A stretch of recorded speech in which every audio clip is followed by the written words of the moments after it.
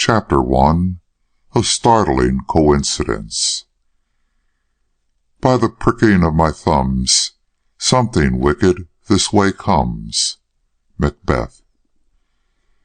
The town clock of Silby had just struck 12, court had adjourned, and Judge Evans, with one or two of the leading lawyers of the county, stood in the doorway of the courthouse discussing in a friendly way the eccentricities of criminals as developed in the case then before the court. Mr. Lord had just ventured the assertion that crime as a fine art was happily confined to France, to which District Attorney Ferris had replied, "And why? Because atheism has not yet acquired such a hold upon our upper class that gentlemen think it possible to meddle with such matters. It is only when a student, a doctor, a lawyer, determines to put aside from his path the secret stumbling block to his desires or his ambition that the true intellectual crime is developed. That brute whom you see slouching along over the way is the type of the average criminal of the day." And he indicated with a nod a sturdy, ill-favored man who, with pack on his back, was just emerging from a grassy lane that opened out from the street directly opposite the courthouse. "Such men are often seen in the dock," remarked Mr. Orcutt, "of more than local reputation as a criminal lawyer, and often escape the penalty of their crimes," he added, watching, with a curious glance, the lowering brow and furtive look of the man who, upon perceiving the attention he had attracted, increased his pace till he almost broke into a run. "Looks as if he had been up to mischief," observed Judge Evans. "Rather as if he had heard the sentence which was passed upon the last tramp who paid his respects to this town," corrected Mr. Lord. "Revenons à nos moutons," resumed the district attorney. "Crime as an investment does not pay in this country. The regular burglar leads a dog's life of it, and when you come to the murderer, how few escape suspicion if they do the gallows. I do not know of a case where a murder for money has been really successful in this region." "Then you must have some pretty cute detective work going on here," remarked a young man who had not before spoken. No, nothing to brag of. But the brutes are so clumsy, that is the word, clumsy. They don't know how to cover up their tracks." "The smart ones don't make tracks," interposed a rough voice near them, and a large, red-haired, slightly humpbacked man, who from the looks of those about was evidently a stranger in the place, shuffled forward from the pillar against which he had been leaning, and took up the thread of conversation.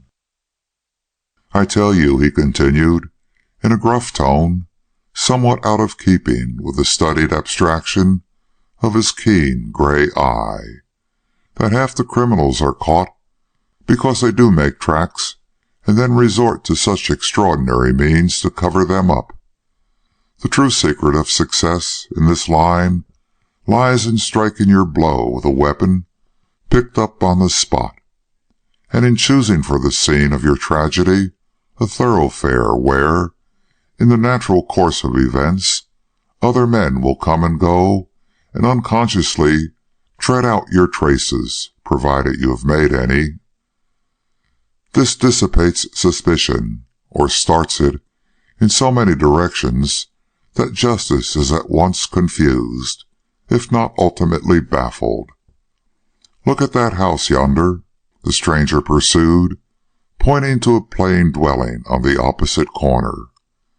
"While we have been standing here, several persons of one kind or another, and among them a pretty rough-looking tramp, have gone into the side gate and so around to the kitchen door and back. I don't know who lives there, But say it is a solitary old woman, above keeping help, and that an hour from now someone, not finding her in the house, searches through the garden and comes upon her lying dead behind the woodpile, struck down by her own axe. On whom are you going to lay your hand in suspicion? On the stranger, of course, the rough-looking tramp that everybody thinks is ready for bloodshed at the least provocation. But suspicion is not conviction, and I would dare wager that no court, in face of a persistent denial on his part that he even saw the old woman when he went to her door, would bring in a verdict of murder against him, even though silver from her private drawer were found concealed upon his person. The chance that he spoke the truth, and that she was not in the house when he entered, and that his crime had been merely one of burglary or theft, would be enough to save him from the hangman. That is true, assented Mr. Lord, unless all other persons who had been seen to go into the yard were not only reputable men, but were willing to testify to having seen the woman alive up to the time he invaded her premises. But the humpbacked stranger had already lounged away. "What do you think about this, Mr. Byrd?" inquired the district attorney, turning to the young man before alluded to. "You are an expert in these matters, or ought to be. What would you give for the tramp's chances if the detectives took him in hand?" "I, sir," was the response, "I am so comparatively young and inexperienced in such affairs that I scarcely dare presume to express an opinion. But I have heard it said by Mr. Gryce, whom you know stands foremost among the detectives of New York, that the only case of murder in which he utterly failed to get any clue to work upon was that of a Jew who was knocked down in his own shop in broad daylight. But this will not appear so strange when you learn the full particulars. The store was situated between two alleyways in Harlem. It had an entrance back and an entrance front. Both were in constant use. The man was found behind his counter, having evidently been hit on the head by a slung shot while reaching for a box of hosiery.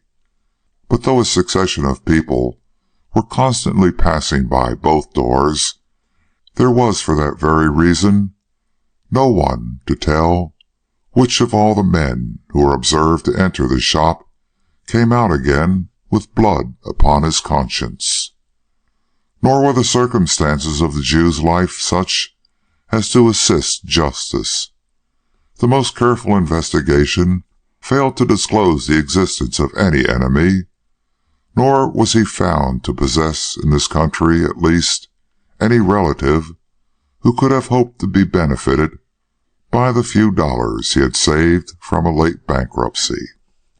The only conclusion to be drawn is that the man was secretly in the way of someone and was secretly put out of it, but for what purpose or by whose hand, time is never disclosed. "There is one, however, who knows both," affirmed Judge Evans impressively. "The man himself?" "God."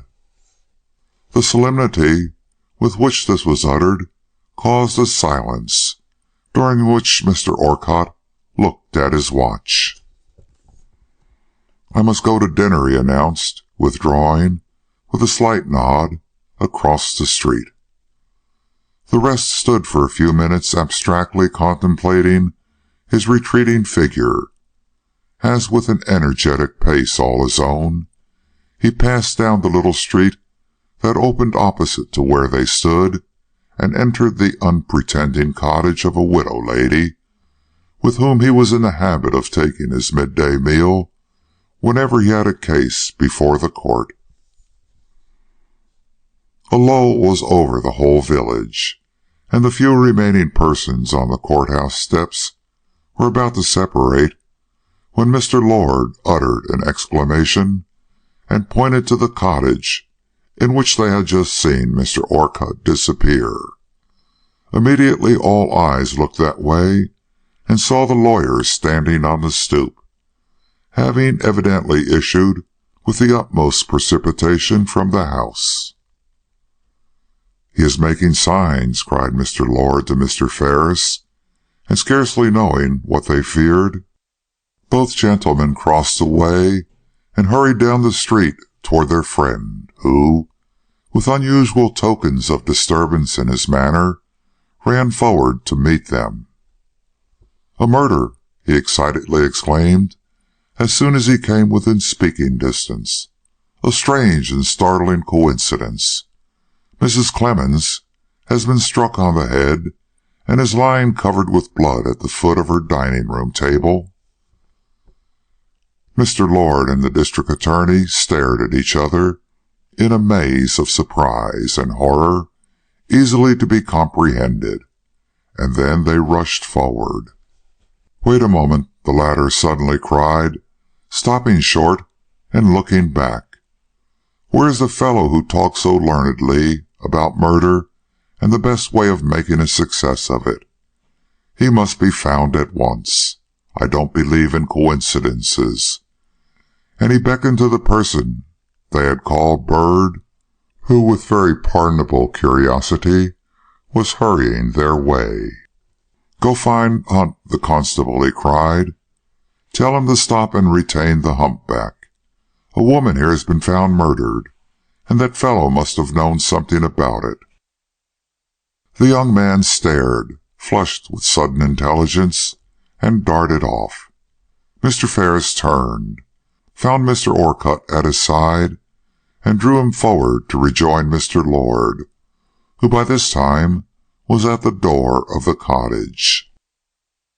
They all went in together, Mr. Ferris, who was of an adventurous disposition, leading the way. The room into which they first stepped was empty. It was evidently the widow's sitting-room, and was in perfect order, with the exception of Mr. Orcutt's hat, which lay on the center table where he had laid it on entering. Neat without being prim, the entire aspect of the place was one of comfort, ease, and modest luxury. For though the widow Clemens lived alone and without help, she was by no means an indigent person, as a single glance at her house would show. The door leading into the farther room was open, and toward this they hastened, led by the glitter of the fine old china service which loaded the dining table. "She is there," said Mr. Orcutt, pointing to the other side of the room. They immediately passed behind the table, and there, sure enough, lay the prostrate figure of the widow, her head bleeding, her arms extended, one hand grasping her watch, which she had loosened from her belt, the other stretched toward a stick of firewood that, from the mark of blood upon its side, had evidently been used to fell her to the floor. She was as motionless as stone, and was to all appearances dead. "Sickening, sickening, horrible!" exclaimed Mr. Lord, recoiling upon the district attorney with a gesture as if he would put the frightful object out of his sight. "What motive could any one have for killing such an inoffensive woman? The deviltry of man is beyond belief." "And after what we heard, inexplicable," asserted Mr. Ferris. "To be told of a supposable case of murder one minute, and then to see it exemplified in this dreadful way the next, is an experience of no common order. I own I am overcome by it." And he flung open a door that communicated with the lane and let the outside air sweep in. "The door was unlocked," remarked Mr. Lord, glancing at Mr. Orcutt, who stood with severe, set face, looking down at the outstretched form, which for several years now had so often sat opposite him at his noonday meal. With a start he looked up. "What did you say? The door unlocked? There's nothing strange in that. She never locked her doors, though she was so very deaf I often advised her to." He allowed his eyes to run over the wide stretch of low, uncultivated ground before him, that, in the opinion of many persons, was such a decided blot upon the town. "There is no one in sight," he reluctantly admitted. "No," responded the other. "The ground is unfavorable for escape. It is marshy and covered with snake grass. A man could make his way, however, between the hillocks in those woods yonder, if he were driven by fear or understood the path well. What is the matter, Orcutt?" "Nothing," affirmed the latter, "nothing. I thought I heard a groan." "You heard me make an exclamation," spoke up Mr. Ferris, who by this time had sufficiently overcome his emotion to lift the head of the prostrate woman and look into her face. "This woman is not dead." "What?" they both cried, bounding forward. "See, she breathes," continued the former, pointing to her slowly laboring chest. "The villain, whoever he was, did not do his work well. She may be able to tell us something yet." "I do not think so," murmured Mr. Orcutt. "Such a blow as that must have destroyed her faculties, if not her life. It was of cruel force." "However that may be, she ought to be taken care of now," cried Mr. Ferris. "I wish Dr. Treadwell was here." "I will go for him," signified the other. But it was not necessary. Scarcely had the lawyer turned to execute this mission, when a sudden murmur was heard at the door, and a dozen or so citizens burst into the house, among them the very person named. Being coroner as well as physician, he at once assumed authority. The widow was carried into her room, which was on the same floor, and a brother practitioner sent for, who took his place at her head and waited for any sign of returning consciousness. The crowd, remanded to the yard, spent their time alternately in furtive questioning of each other's countenances and an eager lookout for the expected return of the strange young man who had been sent after the incomprehensible hunchback of whom all had heard. The coroner, closeted with the district attorney in the dining-room, busied himself in noting certain evident facts. "I am, perhaps, forestalling my duties in interfering before the woman is dead," intimated the former, "but it is only a matter of a few hours, and any facts we can glean in the interim must be of value to a proper conduct of the inquiry I shall be called upon to hold. I shall therefore make the same note of the position of affairs as I would do if she were dead, and to begin with, I wish you to observe that she was hit while setting the clock." And he pointed to the open door of the huge old-fashioned timepiece which occupied that corner of the room in which she had been found. "She had not even finished her task," he next remarked, "for the clock is still 10 minutes slow, while her watch is just right, as you will see by comparing it with your own. She was attacked from behind, and to all appearances unexpectedly.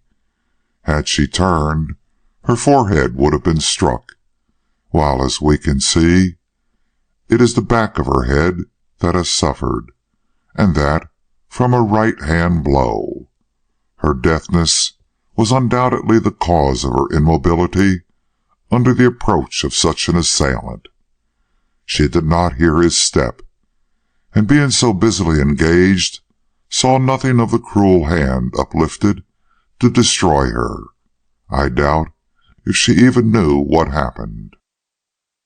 The mystery is that any one could have sufficiently desired her death to engage in such a cold-blooded butchery?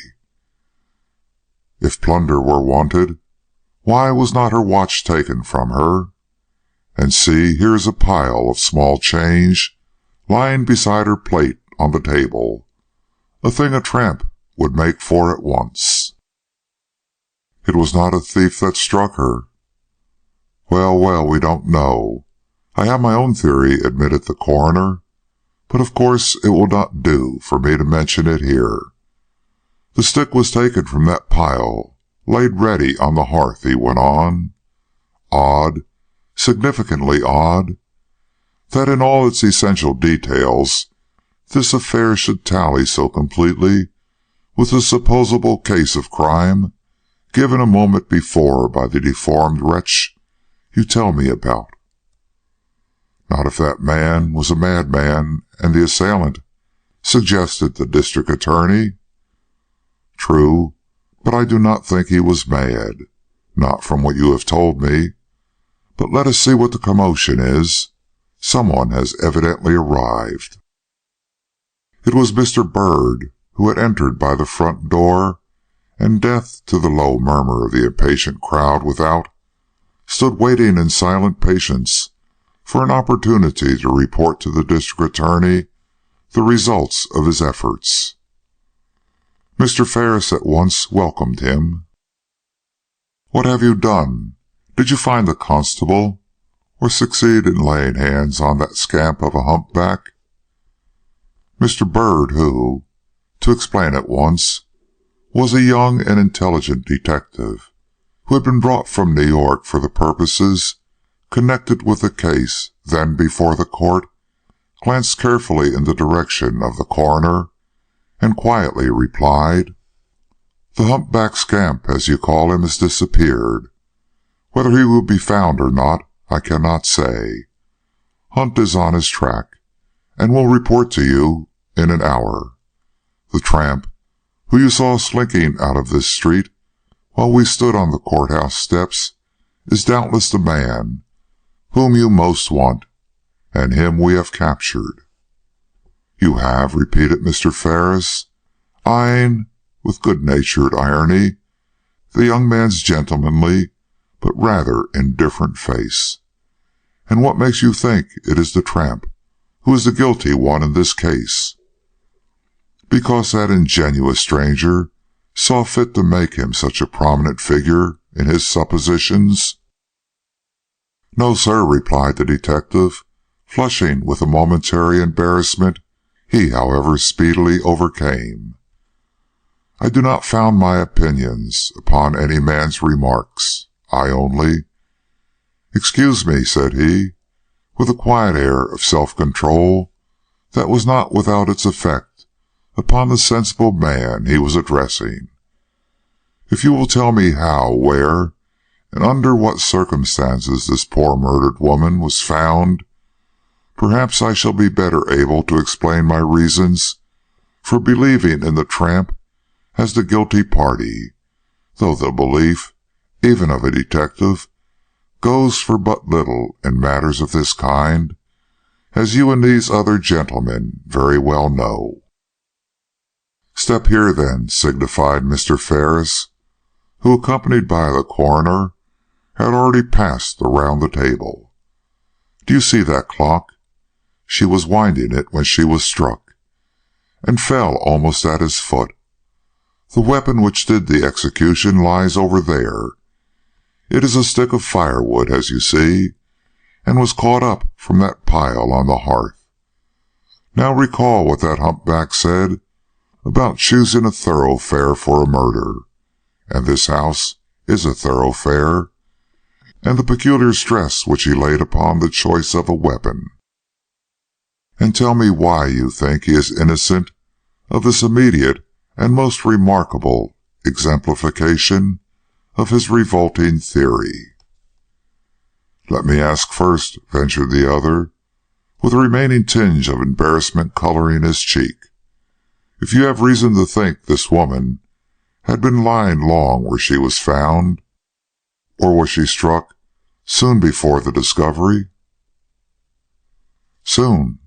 The dinner was still smoking in the kitchen, where it had been dished up, ready for serving. Then, declared the detective, with sudden confidence, a single word will satisfy you that the humpback was not the man who delivered this stroke. To lay that woman low at the foot of this clock would require the presence of the assailant in the room. Now the humpback was not here this morning, but in the courtroom. I know this, for I saw him there. You did? You were sure of that? Cried in a breath both his hearers, somewhat taken aback by his revelation. Yes, he sat by the door. I noticed him particularly. Hump, that is odd, quoth Mr. Ferris, with the testiness of an irritable man who sees himself contradicted in a publicly expressed theory. Very odd, repeated the coroner. So odd, I am inclined to think he did not sit there every moment of the time. It is but a step from the courthouse here. He might well have taken the trip and returned while you wiped your eyeglasses or was otherwise engaged. Mr. Bird did not see fit to answer this. The tramp is an ugly-looking customer, he remarked, in what was almost a careless tone of voice. Mr. Ferris covered with his hand the pile of loose change that was yet lying on the table, and shortly observed, "A tramp to commit such a crime must be actuated either by rage or cupidity. That you will acknowledge?" Now the fellow who struck this woman could not have been excited by any sudden anger, for the whole position of her body, when found, proves that she had not even turned to face the intruder, much less engaged in an altercation with him. Yet how could it have been money he was after, when a tempting bit like this remained undisturbed upon the table? And Mr. Ferris, with a sudden gesture, disclosed to view the pile of silver coin he had been concealing. The young detective shook his head, but lost none of his seeming indifference. "That is one of the little anomalies of criminal experience that we were talking about this morning," he remarked. "Perhaps the fellow was frightened and lost his head, or perhaps he really heard someone at the door and was obliged to escape without reaping any of the fruits of his crime." "Perhaps and perhaps," retorted Mr. Ferris, who was a quick man, and who once settled in a belief was not to be easily shaken out of it. "However that may be," continued Mr. Bird, without seeming to notice the irritating interruption, "I still think that the tramp, rather than the humpback, will be the man to occupy your future attention." And with a deprecatory bow to both gentlemen, he drew back and quietly left the room. Mr. Ferris at once recovered from his momentary loss of temper. "I suppose the young man is right," he acknowledged, "but if so, what an encouragement we have received this morning to a belief in clairvoyance." And with less irony and more conviction, he added, "The humpback must have known something about the murder." And the coroner bowed, common sense undoubtedly agreeing with this assumption. Chapter 2. An Appeal to Heaven. Her step was royal, queen-like. Longfellow. It was now 1:30. An hour and a half had elapsed since the widow had been laid upon her bed, and to all appearance no change had taken place in her condition. Within the room where she lay were collected the doctor and one or two neighbors of the female sex, who watched every breath she drew, and stood ready to notice the slightest change in the stony face that, dim with the shadow of death, stared upon them from the unruffled pillows.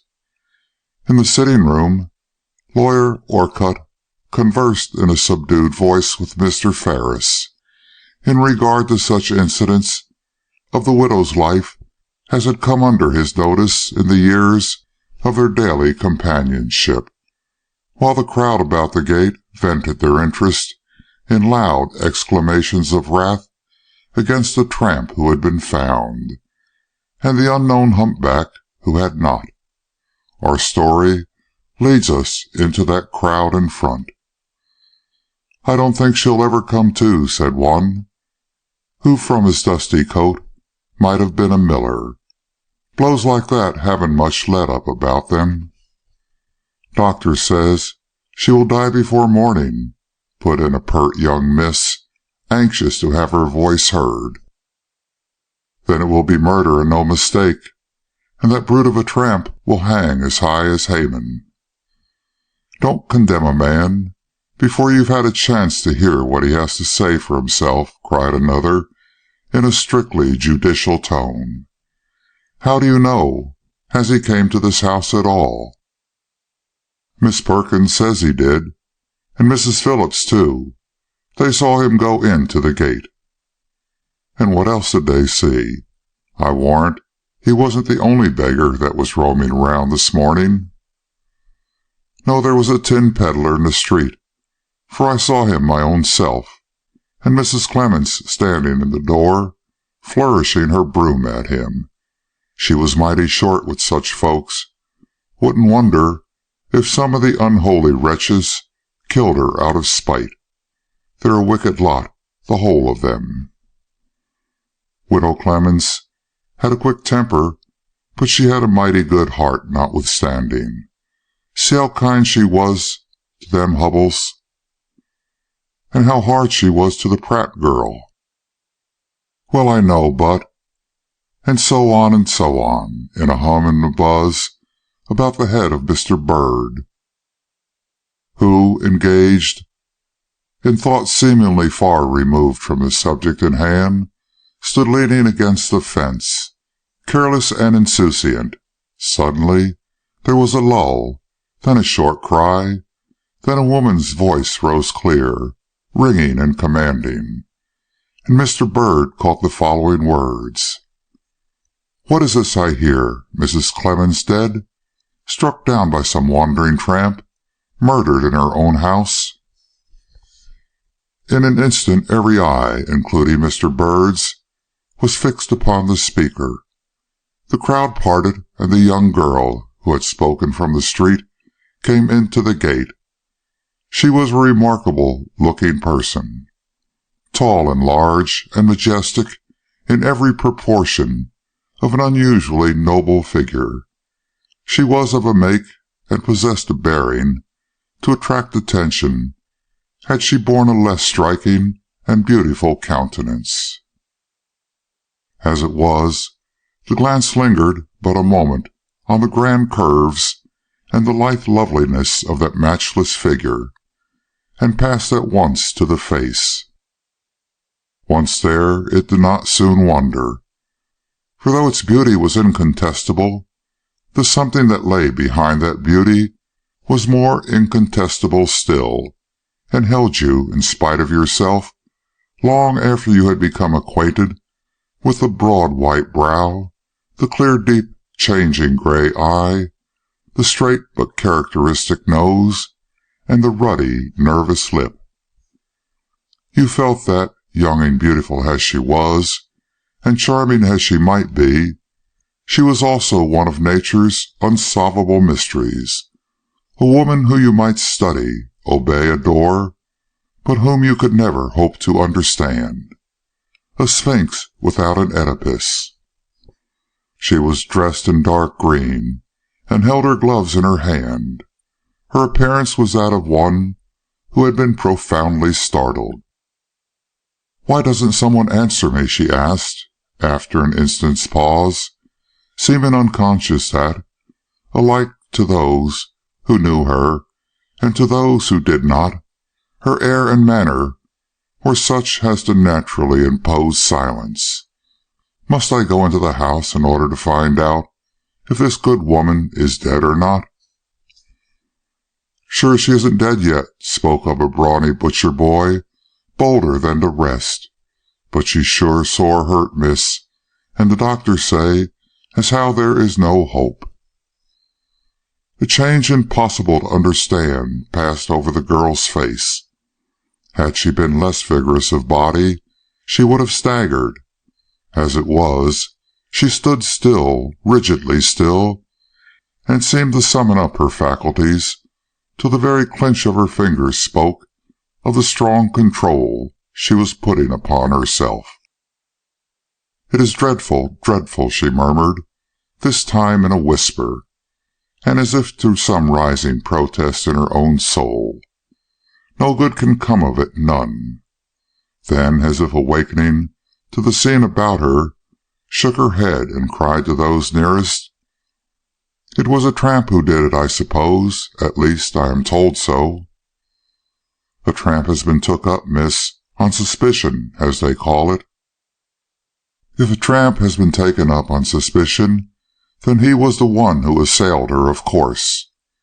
And pushing on through the crowd that fell back, still more awestruck than before, she went into the house. The murmur that followed her was subdued but universal. It made no impression on Mr. Byrd. He had leaned forward to watch the girl's retreating form, but, finding his view intercepted by the wrinkled profile of an old crone, who had leaned forward too, had drawn impatiently back. Something in that crone's aged face made him address her. "You know the lady?" he inquired. "Yes," was the cautious reply given, however, with a leer he found not altogether pleasant. "She is a relative of the injured woman, or a friend, perhaps?" The old woman's face looked frightful. "No," she muttered grimly, "they are strangers." At this unexpected response, Mr. Byrd made a perceptible start forward. The old woman's hand fell at once on his arm. "Stay," she hoarsely whispered.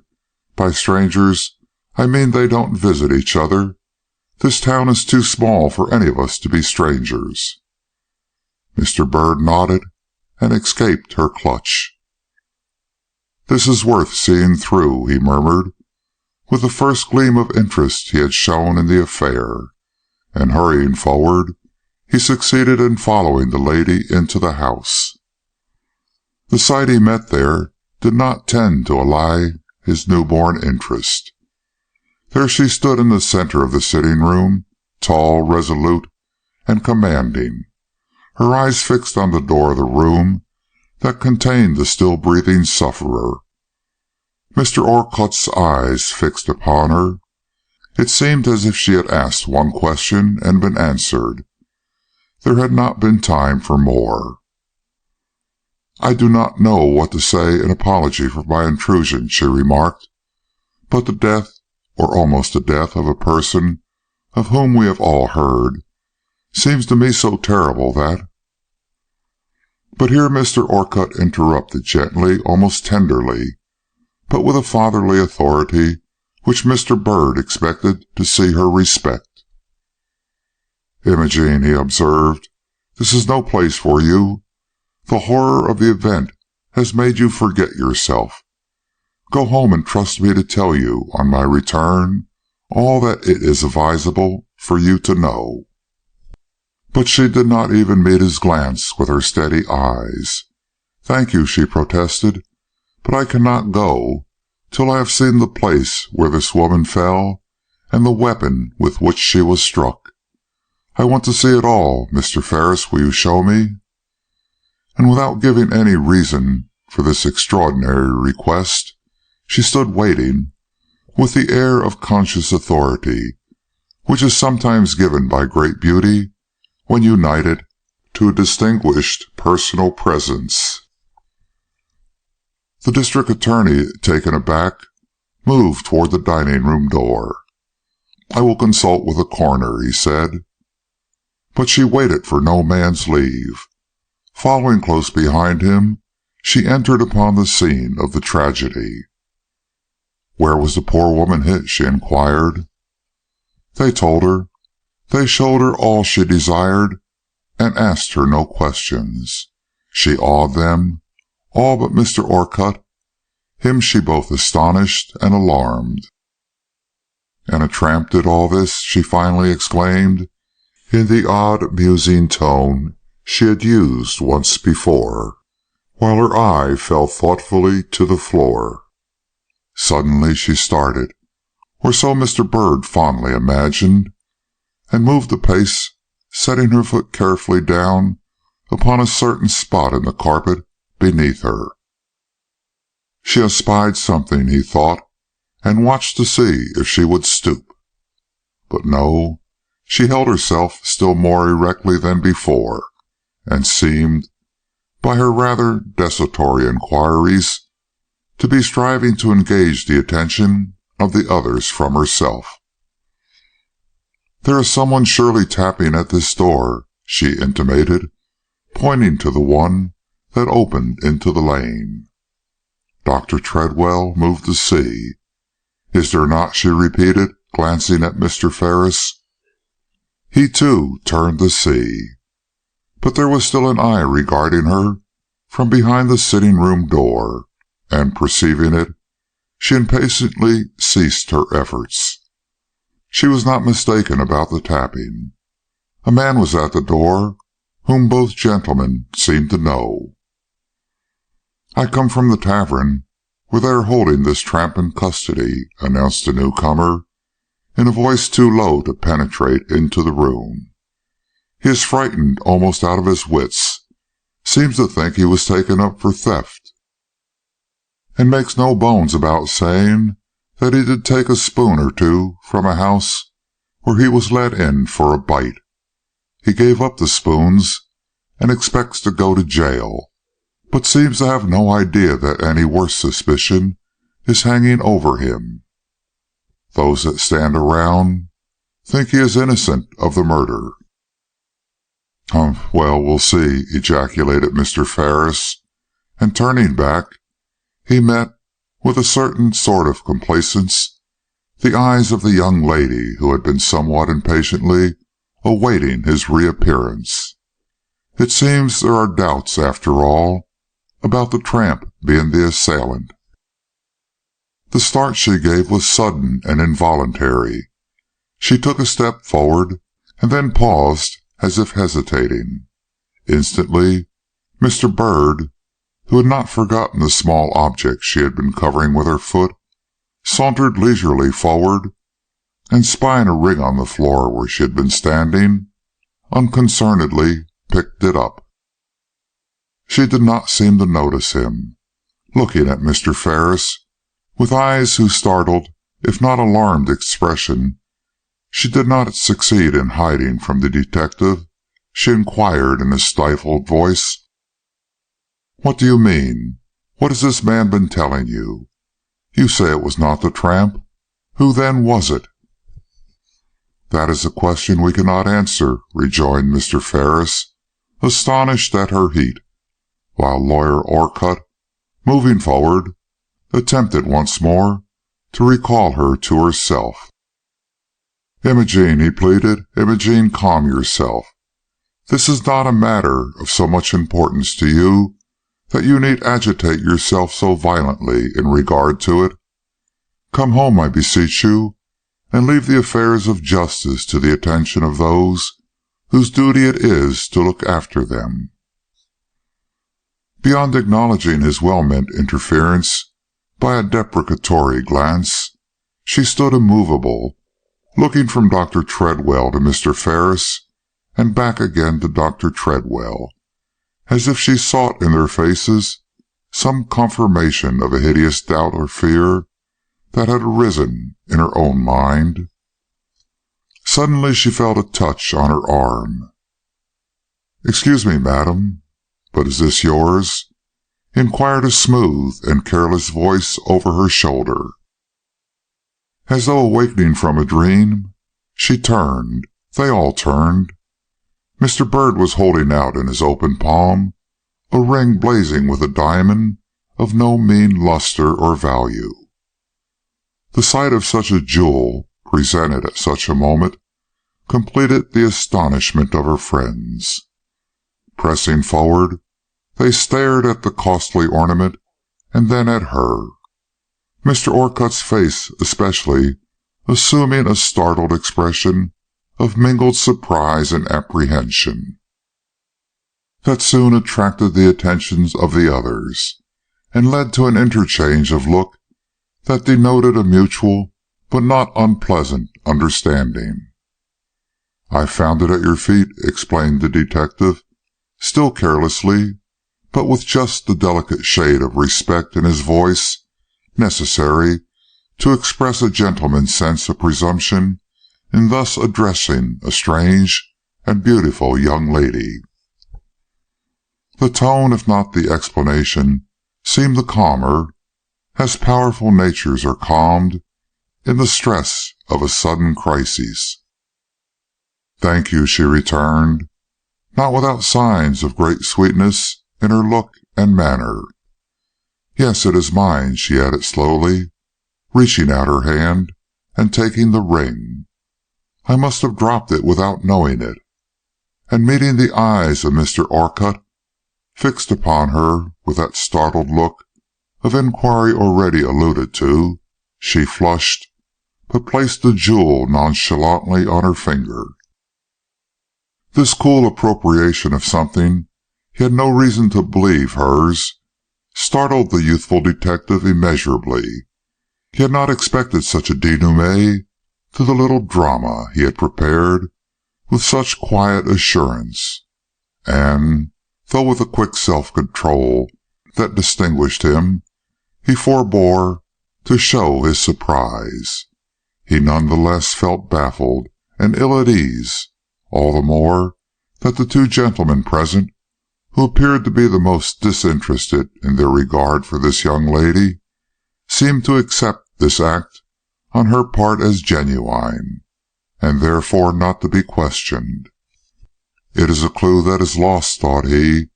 "I have made a mess of my first unassisted efforts at real detective work." And inwardly disgusted with himself, he drew back into the other room and took up his stand at a remote window. The slight stir he made in crossing the room seemed to break a spell and restore the minds of all present to their proper balance. Mr. Orcutt threw off the shadow that had momentarily disturbed his quiet and assured mien, and advancing once more, held out his arm with even more kindness than before, saying impressively, "Now you will surely consent to accompany me home. You cannot mean to remain here any longer, can you, Imogen?"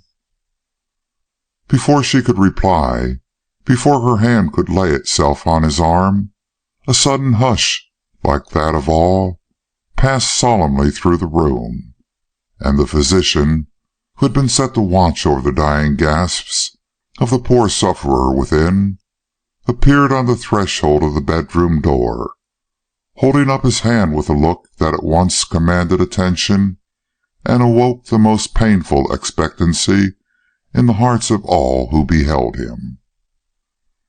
"She stirs, she moves her lips," he announced, and again paused, listening.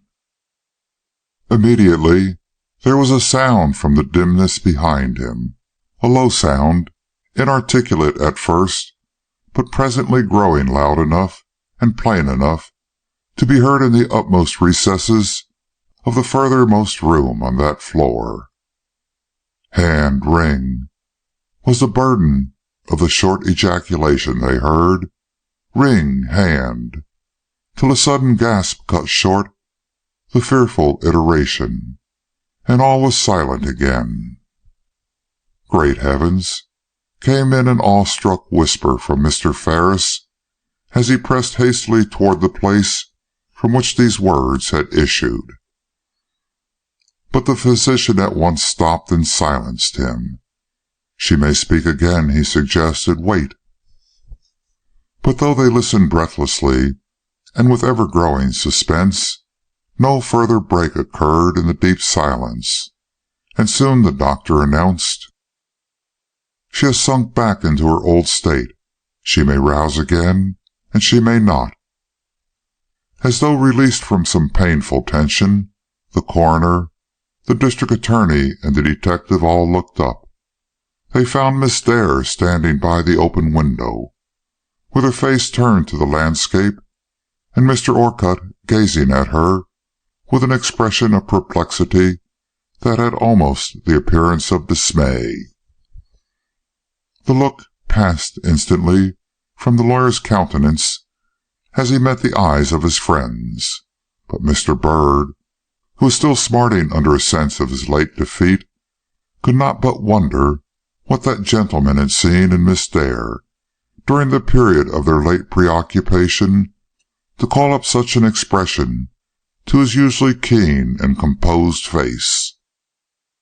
The clench of her white hand on the window-sill told nothing, but when, in a few moments later, she turned toward them again, Mr. Byrd saw, or thought he saw, the last lingering remains of a great horror fading out of her eyes, and was not surprised when she walked up to Mr. Orcutt and said, somewhat hoarsely, "I wish to go home now.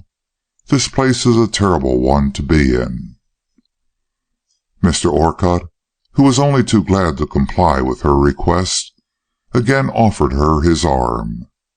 But anxious as they evidently were to quit the house, they were not allowed to do so without experiencing another shock.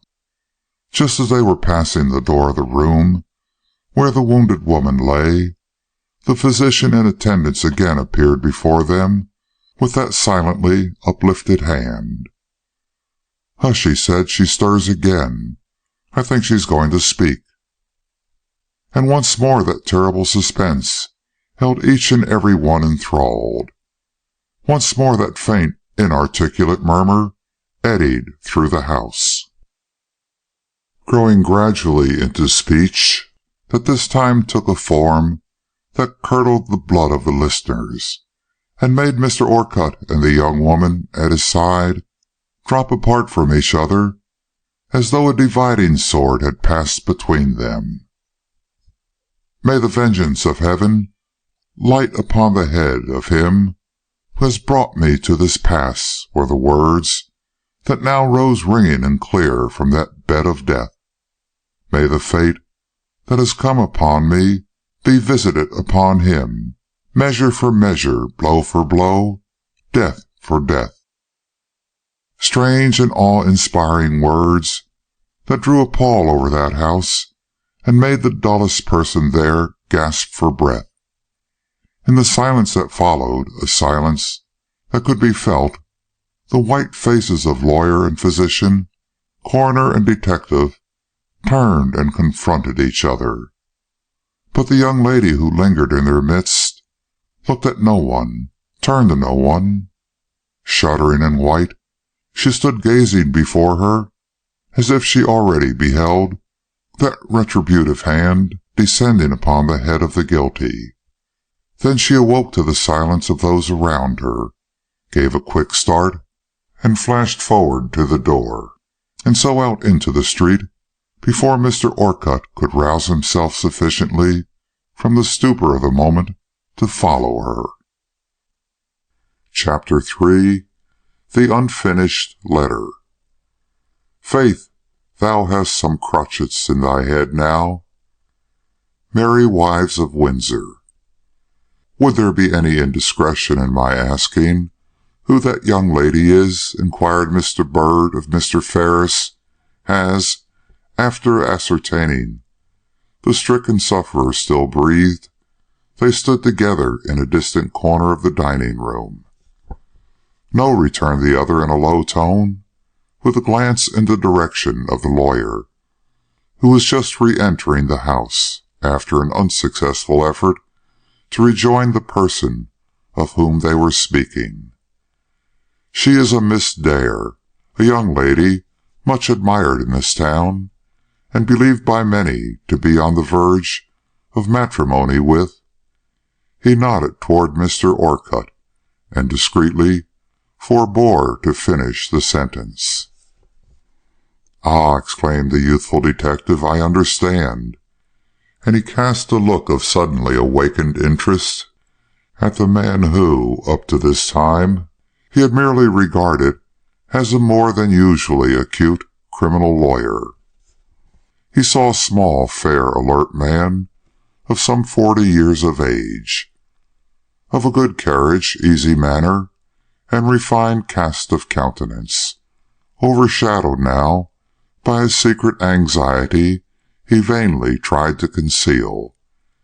He was not as handsome as Coroner Treadwell, nor as well built as Mr. Ferris, yet he was without a doubt the most striking-looking man in the room, and to the masculine eyes of the detective seemed at first glance to be a person to win the admiration, if not the affection, of women. "She appears to take a great interest in this affair," he ventured again, looking back at Mr. Ferris. "Yes, that is woman's way," replied the other lightly, without any hint of secret feeling or curiosity. "Besides, she is an inscrutable girl, always surprising you by her emotions, or by her lack of them," he added, dismissing the topic with a wave of his hand. "Which is also women's way," remarked Mr. Byrd, retiring into his shell, from which he had momentarily thrust his head.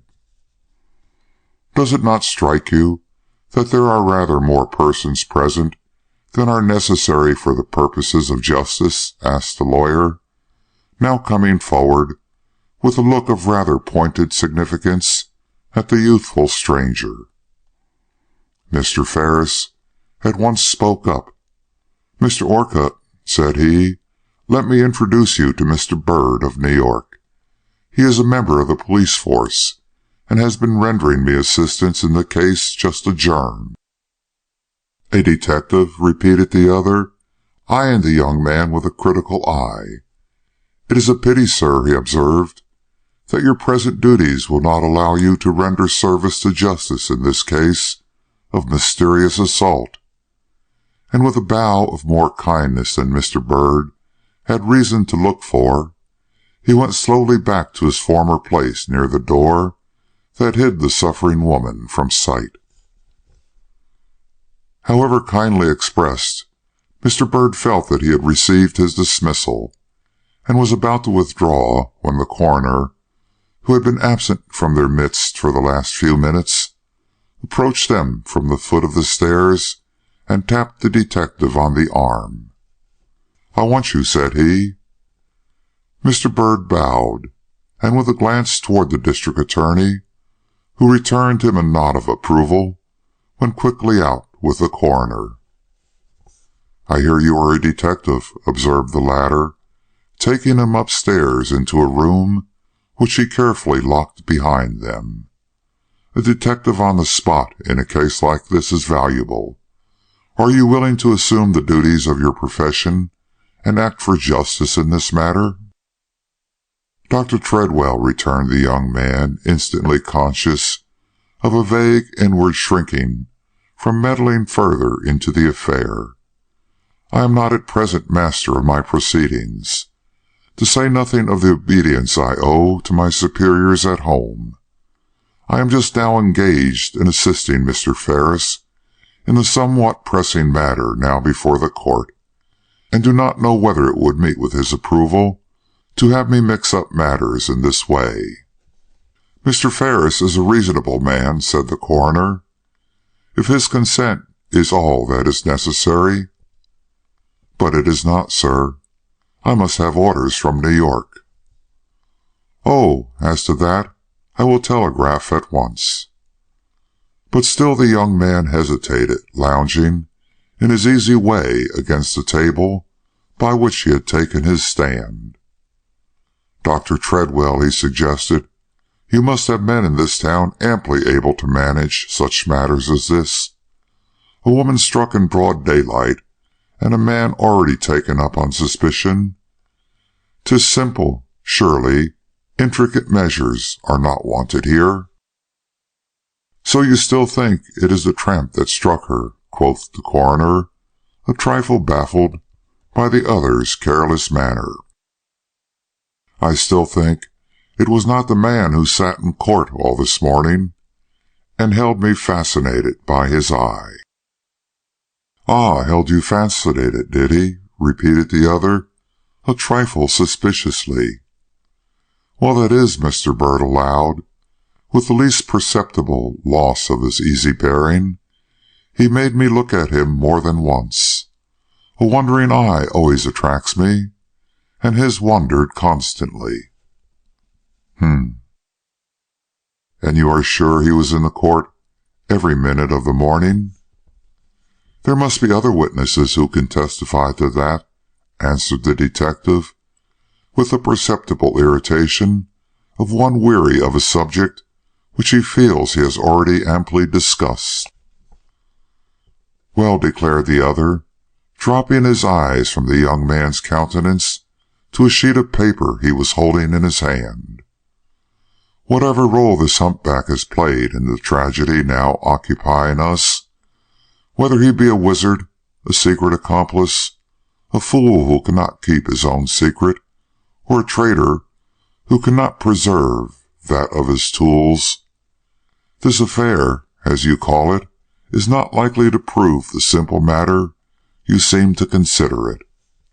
The victim, if not her townsfolk, knew she possessed an enemy, and this half-finished letter, which I have found on her table, raises the question of whether a common tramp, with no motive but that of theft or brutal revenge, was the one to meditate that fatal blow, even if he were the one to deal it." A perceptible light flickered into the eyes of Mr. Bird, and he glanced with a new but unmistakable interest at the letter, though he failed to put out his hand for it, even though the coroner held it toward him. "Thank you," he said, "but if I do not take the case, it would be better for me not to meddle any further with it." "But you are going to take it," insisted the other with temper, his anxiety to secure this man's services increasing with the opposition he so unaccountably received. "The officers at the Detective Bureau in New York are not going to send another man up here when there is already one on the spot. And a man from New York I am determined to have. A crime like this shall not go unpunished in this town, whatever it may do in a great city like yours. We don't have so many murder cases that we need to stint ourselves in the luxury of professional assistance." "But," protested the young man, still determined to hold back, whatever arguments might be employed or inducements offered him, "how do you know I am the man for your work? We have many sorts and kinds of detectives in our bureau, some for one kind of business, some for another. The following up of a criminal is not mine." "What then is yours?" asked the coroner, not yielding a jot of his determination. The detective was silent. "Read the letter," persisted Dr. Treadwell, shrewdly conscious that if once the young man's professional instinct was aroused, all the puerile objections which influenced him would immediately vanish. There was no resisting that air of command. Taking the letter in his hand, the young man read, "Dear Emily, I don't know why I sit down to write to you today. I have plenty to do, and morning is no time for indulging in sentimentalities. But I feel strangely lonely and strangely anxious. Nothing goes just to my mind, and somehow the many causes for secret fear, which I have always had, assume an undue prominence in my mind. It is always so when I am not quite well. In vain I reason with myself, saying that respectable people do not lightly enter into crime. But there are so many to whom my death would be more than welcome, that I constantly see myself in the act of being—" "Struck, shot, murdered?" suggested Dr. Treadwell, perceiving the young man's eyes lingering over the broken sentence. "The words are not there," remonstrated Mr. Byrd, but the tone of his voice showed that his professional complacency had been disturbed at last. The other did not answer, but waited with the wisdom of the trapper who sees the quarry nosing around the toils. "There is evidently some family mystery," the young man continued, glancing again at the letter.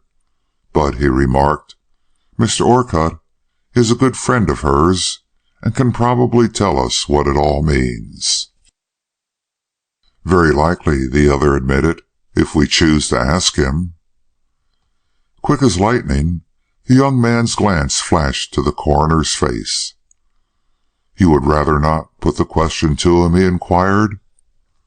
"No, as he is the lawyer who, in all probability, will be employed by the criminal in this case. I am sure he would rather not be mixed up in any preliminary investigation of the affair." The young man's eyes did not waver. He appeared to take a secret resolve. "Has it not struck you," he insinuated, "that Mr. Orcutt might have other reasons for not wishing to give any expression of opinion in regard to it?" The surprise in the coroner's eye was his best answer. "No," he rejoined. Mr. Byrd at once resumed all his old nonchalance.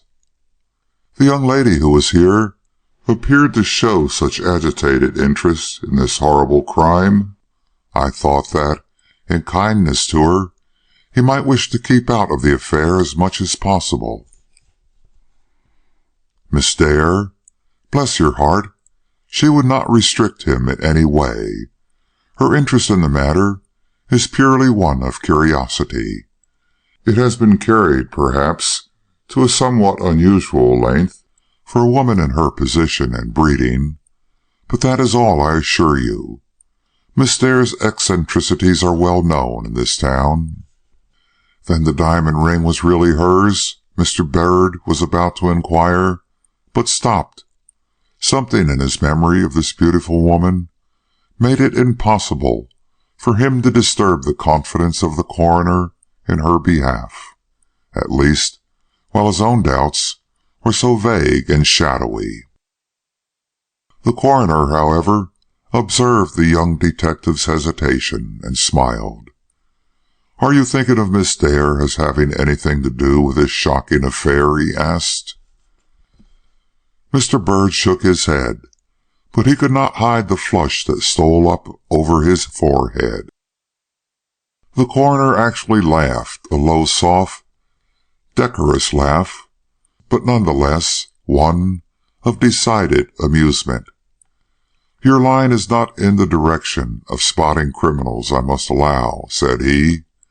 "Why, Miss Dare is not only as irreproachable a young lady as we have in this town, but she is a perfect stranger to this woman and all her concerns. I doubt if she even knew her name until today." A laugh is often more potent than an argument. The face of the detective lighted up, and he looked very manly and very handsome as he returned the letter to the coroner, saying, with a sweep of his hand, as if he tossed an unworthy doubt away forever, "Well, I do not wish to appear obstinate. If this woman dies, and the inquest fails to reveal who her assailant is, I will apply to New York for leave to work up the case. That is, if you continue to desire my assistance. Meanwhile—" "You will keep your eyes open," intimated the coroner, taking back the letter and putting it carefully away in his breast pocket. "And now, mum." Mr. Byrd bowed, and they went together down the stairs. It was by this time made certain that the dying woman was destined to linger on for some hours. She was completely unconscious, and her breath barely lifted the clothes that lay over the slowly laboring breast. But such vitality as there was held its own with scarcely perceptible change, and the doctor thought it might be midnight before the solemn struggle would end. In the meantime, expect nothing, he exclaimed. She has said her last word. What remains will be a mere sinking into the eternal sleep.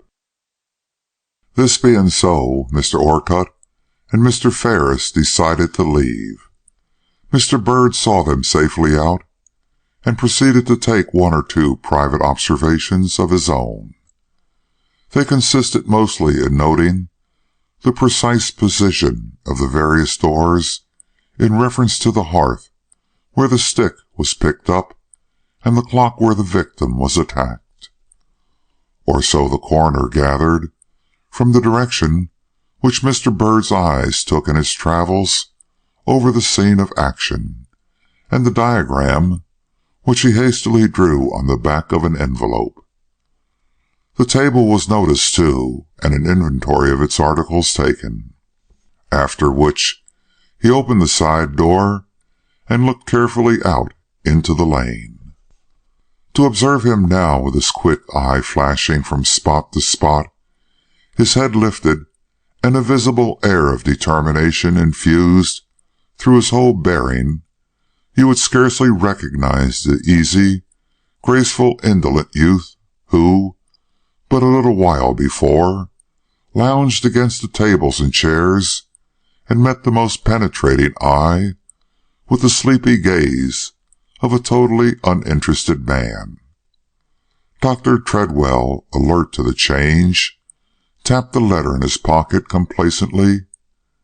I have roused up a weasel, he mentally decided, and congratulated himself accordingly. It was 2:00 when Mr. Byrd went forth to join Mr. Ferris in the courtroom.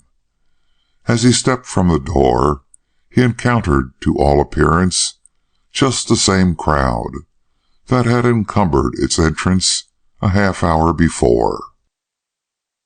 Even the old crone had not moved from her former position, and seeing him, fairly pounced upon him with question after question, all of which he parried with a nonchalant dexterity that drew shout after shout from those who stood by, and finally, as he thought, won him the victory, for, with an angry shake of the head, she ceased her importunities and presently let him pass.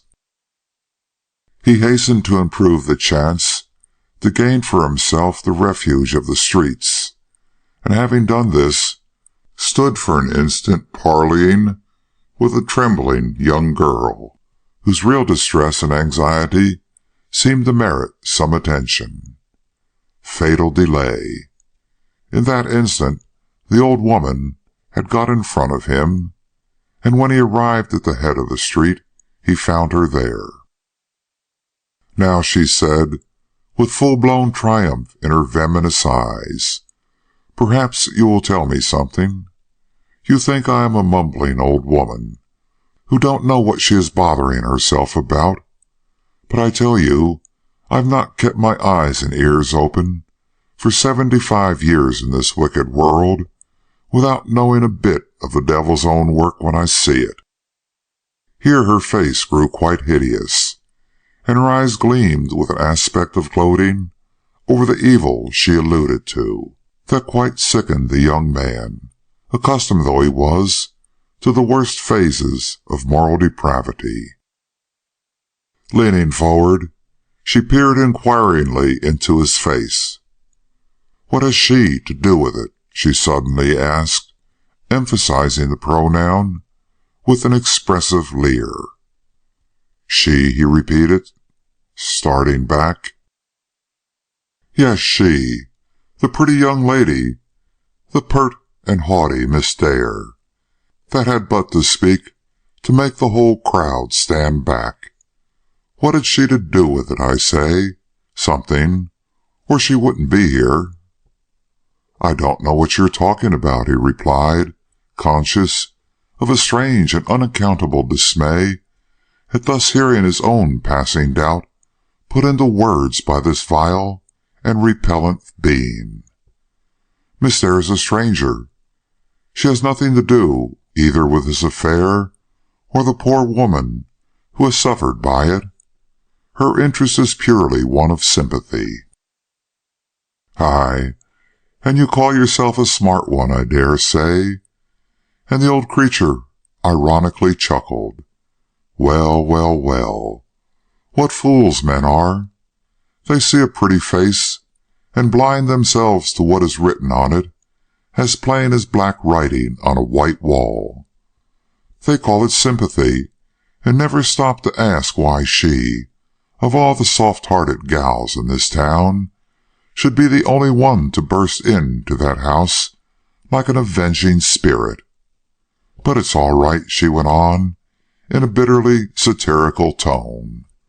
A crime like this can't be covered up, however much you may try, and sooner or later we will know whether this young lady has had anything to do with Miss Clemens's murder or not.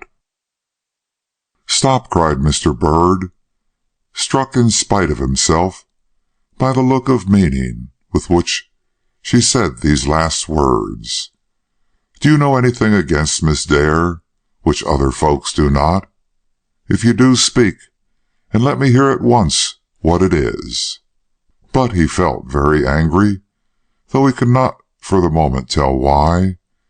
If you are only talking to gratify your spite, and have nothing to tell me except the fact that Miss Dare appeared shocked and anxious when she came from the widow's house just now, look out for what use you make of her name, or you will get yourself into trouble.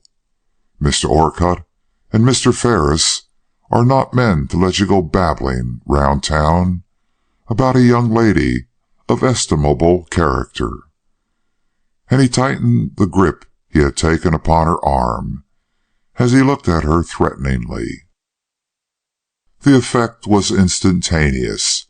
Slipping from his grasp, she gazed at him with a sinister expression and edged slowly away.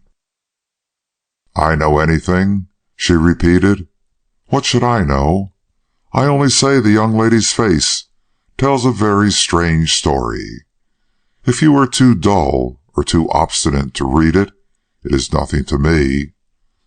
And with another leer and a quick look up and down the street, as if she half feared to encounter one or both of the two lawyers whose names had been mentioned, she marched quickly away, wagging her head and looking back as she went, as much to say, You have hushed me up for this time, young man, but do not congratulate yourself too much.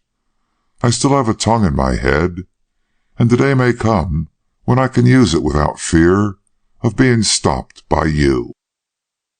Mr. Bird, who was not very well pleased with himself or the way he had managed this interview, watched her till she was out of sight, and then turned thoughtfully toward the courthouse. The fact was, he felt both agitated and confused. In the first place, he was disconcerted at discovering the extent of the impression that had evidently been made upon him by the beauty of Miss Dare, since nothing short of a deep unconscious admiration for her personal attributes and a strong and secret dread of having his lately acquired confidence in her again disturbed could have led him to treat the insinuations of this babbling old wretch in such a cavalier manner. Any other detective would have seized with avidity upon the opportunity of hearing what she had to say on such a subject, and would not only have cajoled her into confidence, but encouraged her to talk until she had given utterance to all that was on her mind. But in the stress of a feeling to which he was not anxious to give a name, he had forgotten that he was a detective, and remembered only that he was a man, and the consequence was that he had frightened the old creature and cut short words that it was possibly his business to hear. In the second place, he felt himself in a quandary as regarded Miss Dare. If, as was more than possible, she was really the innocent woman the coroner considered her, and the insinuations, if not threats, to which he had been listening were simply the result of a wicked old woman's privately nurtured hatred, how could he reconcile it to his duty as a man, or even as a detective, to let the day pass without warning her, or the eminent lawyer who honored her with his regard, of the danger in which she stood from this creature's venomous tongue? As he sat in court that afternoon, with his eye upon Mr. Orcutt, beneath whose ordinary aspect of quiet, sarcastic attention, he thought he could detect the secret workings of a deep, personal perplexity, if not of actual alarm. He asked himself what he would wish done if he were that man, and a scandal of a debasing character threatened the peace of one allied to him by the most endearing ties. "Would I wish to be informed of it?" he queried. "I most certainly should," was his inward reply. And so it was that, after the adjournment of court, he approached Mr. Orcutt, and leading him respectfully aside, said, with visible reluctance, "I beg your pardon, sir, but a fact has come to my knowledge today, with which I think you ought to be made acquainted. It is in reference to the young lady who was with us at Mrs. Clemens's house this morning. Did you know, sir, that she had an enemy in this town?" Mr. Orcutt, whose thoughts had been very much with that young lady since she left him so unceremoniously a few hours before, started and looked at Mr. Bird with surprise, which was not without its element of distrust. "An enemy?" he repeated. "An enemy? What do you mean?" "What I say, Mr. Orcutt. As I came out of Mrs. Clemens's house this afternoon, an old hag whose name I do not know, but whom you will probably have no difficulty in recognizing, seized me by the arm and made me the recipient of insinuations and threats against Miss Dare, which, however foolish and unfounded, betrayed an animosity and a desire to injure her that is worthy of your attention." "You are very kind," returned Mr. Orcutt, with increased astonishment and a visible constraint. "But I do not understand you. What insinuations or threats could this woman have to make against a young lady of Miss Dare's position and character?" "It is difficult for me to tell you," acknowledged Mr. Bird, "but the vicious old creature presumed to say that Miss Dare must have had a special and secret interest in this murder, or she would not have gone as she did to that house. Of course," pursued the detective, discreetly dropping his eyes from the lawyer's face, "I did what I could to show her the folly of her suspicions, and tried to make her see the trouble she would bring upon herself if she persisted in expressing them. But I fear I only succeeded in quieting her for the moment, and that she will soon be attacking others with this foolish story." Mr. Orcutt, who, whatever his own doubts or apprehensions, could not fail to be totally unprepared for a communication of this kind, gave utterance to a fierce and bitter exclamation, and fixed upon the detective his keen and piercing eye. "Tell me just what she said," he demanded. "I will try to do so," returned Mr. Bird, and calling to his aid a very excellent memory, he gave a verbatim account of the conversation that had passed between him and the old woman. Mr. Orcutt listened, as he always did, without interruption or outward demonstration. But when the recital was over, and Mr. Byrd ventured to look at him once more, he noticed that he was very pale and greatly changed in expression.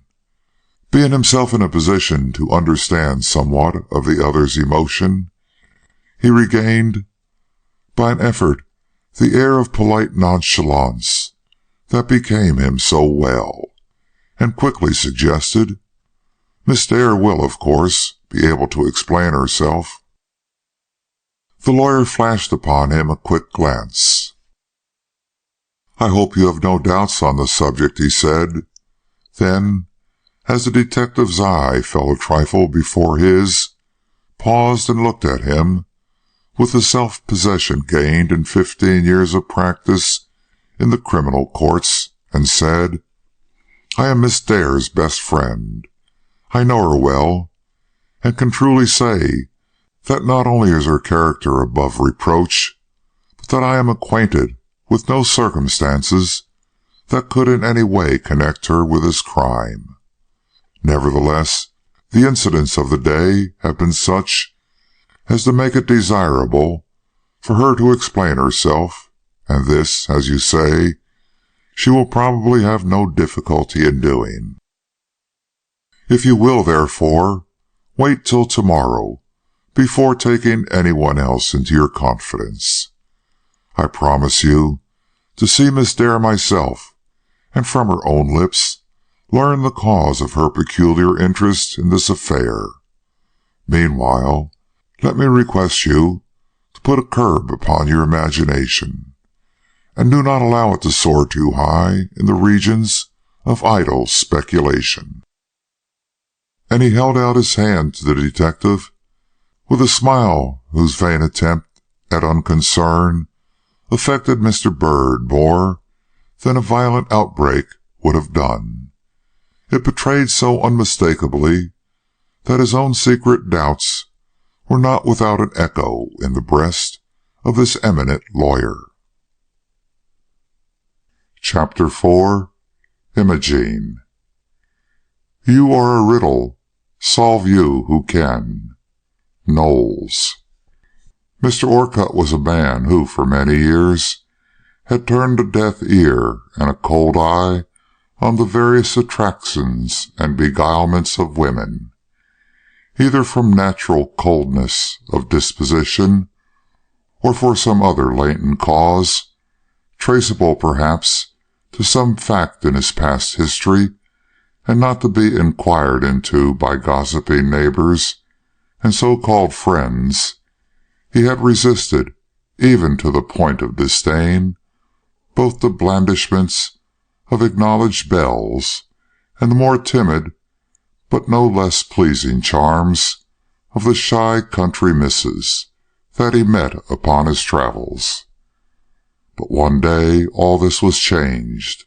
Imogene Dare entered his home, awakening a light in the dim old place that melted his heart and made a man out of what was usually considered a well-ordered machine. She had been a foundling. Yes, this beautiful, disdainful, almost commanding woman had in the beginning been that most unfortunate of beings, a child without a name. But though this fact may have influenced the course of her early days, it gradually disappeared from notice as she grew up and developed, till in Selby at least it became well-nigh a fact forgotten. Her beauty, as well as the imposing traits of her character, was the cause. There are some persons so gifted with natural force that, once brought into contact with them, you forget their antecedents, and indeed everything but themselves. Either their beauty overawes you, or they, by conversation or bearing, so completely satisfy you of their right to your respect that indifference takes the place of curiosity, and you yield your regard as if you have already yielded your admiration, without question and without stint. The early years of her life were passed in the house of a poor widow, to whom the appearance of this child on her doorstep one fine day had been nothing more nor less than a veritable godsend. First, because she was herself alone in the world, and needed the mingled companionship and care which a little one invariably gives, and secondly, because Imogene, from the very first, had been a noticeable child, who early attracted the attention of the neighbors, and led to many a substantial evidence of favor from them, as well as from the strangers who passed their gate or frequented their church. Insensible to herself, and without help of circumstance or rearing, the girl was a magnet to which all good things insensibly tended. And the widow saw this, and while reaping the reward, stinted neither her affection nor her gratitude. When Imogene was 11, this protector of her infancy died, but another home instantly offered. A wealthy couple of much kindness, if little culture, adopted her as their child, and gave her every benefit in life save education. This never having possessed themselves, they openly undervalued. But she was not to be kept down by the force of any circumstances, whether favorable or otherwise. All the graces of manner and refinements of thought which properly belonged to the station she had now attained, but which, in the long struggle after wealth, had escaped the honest couple that befriended her, became by degree her own, tempering without destroying her individuality, any more than the new life of restraint that now governed her physical powers was able to weaken or subdue that rare and splendid physique which had been her fairest birthright. In the lap of luxury, therefore, and in full possession of means to come and go and conform herself to the genteel world and its fashion, she passed the next 4 years, but scarcely had she obtained the age of 15 when bankruptcy, followed by death, again robbed her of a home, and set her once more adrift upon the world. This time she looked to no one for assistance, refusing all offers, many of them those of honorable marriage. She sought for work, and after a short delay found it in the household of Mr. Orcutt. The aged sister who governed his home and attended to all its domestic details hired her as a sort of assistant, rightly judging that the able young body and the alert hand would bring into the household economy, just that life and interest which her own failing strength had now for some time refused to supply. That the girl was a beauty, and something more, who could not from the nature of things be kept in that subordinate position, she either failed to see, or seeing, was pleased to disregard. She never sought to impose restraint upon the girl any more than she did upon her brother. When in the course of events she saw that his eye was at least attracted and his imagination fired by the noble specimen of girlhood that made its daily appearance at his own board, that she had introduced a dangerous element into that quiet home, that ere long would devastate its sacred precincts and endanger, if not destroy, its safety and honor, she had no reason to suspect. What was there in youth, beauty, and womanly power that one should shrink from their embodiment and tremble as if an evil instead of a good had entered that hitherto undisturbed household? Nothing, if they had been at all. But alas for her, and alas for him, they were not all. Mixed with the youth, beauty, and power was something else, not to be so readily understood, a something, too, which, without offering explanation to the fascinated mind that studied her, made the beauty unique, the youth a charm, and the power a controlling force. She was not to be sounded. Going and coming, smiling and frowning, in movement or at rest, she was always a mystery. The depths of her being remained still in hiding. However calmly she spoke, or however graciously she turned upon you the light of her deep gray eyes. Mr. Orcutt loved her. From the first vision he had of her face and form, dominating according to their nature at his board and fireside, he had given up his will into her unconscious keeping. She was so precisely what all other women he had known were not.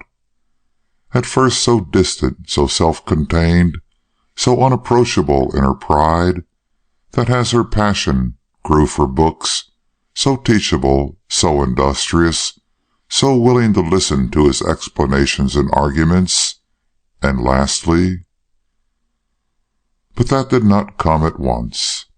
A long struggle took place between those hours when he used to encourage her to come into his study and sit at his side and read from his books, and the more dangerous time still when he followed her into the drawing-room and sat at her side and sought to read, not from books but from her eyes, the story of his own future fate.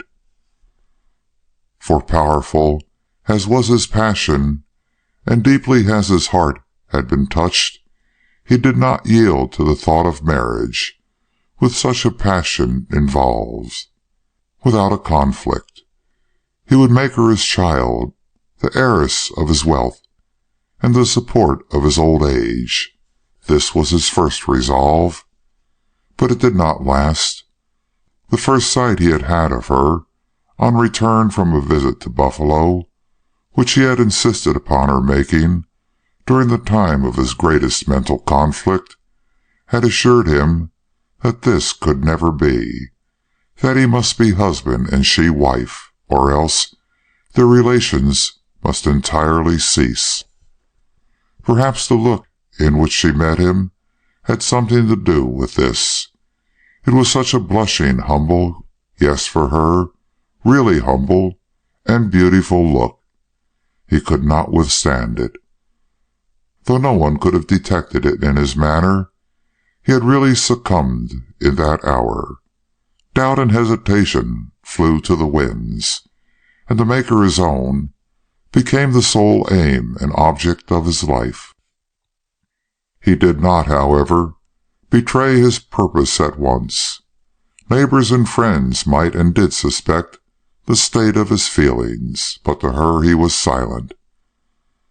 That vague something which marked her off from the rest of her sex seemed to have deepened in her temporary sojourn from his side, and whatever it meant of good or of ill, taught him at least to be wary. At last, was it with premeditation, or was it in some moment of uncontrollable impulse, he spoke, not with definite pleading, or even with any very clear intimation that he desired some day to make her his wife, but in a way that sufficed to tear the veil from their previous intercourse and let her catch a glimpse, if no more, of his heart and its devouring passion. He was absolutely startled at the result. She avowed that she had never thought of his possessing such a regard for her, and for 2 days shut herself up in her room, and refused to see either him or his sister. Then she came down, blooming like a rose, but more distant, more quiet, and more inscrutable than ever.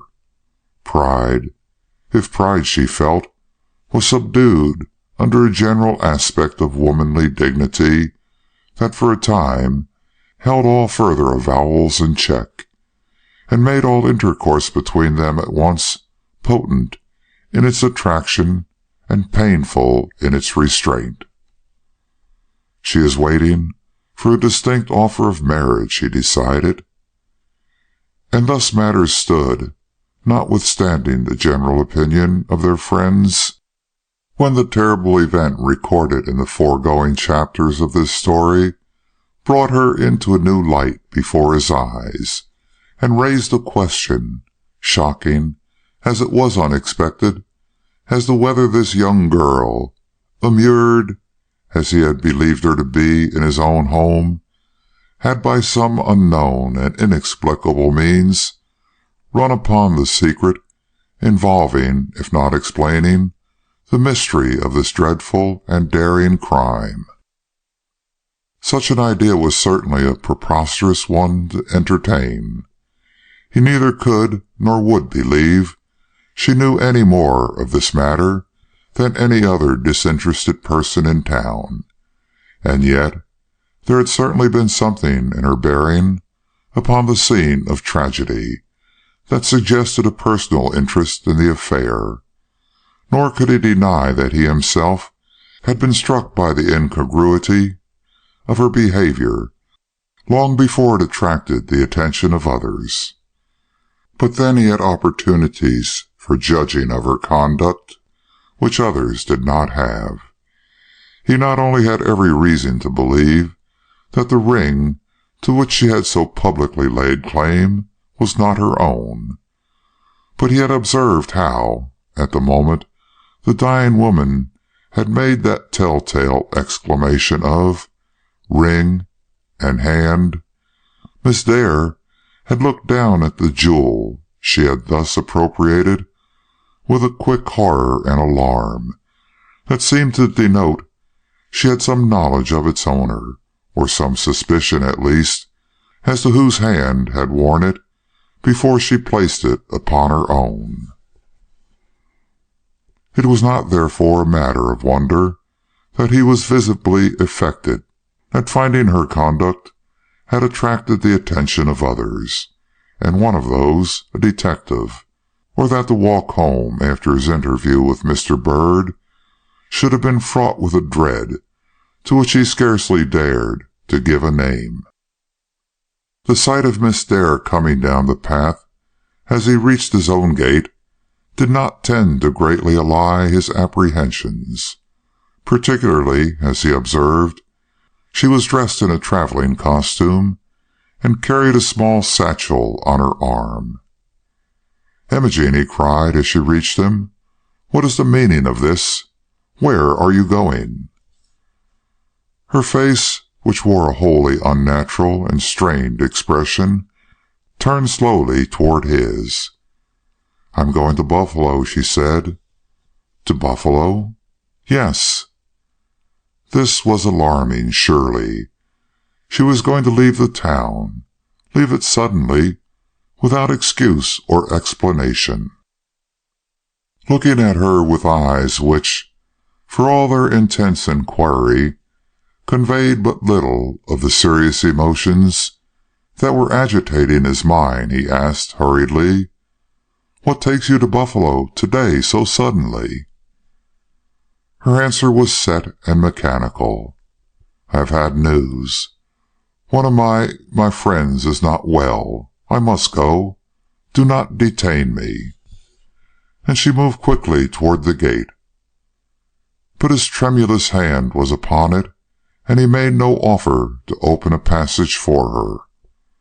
"Pardon me," said he, "but I cannot let you go till I have had some conversation with you. Come with me to the house, Imogen. I will not detain you long." But with a sad and abstracted gesture she slowly shook her head. "It is too late," she murmured. "I shall miss the train if I stop now." "Then you must miss it," he cried bitterly, forgetting everything else in the torture of his uncertainty. "What I have to say cannot wait. Come." This tone of command from one who had hitherto adapted himself to her every whim seemed to strike her. Paling quickly, she for the first time looked at him with something like a comprehension of his feelings, and quietly replied, "Forgive me.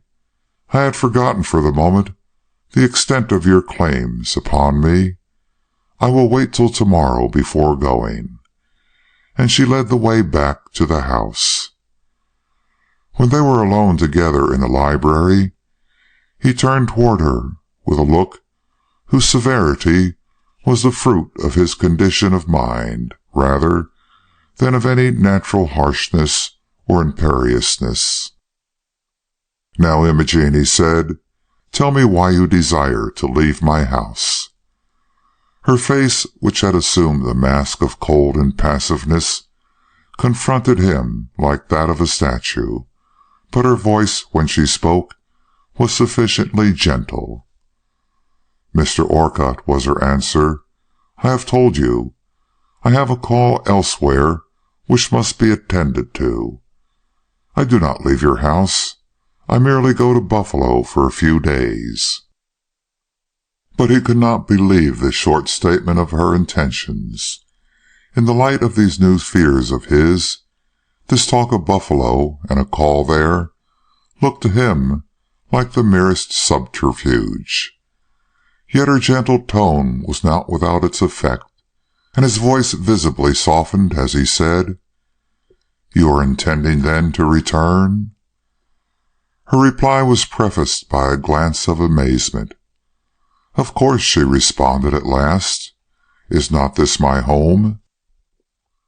Something in the way she said this carried a ray of hope to his heart. Taking her hand in his, he looked at her long and searchingly. "Imogen," he exclaimed, "there is something serious weighing upon your heart. What is it?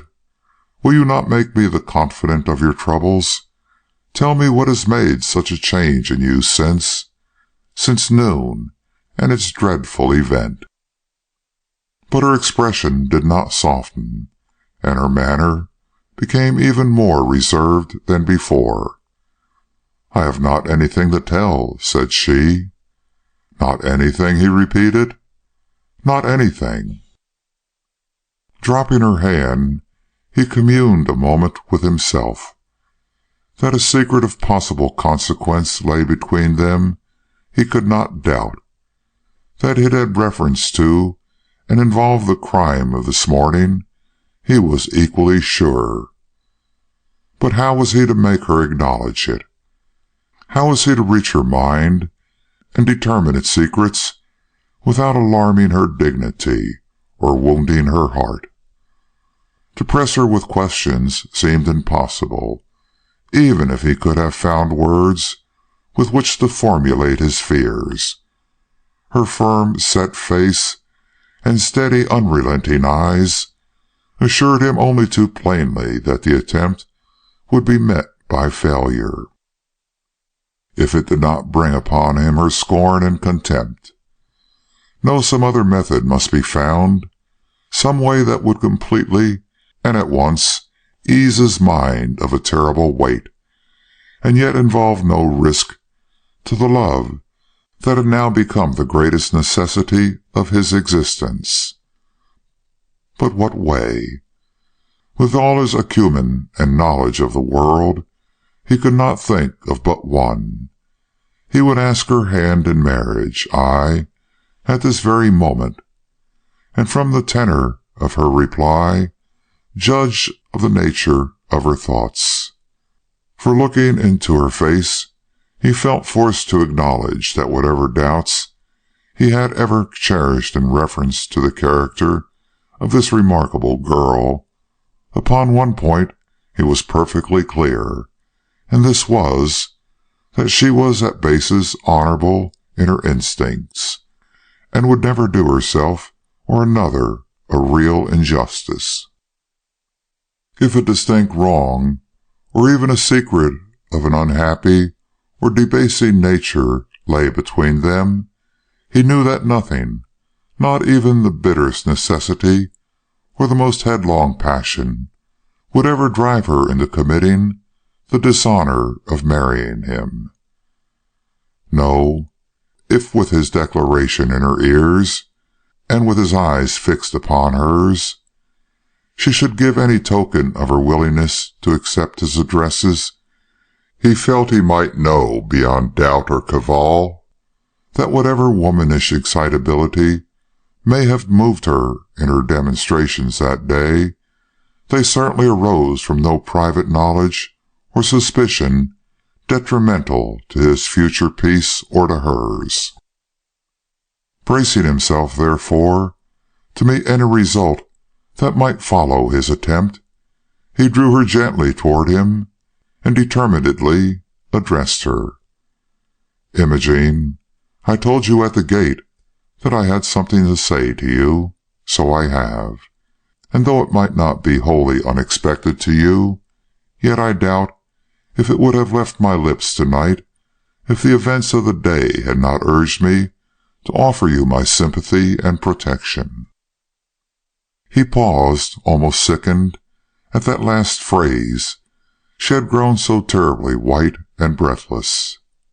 But something in her manner, notwithstanding, seemed to encourage him to proceed, and smothering his doubts, trampling, as it were, upon his rising apprehensions, he calmed down his tone and went quietly on.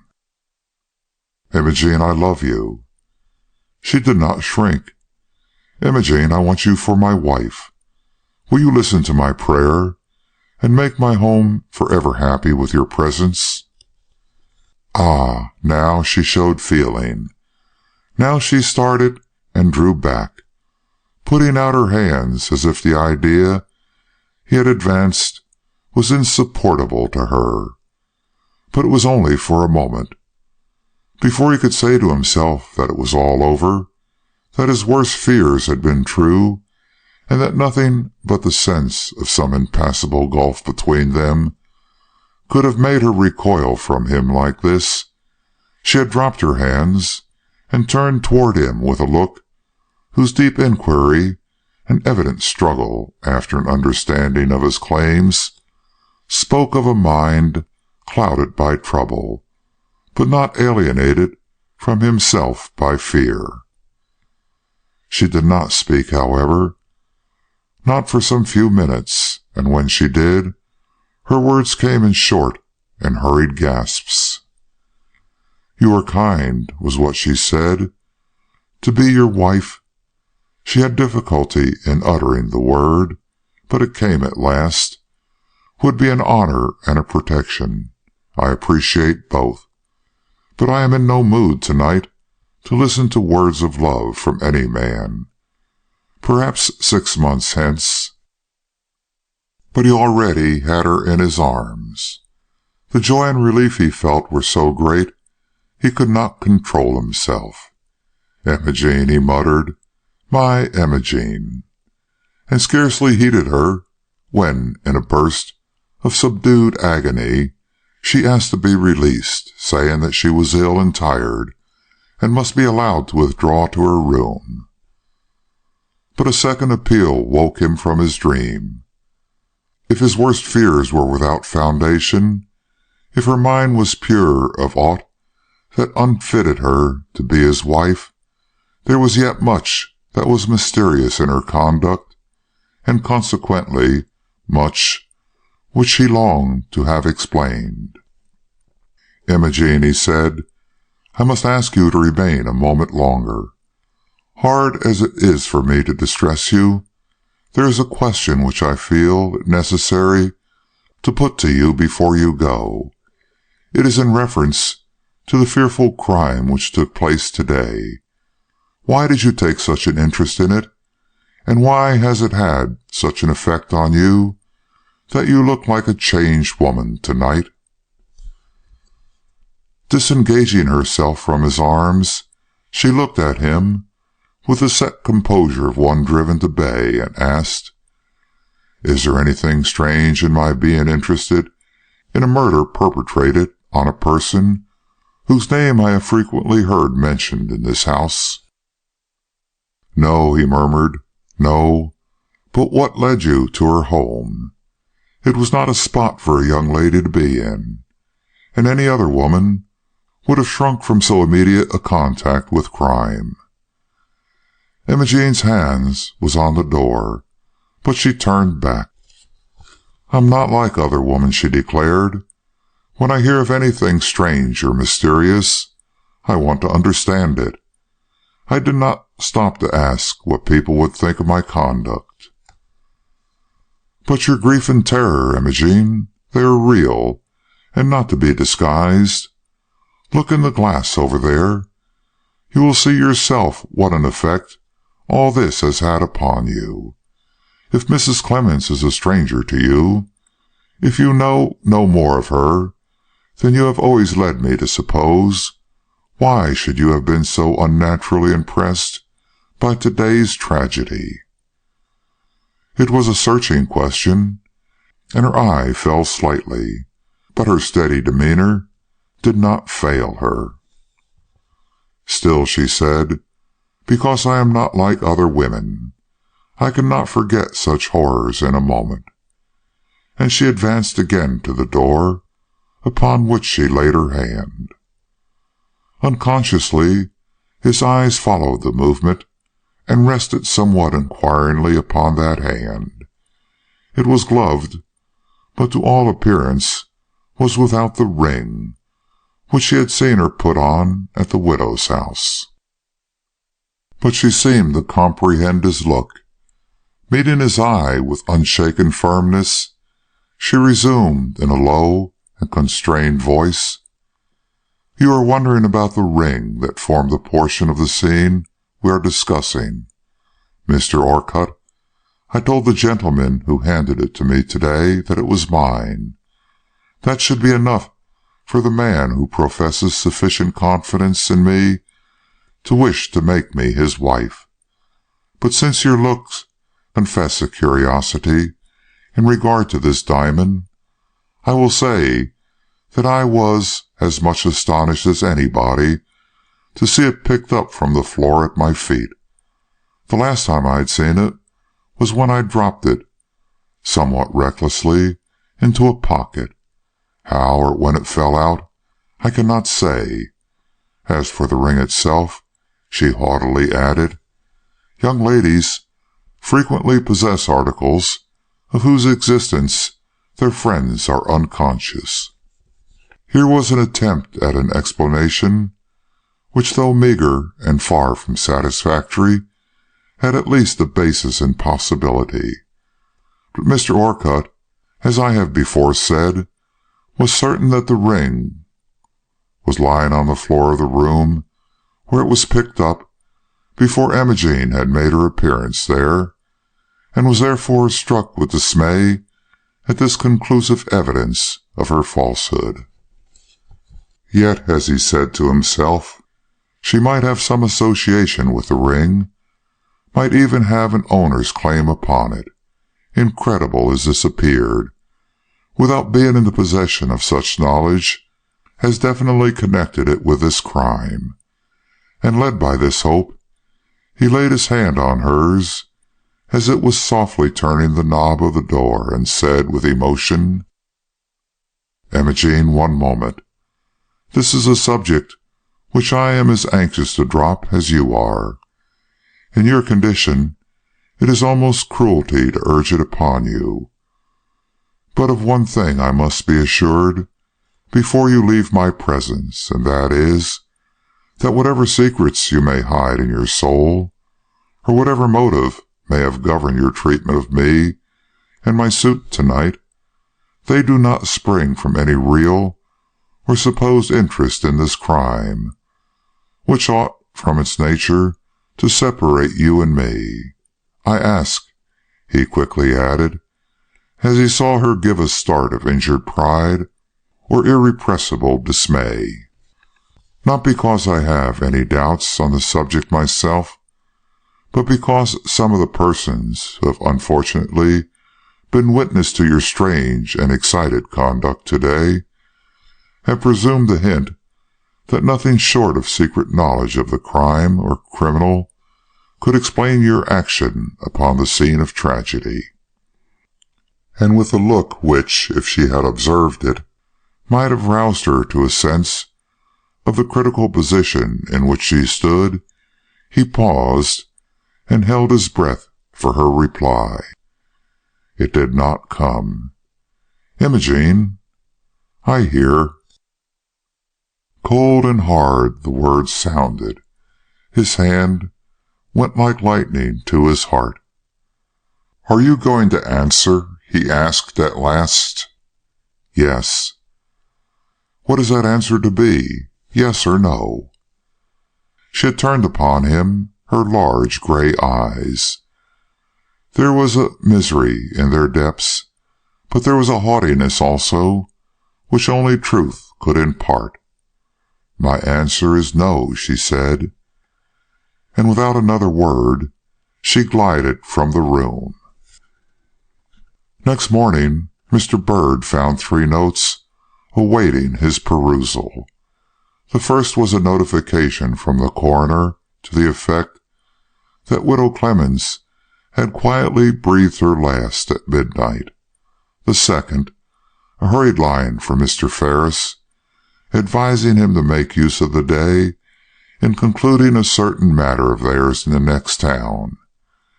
And the third, a letter from Mr. Orcutt, couched in the following terms: Mr. Byrd, Dear Sir, I have seen the person named between us, and I here state upon my honor that she is in possession of no facts which it concerns the authorities to know. Tremont B. Orcutt. Chapter 5.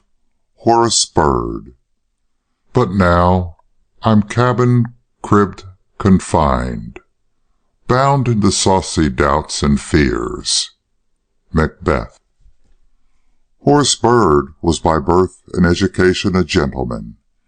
He was the son of a man of small means but great expectations, and he had been reared to look forward to the day when he should be the possessor of a large income.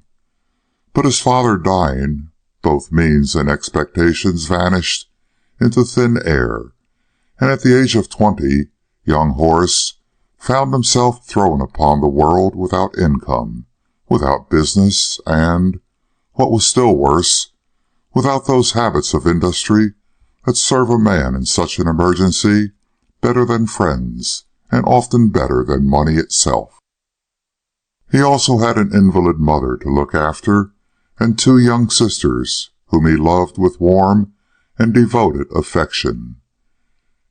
And though by the kindness and forethought of certain relatives he was for a time spared all anxiety on their account, he soon found that some exertion on his part would be necessary to their continued subsistence, and accordingly set about the task of finding suitable employment, with much spirit and no little hope.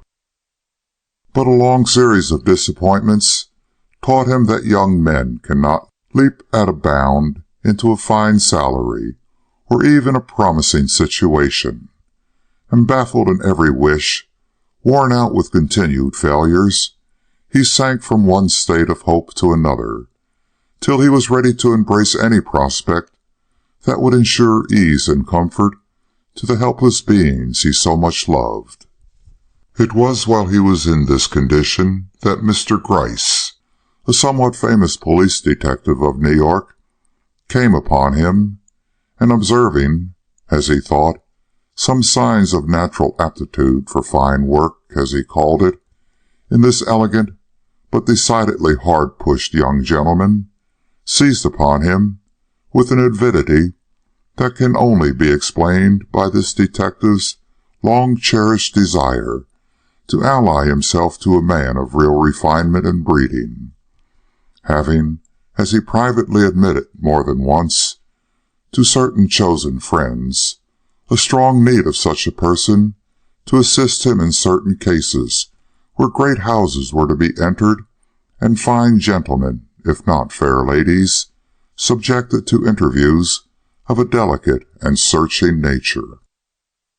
To join the police force and be a detective was the last contingency that had occurred to Horace Byrd, But men in decidedly straitened circumstances cannot pick and choose too nicely, and after a week of uncertainty and fresh disappointment, he went manfully to his mother and told her of the offer that had been made him.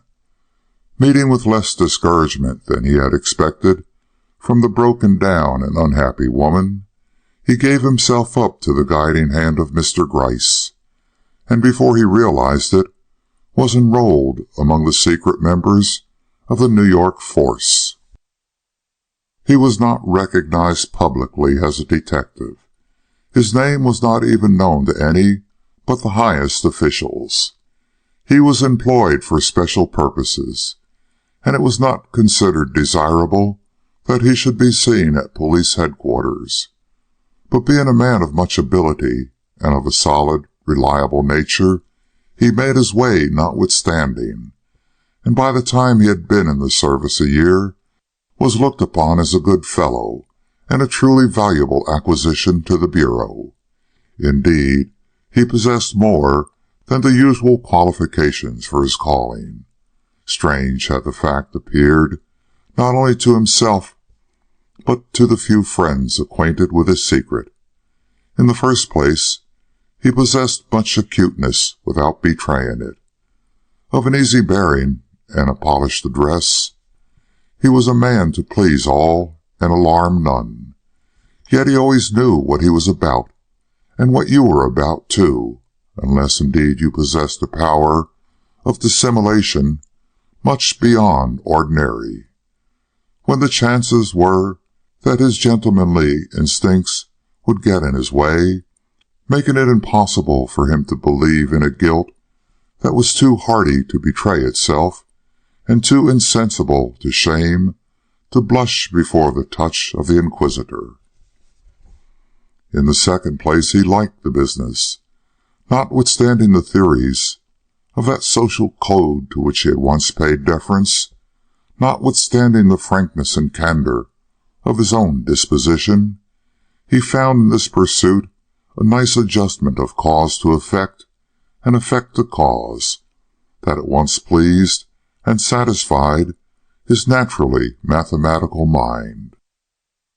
He did not acknowledge the fact, not even to himself.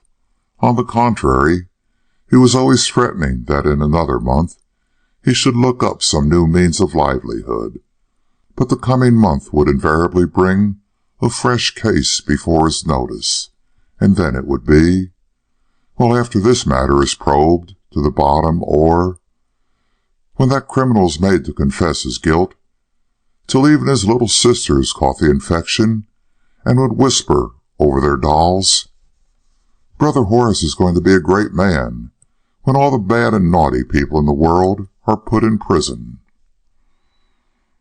As a rule, Mr. Byrd was not sent out of town, but on the occasion of Mr. Ferris desiring a man of singular discretion to assist him in certain inquiries connected with the case then on trial in Silby, there happened to be a deficiency of capable men in the Bureau, and the superintendent was obliged to respond to the call by sending Mr. Byrd. He did not do it, however, without making the proviso that all public recognition of this officer in his real capacity was to be avoided, and so far the wishes of his superiors had been respected. No one outside the few persons mentioned in the first chapter of this story suspected that the easy, affable, and somewhat distinguished-looking young gentleman who honored the village hotel with his patronage was a secret emissary of the New York police. Mr. Byrd was, of all men, then, the very one to feel the utmost attraction toward, and at the same time the greatest shrinking from, the pursuit of such investigations as were likely to ensue upon the discovery of the mysterious case of murder which had so unexpectedly been presented to his notice. As a professional, he could not fail to experience that quick start of the blood which always follows the recognition of a big affair, while as a gentleman he felt himself recoil from probing into a matter that was blackened by a possibility against which every instinct in his nature rebelled. It was therefore with oddly mingled sensations that he read Mr. Orcutt's letter, and found himself compelled to admit that the coroner had possessed a truer insight than himself into the true cause of Miss Dare's eccentric conduct upon the scene of the tragedy. His main feeling, however, was one of relief. It was such a comfort to think that he could proceed in the case without the dread of stumbling upon a clue that, in some secret and unforeseen way, should connect this imposing woman with a revolting crime, or so he fondly considered. But he had not spent 5 minutes at the railroad station when, in pursuance to the commands of Mr. Ferris, he went to take the train to Monteith before he saw reason again to change his mind. For there among the passengers awaiting the New York express he saw Miss Dare, with a traveling bag upon her arm, and a look on her face that, to say the least, was of most uncommon character in a scene of so much bustle and hurry. She was going away, then, going to leave Silby and its mystery behind her. He was not pleased with the discovery. This sudden departure looked too much like escape, and gave him, notwithstanding the assurance he had received from Mr. Orcutt, an uneasy sense of having tampered with his duty as an officer of justice in thus providing this mysterious young woman with a warning that could lead to a result like this. Yet as he stood at the depot, surveying Miss Dare, in the few minutes they both had to wait, he asked himself over and over again how any thought of her possessing a personal interest in the crime which had just taken place could retain a harbor in his mind.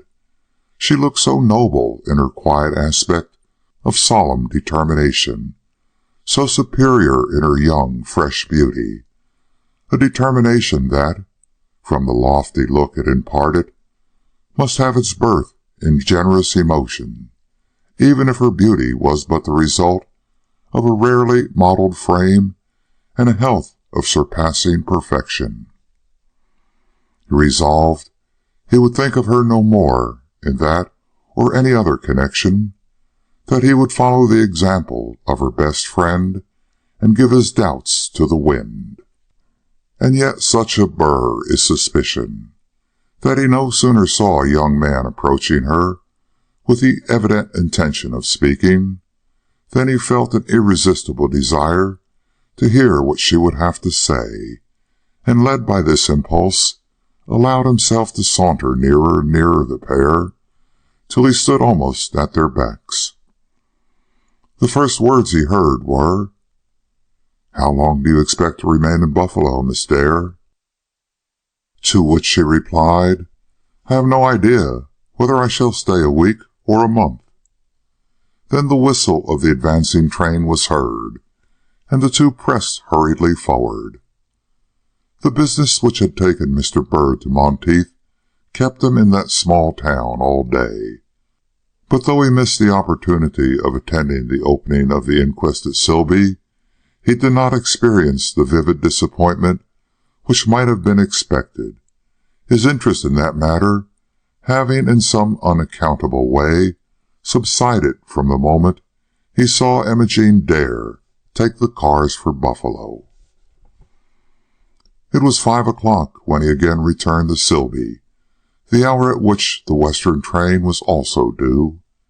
In fact, it came steaming in while he stood there, and, as was natural perhaps, he paused a moment to watch the passengers alight.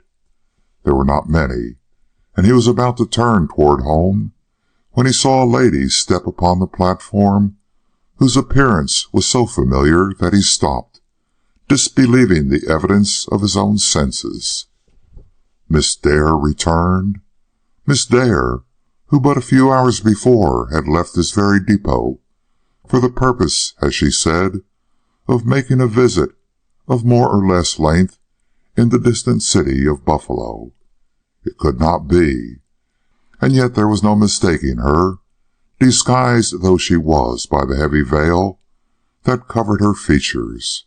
She had come back, and the interest which Mr. Byrd had lost in Silby and its possible mystery revived with a suddenness that called up a self-conscious blush to his hardy cheek. But why had she so changed her plans? What could have occurred during the few hours that had elapsed since her departure to turn her about on her path and drive her homeward before her journey was half completed? He could not imagine. True, it was not his present business to do so, and yet, however much he endeavored to think of other things, he found this question occupying his whole mind long after his return to the village hotel. She was such a mystery, this woman. It might easily be that she had never intended to go to Buffalo, that she had only spoken of that place as the point of her destination under the stress of her companion's importunities, and that the real place for which she was bound had been some spot very much nearer home. The fact that her baggage had consisted only of a small bag that she carried on her arm would lend probability to this idea. Yet, such was the generous character of the young detective, he hesitated to give credit to this suspicion, and indeed took every pains to disabuse himself of it by inquiring of the ticket agent whether it was true, as he had heard, that Miss Dare had left town on that day for a visit to her friends in Buffalo. He received for his reply that she had bought a ticket for that place, though she evidently had not used it, a fact which seemed at least to prove she was honest in the expression of her intentions that morning. Whatever alteration may have taken place in her plans during the course of her journey, Mr. Byrd did not enjoy his supper that night, and was heartily glad when, in a few moments after its completion, Mr. Ferris came in for a chat and a cigar. They had many things to discuss. First, their own case was now drawing to a successful close. Next, the murder of the day before, and lastly, the few facts which had been elicited in regard to that murder, in the inquiry which had that day been begun before the coroner. Of the latter, Mr. Ferris spoke with much interest. He had attended the inquest himself, and though he had not much to communicate, the time having been mainly taken up in selecting and swearing in a jury, a few witnesses had been examined, and certain conclusions reached, which certainly added greatly to the impression already made upon the public mind that an affair of great importance had arisen, an affair, too, promising more in the way of mystery than the simple nature of its earlier manifestations gave them reason to suppose. In the first place, the widow had evidently been assaulted with a deliberate purpose and a serious intent to slay. Secondly, no immediate testimony was forthcoming calculated to point with unerring certainty to the guilty party. To be sure, the tramp and the hunchback still offered possibilities of suspicion, but even they were slight, the former having been seen to leave the widow's house without entering, and the latter having been proved beyond a question to have come into town on the morning train and to have gone at once to court, where he remained till the time they all saw him disappear down the street. That the last-mentioned individual may have had some guilty knowledge of the crime was possible enough. The fact of his having wiped himself out so completely as to elude all search was suspicious in itself. But if he was connected with the assault, it must have been simply as an accomplice, employed to distract public attention from the real criminal, and in a case like this, the interest naturally centers with the actual perpetrator, and the question was now, and must be, Who was the man who, in broad daylight, dared to enter a house situated like this in a thickly populated street and kill with a blow an inoffensive woman? I cannot imagine, declared Mr. Ferris. Has his communication reached this point? It looks as if she had an enemy, but what enemy could such a person as she possess? A woman who always did her own work, attended to her own affairs, and made it an especial rule of her life never to meddle with those of anybody else. Was she such a woman? Inquired Mr. Bird, to whom as yet no knowledge had come of the widow's life, habits, or character. Yes, in all the years I have been in this town, I have never heard of her visiting anyone or encouraging anyone to visit her. Had it not been for Mr. Orcutt, she would have lived the life of a recluse. As it was, she was the most methodical person in her ways that I ever knew. At just such an hour she rose.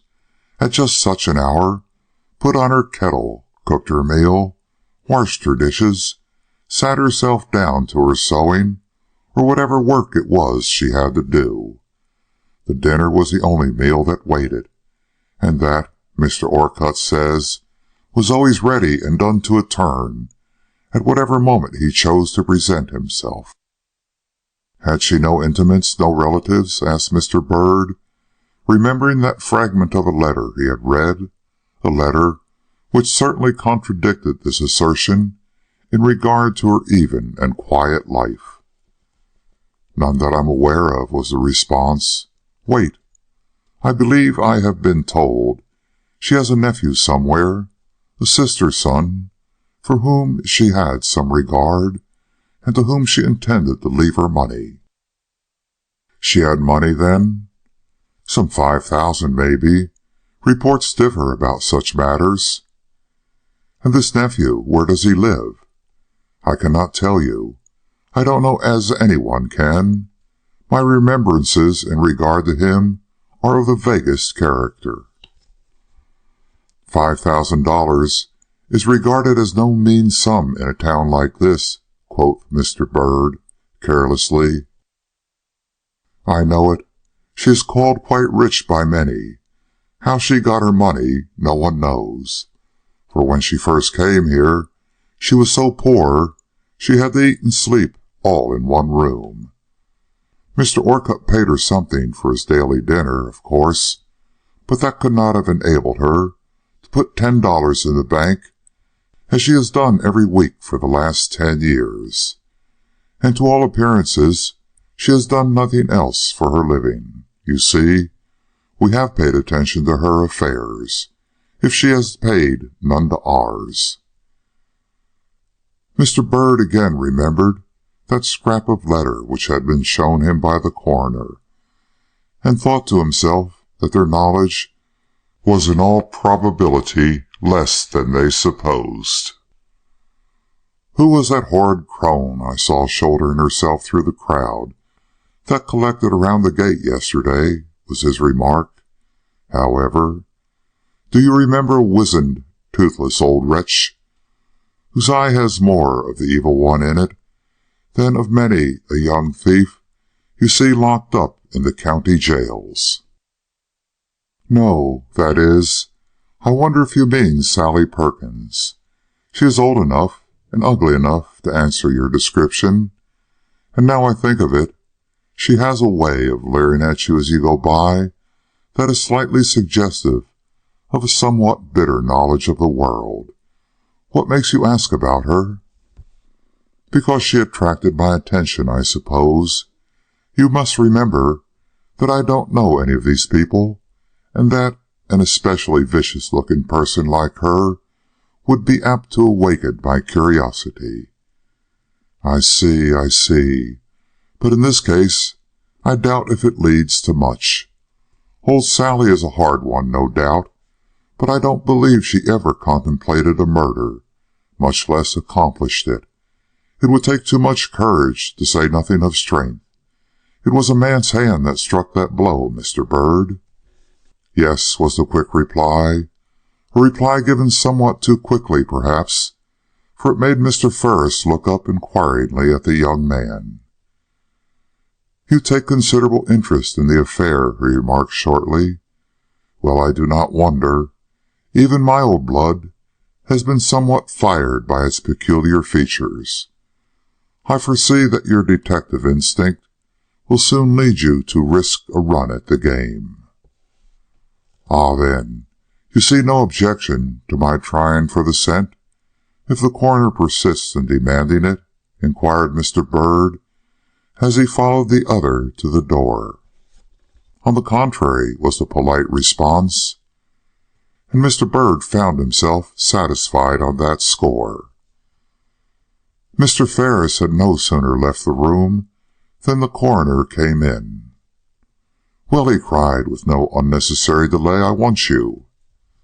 Mr. Byrd rose. "Have you telegraphed to New York?" he asked. "Yes, and expect an answer every minute. There will be no difficulty about that. The superintendent is my friend, and he will not be likely to cross me in my expressed wish." "But," essayed the detective. "We have no time for buts," broke in the coroner.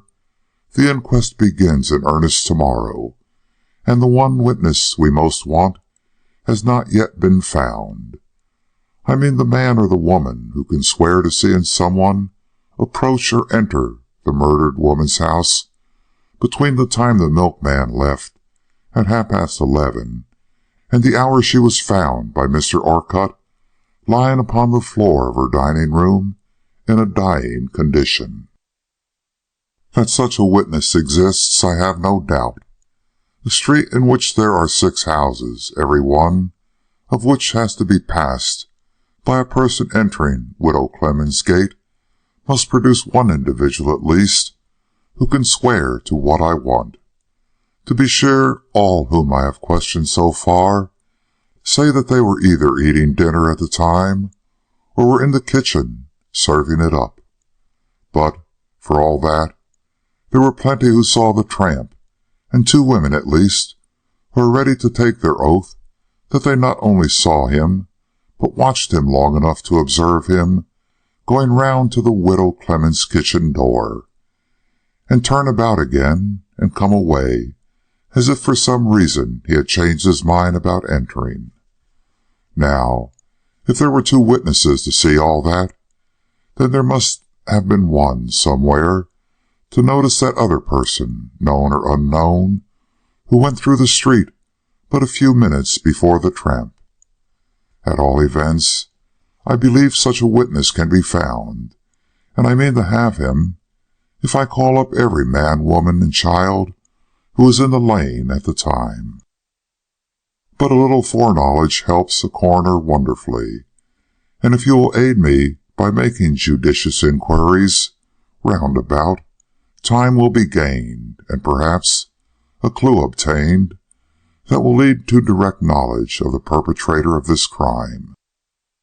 "But," inquired the detective, willing at least to discuss the subject with the coroner, "is it absolutely necessary that the murderer should have advanced from the street? Is there no way he could have reached the house from the back, and so have eluded the gaze of the neighbors round about?" "No, that is, there is no regular path there, only a stretch of swampy ground, anything but pleasant to travel through. Of course, a man with a deliberate purpose before him might pursue that route and subject himself to all its inconveniences, but I would scarcely expect it of one who chose such an hour for his assault," the coroner explained, with a slight stammer of embarrassment that did not escape the detective's notice. "Nor shall I feel ready to entertain the idea till it has been proved that no person, with the exception of those already named, was seen at any time during that fatal half-hour to advance by the usual way to the widow's house."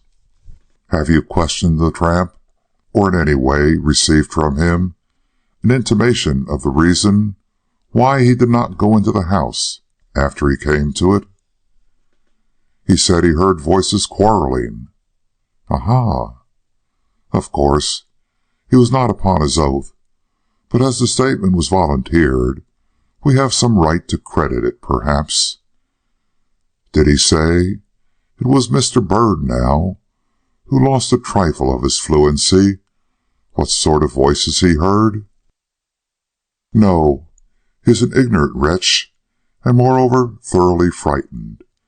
I don't believe he would know a cultivated from an uncultivated voice, a gentleman's from a quarryman's. At all events, we cannot trust to his discrimination. Mr. Byrd started. This was the last construction he had expected to be put upon his question. Flushing a trifle, he looked the coroner earnestly in the face, but that gentleman was too absorbed in the train of thought raised by his own remark to notice the look, and Mr. Byrd, not feeling any too well assured of his own position, forbore to utter the words that hovered on his tongue. "I have another commission for you," resumed the coroner after a moment. "Here is a name which I wish you would look at." But at this instant a smart tap was heard at the door, and a boy entered with the expected telegram from New York. Dr. Treadwell took it, and after glancing at its contents with an annoyed look, folded up the paper he was about to hand to Mr. Byrd, and put it slowly back into his pocket. He then referred again to the telegram. "It is not what I expected," he said, shortly, after a moment of perplexed thought.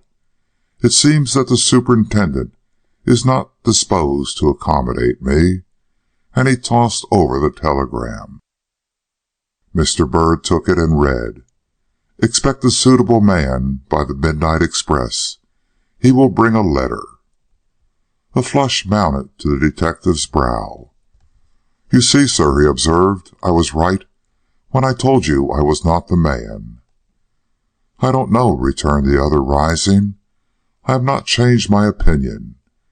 The man they send may be very keen and well up in his business, but I doubt if he will manage this case any better than you would have done," and he moved quietly toward the door.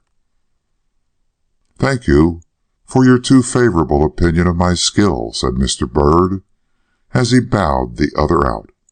"I am sure the superintendent is right. I am not much accustomed to work for myself, and was none too eager to take the case in the first place, as you will do me the justice to remember. I can but feel relieved at this shifting of the responsibility upon shoulders more fitted to bear it." Yet, when the coroner was gone, and he sat down alone by himself to review the matter, he found that he was in reality more disappointed than he cared to confess. Why, he scarcely knew. There was no lessening of the shrinking he had always felt from the possible developments which an earnest inquiry into the causes of this crime might educe.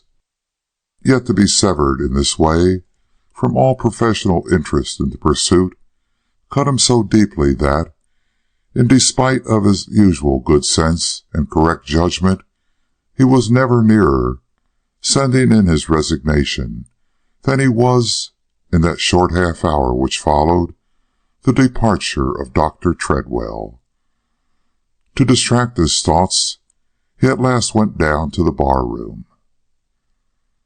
Chapter 6. The Skill of an Artist. A hit, a very palpable hit. Hamlet. He found it occupied by some half-dozen men, one of whom immediately attracted his attention by his high-bred air and total absorption in the paper he was reading. He was evidently a stranger, and, though not without some faint marks of a tendency to gentlemanly dissipation, was, to say the least, more than ordinarily good-looking, possessing a large, manly figure and a fair, regular-featured face above which shone a thick crop of short curly hair of a peculiarly bright blonde color.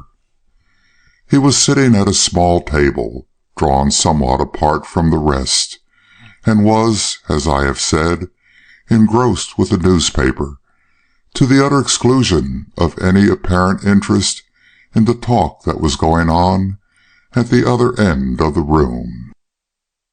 And yet this talk was of the most animated description, and was seemingly of a nature to attract the attention of the most indifferent. At all events, Mr. Bird considered it so, and after one comprehensive glance at the elegant stranger that took in not only the personal characteristics I have noted, but also the frown of deep thought or anxious care that furrowed a naturally smooth forehead, he passed quietly up the room and took his stand among the group of loungers there assembled. Mr. Bird was not unknown to the habitués of that place, and no cessation took place in the conversation.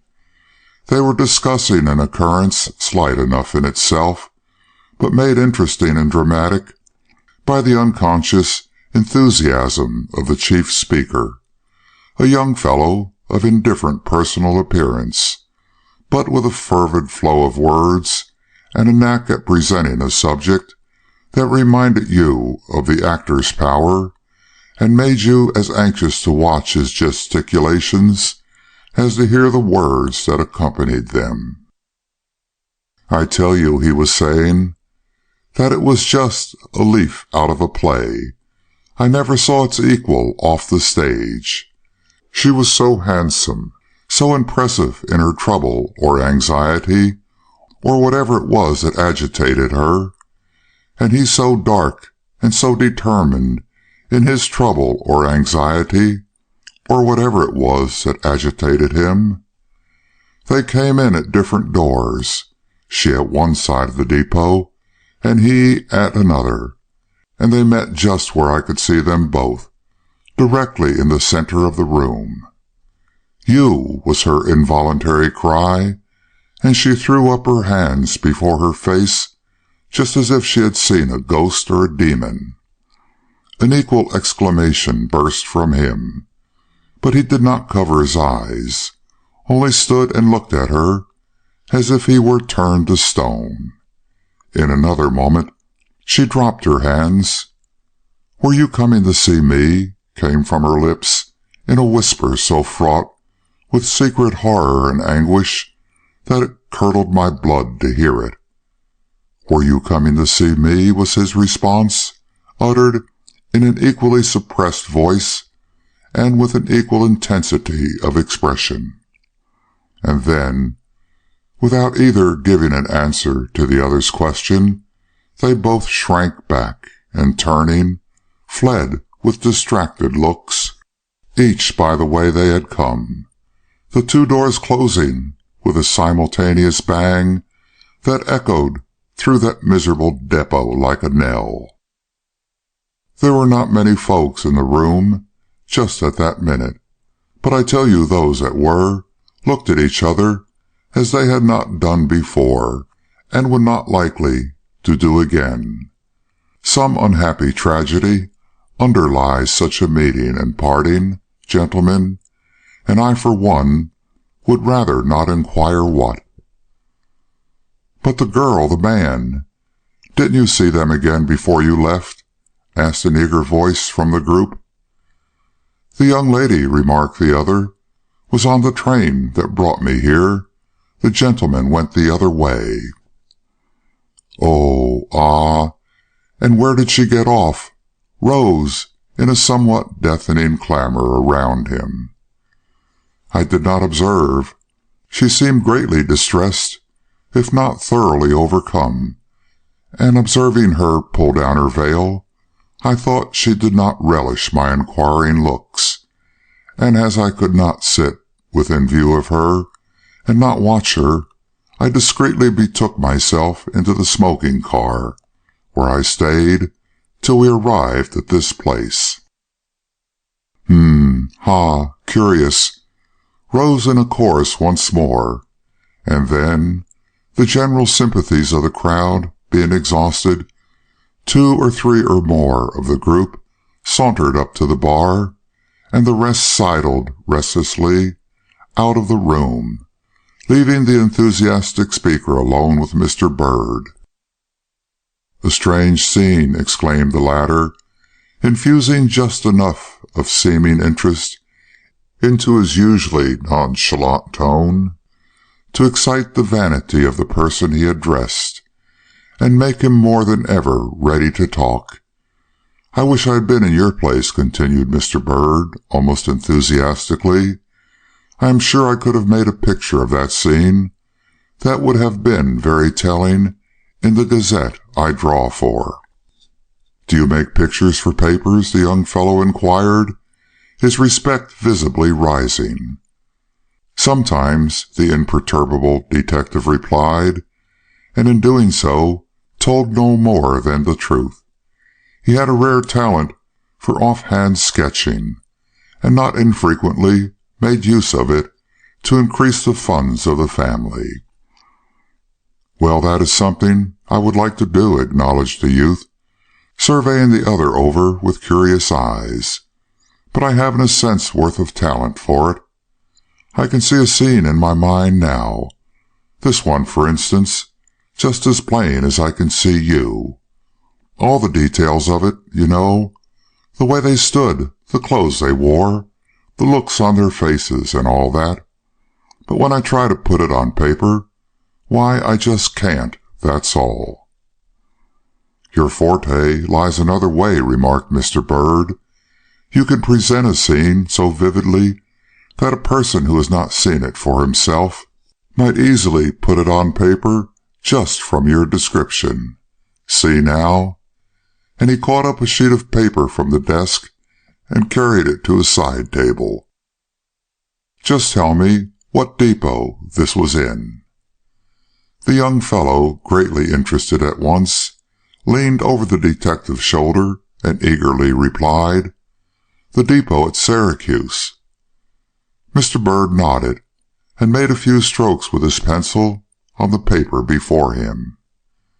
"How was the lady dressed?" he next asked. "In blue, dark blue cloth, fitting like a glove. Fine figure, you know. Very tall, and unusually large, but perfect. I assure you, perfect. Yes, that is very like it," he went on, watching the quick, assured strokes of the other with growing wonder and an unbounded admiration. "You have caught the exact poise of the heads, as I live. And yes, a large hat with 2 feathers, sir, 2 feathers drooping over the side. So. A bag on the arm, 2 flounces on the skirt. Oh, the face. Well, handsome, sir, very handsome. Straight nose, large eyes, determined mouth, strong, violently agitated expression. Well, I will give up. A photograph couldn't have done her better justice. You are a genius, sir, a genius." Mr. Bird received this tribute to his skill with some confusion and a deep blush, which he vainly sought to hide by bending lower over his work. "The man now," he suggested, with the least perceptible change in his voice, that, however, escaped the attention of his companion. "What was he like, young or old?" "Well, young, about 25, I should say, medium height, but very firmly and squarely built, with a strong face, large mustache, brilliant eyes, and a look, I cannot describe it, but you have caught that of the lady so well, you will doubtless succeed in getting his also." But Mr. Bird's pencil moved with less certainty now, and it was some time before he could catch even the peculiar sturdy aspect of the figure which made this unknown gentleman, as the young fellow declared, look like a modern Hercules, though he was far from being either large or tall. The face, too, presented difficulties he was far from experiencing in the case of the lady, and the young fellow at his side was obliged to make several suggestions, such as, "A little more hair on the forehead, if you please."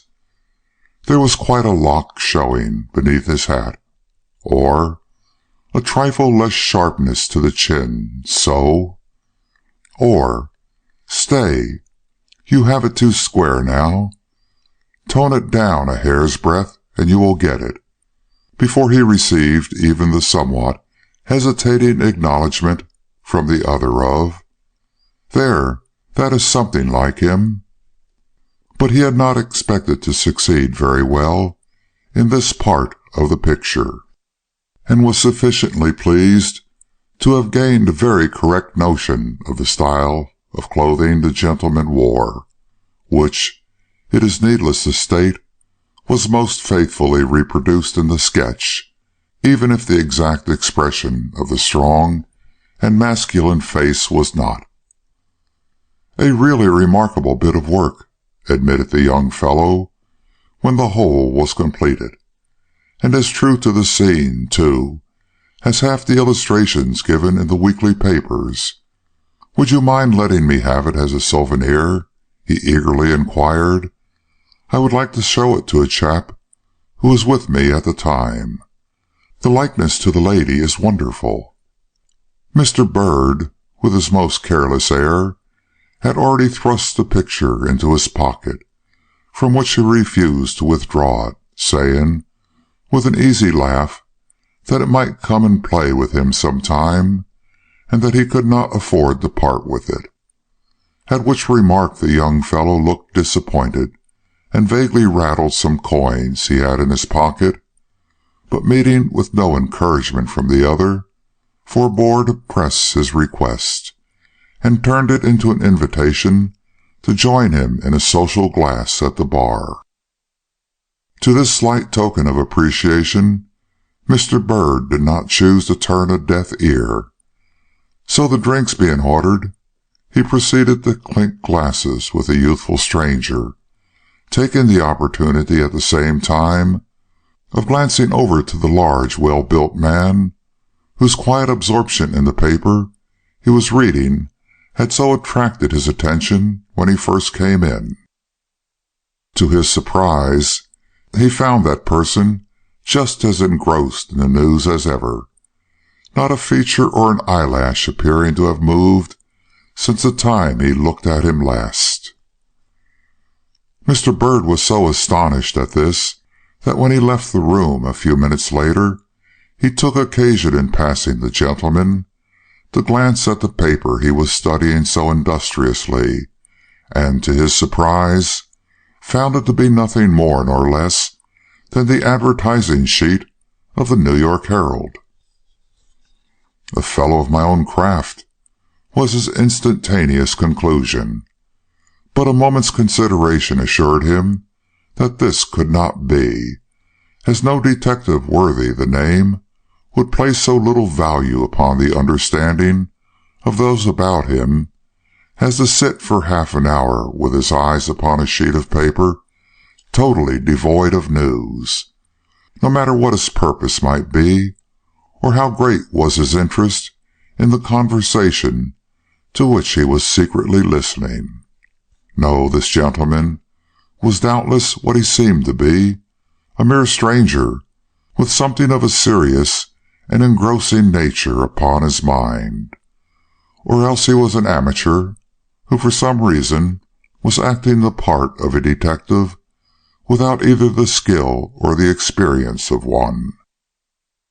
Whichever theory might be true, this gentleman was a person who at this time and in this place was well worth watching, that is, if a man had any reason for interesting himself in the pursuit of possible clues to the mystery of Mrs. Clemens's murder. But Mr. Bird felt he no longer possessed a professional right to such interest. So, leaving behind him this fine-looking gentleman, together with all the inevitable conjectures which the latter's peculiar manner had irresistibly awakened, he proceeded to regain his room and enter upon that contemplation of the picture he had just made, which was naturally demanded by his regard for one of the persons there depicted.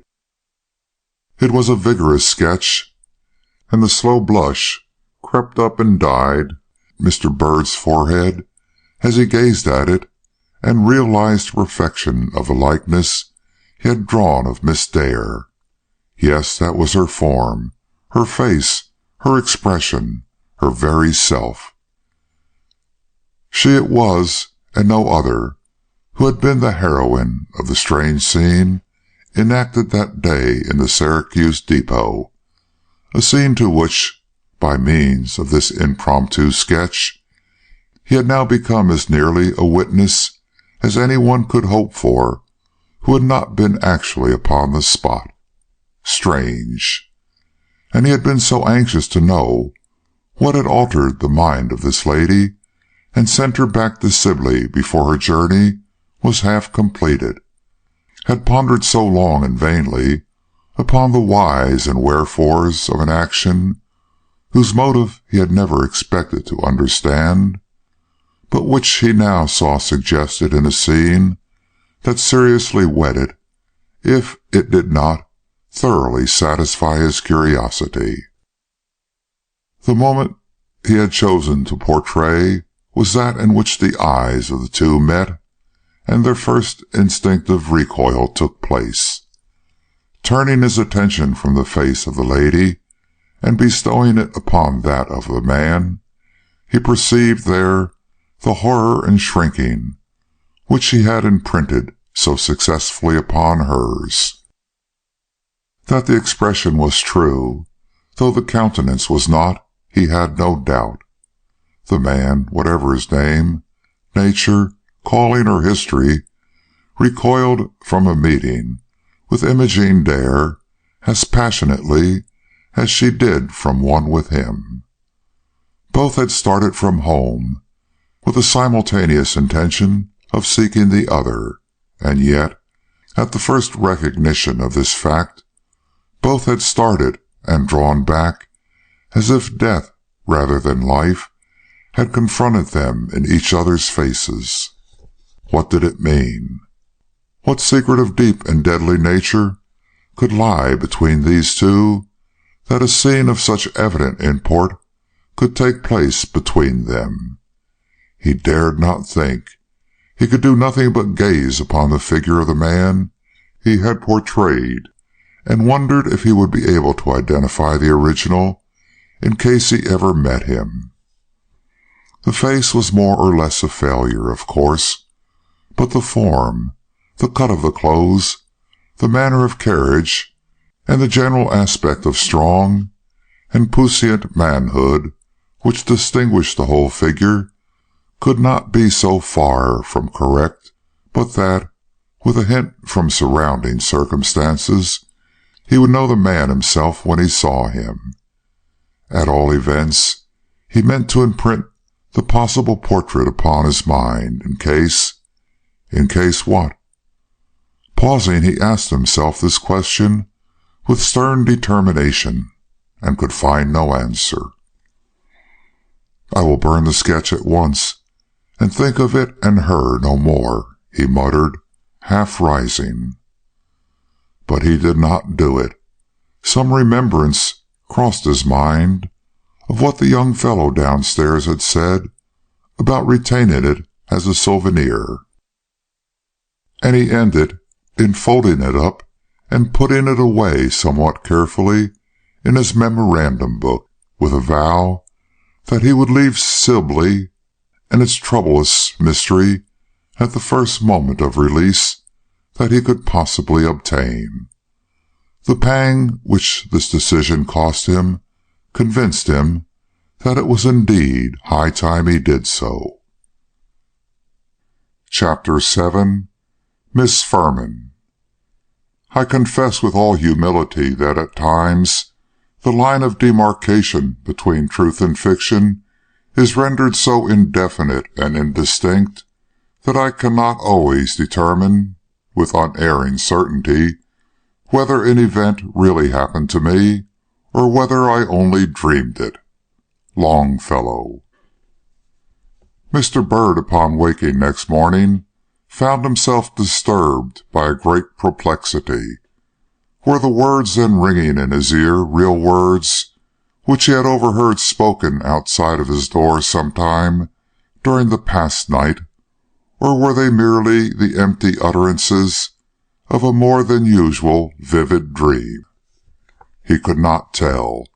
He could remember the very tone of voice in which he fancied them to have been spoken, a tone which he had no difficulty in recognizing as that of the landlord of the hotel, could even recall the faint sounds of bustle which accompanied them, as though the person using them had been showing another person through the hall, but beyond that all was indistinct and dreamlike.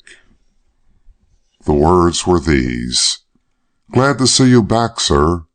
This murder, following so close upon your visit, must have been a great surprise.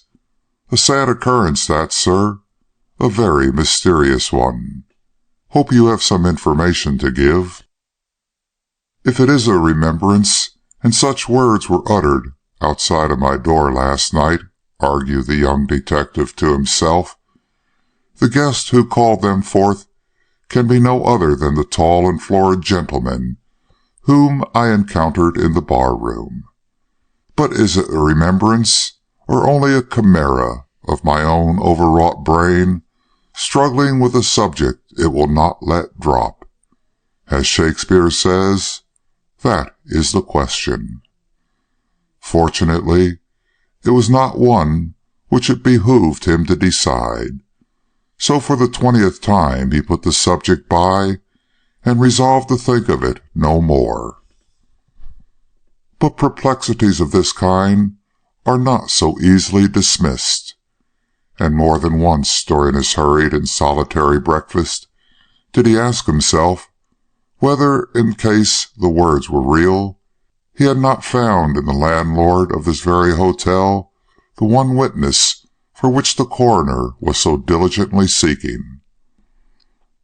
A surprise awaited him after breakfast, in the sudden appearance at his room door of the very gentleman last alluded to.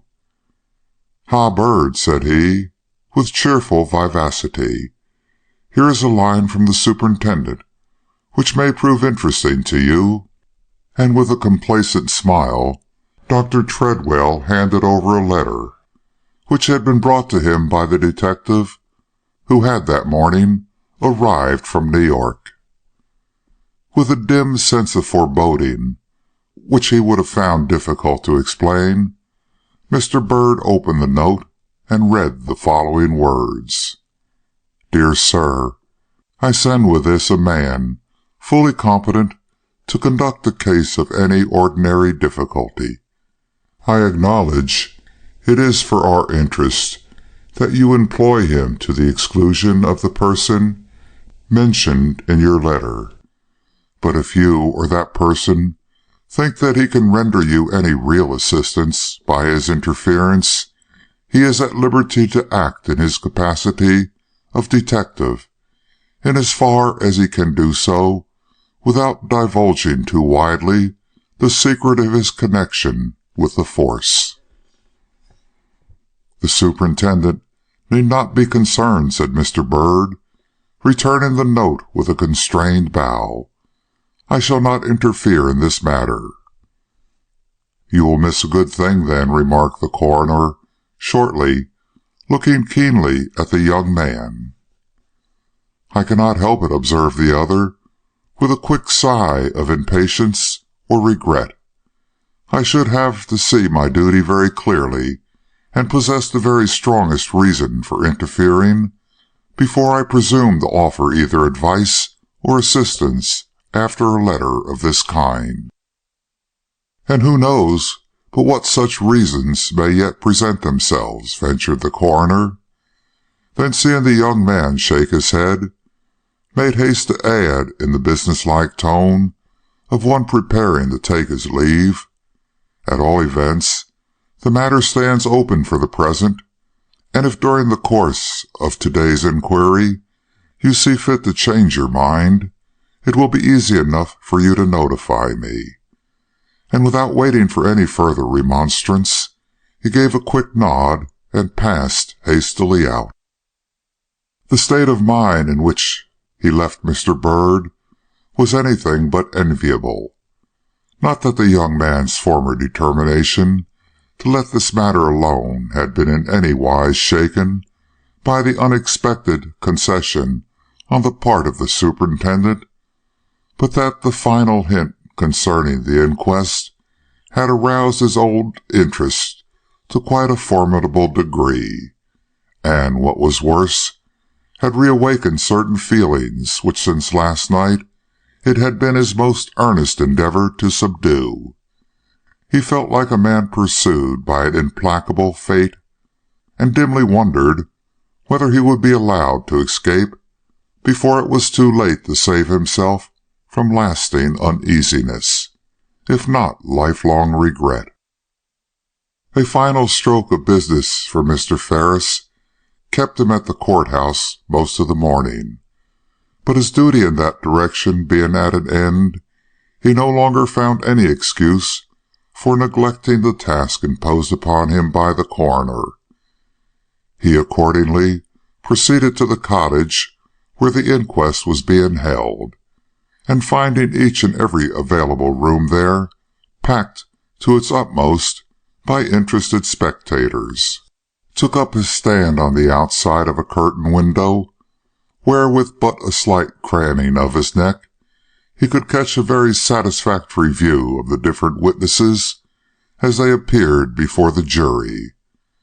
The day was warm, and he was by no means uncomfortable, though he could have wished that the advantages of his position had occasioned less envy in the breast of the impatient crowd that was slowly gathering at his back, or rather, that their sense of these advantages might have been expressed in some more pleasing way than by the various pushes he received from the more or less adventurous spirits who endeavored to raise themselves over his shoulder or insinuate themselves under his arms.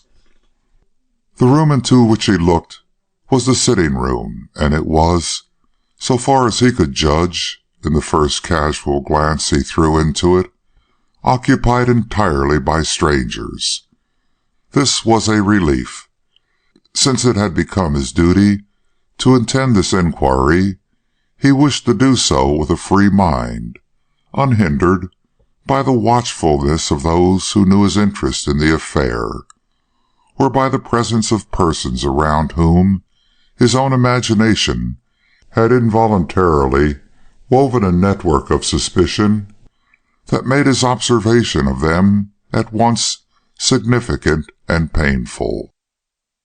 The proceedings were at a standstill when he first came upon the scene. A witness had just stepped aside, who, from the impatient shrugs of many persons present, had evidently added little, if anything, to the testimony already given.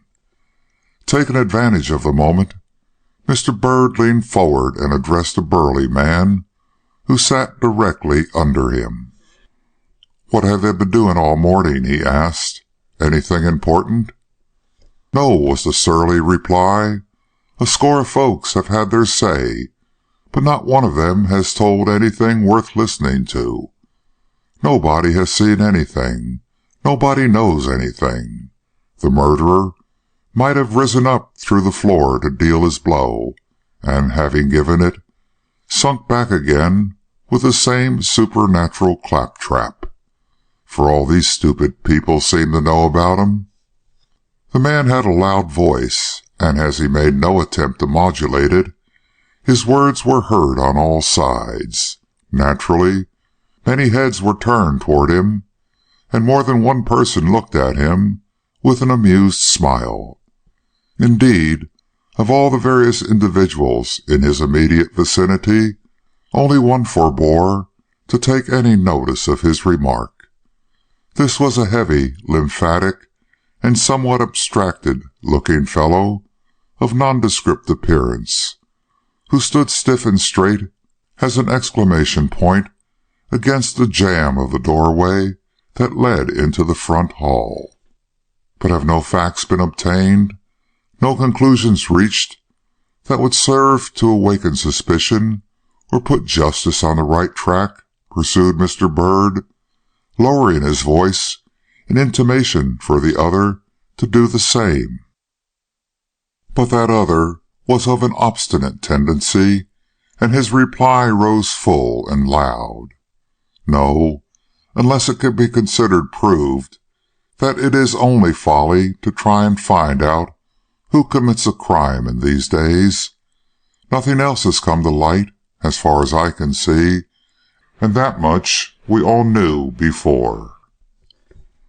A remark of this kind was not calculated to allay the slight inclination to mirth which his former observations had raised, but the coroner, rapping with his gavel on the table at this moment, every other consideration was lost in the natural curiosity which everyone felt as to who the next witness would be. But the coroner had something to say before he called for further testimony. "Gentlemen," he remarked, in a clear and commanding tone that at once secured attention and awakened interest, "we have spent the morning in examining the persons who live in this street, with a view to ascertaining, if possible, who was in conversation with Mrs. Clemens at the time the tramp went up to her door. Was it a coincidence, or was there something in the words themselves that called forth the stir that at this moment took place among the people assembled directly before Mr. Byrd? It was of the slightest character, and was merely momentary in its duration. Nevertheless, it attracted his attention, especially as it seemed to have its origin in a portion of the room shut off from his observation by the corner of the wall already alluded to. The coroner proceeded without pause. "The result, as you know, has not been very satisfactory. No one seems to be able to tell us who it was that visited Mrs. Clemens on that day. I now propose to open another examination of a totally different character, which I hope may be more conclusive in its results. Miss Furman, are you prepared to give your testimony?" Immediately a tall, gaunt, but pleasant-faced woman arose from the dim recesses of the parlor. She was dressed with decency if not taste, and took her stand before the jury with a ladylike yet perfectly assured air that promised well for the correctness and discretion of her answers. The coroner at once addressed her. "Your full name, madam?" "Emily Letitia Furman, sir." "Emily!" ejaculated Mr. Byrd to himself with a throb of sudden interest. "That is the name of the murdered woman's correspondent." "Your birthplace," pursued the coroner, "and the place of your present residence." "I was born in Danbury, Connecticut," was the reply, "and I am living in Utica, where I support my aged mother by dressmaking." "How are you related to Mrs. Clemens, the lady who was found murdered here 2 days ago?" "I am her second cousin. Her grandmother and my mother were sisters." "Upon what terms have you always lived, and what can you tell us of her other relatives and connections?" "We have always been friends, and I can tell you all that it is generally known of the 2 or 3 remaining persons of her blood and kindred. They are, first, my mother and myself, who, as I have said before, live in Utica, where I am connected with the dressmaking establishment of Madame Trebell, and secondly, a nephew of hers, the son of a favorite brother, whom she has always supported, and to whom she has frequently avowed her intention of leaving her accumulated savings. The name of this gentleman and his place of residence? His name is Mansell, Craik Mansell, and he lives in Buffalo, where he has a situation of some trust in the large paper manufactory of Harrison, Goodman, and Chamberlain. Buffalo? Mr. Byrd gave an involuntary start, and became, if possible, doubly attentive. The coroner's questions went on. Do you know this young man? Yes, sir. He has been several times to our house in the course of the last 5 years. What can you tell us of his nature and disposition, as well as of his regard for the woman who proposed to benefit him so materially by her will? Well, sir, returned Miss Furman, it is hard to read the nature and feelings of any man who has much character, and Craik Mansell has a good deal of character. But I have always thought of him a very honest and capable young man, who might do us credit some day if he were allowed to have his own way and not be interfered with too much. As for his feelings toward his aunt, they were doubtless those of gratitude, though I have never heard him express himself in any very affectionate terms toward her, owing, no doubt, to a natural reticence of disposition which has been observable in him from childhood. You have, however, no reason to believe he cherished any feeling of animosity toward his benefactress, continued the coroner, somewhat carelessly, or possessed any inordinate desire after the money she was expected to leave him at her death? No, sir. Both having minds of their own, they frequently disagreed, especially on business matters, but there was never any bitterness between them as far as I know, and I never heard him say anything about his expectations one way or the other. He is a man of much natural force, of strong, if not violent, traits of character, but he has too keen a sense of his own dignity to intimate the existence of desires so discreditable to him. There was something in this reply, and the impartial aspect of the lady delivering it, that was worthy of notice perhaps, and such it would have undoubtedly received from Mr. Byrd at least, if the words she had used in characterizing this person had not struck him so deeply that he forgot to note anything further. A man of great natural force, of strong if not violent traits of character, he kept repeating to himself. The description, as I live, of the person whose picture I attempted to draw last night. And ignoring everything else, he waited, with almost sickening expectation, for the question that would link this nephew of Mrs. Clemens to either the tragedy itself or to that person still in the background, of whose secret connection with a man of this type he had obtained so curious and accidental a knowledge. But it did not come. With a quiet abandonment of the by no means exhausted topic, which convinced Mr. Byrd that the coroner had plans and suspicions to which the foregoing questions had given no clue, Dr. Treadwell leaned slowly forward, and after surveying the witness with a glance of cautious inquiry, asked in a way to concentrate the attention of all present, "You say that you knew the widow Clemens well, that you have always been on friendly terms with her, and are acquainted with her affairs. Does that mean you have been made a confidant of her troubles, her responsibilities, and her cares?" "Yes, sir, that is, in as far as she ever made a confidant of anyone. Mrs. Clemens was not of a complaining disposition. Neither was she by nature very communicative. Only at rare times did she make mention of herself or her troubles, but when she did, It was invariably to me, sir, or so she used to say, and she was not a woman to deceive you in such matters."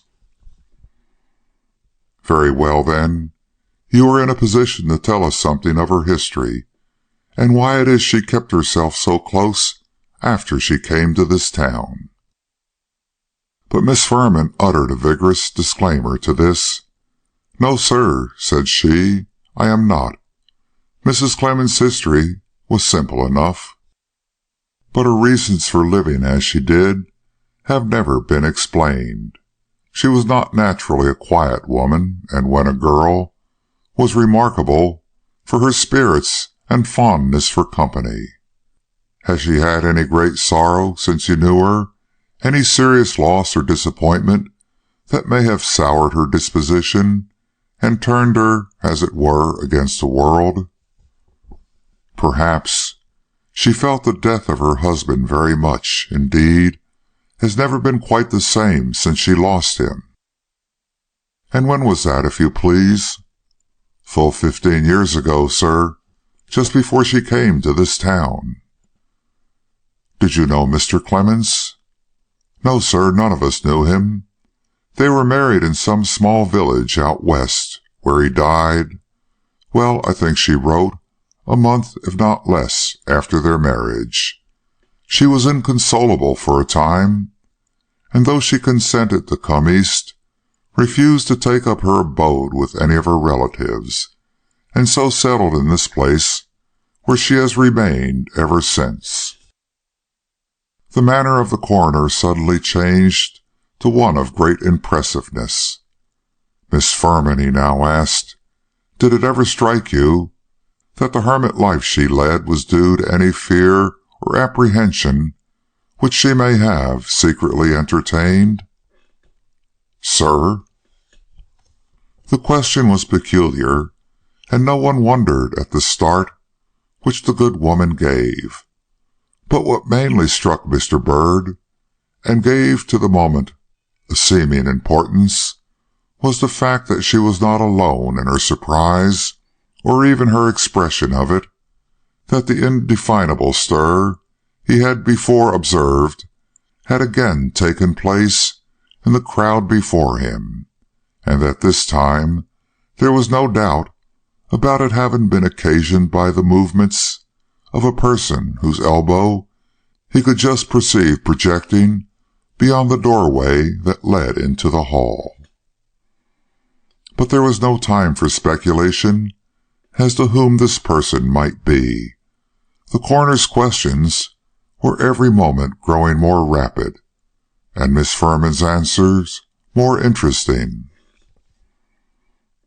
"I asked," here the coroner was heard to say, "whether in your intercourse with Mrs. Clemens you have ever had reason to suppose she was the victim of any secret or personal apprehension that might have caused her to seclude herself as she did? Or let me put it another way. Can you tell me whether you know of any other person, besides this nephew of hers, who is likely to be benefited by Mrs. Clemens's death?" "Oh, sir," was the hasty and somewhat excited reply, "you mean young Mr. Hildreth?" The way in which this was said, together with the slight flush of satisfaction or surprise which rose to the coroner's brow, naturally awoke the slumbering excitement of the crowd, and made a small sensation. A low murmur ran through the rooms, amid which Mr. Byrd thought he heard a suppressed but bitter exclamation. He could not be sure of it, however, and had just made up his mind that his ears had deceived him, when his attention was attracted by a shifting in the position of the sturdy, thick-set man who had been leaning against the opposite wall, but who now crossed and took his stand beside the jamb, on the other side of which sat the unknown individual toward whom so many inquiring glances had hitherto been directed.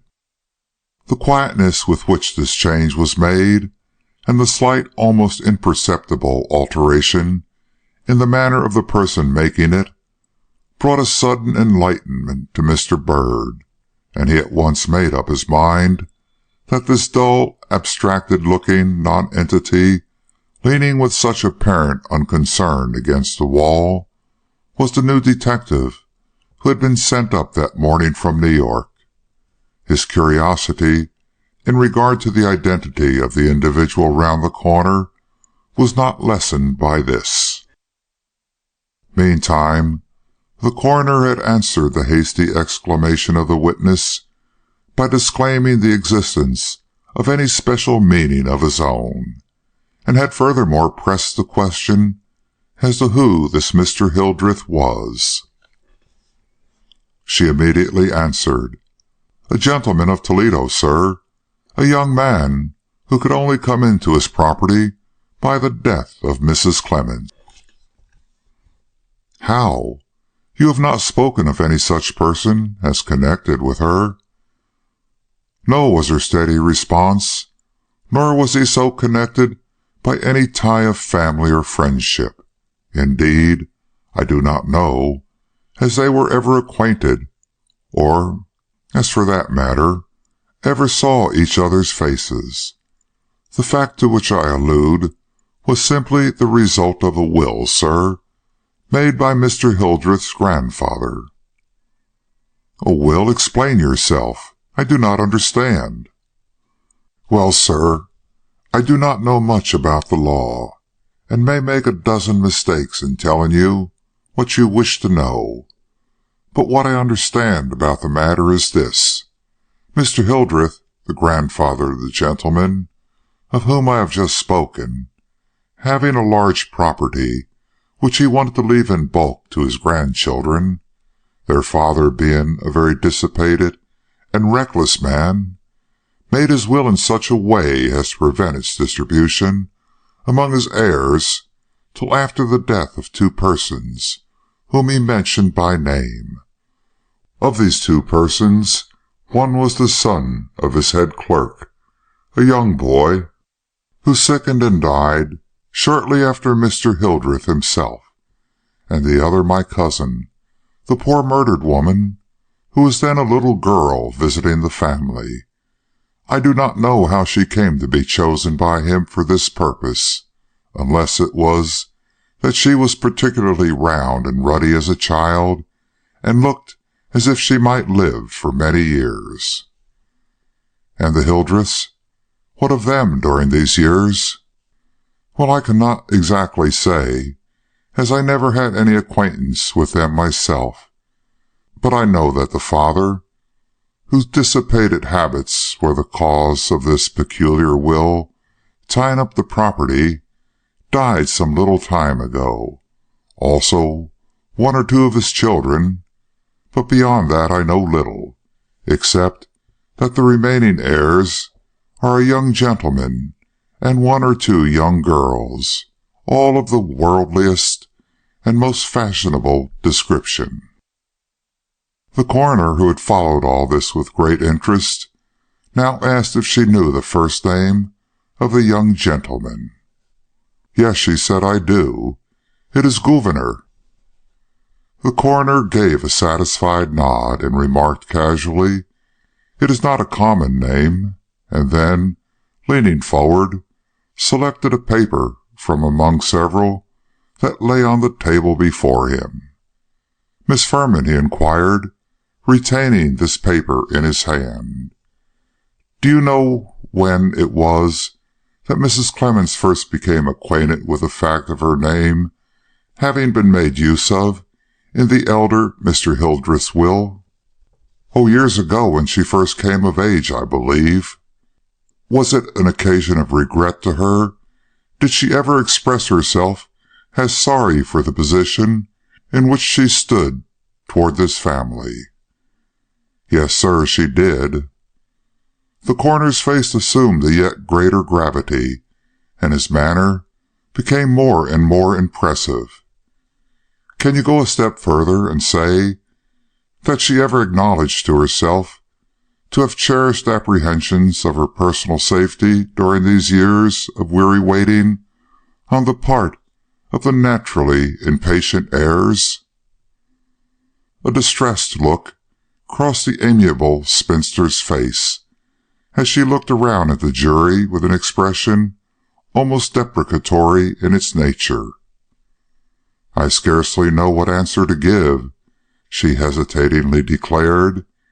"It is a good deal to say that she was apprehensive, but I cannot help remembering that she once told me her peace of mind had left her since she knew there were persons in the world to whom her death would be a matter of rejoicing. It makes me feel as if I were keeping people out of their rights," she remarked at the same time, "and though it is not my fault, I should not be surprised if some day I had to suffer for it." "Was there ever any communication made to Mrs. Clemens by persons cognizant of the relation in which she stood to these Hildreths, or any facts or gossip detailed to her concerning them, that would seem to give color to her fears and supply her with any actual grounds for her apprehensions?" "No, only such tales as came to her of their expensive ways of living and somewhat headlong rush into all fashionable freaks and follies." "And Gouverneur Hildreth? Any special gossip in regard to him?" "No." "There are some no's that are equivalent to affirmations. This was one of them." Naturally, the coroner pressed the question. "I must request you to think again," he persisted. Then, with a change of voice, "Are you sure you have never heard anything specially derogatory to this young man, or that Mrs. Clemens had not?" "I have friends in Toledo who speak of him as the fastest man about town, if that could be called derogatory. As for Mrs. Clemens, she may have heard as much, and she may have heard more. I cannot say. I know she always frowned when his father's name was mentioned."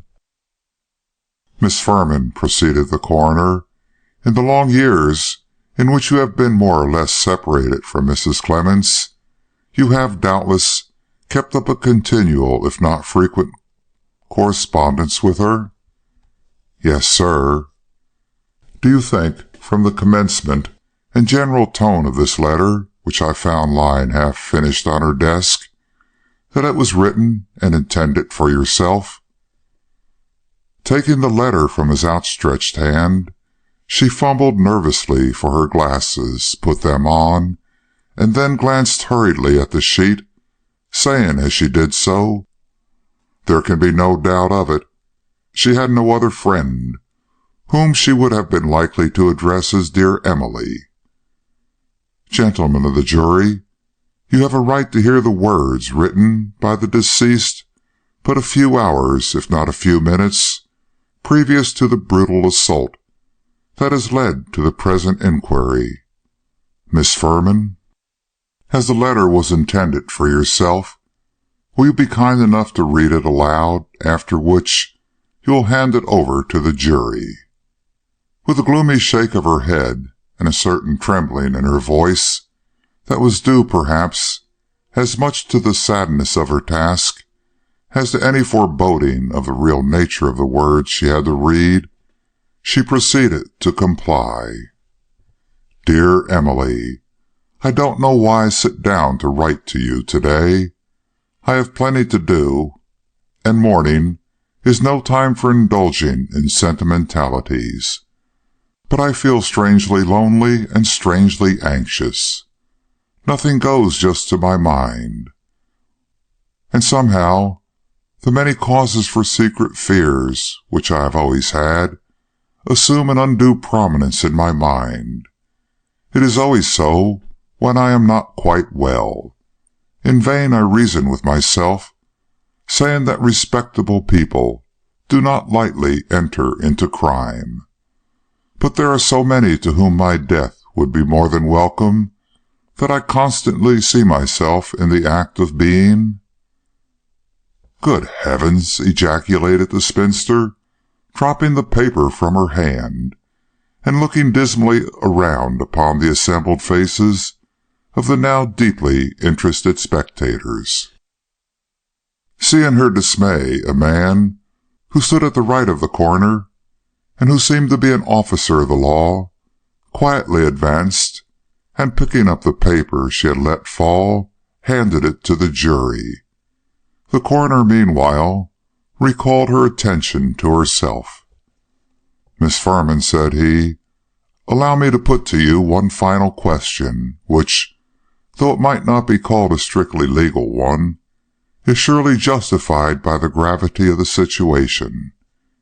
If Mrs. Clemens had finished this letter, and you in due course had received it, what conclusion would you have drawn from the words you have just read?" "I could have drawn but one, sir. I should have considered that the solitary life led by my cousin was telling upon her mind." "But these terrors of which she speaks, to what and whom would you have attributed them?" "I don't like to say it, and I don't know as I'm justified in saying it, but it would have been impossible for me, under the circumstances, to have thought of any other source for them than the one we have already mentioned." "And that is?" inexorably pursued the coroner. "Mr. Gouverneur Hildreth." Chapter 8. The Thick-Set Man. Springs to catch woodcocks. Hamlet. In the pause that followed, Miss Furman stepped aside, and Mr. Bird, finding his attention released, stole a glance toward the hallway and its nearly concealed occupant.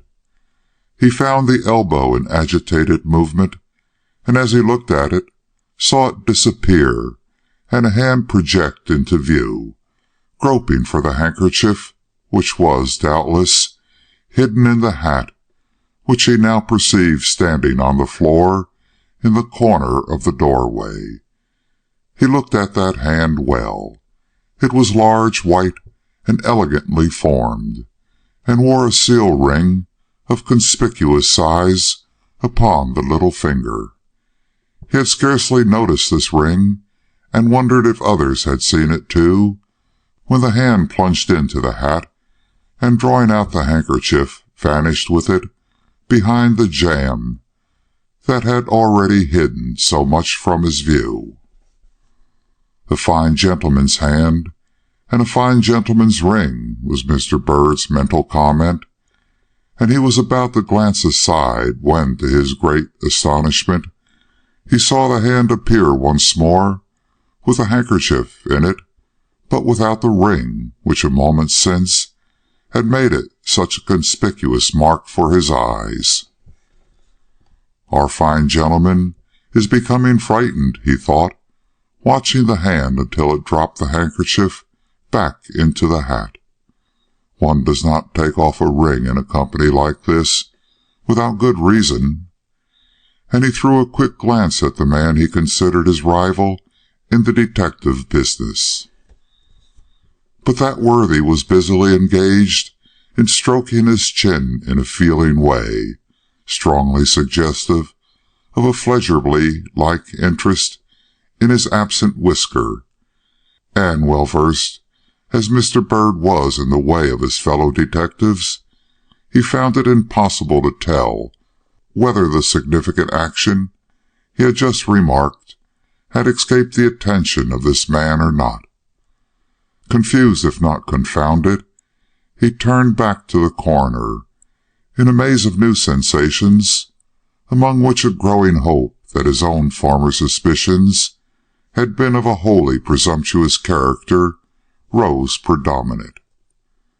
He found that functionary preparing to make a remark.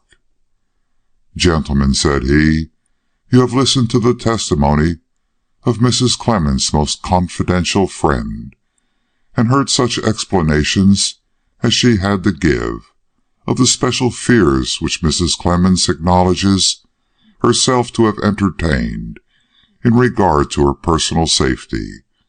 Now, while duly impressing upon you the necessity for not laying too much stress upon the secret apprehensions of a woman living a life of loneliness and seclusion, I still consider it my duty to lay before you another bit of the widow's writing, in which—" Here he was interrupted by the appearance at his side of a man with a telegram in his hand.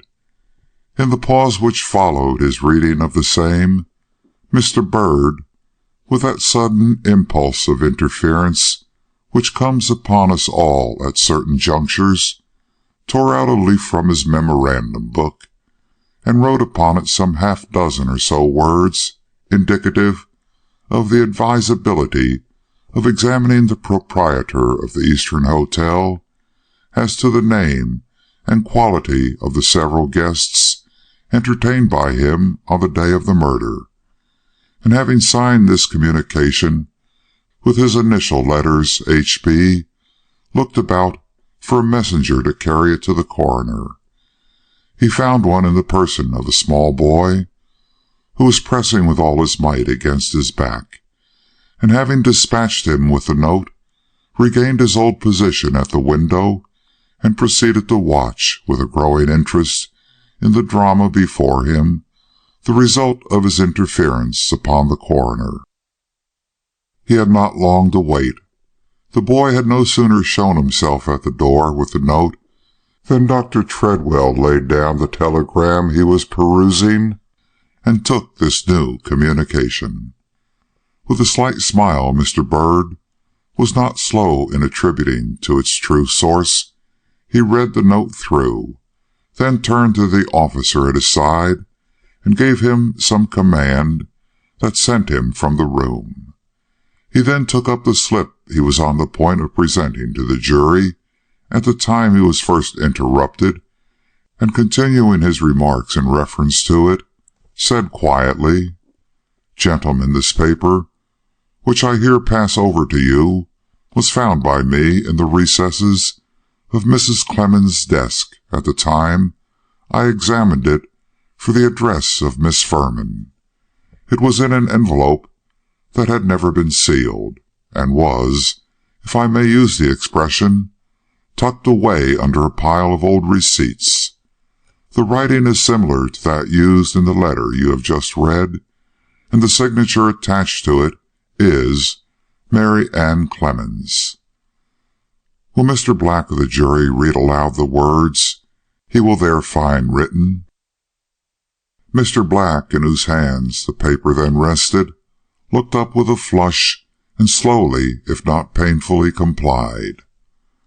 "I desire," such was the language of the writing before him, "that in case of any sudden or violent death on my part, the authorities should inquire into the possible culpability of a gentleman living in Toledo, Ohio, known by the name of Gouverneur Hildreth. He is a man of no principle, and my distinct conviction is that if such a death should occur to me, it will be entirely due to his efforts to gain possession of property which cannot be at his full disposal until my death.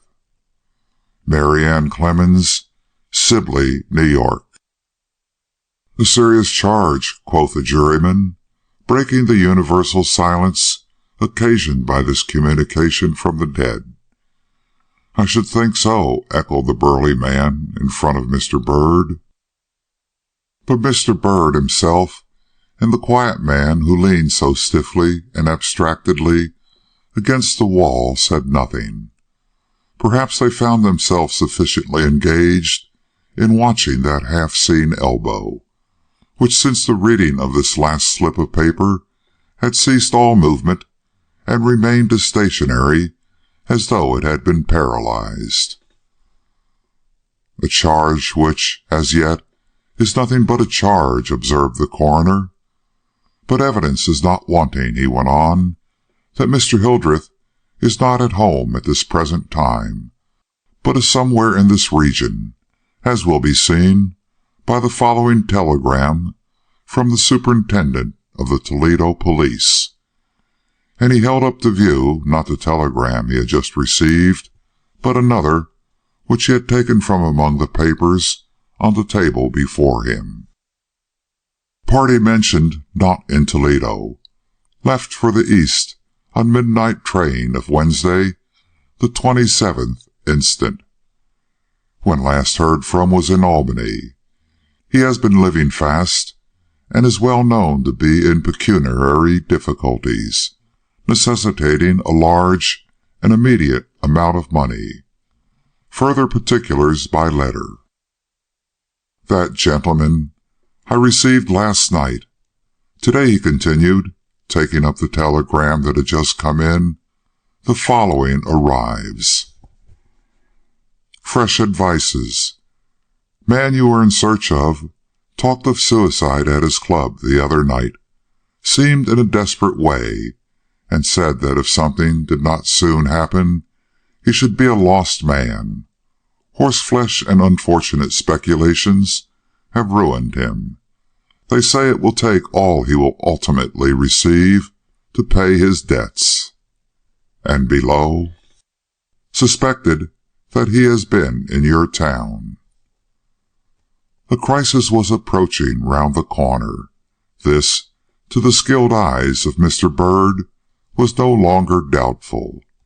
Even if he had not observed the wandering glances cast in that direction by persons who could see the owner of that now immovable elbow, he would have been assured that all was not right, by the alert expression which had now taken the place of the stolid and indifferent look which had hitherto characterized the face of the man he believed to be a detective.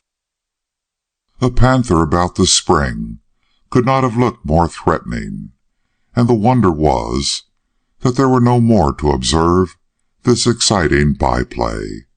Yet the panther did not spring, and the inquiry went on. The witness I now propose to call, announced the coroner, after a somewhat trying delay, is the proprietor of the Eastern Hotel. Ah, here he is. Mr. Simmons, have you brought your register for the past week?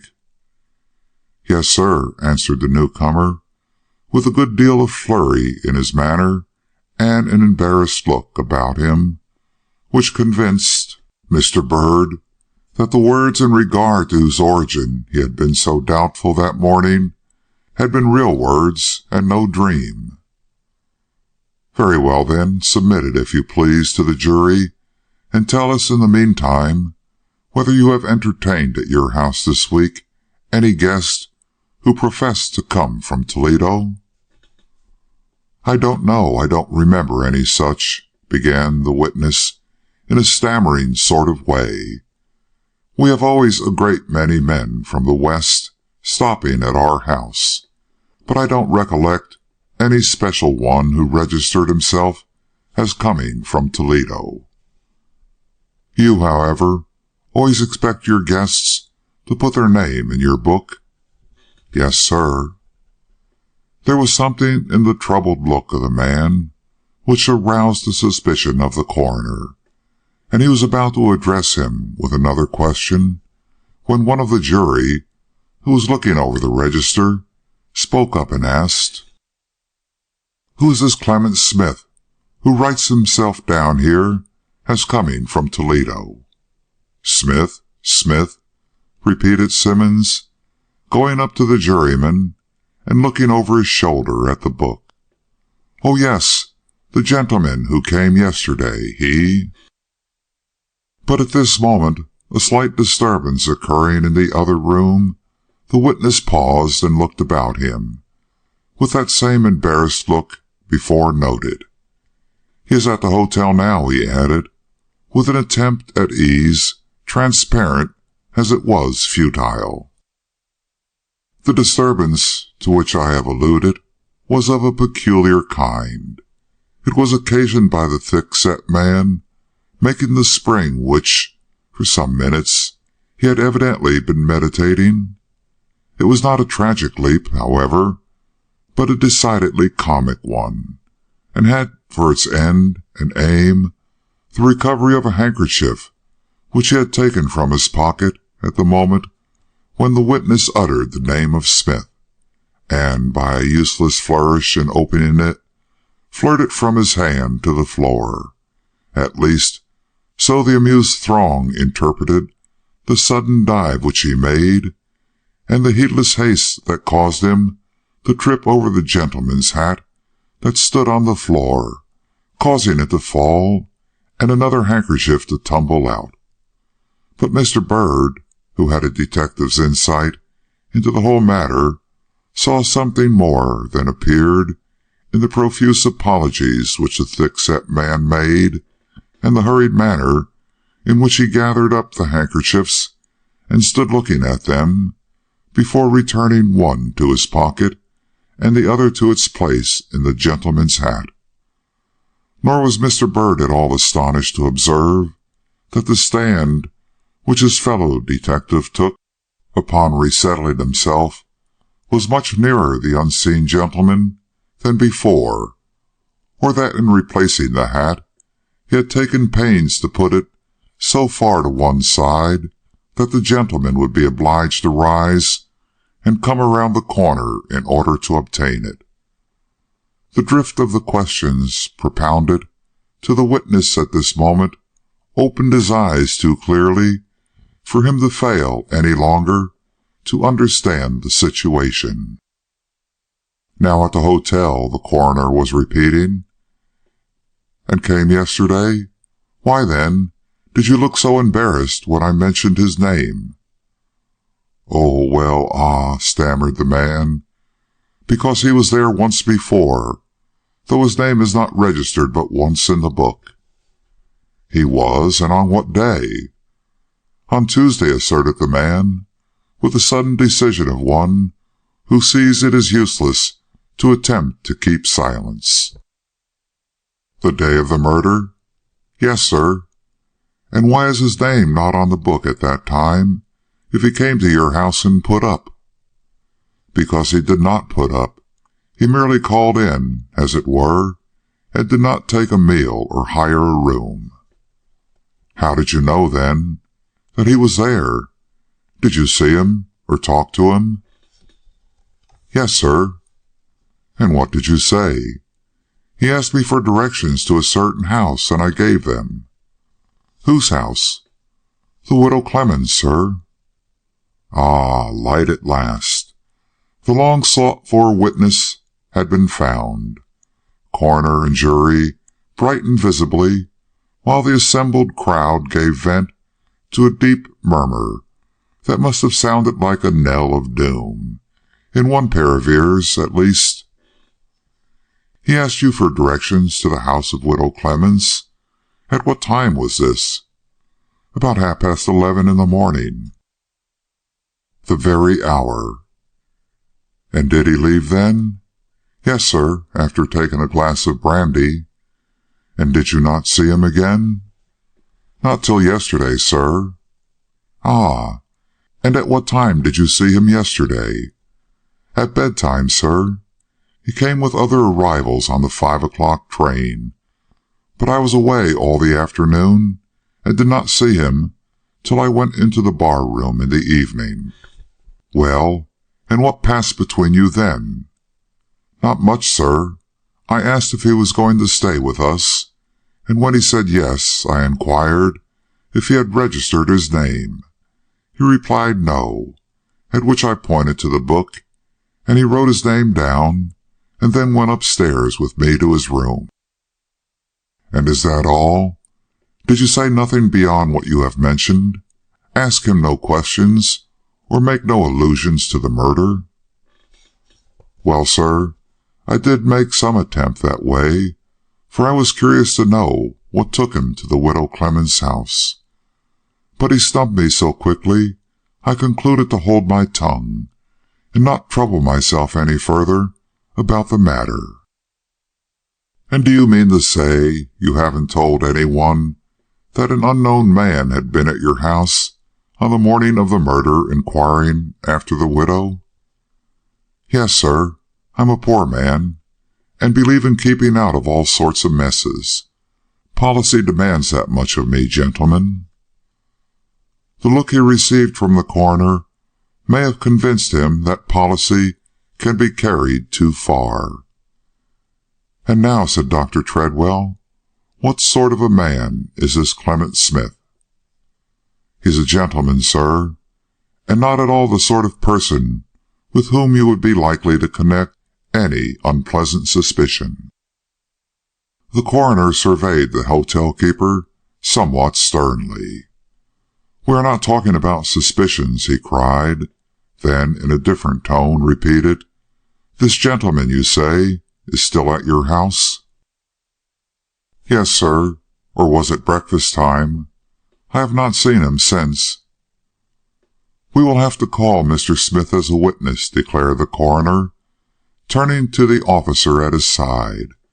"Go and see if you cannot bring him as soon as you did Mr. Simmons." But here a voice spoke up full and loud from the other room. "It is not necessary, sir. A witness you will consider more desirable than he is in the building." And a thick-set man showed himself for an instant to the coroner, then walking back, deliberately laid his hand on the elbow which for so long a time had been the center of Mr. Bird's wondering conjectures. In an instant the fine gentlemanly figure of the stranger, whom he had seen the night before in the bar-room, appeared with a bound from beyond the jamb, and pausing excitedly before the man, now fully discovered to all around as a detective, asked him, in shaking tones of suppressed terror or rage, what it was he meant.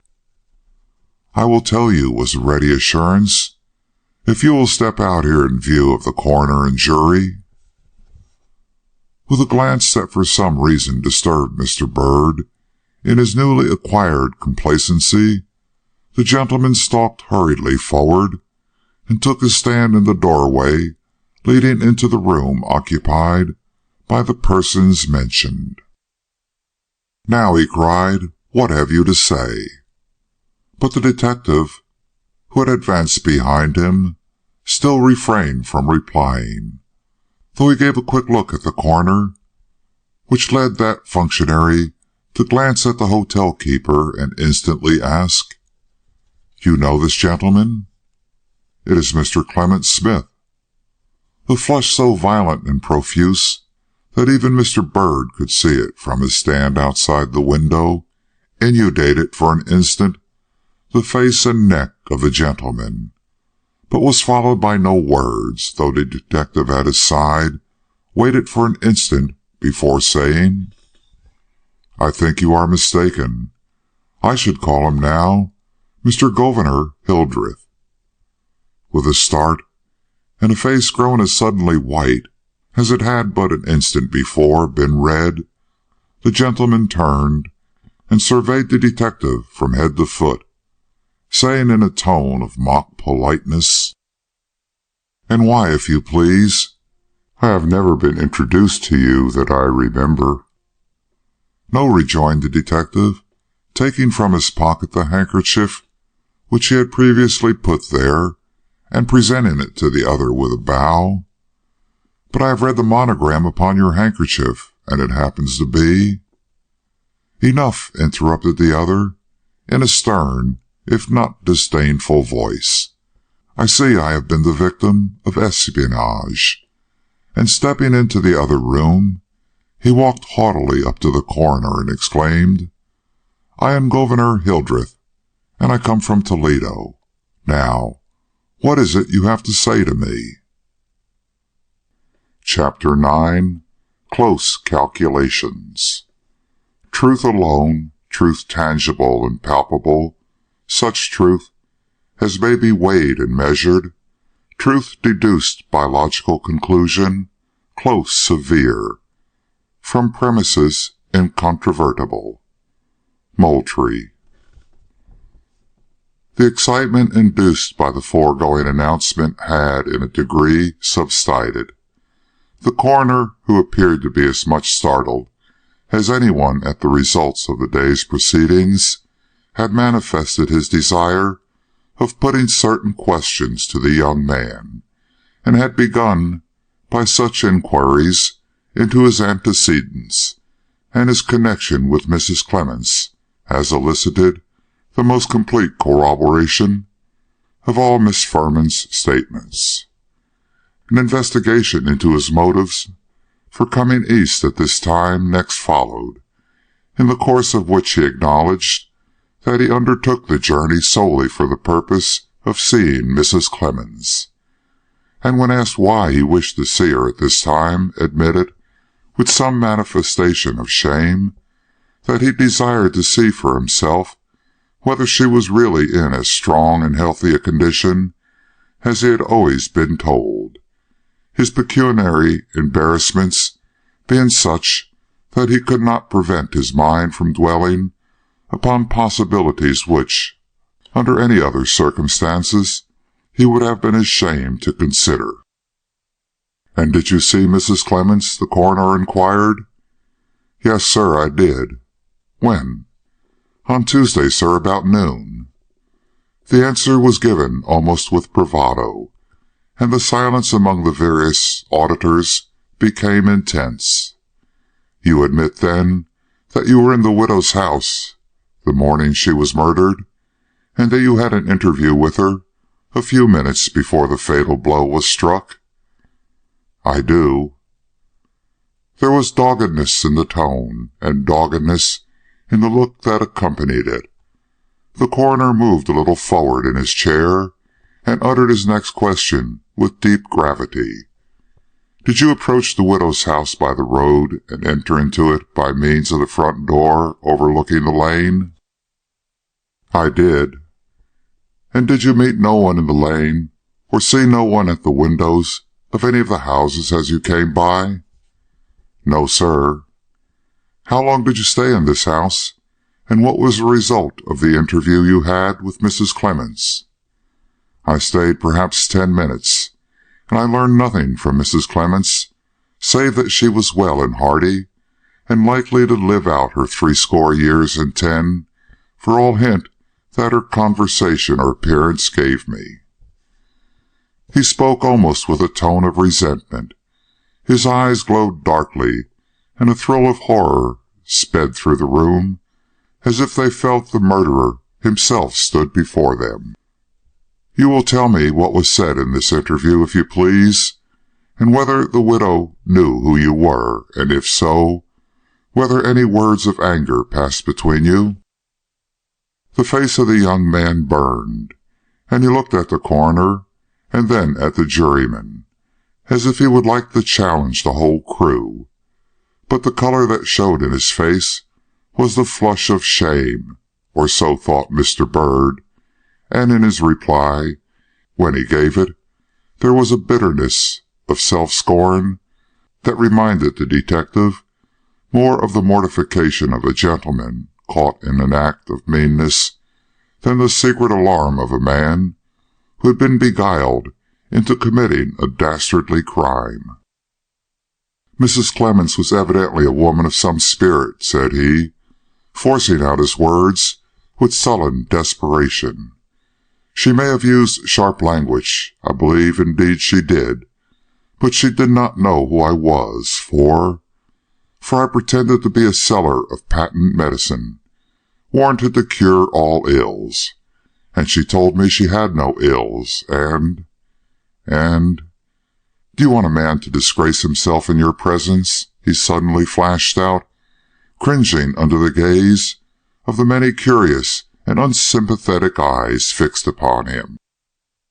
But the coroner, with a sudden assumption of severity, pardonable perhaps in a man with a case of such importance on his hands, recommended to the witness to be calm, and not to allow any small feelings of personal mortification to interfere with a testimony of so much evident value, and without waiting for the witness to recover himself, asked again, "What did the widow say, and with what words did you leave?" "The widow said that she abominated drugs and never took them. I replied that she made a great mistake if she had any ailments." Upon which she retorted that she had no ailment, and politely showed me the door, I do not remember that anything else passed between us." His tone, which had been shrill and high, dropped at the final sentence, and by the nervous workings of his lips, Mr. Byrd perceived that he dreaded the next question. The persons grouped around him evidently dreaded it too. But it was less searching than they expected, and proved that the coroner preferred to approach his point by circuitous rather than direct means. "In what room was the conversation held, and by what door did you come in and go out?" "I came in by the front door, and we stood in that room," pointing to the sitting room from which he had just issued. "Stood? Did you not sit down?" "No." "Stood all the time, and in that room to which you have just pointed?" "Yes." The coroner drew a deep breath and looked at the witness long and searchingly. Mr. Hildreth's way of uttering this word had been anything but pleasant, and consequently anything but satisfactory. A low murmur began to eddy through the rooms. "Gentlemen, silence," commanded the coroner, venting in this injunction some of the uncomfortable emotion with which he was evidently surcharged, for his next words were spoken in a comparatively quiet voice, though the fixed severity of his eye could have given the witness but little encouragement. "You say," he declared, "that in coming through the lane you encountered no one. Was this equally true of your return?" "Yes, sir, I believe so. I don't remember. I was not looking up," was the slightly confused reply. "You passed, however, through the lane, and entered the main street by the usual path?" "Yes." "And where did you go then?" "To the depot." "Ah. I wished to leave the town. I had done with it." "And did you do so, Mr. Hildreth?" "I did." "Where did you go?" "To Albany, where I left my traps." "You took the noon train, then?" "Yes, sir." "Which leaves precisely 5 minutes after 12? "I suppose so." "Took it without stopping anywhere on the way?" "Yes, sir." "Did you buy a ticket at the office?" "No, sir." "Why?" "I did not have time." "Ah, the train was at the station, then?" Mr. Hildreth did not reply. He had evidently been driven almost to the end of his patience, or possibly of his courage, by this quick fire of small questions. The coroner saw this and pressed his advantage. "Was the train at the station or not when you arrived there, Mr. Hildreth?" "I do not see why it can interest you to know," the witness retorted, with a flash of somewhat natural anger. "But since you insist, I will tell you that it was just going out, and I had to run to reach it, and only got a foothold upon the platform of the rear car at the risk of my life."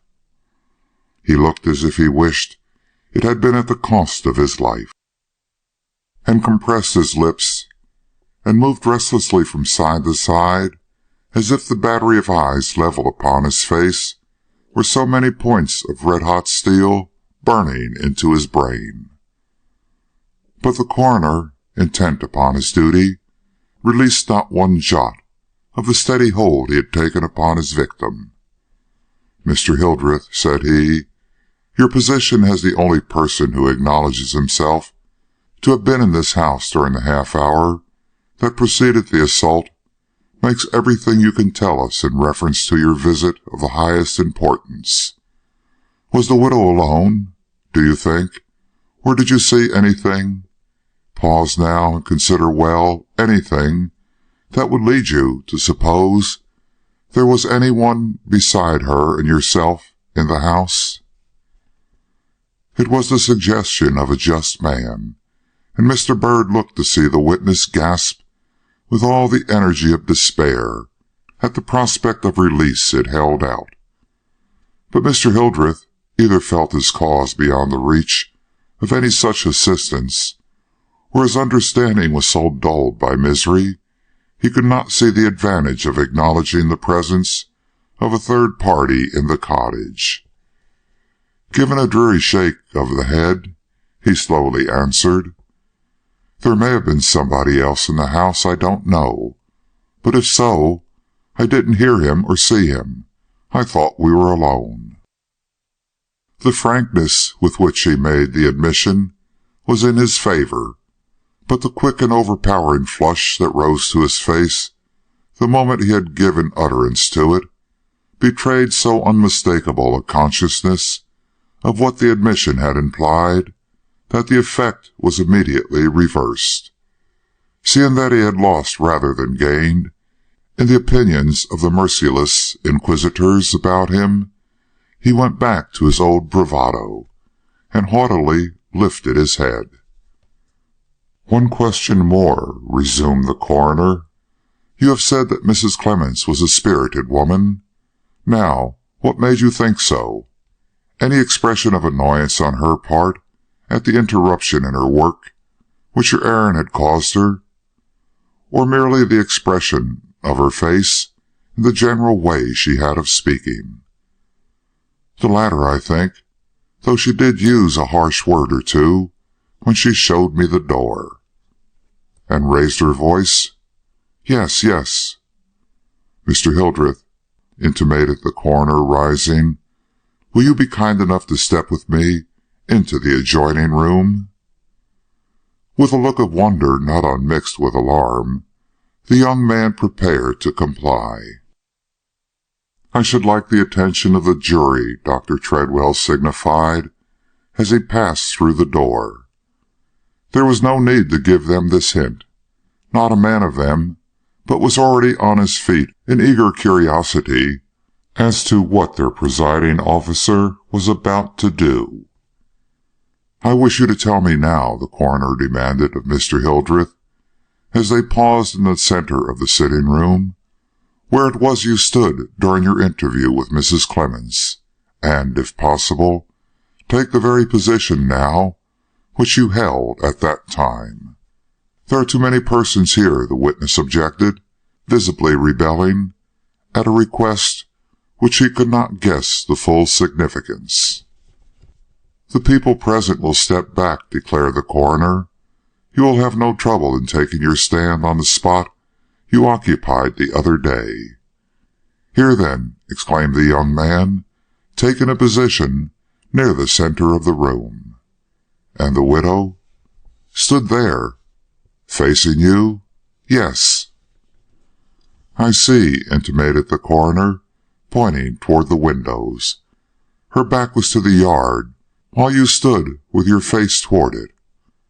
Then, with a quick motion, summoned the witness back into the other room, asked, amid the breathless attention of the crowd, whom this bit of by-play had wrought up to expectation, "Did you observe anyone go around to the back door while you stood there, and go away again, without attempting to knock?" Mr. Hildreth knitted his brow and seemed to think. "Answer," persisted the coroner. "It is not a question that requires thought."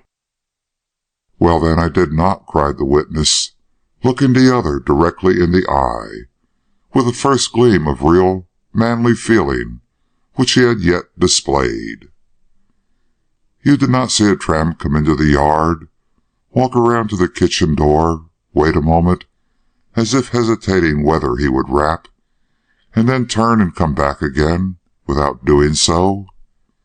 "No, sir." The coroner drew a piece of paper before him and began figuring on it.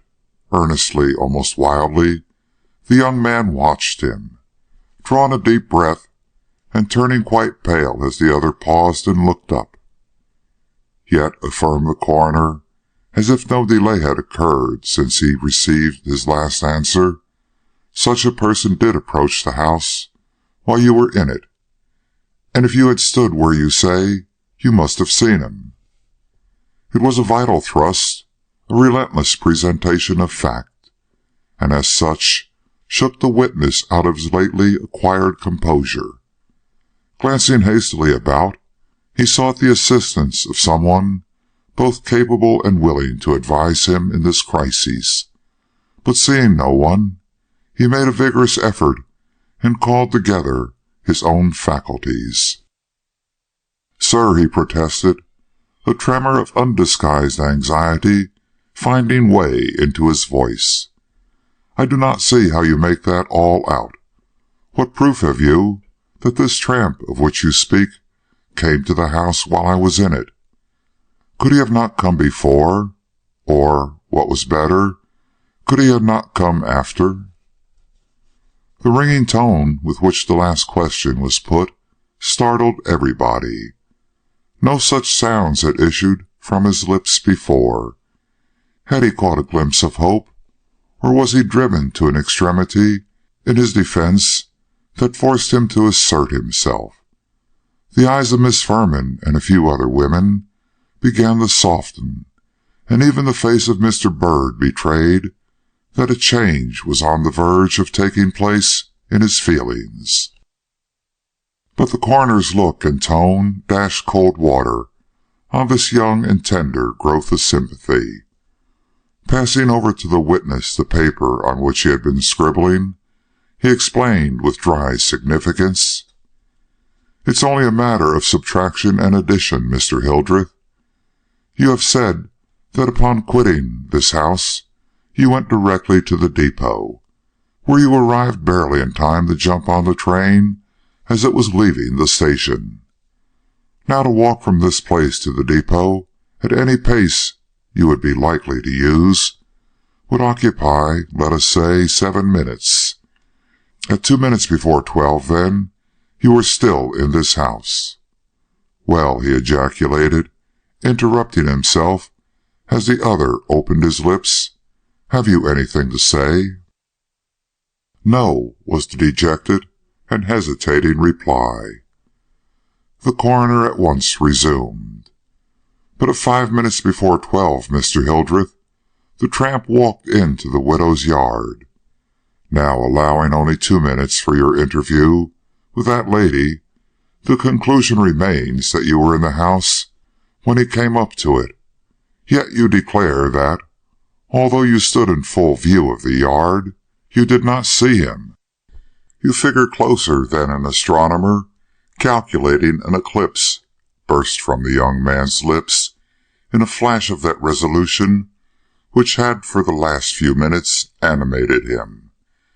"How do you know your witnesses have been so exact to a second when they say this and that on the goings and comings you are pleased to put into an arithmetical problem? A minute or two, one way or the other, would make a sad discrepancy in your calculations, Mr. Coroner." "I know it," assented Dr. Treadwell, quietly ignoring the other's heat. "But if the jury will remember, there were 4 witnesses at least who testified to the striking of the town clock just as the tramp finally issued from the lane, and 1 witness, of well-known accuracy in matters of detail, who declared on oath that she had just dropped her eyes from that same clock when she observed the tramp go into the widow's gate, and that it was 5 minutes to 12 exactly.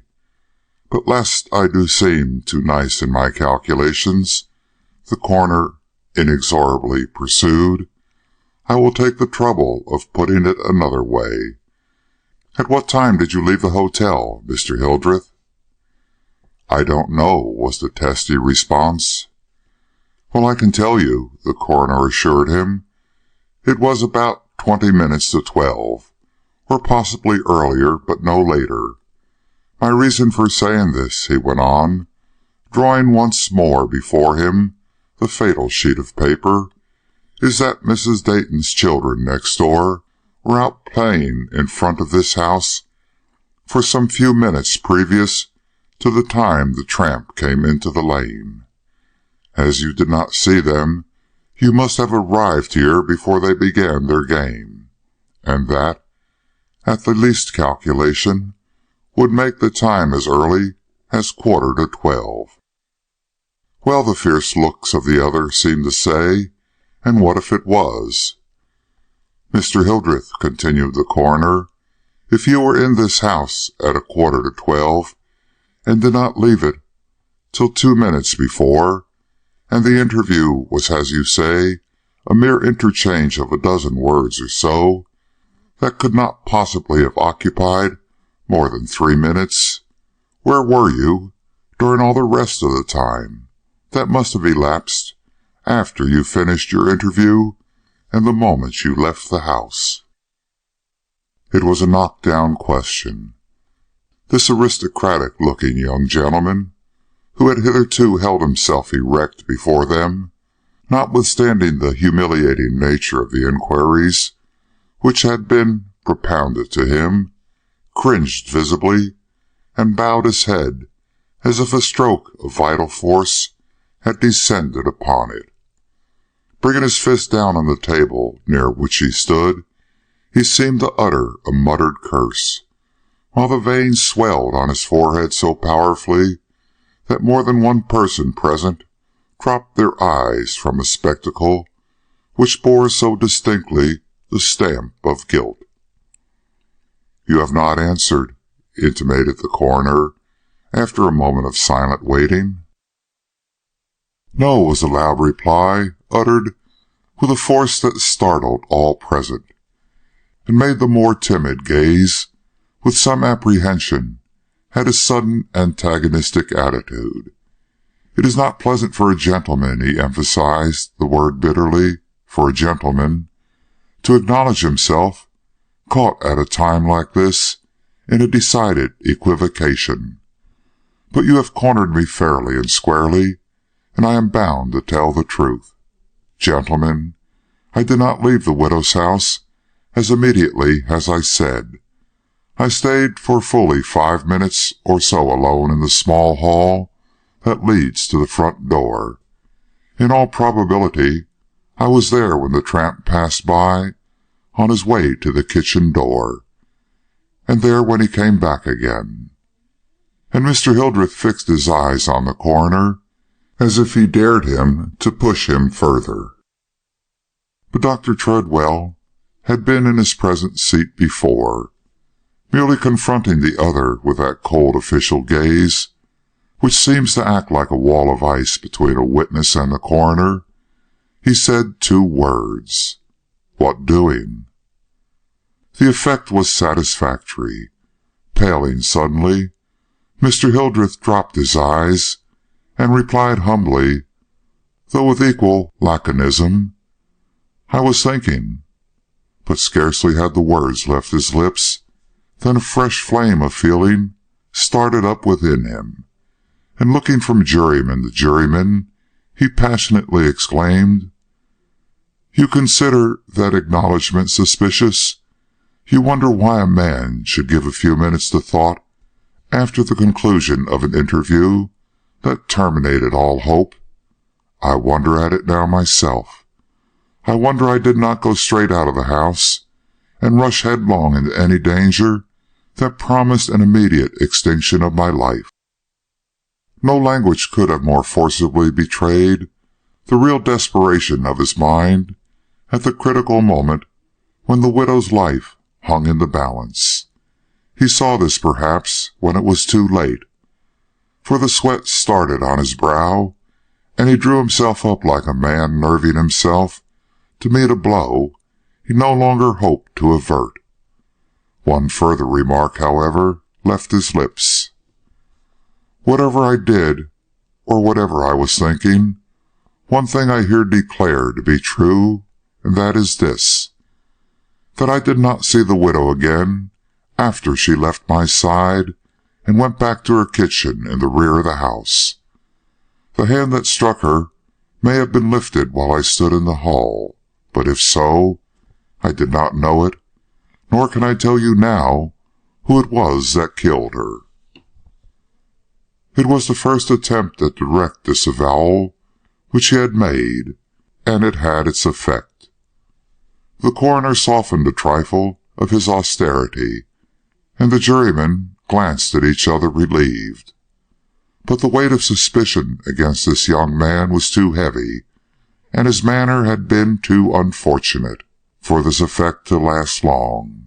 Gladly as many would have been to credit this denial, if only for the name he bore and a certain fine aspect of gentlemanhood that surrounded him in spite of his present humiliation. It was no longer possible to do so without question, and he seemed to feel this and do his best to accept the situation with patience. An inquiry which was put to him at this time by a juryman showed the existent state of feeling against him. "May I ask," that individual dryly interrogated, "why you came back to Sibley after having left it?" The response came clear and full. Evidently the gravity of his position had at last awakened the latent resources of Mr. Hildreth's mind. "I heard of the death of this woman, and my surprise caused me to return." "How did you hear of it?" "Through the newspapers." "And were you surprised?" "I was astounded. I felt as if I had received a blow myself, and could not rest till I had come back where I could learn the full particulars." "So, then, it was curiosity that brought you to this inquest today?" "It was." The juryman looked at him astonished. So did all the rest. His manner was so changed, his answers so prompt and ringing. "And what was it," broke in the coroner, "that led you to register yourself at the hotel under a false name?" "I scarcely know," was the answer, given with less fire and some show of embarrassment. "Perhaps I thought that, under the circumstances, it would be better for me not to use my own." "In other words, you were afraid," exclaimed the coroner, with the full impressiveness of a somewhat weighty voice and manner. It was a word to make the weakest of men start. Mr. Hildreth, who was conspicuous in his own neighborhood for personal if not for moral courage, flushed till it looked as if the veins would burst on his forehead, but he made no other reply than a proud and angry look and a short, "I was not aware of fear, though, to be sure, I had no premonition of the treatment I should be called upon to suffer here today." The flash told. The coroner sat as if doubtful, and looked from man to man of the jury, as if he would question their feelings on this vital subject. Meantime, the full shame of his position settled heavier and heavier upon Mr. Hildreth. His head fell slowly forward, and he seemed to be asking himself how he was to meet the possibly impending ignominy of a direct accusation. Suddenly he drew himself erect, and a gleam shot from his eyes that, for the first time, revealed him as a man of latent pluck and courage. "Gentlemen," he began, looking first at the coroner and then at the jury, "you have not said you consider me guilty of this crime, but you evidently harbor the suspicion. I do not wonder. My own words have given me away, and any man would find it difficult to believe in my innocence after what has been testified in this place. Do not hesitate, then. The shock of finding myself suspected of a horrible murder is past. I am willing to be arrested. Indeed, after what has taken place, I am not only willing, but even anxious. I want to be tried, if only to prove to the world my complete and entire innocence." The effect of this speech, uttered at a moment so critical, may be easily imagined. All the impressible people present at once signified their belief in his honesty and gave him looks of sympathy, if not approval, while the cooler and possibly the more judicious of his auditors calmly weighed these assertions against the evidence that had been advanced, and finding the result unsatisfactory, shook their heads as if unconvinced, and waited further developments. They did not come. The inquiry had reached its climax, and little, if anything, more was left to be said. Mr. Hildreth was examined more fully, and some few of the witnesses who had been heard in the early part of the day were recalled, but no new facts came to light, and no fresh inquiries were started. Mr. Bird, who from the attitude of the coroner could not fail to see Mr. Hildreth was looked upon with suspicion that would ultimately end in arrest, decided that his interest in the inquest was at an end, and being greatly fatigued, gave up his position at the window and quietly stole away. Chapter 10. The Final Test. Men are born with two eyes, but with one tongue, in order that they should see twice as much as they say. Colton. The fact was, he wanted to think.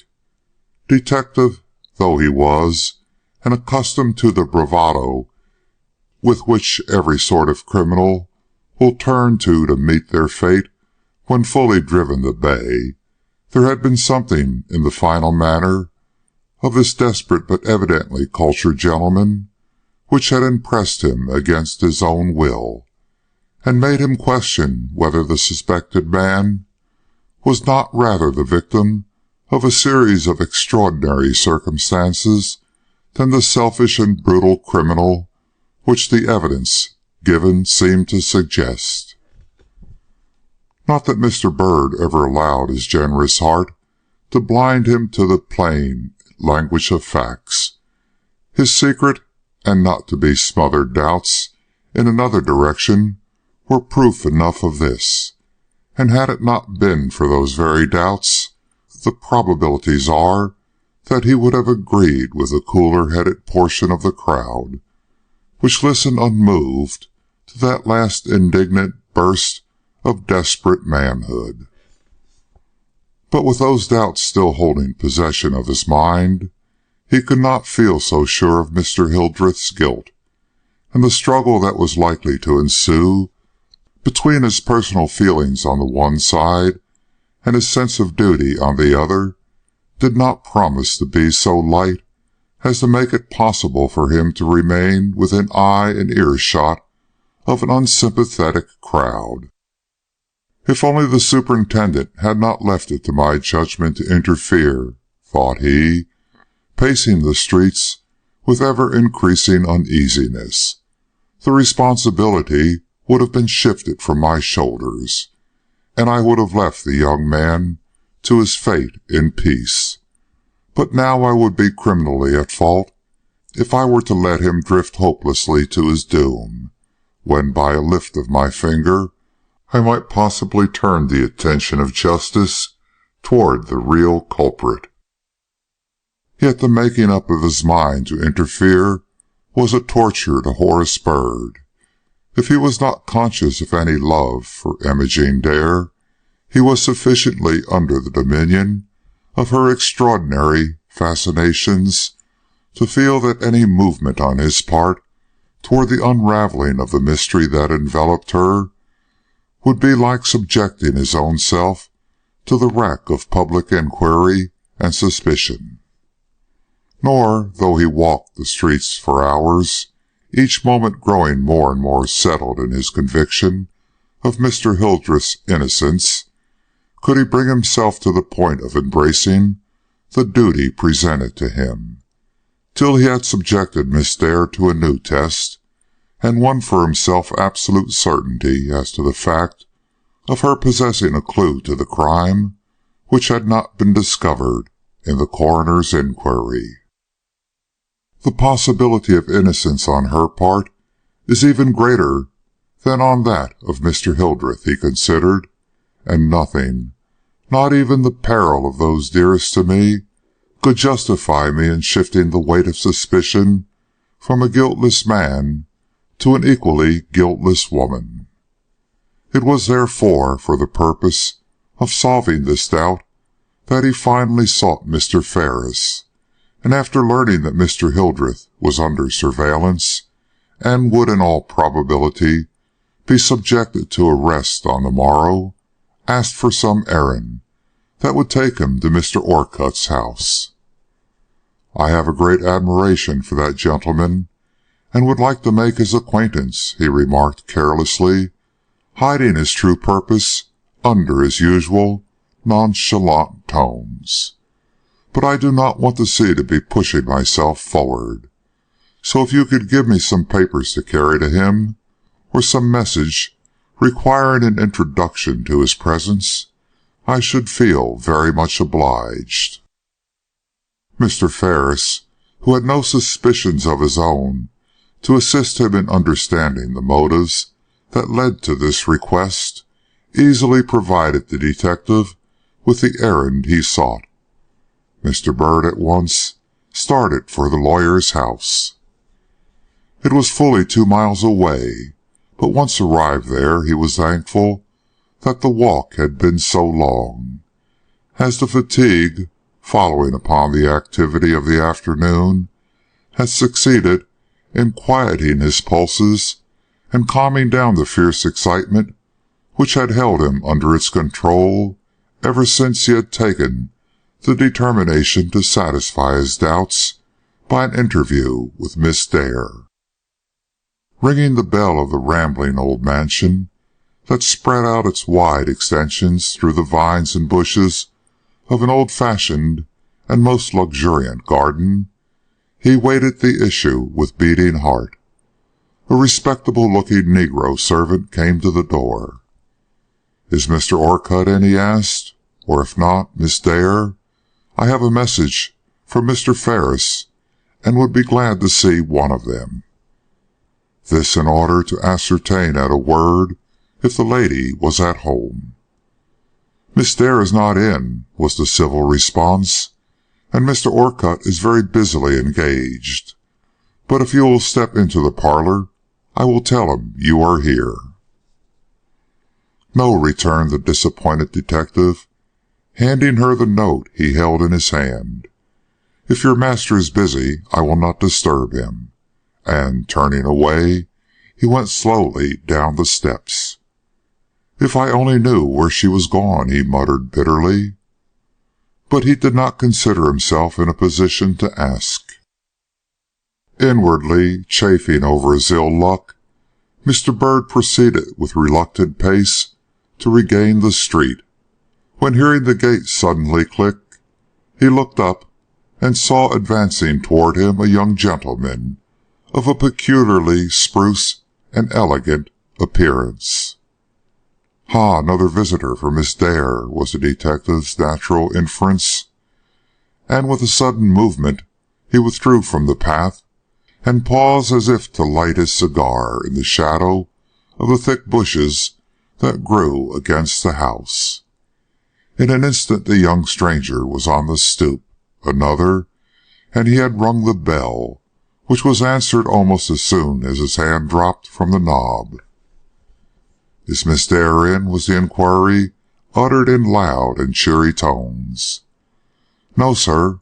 She is spending a few days with Miss Tremaine," was the clear and satisfactory reply. "Shall I tell her you have been here?" "No, I will call myself at Miss Tremaine's," rejoined the gentleman, and with a gay swing of his cane and a cheerful look overhead where the stars were already becoming visible, he sauntered easily off, followed by the envious thoughts of Mr. Byrd. "Miss Tremaine," repeated the latter musingly. "Who knows Miss Tremaine?" While he was asking himself this question, the voice of the young man rose melodiously in a scrap of old song, and instantly Mr. Byrd recognized in the seeming stranger the well-known tenor singer from the church he had himself attended the Sunday before, a gentleman, too, to whom he had been introduced by Mr. Ferris, and with whom he had exchanged something more than the passing civilities of the moment. To increase his pace, overtake the young man, recall himself to his attention, and join him in his quick walk down the street was the work of a moment. The natural sequence followed. Mr. Byrd made himself so agreeable that by the time they arrived at Miss Tremaine's, the other felt loath to part with him, and it resulted in his being urged to join this chance acquaintance in his call. Nothing could have pleased Mr. Bird better, so waiving for once his instinctive objection to any sort of personal intrusion, he signified his acquiescence to the proposal and at once accompanied his new friend into the house of the unknown Miss Tremaine. He found it lit up as for guests. All the rooms on the ground floor were open, and in one of them he could discern a dashing and coquettish young miss holding court over a cluster of eager swains. "Ah, I forgot," exclaimed Mr. Bird's companion, whose name, by the way, was Duryea. "It's Miss Tremaine's reception night. She is the daughter of one of the professors of the high school," he went on, whispering his somewhat late explanations into the ear of Mr. Bird. "Every Thursday evening she throws her house open for callers, and the youth of the academy are only too eager to avail themselves of the opportunity of coming here. Well, it is all the better for us. Miss Dare despises boys, and in all likelihood we shall have her entirely to ourselves." A quick pang contracted the breast of Mr. Bird. If this easy, almost rakish fellow at his side but knew the hideous errand which brought him to this house, what a scene would have ensued! But he had no time for reflection, or even for that irresistible shrinking from his own designs which he now began to experience. Before he realized that he was fully committed to this venture, he found himself in the parlor, bowing before the naive and laughing-eyed Miss Tremaine, who rose to receive him with all the airy graciousness of a finished coquette. Miss Dare was not visible, and Mr. Bird was just wondering if he would be called upon to enter into a sustained conversation with his pretty hostess, when a deep, rich voice was heard in the adjoining room, and looking up, he saw the stately figure he so longed and yet dreaded to encounter advancing toward them through the open door. She was very pale, and, to Mr. Bird's eyes, looked thoroughly worn out, if not ill. Yet she bore herself with a steadiness that was evidently the result of her will, and manifested neither reluctance nor impatience when the eager Mr. Duryea pressed forward with his compliments, though from the fixedness of her gaze and the immobility of her lip, Mr. Bird too truly discovered that her thoughts were far away from the scene of mirth and pleasure in which she found herself. "You see I have presumed to follow you, Miss Dare," was the greeting with which Mr. Duryea hailed her approach. And he immediately became so engrossed with his gallantries that he forgot to introduce his companion. Mr. Bird was rather relieved at this. He was not yet ready to submit her to the test he considered necessary to a proper understanding of the situation, and he had not the heart to approach her with any mere civility on his tongue, while matters of such vital importance to her happiness, if not to her honor, trembled in the balance. He preferred to talk to Miss Tremaine, and this he continued to do till the young fellows at his side, one by one, edged away, leaving no one in that portion of the room but himself and Miss Tremaine, Mr. Duryea, and Miss Dare.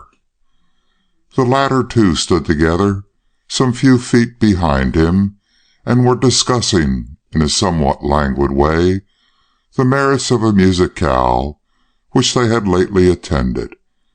They were approaching, however, and he felt that if he did not speak at once, he might not have another opportunity for doing so during the whole evening.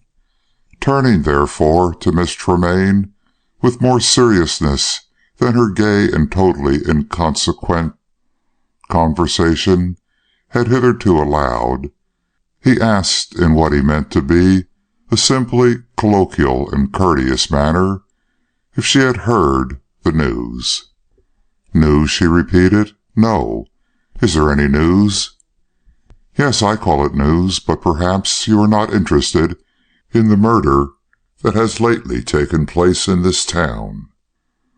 Oh, yes, I am, she exclaimed, all eagerness at once, while he felt rather than perceived that the couple at his back stood suddenly still, as if his words had worked their spell over one heart there at least. Papa knew Mrs. Clemens very well, the little lady proceeded, with a bewitchingly earnest look. Have they found their murderer, do you think? Anything less than that would be no news to me. There is every reason to suppose, he began, and stopped, something in the deadly silence behind him making it impossible for him to proceed. Happily, he was not obliged to. An interruption occurred in the shape of a newcomer, and he was left with that fatal last word on his lips to await the approach of that severely measured step behind him, which by this time he knew was bringing the inscrutable Miss Dare to his side. Miss Dare, allow me to present to you Mr. Bird. Mr. Bird, Miss Dare. The young detective bowed. With rigid attention to forms of etiquette, he uttered the first few acknowledgments necessary to the occasion, and then glanced up. She was looking him full in the face. We have met before, he was about to observe, but not detecting the least sign of recognition in her gaze, restrained the words and hastily dropped his eyes. Mr. Duryea informs me you are a stranger in town, she remarked, moving slowly to one side in a way to rid herself of that gentleman's too immediate presence. Have you a liking for the place, or do you meditate any lengthy stay? No, that is, he rejoined, somewhat shaken in his theories by the self-possession of her tone and the ease and quietness with which she evidently prepared to enter into a sustained conversation. I may go away tomorrow, and I may linger on for an indefinite length of time. It all depends upon certain matters which will be determined for me tonight. Sibley is a very pretty place, he observed, startled at his own temerity in venturing the last remark. Yes. The word came as if forced, and she looked at Mr. Duryea. Do you wish anything, Miss Dare? That gentleman suddenly asked. You do not look well. I am not well, she acknowledged. No, thank you, she cried, as he pushed a chair toward her. It is too warm here. If you do not object, we will go into the other room. And with a courteous glance that included both gentlemen in its invitation, she led the way into the adjoining apartment. Could it have been with the purpose of ridding herself of the assiduities of Mr. Duryea? The room contained half a dozen or more musical people, and no sooner did they perceive their favorite tenor approach than they seized upon him, and without listening to his excuses, carried him off to the piano, leaving Miss Dare alone with Mr. Bird. She seemed instantly to forget her indisposition. Drawing herself up till every queenly attribute she possessed flashed brilliantly before his eyes, she asked, with sudden determination, if she had been right in understanding him to say that there was news in regard to the murder of Mrs. Clemens. Subduing, by a strong inward effort, every token of emotion which her own introduction of this topic naturally evoked, he replied in his easiest tones, Yes, there was an inquest held today, and the authorities evidently think they have discovered the person who killed her. and obliging himself to meet halfway the fate that awaited him, he bestowed upon the lady before him a casual glance that hid beneath its easy politeness the greatest anxiety of his life. The test worked well. From the pallor of sickness, grief, or apprehension, her complexion whitened to the deadlier hue of mortal terror. Impossible, her lips seemed to breathe, and Mr. Bird could almost fancy he saw the hair rise on her forehead. Cursing in his heart the bitter necessity that had forced him into this duty, he was about to address her in a way calculated to break the spell occasioned by his last words, when the rich and tuneful voice of the melodious singer rose suddenly on the air, and they heard the words, "Come rest in this bosom, my own stricken dear. Though the herd have fled from thee, thy home is still here. Here still is the smile that no cloud can overcast, and a heart and a hand all thy own to the last." Instantly Mr. Bird perceived that he should not be obliged to speak, though the music, or possibly the words, struck her like a blow. It likewise served to recall her to herself. Dropping her gaze, which had remained fixed upon his own, she turned her face aside, saying with forced composure, "This near contact with crime is dreadful." Then slowly, and with a quietness that showed how great was her power of self-control when she was not under the influence of surprise, she inquired, "And who do they think this person is? What name do they presume to associate with the murder of this woman?" With something of the feeling of a surgeon who nerves himself to bury the steel in his patient's quivering flesh, he gave his response unhesitatingly. "A gentleman's, I believe.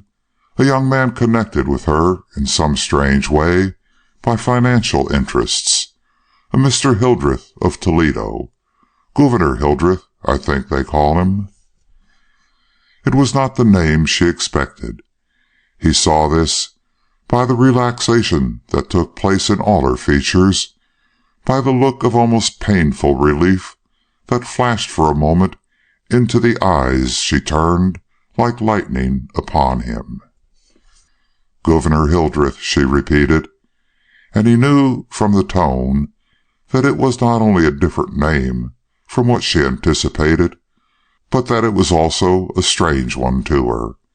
"I never heard of such a person," she went on, after a minute, during which the relentless mellow voice of the unconscious singer filled the room with a passionate appeal. "Oh, what was love made for, if 'tis not the same, through joy and through sorrow, through glory and shame?" "That is not strange," explained Mr. Bird, drawing nearer, as if to escape the pursuing sweetness of the incongruous song. "He is not known in this town. He only came here the morning the unfortunate woman was murdered. Whether he really killed her or not," he proceeded, with forced quietness, "no one can tell, of course, but the facts are very much against him, and the poor fellow is under arrest." "What?" The word was involuntary. So was the tone of horrified surprise in which it was uttered. But the music, now swelling to a crescendo, drowned both word and tone, or so she seemed to fondly imagine, for making another effort at self-control, she confined herself to a quiet repetition of his words, "Under arrest," and then waited with only a suitable display of emotion for whatever further enlightenment he chose to give her. He mercifully spoke to the point. "Yes, under arrest.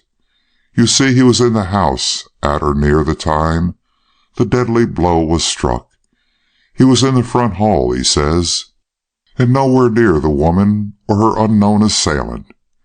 But there is no evidence against anyone else, and the facts so far proved show he had an interest in her death, and so he has to pay the penalty of circumstances.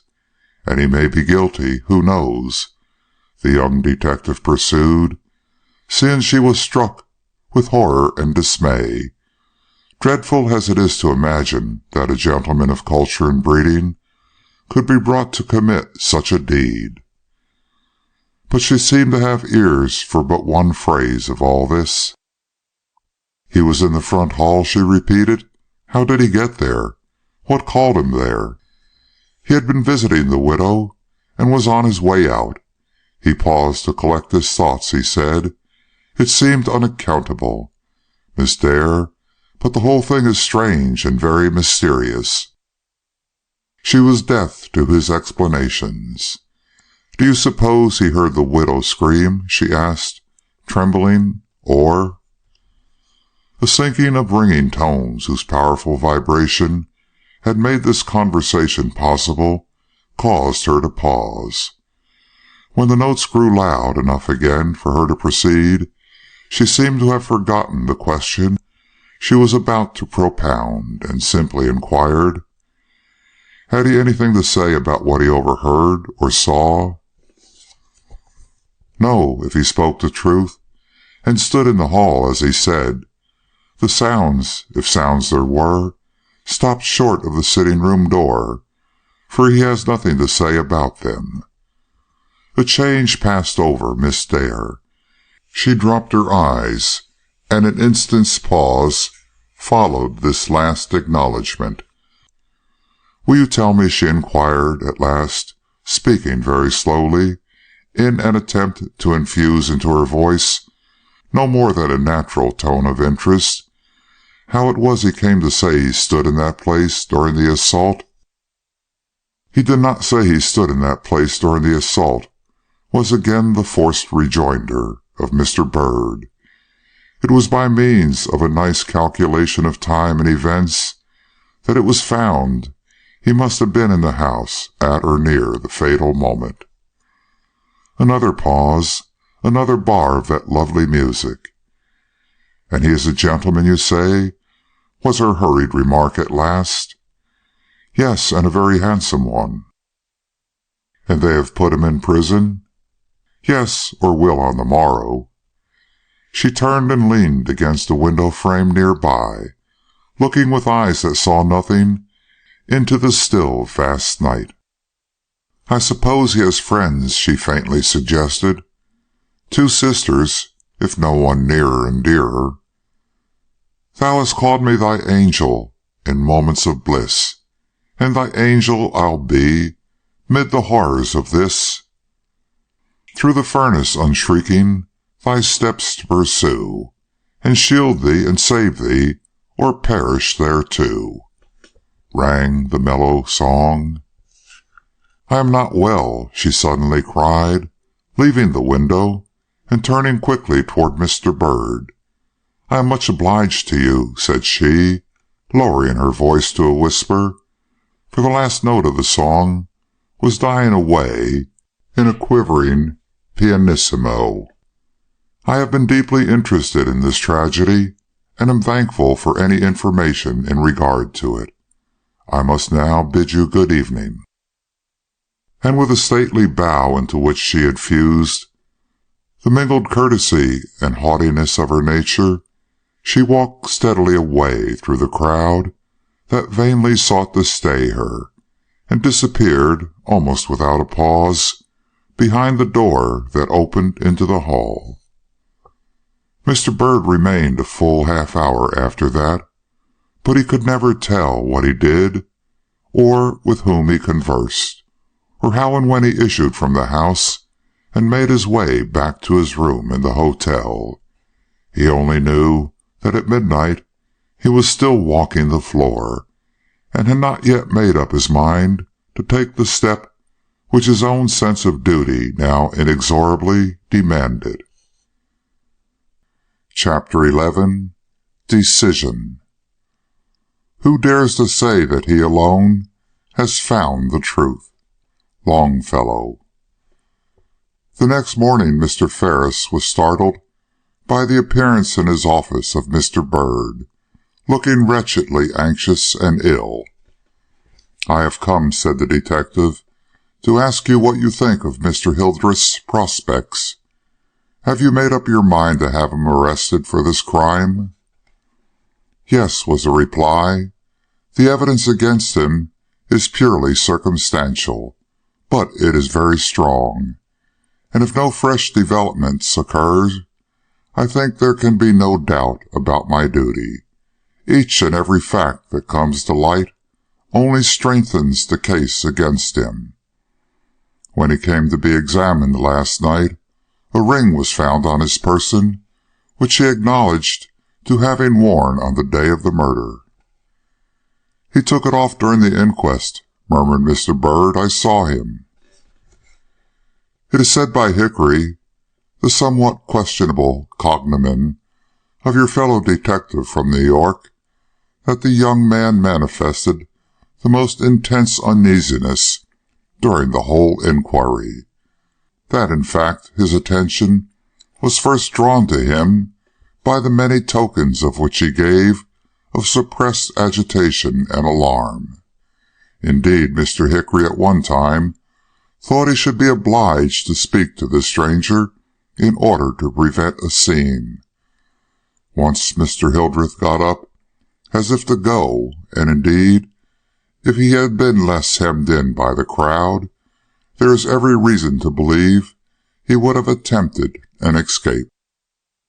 "Is Hickory a man of good judgment?" inquired Mr. Byrd anxiously. "Why, yes, I should say so. He seems to understand his business. The way he procured us the testimony of Mr. Hildreth was certainly satisfactory." "I wish that, without his knowing it, I could hear him give his opinion of this matter," intimated the other. "Well, you can," rejoined Mr. Ferris, after a quick and comprehensive survey of Mr. Byrd's countenance. "I am expecting him here any moment, and if you see fit to sit down behind that screen, you can, without the least difficulty to yourself or him, hear all he has to impart." "I will, then," the detective declared, a gloomy frown suddenly corrugating his brow, and he stepped across to the screen which had been indicated to him and quietly withdrew from view. He had scarcely done this when a short, quick step was heard at the door, and a wide-awake voice called out, cheerily, "Are you alone, sir?" "Ah!" ejaculated Mr. Ferris. "Come in, come in. I have been awaiting you for some minutes," he declared, ignoring the look which the man threw hastily around the room. "Any news this morning?" "No," returned the other in a tone of complete self-satisfaction. "We've caged the bird, and mustn't expect much more in the way of news. I'm on my way to Albany now, to pick up such facts about him as may be lying around there loose, and shall be ready to start for Toledo any day next week that you may think proper." "You are, then, convinced that Mr. Hildreth is undeniably the guilty party in this case?" exclaimed the district attorney, taking a whiff at his cigar. "Convinced? That is a strong word, sir. A detective is never convinced," protested the man. "He leaves that for the judge and jury. But if you ask me if there is any doubt about the direction in which all the circumstantial evidence in this case points, I must retort by asking you for a clue, or the tag end of a clue, guiding me elsewhere. I know," he went on, with the volubility of a man whose work is done, and who feels he has the right to a momentary indulgence in conversation, "that it is not an agreeable thing to subject a gentleman like Mr. Hildreth to the shame of a public arrest. But facts are not partial, sir, and the gentleman has no more rights in law than the coarsest fellow that we take up for butchering his mother." But you know all this without my telling you, and I only mention it to excuse any obstinacy I may have manifested on the subject. He is mightily cut up about it, he again proceeded, as he found Mr. Ferris forbore to reply. I am told he didn't sleep a wink all night, but spent his time alternately in pacing the floor like a caged lion, and in a wild sort of stupor that had something of the hint of madness in it. If my grandfather had only known, was the burden of his song, and when one approached him, he either told them to keep their eyes off him, or else buried his face in his hands with an entreaty for them not to disturb the last hours of a dying man. He evidently has no hope of escaping the indignity of arrest, and as soon as it was light enough for him to see, he asked for paper and pencil. They were brought him, and a man stood over him while he wrote. It proved to be a letter to his sisters enjoining them to believe in his innocence, and wound up with what was very much like an attempt at a will, although it looks as if he meditated suicide, and we have been careful to take from him every possible means of his effecting his release in this way, as well as set a strict though secret watch upon him. A slight noise took place behind the screen, which at any other time Mr. Hickory would have been the first to notice and inquire into. As it was, it had only the effect of unconsciously severing his train of thought and starting him alertly to his feet. "Well," he said, facing the district attorney with a cheerful vivacity, "any orders?" "No," responded Mr. Ferris. "A run down to Albany seems to be the best thing for you at present. On your return, we will consult again." "Very well, sir. I shall not be absent more than 2 days, and, in the meantime, you will let me know if anything important occurs." And handing over his new address, Hickory speedily took his leave. "Well, Mr. Byrd, what do you think of him?" For reply, Mr. Byrd stepped forth and took his stand before the district attorney. "Has Coroner Treadwell informed you," said he, "that the superintendent has left it to my discretion to interfere in this matter, if I thought that by doing so I could further the ends of justice?" "Yes," was the language of the quick, short nod he received.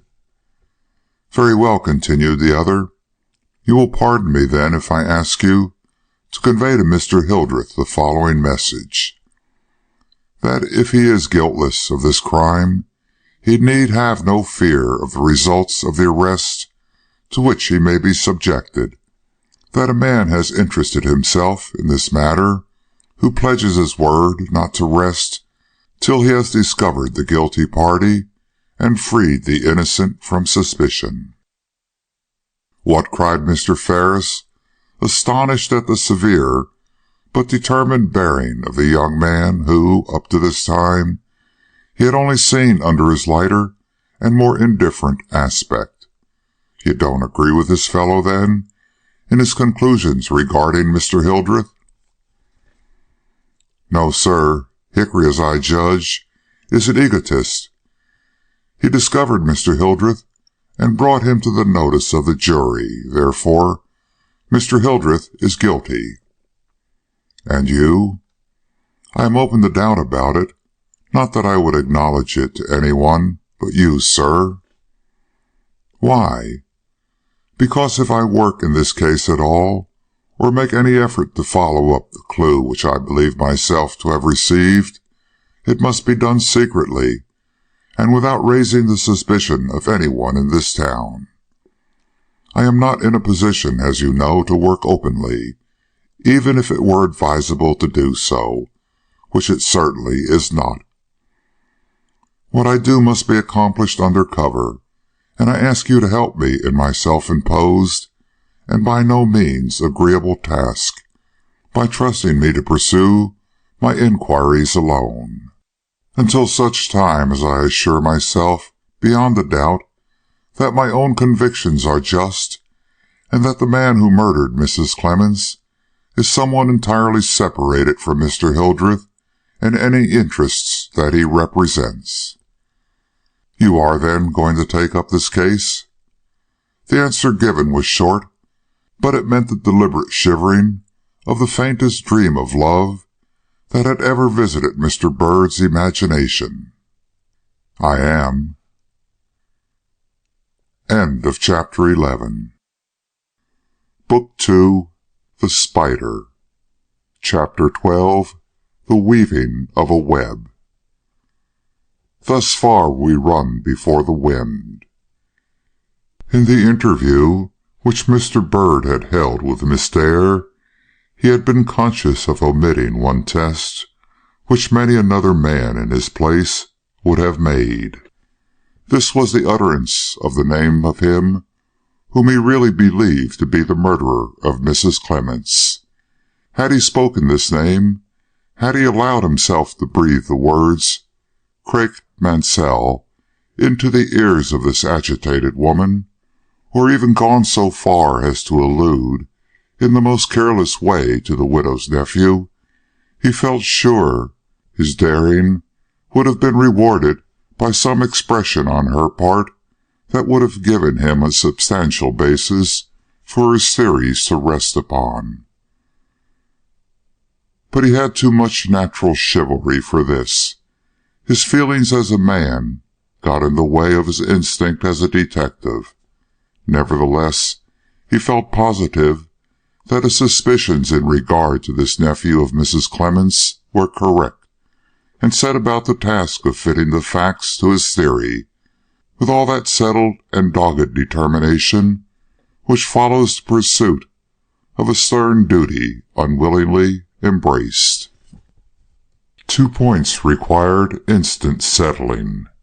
First, the truth or falsehood of his supposition as to the identification of the person confronted by Miss Dare in the Syracuse depot with the young man described by Miss Furman as the nephew of Widow Clemens. Secondly, the existence or non-existence of proof going to show the presence of this person at or near the house of Mrs. Clemens during the time of the assault. But before proceeding to satisfy himself in regard to these essentials, he went again to the widow's house, and there spent an hour in a careful study of its inner and outer arrangements, with a view to the formation of a complete theory as to the manner and method of the murder. He found that in default of believing Mr. Hildreth the assailant, one supposition was positively necessary, and this was that the murderer was in the house when this gentleman came to it. A glance at the diagram on the next page will explain why.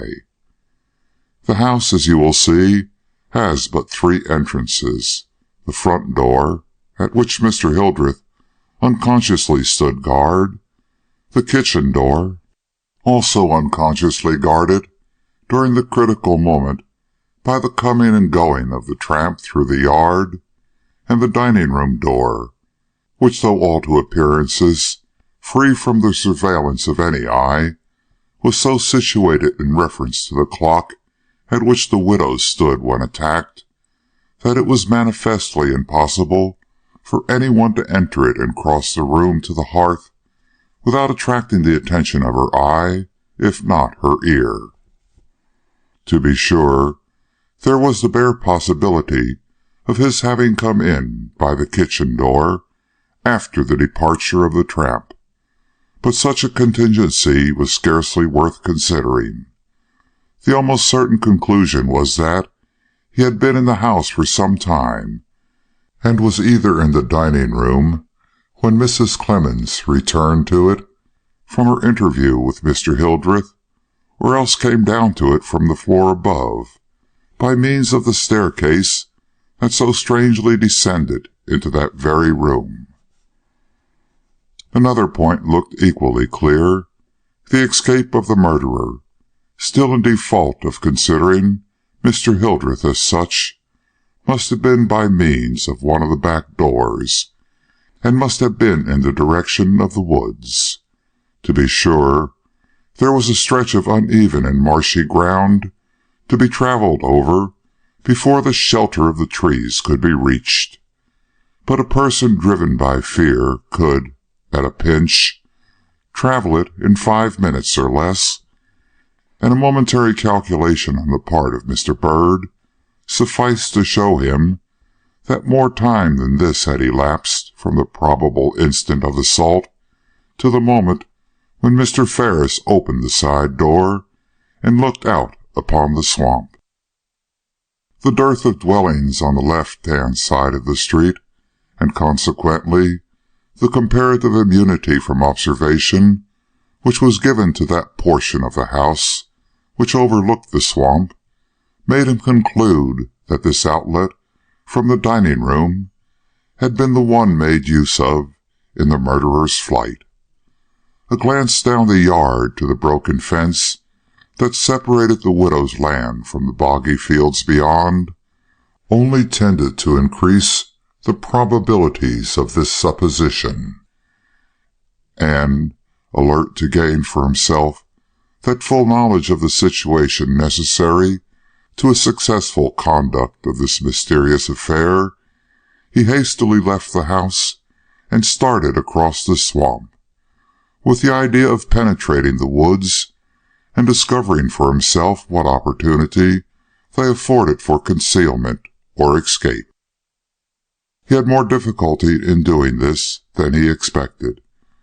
The ground about the hillocks was half sunk in water, and the least slip to one side invariably precipitated him among the brambles that encumbered this spot. Still he compassed his task in little more than 5 minutes, arriving at the firm ground and its sturdy growth of beeches and maples, well covered with mud, but so far thoroughly satisfied with the result of his efforts. The next thing to be done was to search the woods, not for the purpose of picking up clues, it was too late for that, but to determine what sort of a refuge they afforded, and whether, in the event of a man's desiring to penetrate them quickly, many impediments would arise in the shape of tangled underground or loose-lying stones. He found them remarkably clear, so much so indeed that he travelled for some distance into their midst before he realized that he had passed beyond their borders. More than this, he came ere long upon something like a path, and, following it, emerged into a sort of glade, where backed up against a high rock stood a small and seemingly deserted hut.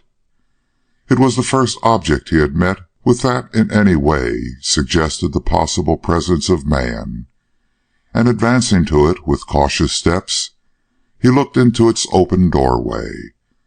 Nothing met his eye but an empty interior, and without pausing to bestow upon the building a further thought, he hurried on through a path he saw opening beyond it, till he came to the end of the wood.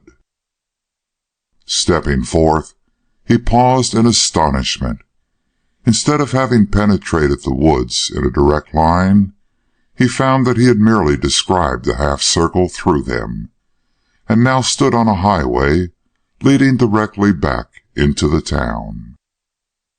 Likewise, he was in full sight of the terminus of a line of horse cars that connected this remote region of Sibley with its business portion, and though distant a good mile from the railway depot, was to all intents and purposes as near the means of escape as he would have been in the street in front of Widow Clement's house. Full of thoughts and inly wondering over the fatality that had confined the attention of the authorities to the approach afforded by the lane, to the utter exclusion of this more circuitous, but certainly more elusive, road of escape, he entered upon the highway, and proceeded to gain the horse car he saw standing at the head of the road a few rods away. As he did so, he for the first time realized just where he was.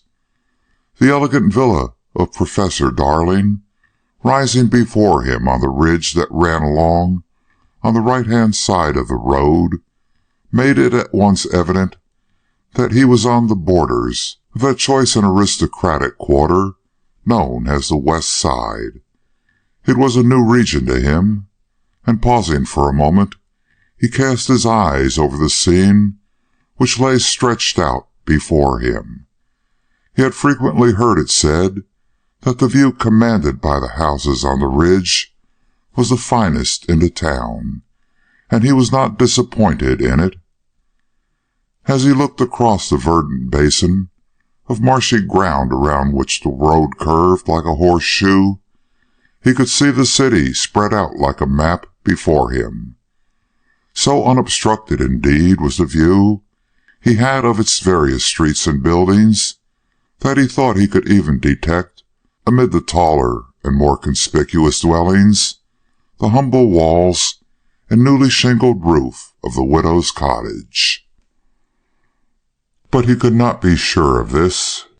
His eyesight was anything but trustworthy for long distances, and hurrying forward to the car, he took his seat just as it was about to start. It carried him straight into town, and came to a standstill not 10 feet from the railroad depot. As he left it and betook himself back to his hotel, he gave to his thoughts a distinct though inward expression. If, he mused, my suppositions in regard to this matter are true, and another man than Mr. Hildreth struck the fatal blow, then I have just travelled over the self-same route he took in his flight. But were his suppositions true? It remained for him to determine. Chapter 13. The Fly. Like, but oh, how different. Wordsworth. The paper mill of Harrison, Goodman, and Chamberlain was situated in one of the main thoroughfares of Buffalo. It was a large but otherwise unpretentious building, and gave employment to a vast number of operatives, mostly female. Some of these latter might have been surprised, and possibly a little fluttered one evening, at seeing a well-dressed young gentleman standing at the gate as they came forth, gazing with languid interest from one face to another, as if he were on the lookout for some one of their number. But they would have been yet more astonished could they have seen him still lingering after the last one had passed, watching with unabated patience the opening and shutting of the small side door devoted to the use of the firm, and such employees as had seats in the office. It was Mr. Bird, and his purpose there at this time of day was to see and review the whole rank and file of the young men employed in the place, in the hope of being able to identify the nephew of Mrs. Clements by his supposed resemblance to the person whose character of face and form had been so minutely described to him. For Mr. Bird was a just man and a thoughtful one, and knowing this identification to be the keystone of his lately formed theory, desired it to be complete and of no doubtful character. He accordingly held fast to his position, watching and waiting, seemingly in vain, for the dark, powerful face and the sturdily built frame of the gentleman whose likeness he had attempted to draw in conjunction with that of Miss Dare. But though he saw many men of all sorts and kinds issue from one door or another of this vast building, not one of them struck him with that sudden and unmistakable sense of familiarity which he had a right to expect, and he was just beginning to doubt if the whole framework of his elaborately formed theory was not destined to fall into ruins, when the small door, already alluded to, opened once more, and a couple of gentlemen came out. The appearance of one of them gave Mr. Byrd a start.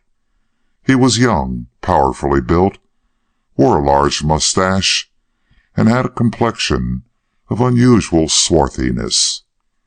There was character, too, in his face, though not so much as Mr. Byrd had expected to see in the nephew of Mrs. Clemens.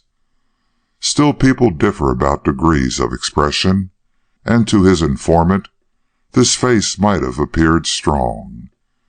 He was dressed in a business suit, and was without an overcoat, two facts that made it difficult for Mr. Byrd to get any assistance from the cut and color of his clothes.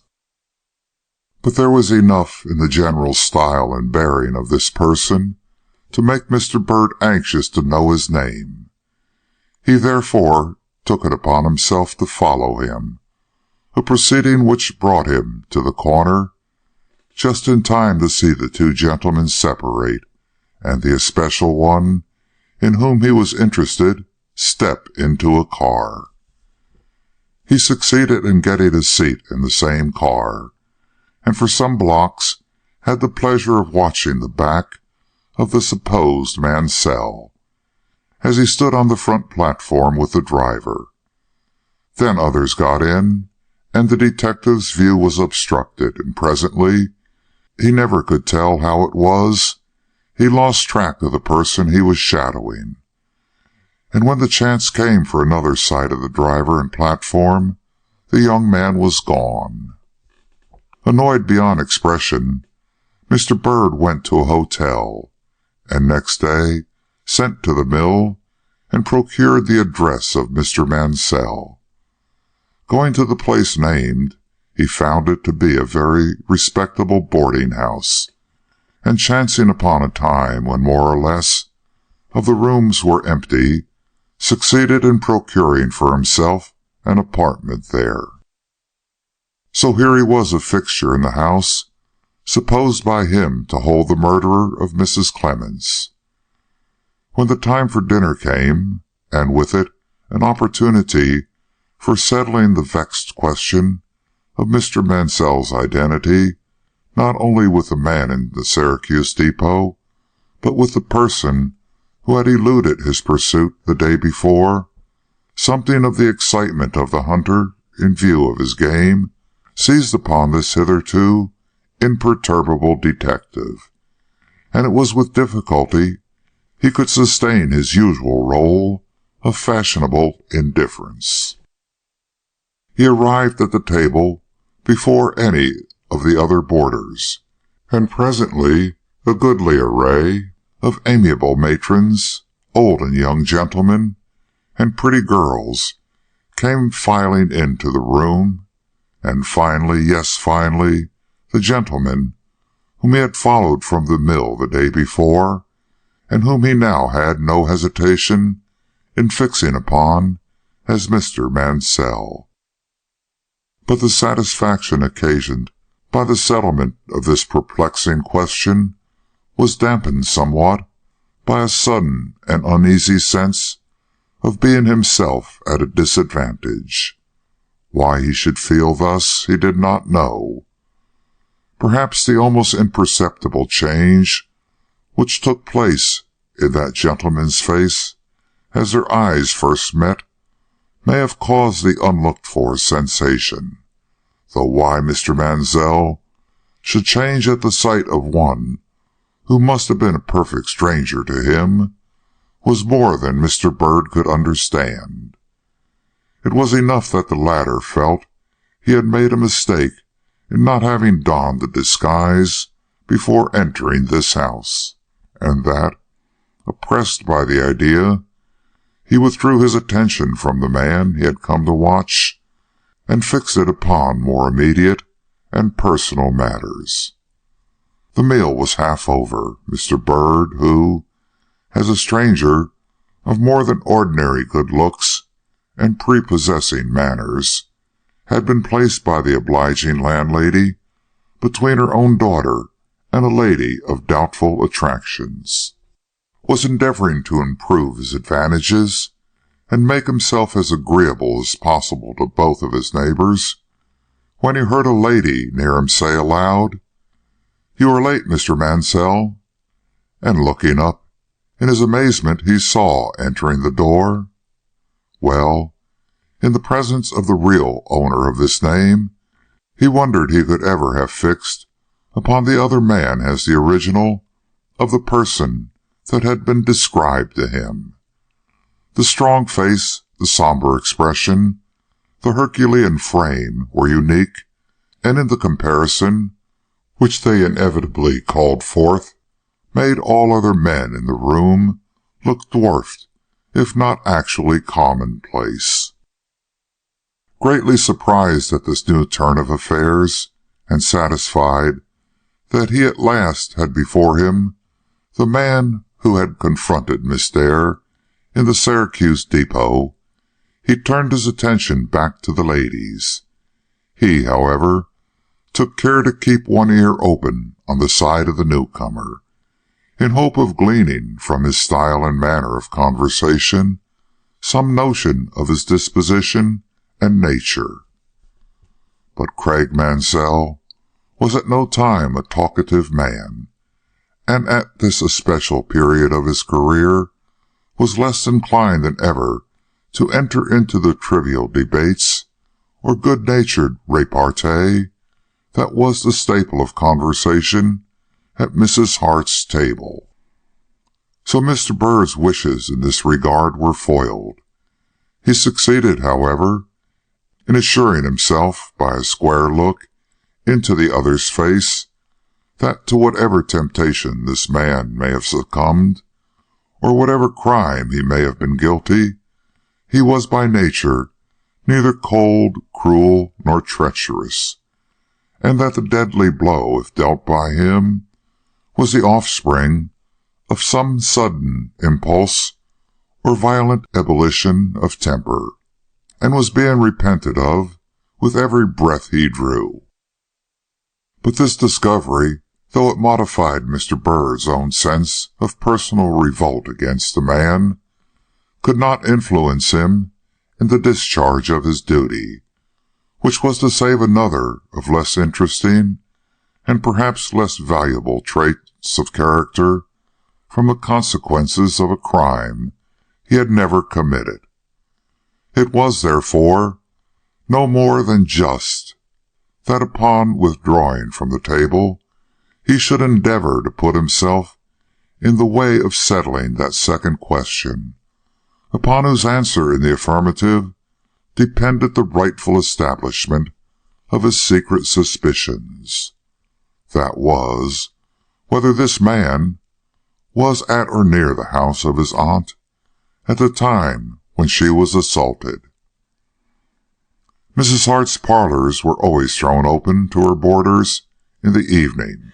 There, at any time from 7 to 10, you might meet a merry crowd of young people intent upon enjoying themselves, and usually highly successful in their endeavors to do so. Into this throng Mr. Bird accordingly insinuated himself, and being of the sort to win instant social recognition, soon found that he had to but make his choice in order to win for himself that tete-a-tete conversation from which he hoped so much. He consequently surveyed the company with a critical eye, and soon made up his mind as to which lady was the most affable in her manners and the least likely to meet his advances with haughty reserve. And having won an introduction to her, sat down at her side with the stern determination of making her talk about Mr. Mansell. "You have a very charming company here," he remarked, The house seems to be filled with a most cheerful class of people." "Yes," was the not unlooked-for reply.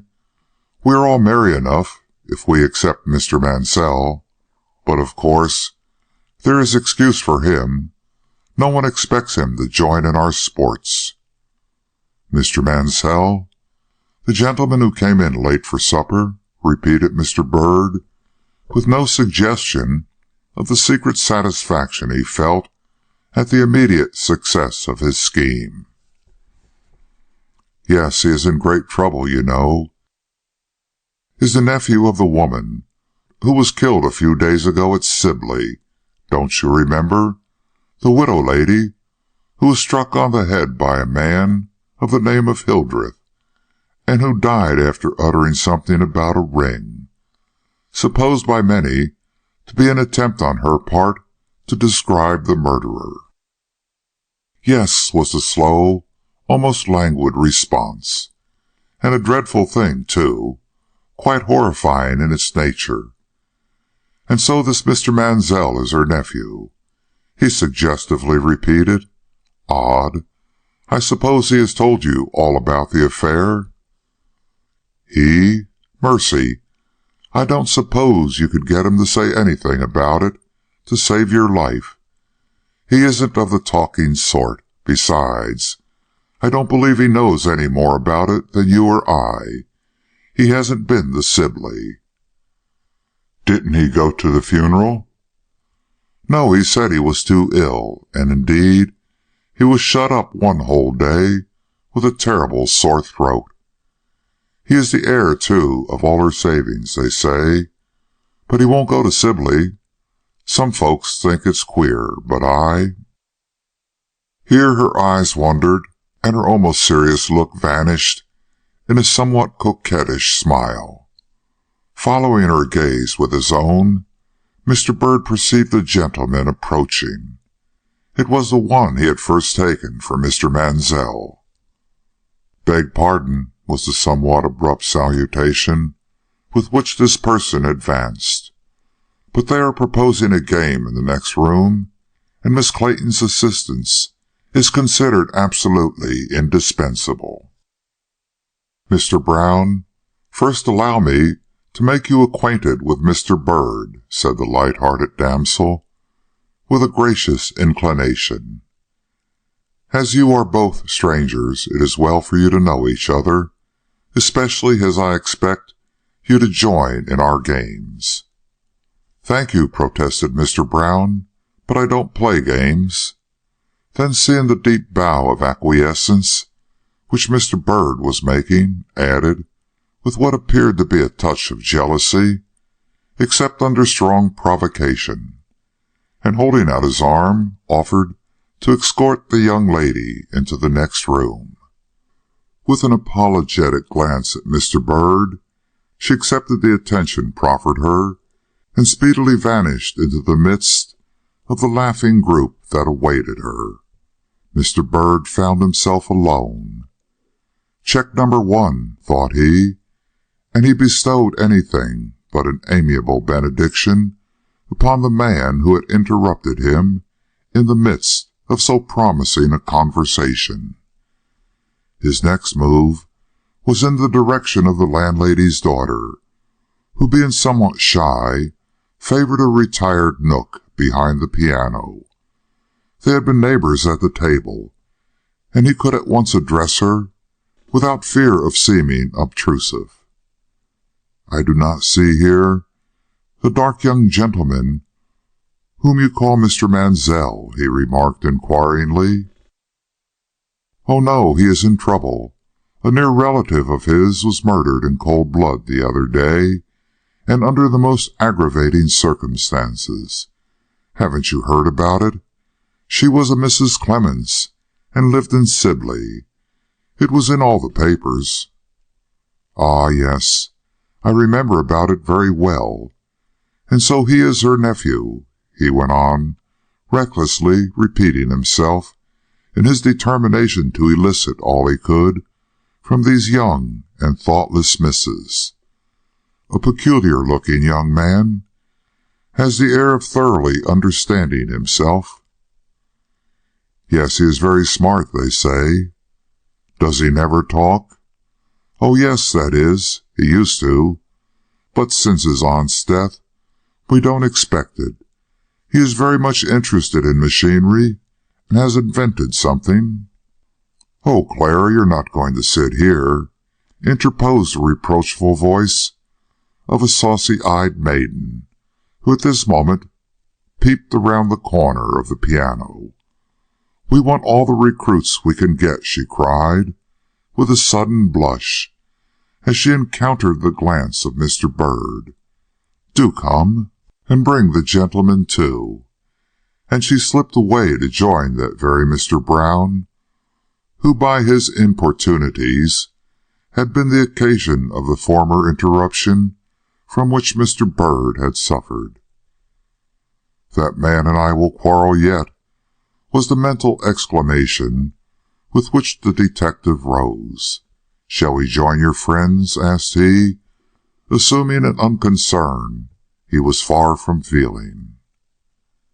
Yes, if you please, was the somewhat timid, though evidently pleased reply. And Mr. Bird noted down in his own mind check number 2. The game was a protracted one. Twice did he think to escape from the merry crowd he had entered, and twice did he fail to do so. The indefatigable Brown would not let him slip, and it was only by a positive exertion of his will that he finally succeeded in withdrawing himself. I wish to have a word with your mother, he explained, in reply to the look of protest with which Miss Hart honored his departure. I hear she retires early, so you will excuse me if I leave somewhat abruptly. And to Mrs. Hart's apartment he at once proceeded, and by dint of his easy assurance, soon succeeded in leading her, as he had already done the rest, into a discussion of the one topic for which he had an interest. He had not time, however, to glean much from her, for just as she was making the admission that Mr. Mansell had not been home at the time of the murder, a knock was heard at the door, and with an affable bow and a short quick stare of surprise at Mr. Bird, the ubiquitous Mr. Brown stepped in and took a seat on the sofa, with every appearance of intending to make a call. At this third check Mr. Bird was more than annoyed. Rising, however, with the most amiable courtesy, he bowed his acknowledgments to the landlady, and without heeding her pressing invitation to remain and make the acquaintance of Mr. Brown, left the room and betook himself back to the parlors. He was just 1 minute too late. The last of the boarders had gone upstairs, and only an empty room met his eyes. He had once ascended to his own apartment. It was on the 4th floor. There were many other rooms on this floor, and for a moment he could not remember which one was his own door. At last, however, he felt sure it was the third one from the stairs, and going to it, gave a short knock in case of a mistake, and hearing no reply, opened it and went in. The first glance assured him that his recollection had played him false, and that he was in the wrong room. The second was that he was in that of Mr. Mansell. The sight of the small model of a delicate and intricate machine that stood in full view on the table before him would have been sufficient assurance of this fact, even if the inventor himself had been absent. But he was there, seated at a table, with his back to the door, and his head bowed forward on his arms. He presented such a picture of misery or despair that Mr. Bird felt his sympathies touched in spite of himself, and hastily stumbling backward, was about to confusedly withdraw, when a doubt struck him as to the condition of the deathly, still, and somewhat pallid figure before him.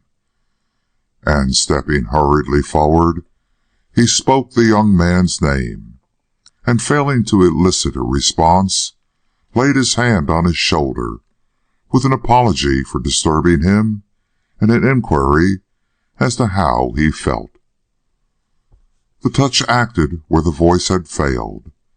Leaping from his partly recumbent position, Craik Mansell faced the intruder with indignant inquiry written in every line of his white and determined face. "To what do I owe this intrusion?" he cried, his nostrils expanding and contracting with an anger that proved the violence of his nature when aroused. "First to my carelessness," responded Mr. Byrd, "and secondly—" But there he paused, for the first time in his life, perhaps, absolutely robbed of speech. His eye had fallen upon a picture that the other held, clutched in his vigorous right hand. It was a photograph of Imogene Dare, and it was made conspicuous by two heavy black lines which had been relentlessly drawn across the face in the form of a cross. Secondly, he went on, after a moment, resolutely tearing his gaze away from this startling and suggestive object, "to my fears. I thought you looked ill, and could not forbear making an effort to reassure myself that all was right." "Thank you," ejaculated the other, in a heavy, weariful tone. "I am perfectly well," and with a short bow he partially turned his back, with a distinct intimation that he desired to be left alone. Mr. Byrd could not resist this appeal, glad as he would have been for even a moment's conversation with this man. He was, perhaps unfortunately, too much of a gentleman to press himself forward against the expressed wishes even of a suspected criminal. He accordingly withdrew to the door, and was about to open it and go out, when it was flung violently forward, and the ever-obtrusive Brown stepped in. The second intrusion was more than unhappy Mr. Mansell could stand. Striding passionately forward, he met the unblushing Brown at full tilt, and angrily pointing to the door, asked if it was not the custom of gentlemen to knock before entering the room of strangers. "I beg pardon," said the other, backing across the threshold with a profuse display of confusion. "I had no idea of its being a stranger's room. I thought it was my own. I was sure that my door was a third from the stairs. Excuse me," and he bustled noisily out. This precise reproduction of his own train of thought and action confounded Mr. Byrd.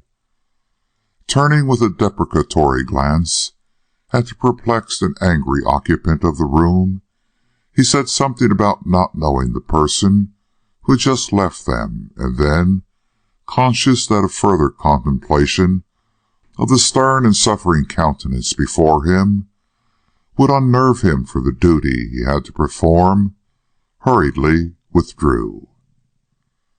Chapter 14. A Last Attempt.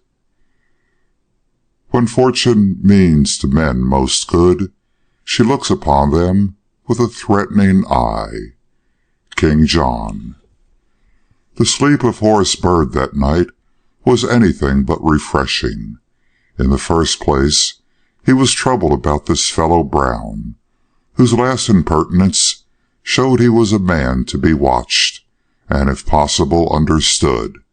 Secondly, he was haunted by a vision of the unhappy youth he had just left, seeing again and again, both in his dreams and in the rush of heated fancies which followed his awakening, that picture of utter despair which the opening of his neighbor's door had revealed.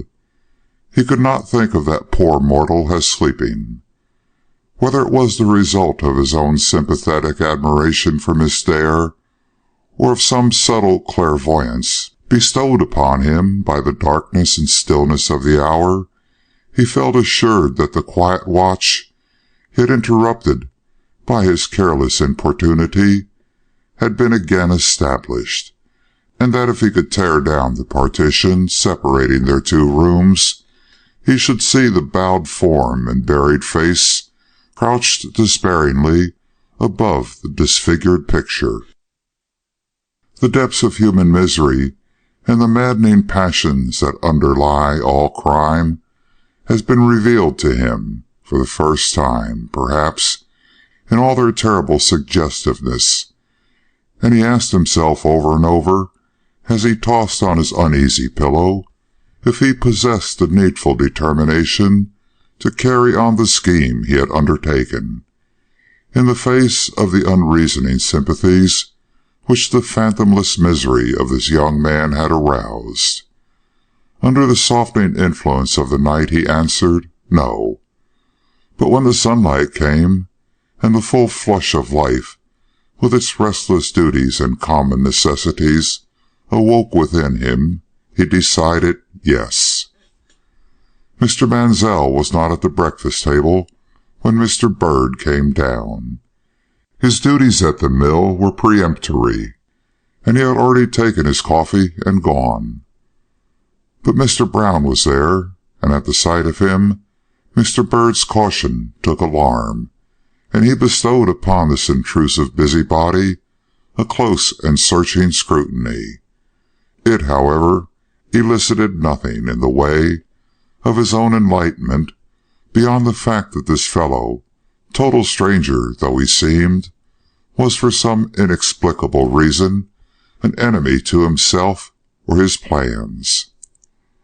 Not that Mr. Brown manifested this by any offensive token of dislike or even of mistrust. On the contrary, he was excessively polite, and let slip no opportunity for dragging Mr. Bird into the conversation. Yet for all that, a secret influence was already at work against the detective, and he could not attribute it to any other source than the jealous efforts of this man. Miss Hart was actually curt to him, and in the attitude of the various persons about the board, he detected a certain reserve which had been entirely absent from their manner the evening before. But while placing, as he thought, due weight upon this fellow's animosity, he had no idea to what it would lead, till he went upstairs. Mrs. Hart, who had hitherto treated him with the utmost cordiality, now called him into the parlour, and told him frankly that she would be obliged to him if he would let her have his room. To be sure, she qualified the seeming harshness of her request by an intimation that a permanent occupant had applied for it, and offered to pay his board at the hotel till he could find a room to suit him in another house. But the fact remained that she was really in a flutter to rid herself of him, and no subterfuge could hide it, and Mr. Bird, to whose plans the full confidence of those around him was essential, found himself obliged to acquiesce in her desires, and announced at once his willingness to depart. Instantly she was all smiles, and overwhelmed him with overtures of assistance, but he courteously declined her help, and flying from her apologies with what speed he could, went immediately to his room. Here he sat down to deliberate. The facts he had gleaned, despite the interference of his unknown enemy, were three. First, that Craig Mansell had found excuses for not attending the inquest, or even the funeral of his murdered aunt. Secondly, that he had a strong passion for invention, and had even now the model of a machine on hand. And third, that he was not at home, wherever else he may have been, on the morning of the murder in Sibley. A poor and meager collection of insignificant facts, thought Mr. Bird. Too poor and meager to avail much in stemming the tide threatening to overwhelm Gouverneur Hildreth. But what opportunity remained for making them weightier? He was turned from the house that held the few persons from whom he could hope to glean more complete and satisfactory information. And he did not know where else to seek it unless he went to the mill.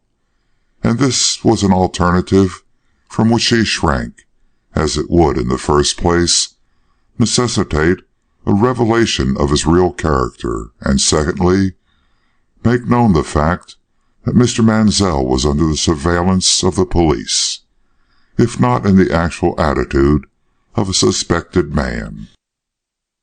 A quick and hearty, "Sure you are very good, sir," uttered in the hall without, roused him from his meditations and turned his thoughts in a new direction. What if he could learn something from the servants? He had not thought of them. This girl now, whose work constantly carried her into the various rooms on this floor, would of course know whether Mr. Mansell had been away on the day of the murder, even if she could not tell the precise time of his return. At all events, it was worth while to test her with a question or two before he left, even if he had to resort to the means of spurring her memory with money. His failure in other directions did not necessitate a failure here. He accordingly called her in, and showing her a bright silver dollar, asked her if she thought it good enough pay for a short answer to a simple question. To his great surprise, she blushed and drew back, shaking her head and muttering that her mistress didn't like to have the girls talk to the young men about the house, and finally going off with a determined toss of her frowsy head that struck Mr. Bird aghast, and made him believe more than ever that his evil star hung in the ascendant, and that the sooner he quit the house the better. In 10 minutes he was in the street. But one thing now remained for him to do. He must make the acquaintance of one of the mill owners, or possibly an overseer or an accountant, and from him learn where Mr. Mansell had been at the time of his aunt's murder. To this duty he devoted the day, but here also he was met by unexpected difficulties. Though he took pains to disguise himself before proceeding to the mill, all the endeavors which he made to obtain an interview there with any responsible person were utterly fruitless. Whether his ill luck at the house had followed him to this place, he could not tell, but for some reason or other there was not one of the gentlemen for whom he inquired but had some excuse for not seeing him, and worn out at last with repeated disappointments, if not oppressed by the doubtful looks he received from the various subordinates who carried his messages, he left the building and proceeded to make use of the only means now left to him of compassing his end. This was to visit Mr. Goodman, the one member of the firm who was not at his post that day, and see if from him he could gather the single fact he was in search of. Perhaps the atmosphere of distrust with which I am surrounded in this quarter has not reached this gentleman's house, thought he, and having learned from the directory where the house was, he proceeded immediately to it. His reception was by no means cordial. Mr. Goodman had been ill the night before, and was in no mood to see strangers. "Mansell," he coolly repeated, in acknowledgment of the other's inquiry as to whether he had a person of that name in his employ. "Yes, our bookkeeper's name is Mansell.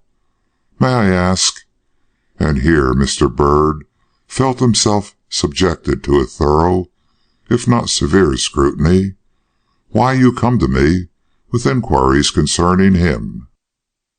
Because, the determined detective responded, adopting at once the bold course, you can put me in possession of a fact which it eminently benefits the cause of justice to know.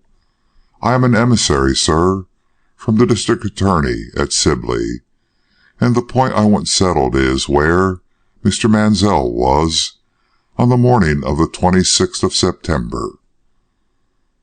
This was business, and the look that involuntarily leaped into Mr. Goodman's eye proved that he considered it so. He did not otherwise betray his feelings, however, but turning quietly toward a chair, into which he slowly settled himself before replying, "And why do you not ask the gentleman himself where he was? He probably would be quite ready to tell you." The inflection he gave to these words warned Mr. Byrd to be careful. The truth was, Mr. Goodman was Mr. Mansell's best friend, and as such had his own reasons for not being especially communicative in his regard to this stranger. The detective vaguely felt this, and immediately changed his manner. "I have no doubt of that, sir," he ingenuously answered, "but Mr. Mansell has had so much to distress him lately that I was desirous of saving him from the unpleasantness which such a question would necessarily cause. It is only a small matter, sir. A person, it is not essential to state whom, has presumed to raise the question among the authorities in Sibley as to whether Mr. Mansell, as heir of the poor Mrs. Clement's small property, might not have had some hand in her dreadful death. There was no proof to sustain the assumption, and Mr. Mansell was not even known to have been in the town on or after the day of her murder. But justice, having listened to the aspersion, felt bound to satisfy itself of its falsity, and I was sent here to learn where Mr. Mansell was upon that fatal day. I find he was not in Buffalo. But this does not mean he was in Sibley. I am sure that, if you will, you can supply me with facts that will lead to a complete and satisfactory alibi for him." But the hard caution of the other was not to be moved. "I'm sorry," said he, "but I can give you no information in regard to Mr. Mansell's travels. You will have to ask the gentleman himself." "You did not send him out on business of your own, then?" "No." "But you knew he was going?" "Yes." "And can you tell me when he came back?" "He was in his place on Wednesday." The cold, dry nature of these replies convinced Mr. Byrd that something more than the sullen obstinacy of an uncommunicative man lay behind this determined reticence. Looking at Mr. Goodman inquiringly, he calmly remarked, "You are a friend of Mr. Mansell?" The answer came quickly and coldly. "He is a constant visitor at my house." Mr. Byrd made a respectful bow. "You can, then, have no doubts of his ability to prove an alibi?" "I have no doubts concerning Mr. Mansell," was the stern and uncompromising reply. Mr. Byrd at once felt he had received his dismissal, but before making up his mind to go, he resolved upon one further effort. Calling to his aid his full power of acting, he slowly shook his head with a thoughtful air, and presently murmured half aloud, and half, as it were, to himself, "I thought possibly he might have gone to Washington." Then, with a casual glance at Mr. Goodman, added, "He is an inventor, I believe?" "Yes," was again the laconic response. "Has he not a machine at present which he desires to bring to the notice of some capitalist?" "I believe he has," was the forced and none too amiable answer. Mr. Byrd at once leaned confidingly forward. "Don't you think," he asked, "that he may have gone to New York to consult with someone about this pet hobby of his? It would certainly be a natural thing for him to do, and if only I knew it was so, I could go back to Sibley with an easy conscience." His disinterested air and the tone of kindly concern which he had adopted seemed at last to produce its effect on his companion. Relaxing a trifle of his austerity, Mr. Goodman went so far as to admit that Mr. Mansell had told him that business connected with his patent had called him out of town, but beyond this he would allow nothing, and Mr. Byrd, baffled in his attempts to elicit from this man any distinct acknowledgment of Mr. Mansell's whereabouts at the critical time of Mrs. Clement's death, made a final bow and turned toward the door. It was only at this moment he discovered that Mr. Goodman and himself had not been alone in the room.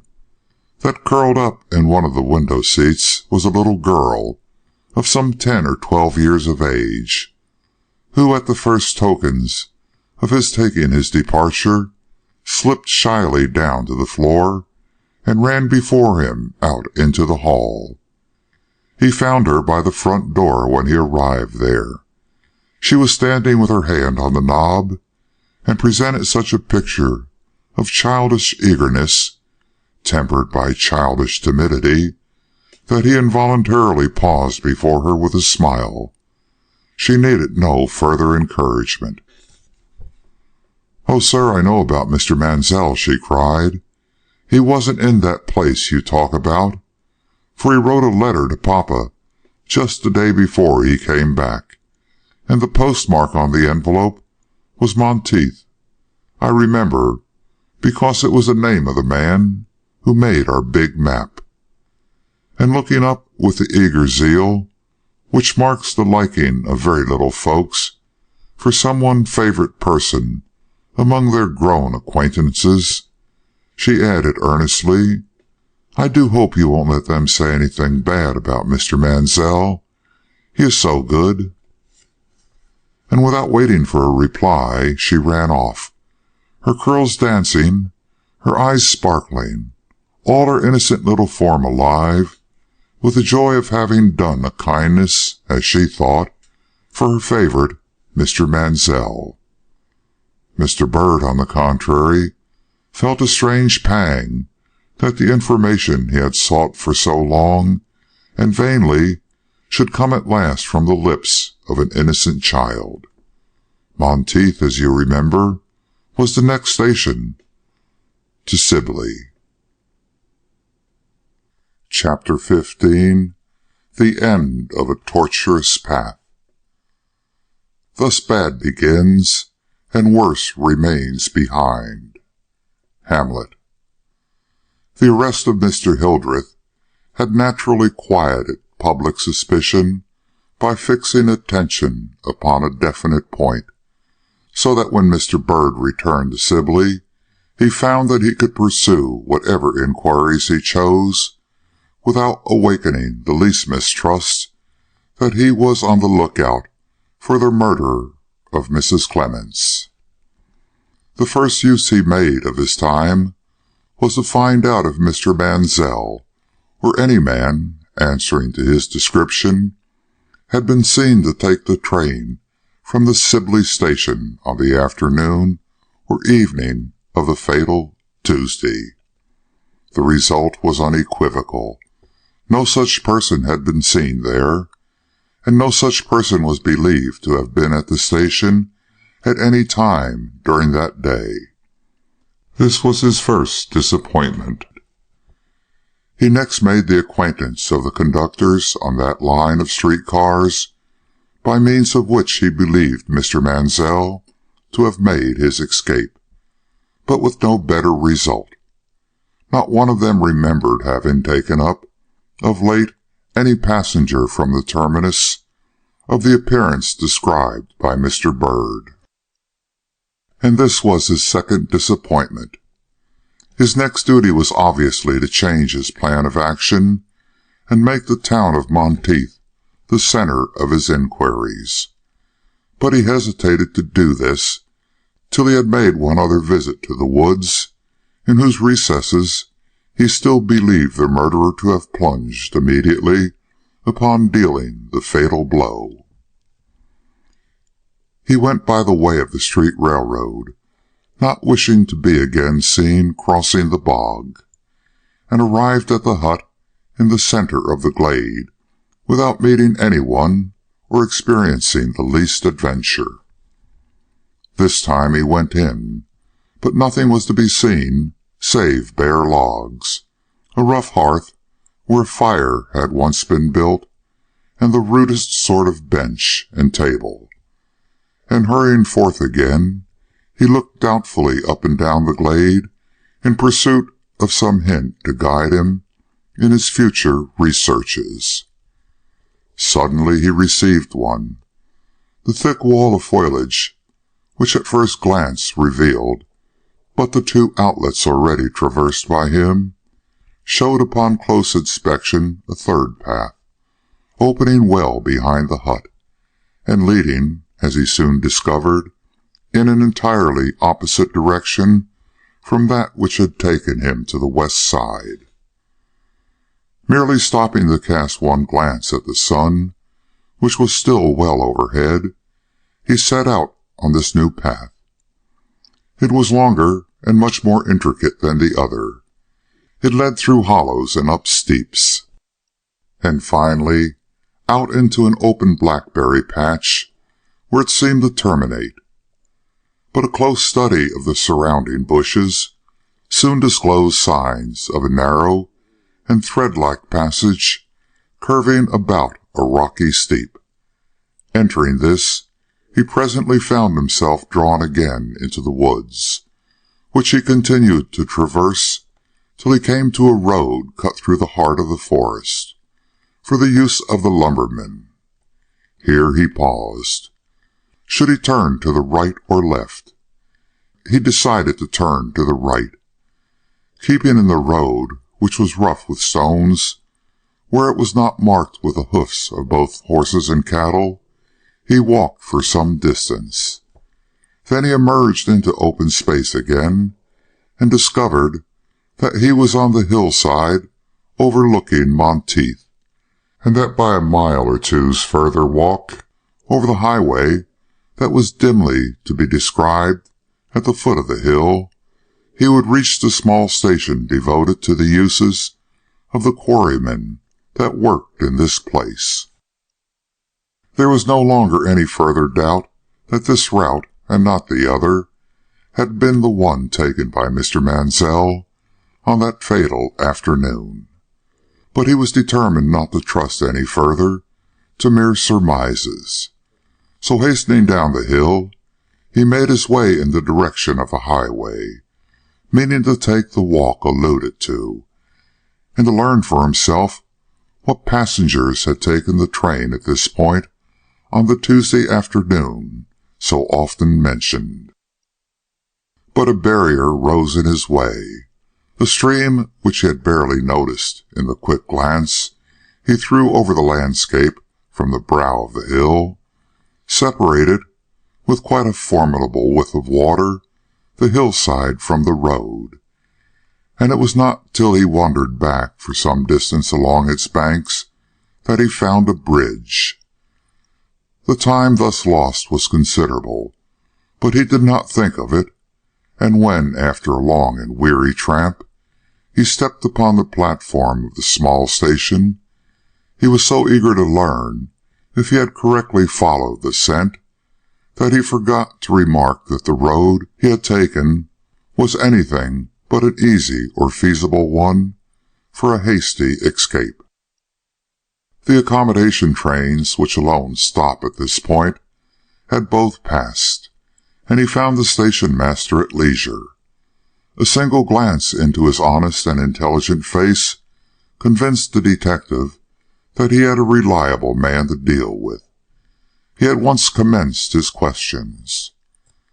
"Do many persons beside the quarryman take the train at this place?" asked he.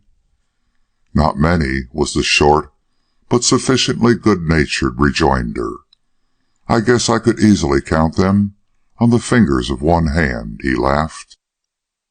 "You would be apt to notice, then, if a strange gentleman got on board here at any time, would you not?" "Guess so. Not often troubled that way, but sometimes.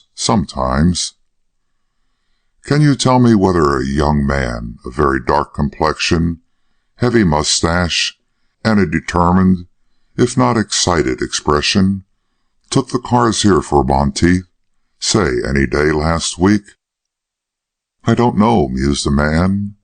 "Dark complexion, you say, large mustache. Let me see." "No dandy," Mr. Byrd carefully explained, "but a strong man who believes in work. He was possibly in a state of somewhat nervous hurry," he went on suggestively, "and if he wore an overcoat at all, it was a gray one." The face of the man lighted up. "I seem to remember," said he. "Did he have a very bright blue eye and a high color?" Mr. Byrd nodded. "And did he carry a peculiarly shaped bag, of which he was very careful?" "I don't know," said Mr. Byrd, but remembering the model, added with quick assurance, "I have no doubt he did," which seemed to satisfy the other, for he at once cried, "I recollect such a person very well. I noticed him before he got to the station. As soon, in fact, as he came in sight, he was walking down the highway and seemed to be thinking of something. He's of the kind to attract attention. What about him, sir?" "Nothing. He was in trouble of some kind, and he went from home without saying where he was going, and his friends are anxious about him. That is all. Do you think you could swear to his face if you saw it?" "I think I could. He was the only stranger that got on to the cars that afternoon." "Do you remember, then, the day?" "Well, no, now, I don't." "But can't you, if you try? Wasn't there something done by you that day which will assist your memory?"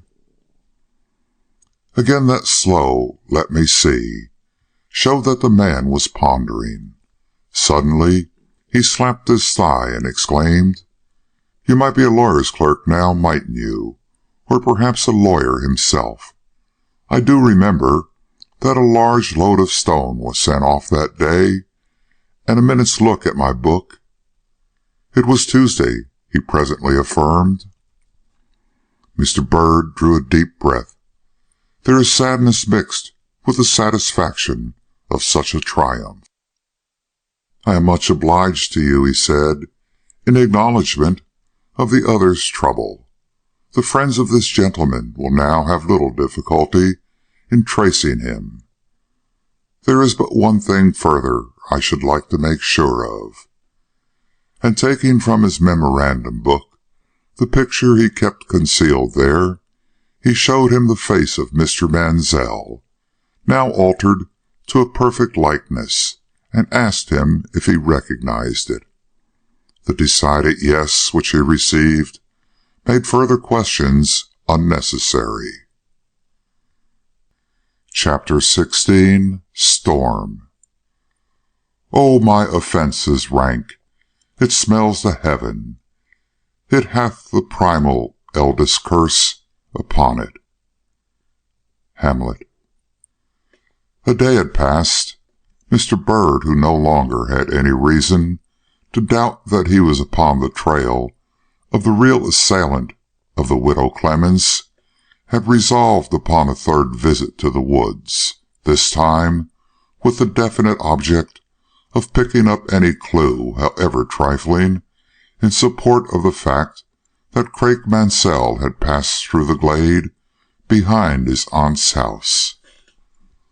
The sky, when he left the hotel, was one vast field of blue, but by the time he reached the terminus of the car route, stepped out upon the road leading to the woods, dark clouds had overcast the sun, and a cool wind replaced the quiet zephyrs which had all day fanned the brilliant autumn foliage.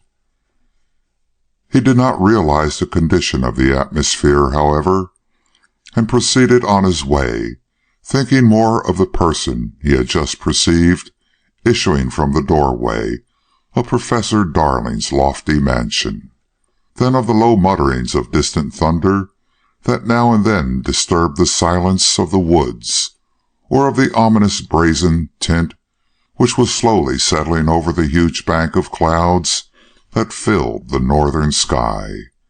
For that person was Miss Dare, and her presence here, or anywhere near him at this time, must of necessity awaken a most painful train of thought. But, though unmindful of the storm, he was dimly conscious of the darkness that was settling about him. Quicker and quicker grew his pace, and at last he almost broke into a run as the heavy pall of a large black cloud swept up over the zenith and wiped from the heavens the last remnant of blue sky. One drop fell, then another, then a slow heavy patter that bent double the leaves they fell upon, as if a shower of lead had descended upon the heavily writhing forest. The wind had risen, too, and the vast aisles of that clear and beautiful woods thundered with the swaying of boughs and the crash here and there of an old and falling limb. But the lightning delayed.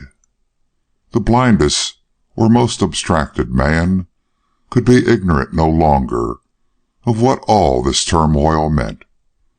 Stopping in the path along which he had been speeding, Mr. Bird glanced before him and behind, in a momentary calculation of distances, and deciding he could not regain the terminus before the storm burst, pushed on toward the hut.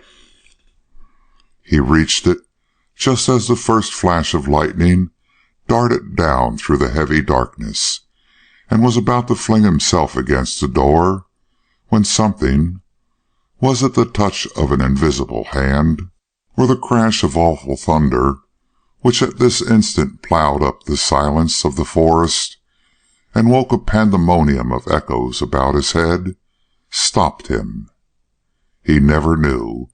He only realized that he shuddered and drew back with a feeling of great disinclination to enter the low building before him, alone, and that presently, taking advantage of another loud crash of falling boughs, he crept around the corner of the hut and satisfied his doubts by looking into the small square window opening to the west. He found there was ample reason for all the hesitation he had felt. A man was sitting there, who at the first glimpse appeared to him to be none other than Craik Mansell, but reason soon assured him that this could not be, though the shape, the attitude, that old attitude of despair which he remembered so well, was so startling like that of the man whose name was uppermost in his thoughts, that he recoiled in spite of himself. A second flash swept blindingly through the woods. Mr. Bird advanced his head and took another glance at the stranger. It was Mr. Mansell. No other man would sit so quiet and unmoved during the rush and clatter of a terrible storm. Look! Not a hair on his head has stirred. Not a movement has taken place in the hands clasped so convulsively beneath his brow. He is an image, a stone, and would not hear, though the roof fell in. Mr. Bird himself forgot the storm, and only queried what his duty was in this strange and surprising emergency. But before he could come to any definite conclusion, he was subjected to a new sensation. A stir that was not the result of the wind or the rain had taken place in the forest before him. A something, he could not tell what, was advancing upon him from the path he had himself traveled so short a time before, and its step, if step it were, shook him with a vague apprehension that made him dread to lift his eyes. But he conquered the unmanly instinct, and merely taking the precaution to step somewhat further back from view, looked in the direction of his fears, and saw a tall, firmly built woman, whose grandly poised head, held high, in defiance of the gale, the lightning, and the rain, proclaimed her to be none other than Imogene Dare. It was a juxtaposition of mental, moral, and physical forces that almost took Mr. Bird's breath away. He had no doubt whom she had come to see, or to what sort of tryst he was about to be made an unwilling witness. But he could not have moved if the blast then surging through the trees had uprooted the huge pine behind, which he had involuntarily drawn at the first impression he had received of her approach. He must watch that white face of hers slowly evolve itself from the surrounding darkness, and he must be present when the dreadful bolts swept down from heaven, if only to see her eyes in the flare of its ghostly flame. It came while she was crossing the glade. Fierce, blinding, more vivid and searching than at any time before, it flashed down through the cringing boughs, and like a mantle of fire enveloped her form, throwing out its every outline, and making of the strong and beautiful face an electric vision which Mr. Bird was never able to forget. A sudden swoop of wind followed, flinging her almost to the ground, but Mr. Bird knew from that moment that neither wind nor lightning, not even the fear of death, would stop this woman if once she was determined upon any course. Dreading the next few moments inexpressibly, yet forcing himself, as a detective, to remain at his post, though every instinct of his nature rebelled, Mr. Bird drew himself up against the side of the low hut and listened. Her voice, rising between the mutterings of thunder and the roar of the ceaseless gale, was plainly to be heard. "Craik Mansell," said she, in a strained tone that was not without its severity, "you sent for me, and I am here."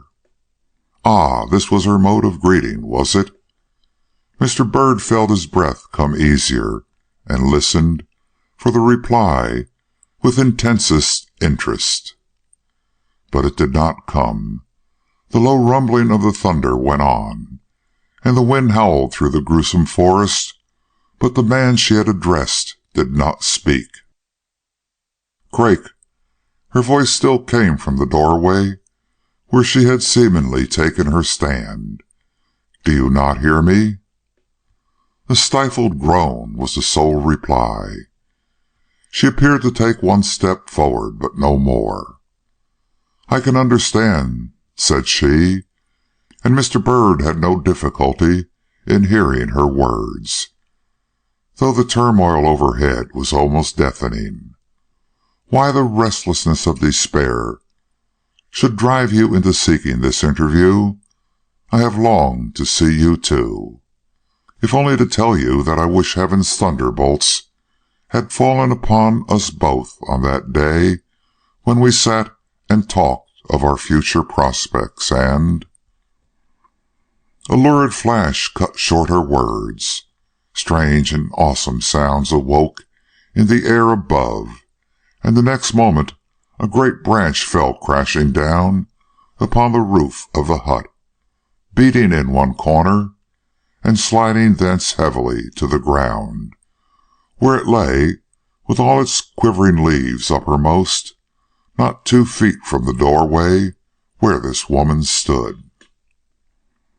A shriek like that of a lost spirit went up from her lips. "I thought the vengeance of heaven had fallen," she gasped, and for a moment not a sound was heard within or without the hut, save that low flutter of the disturbed leaves. "It is not to be," she then whispered, with a return of her old calmness, that was worse than any shriek. "Murder is not to be avenged thus." Then shortly, "A dark and hideous line of blood is drawn between you and me, Craik Mansell. I cannot pass it, and you must not, forever and forever and forever. But that does not hinder me from wishing to help you, and so I ask in all sincerity what it is you want me to do for you today." A response came this time. "Show me how to escape the consequences of my act," were his words, uttered in a low and muffled voice. She did not answer at once. "Are you threatened?" she inquired at last, in a tone that proved she had drawn one step nearer to the bowed form and hidden face of the person she addressed. "My conscience threatens me," was the almost stifled reply. Again the heavy silence, all the more impressive that the moments before had been so prolific of heaven's most terrible noises. "You suffer because another man is forced to endure suspicion for a crime he never committed?" she whisperingly exclaimed. Only a groan answered her, and the moments grew heavier and heavier, more and more oppressive, though the hitherto accompanying outcries of the forest had ceased, and a faint lightening of the heavy darkness was taking place overhead. Mr. Bird felt the pressure of the situation so powerfully. He drew near to the window he had hitherto avoided, and looked in. She was standing a foot behind the crouched figure of the man, between whom and herself she had avowed a line of blood to be drawn. As he looked, she spoke. "Craik," said she, and the deathless yearning of love spoke in her voice at last, "there is but one thing to do. Expiate your guilt by acknowledging it. Save the innocent from unmerited suspicion, and trust to the mercy of God. It is the only advice I can give you. I know no other road to peace. If I did—" She stopped, choked by the terror of her own thoughts. "Craik," she murmured at last, "on the day I hear of your having made this confession, I vow to take an oath of celibacy for life. It is the only recompense I can offer for the misery and sin into which our mutual mad ambitions have plunged you." And subduing with a look of inexpressible anguish, an evident longing to lay her hand in final caress upon that bended head, she gave him one parting look, and then with a quick shudder hurried away and buried herself amid the darkness of the wet and shivering woods. Chapter 17. A Surprise.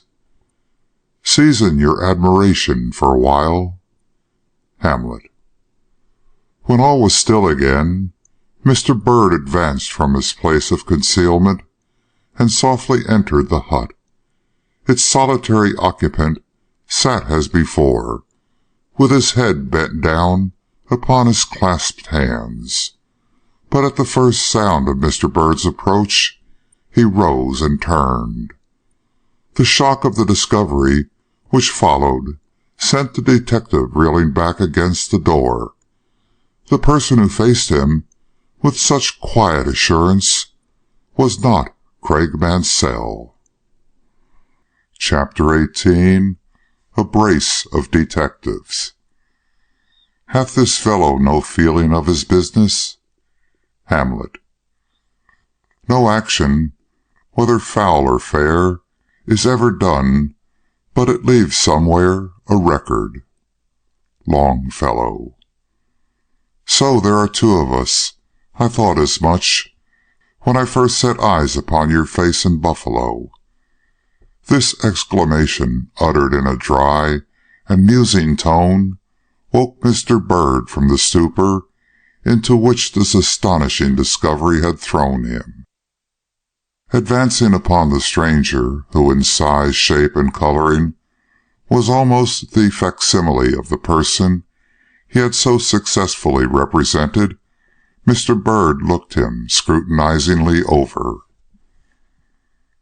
The man bore the ordeal with equanimity. He even smiled. "You don't recognize me, I see." Mr. Bird at once recoiled. "Ah," cried he, "you are that Jack-in-the-box Brown, alias Frank Hickory, at your service." This name, so unexpected, called up a flush of mingled surprise and indignation to Mr. Bird's cheek. "I thought," he began. "Don't think," interrupted the other, who, when excited, affected laconicism. "No."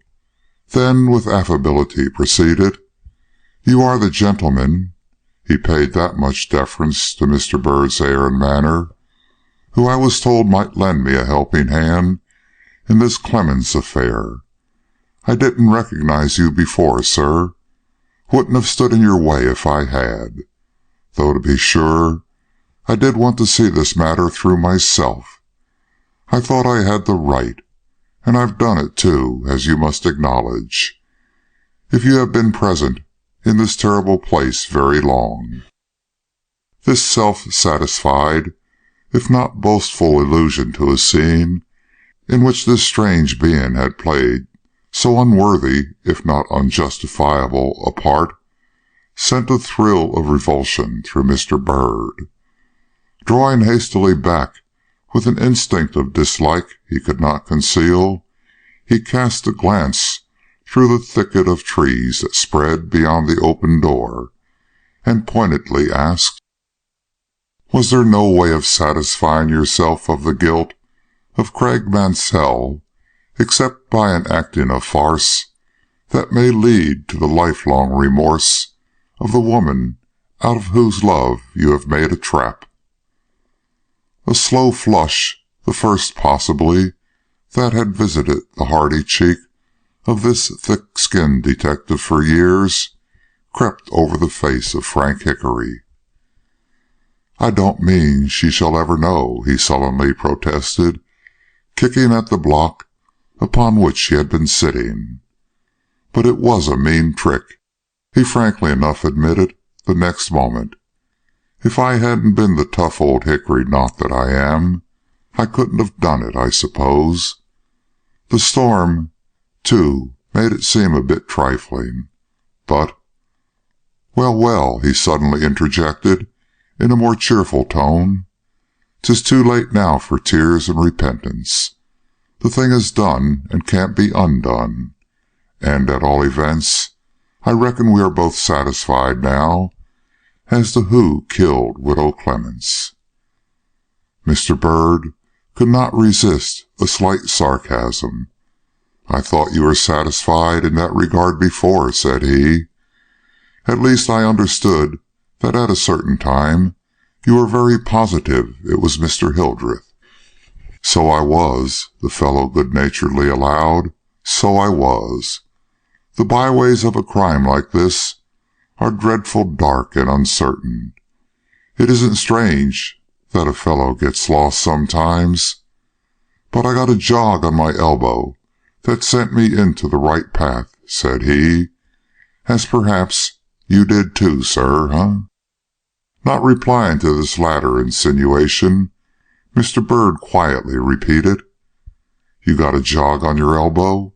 When, may I ask?" "3 days ago, just," was the emphatic reply. "And from whom?" Instead of replying, the man leaned back against the wall of the hut and looked at his interlocutor in silence. "Are we going to join hands over this business?" he cried at last. "Or are you thinking of pushing your way on alone, after you have got from me all that I know?" The question took Mr. Bird by surprise. He had not thought of the future. He was as yet too much disturbed by his memories of the past. To hide his discomfiture, he began to pace the floor, an operation which his thoroughly wet condition certainly made advisable. "I have no wish to rob you of any glory you may hope to reap from the success of the plot you have carried on here today," he presently declared, with some bitterness. "But if this Craik Mansell is guilty, I suppose it is my duty to help you in the collection of all suitable and proper evidence against him." "Then," said the other, who had been watching him with rather an anxious eye, "let us to work." And sitting down on the table, he motioned to Mr. Bird to take a seat upon the block at his side. But the latter kept up his walk. Hickory surveyed him for a moment in silence. Then he said, "You must have something against this young man, or you wouldn't be here. What is it? What first set you thinking about Craik Mansell?" Now this was a question Mr. Bird could not and would not answer. After what had just passed in the hut, he felt it impossible to mention to this man the name of Imogene Dare in connection with that of the nephew of Mrs. Clemens. He therefore waived the other's interrogation and remarked, "My knowledge was rather the fruit of surmise than fact. I did not believe in the guilt of Gouverneur Hildreth, and was so forced to look about me for someone whom I could conscientiously suspect. I fixed upon this unhappy man in Buffalo. How truly your own suspicions unfortunately reveal." "And I had to have my wits started by a horrid old woman," murmured the evidently abashed Hickory. "Horrid old woman?" repeated Mr. Bird. "Not Sally Perkins?" "Yes, a sweet one, isn't she?" Mr. Bird shuddered. "Tell me about it," said he, coming and sitting down in the seat the other had previously indicated to him. "I will, sir, I will. But first let's look at the weather. Some folks would think it just as well for you to change that toggery of yours. What do you say to going home first and talking afterward?"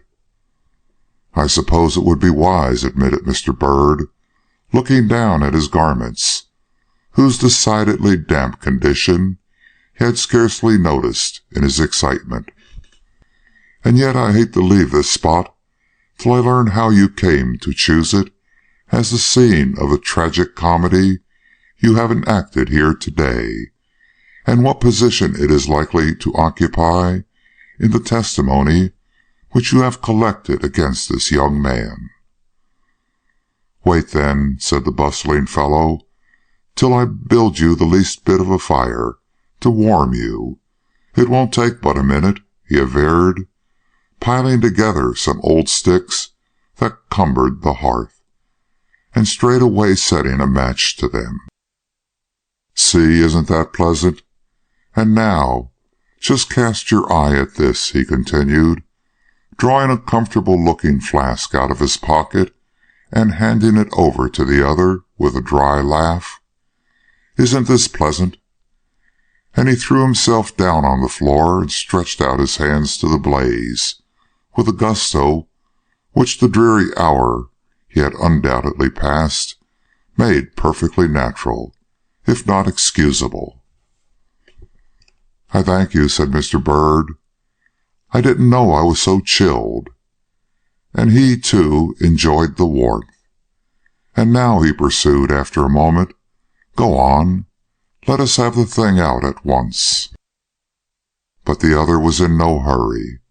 "Very good, sir," he cried. "But first, if you don't mind, suppose you tell me what brought you to this hut today?" I was on the lookout for clues. In my study of the situation, I decided that the murderer of Mrs. Clemens escaped not from the front, but from the back of the house. Taking the path I imagined him to have trod, I came upon this hut. It naturally attracted my attention, and today I came back to examine it more closely in the hope of picking up some signs of his having been here, or at least having passed through the glade on his way to the deeper woods.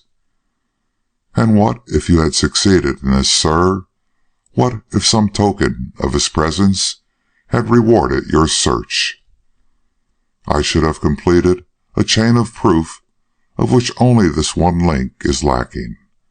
I could have shown how Craig Mansell fled from this place on last Tuesday afternoon, making his way through the woods to the highway, and thence to the quarry station at Monteith, where he took the train which carried him back to Buffalo. You could? Show me how. Mr. Byrd explained himself more definitely. Hickory at once rose. I guess we can give you the link, he dryly remarked. At all events, suppose you just step here and tell me what conclusion you draw from the appearance of this pile of brush. Mr. Byrd advanced and looked at a small heap of hemlock that lay in a compact mass in one corner. I have not disturbed it, pursued the other. It is just as it was when I found it. Looks like a pillow, declared Mr. Byrd. Has been used for such, I am sure. For see, the dust in this portion of the floor lies lighter than elsewhere. You can almost detect the outline of a man's recumbent form, he went on, slowly, leaning down to examine the floor more closely. As for the boughs, they have been cut from the tree with a knife, and, lifting up a sprig, he looked at it, then passed it over to Hickory, with a meaning glance that directed attention to one or two short hairs of dark brown color that were caught in the rough bark. He did not even throw his pocket handkerchief over the heap before lying down, he observed. Mr. Hickory smiled. You are up in your business, I see, and drawing his new colleague to the table, he asked him what he saw there. At first sight, Mr. Byrd exclaimed nothing, but in another moment he picked up an infinitesimal chip from between the rough logs that formed the top of this somewhat rustic piece of furniture, and turning it over in his hand, pronounced it to be a piece of wood from a lead pencil. Here are several of them, remarked Mr. Hickory, and what is more, it is easy to tell just the color of the pencil from which they were cut. It was blue. That is so, assented Mr. Byrd. Quarrymen, charcoal burners, and the like are not much in the habit of sharpening pencils, suggested Hickory. Is the pencil now to be found in the pocket of Mr. Mansell a blue one? It is. Have you anything more to show me? Asked Mr. Byrd. Only this, responded the other, taking out of his pocket the torn-off corner of a newspaper. I found this blowing about under the bushes out there, said he. Look at it, and tell me from what paper it was torn. I don't know, said Mr. Byrd. None that I am acquainted with. You don't read the Buffalo Courier? Oh, is this? A corner from the Buffalo Courier. I don't know, but I mean to find out. If it is, and the date proves to be correct, we won't have much trouble about the little link, will we?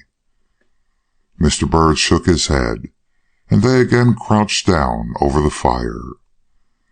And now, what did you learn in Buffalo? Inquired the persistent Hickory. Not much, acknowledged Mr. Byrd. The man Brown was entirely too ubiquitous to give me my full chance.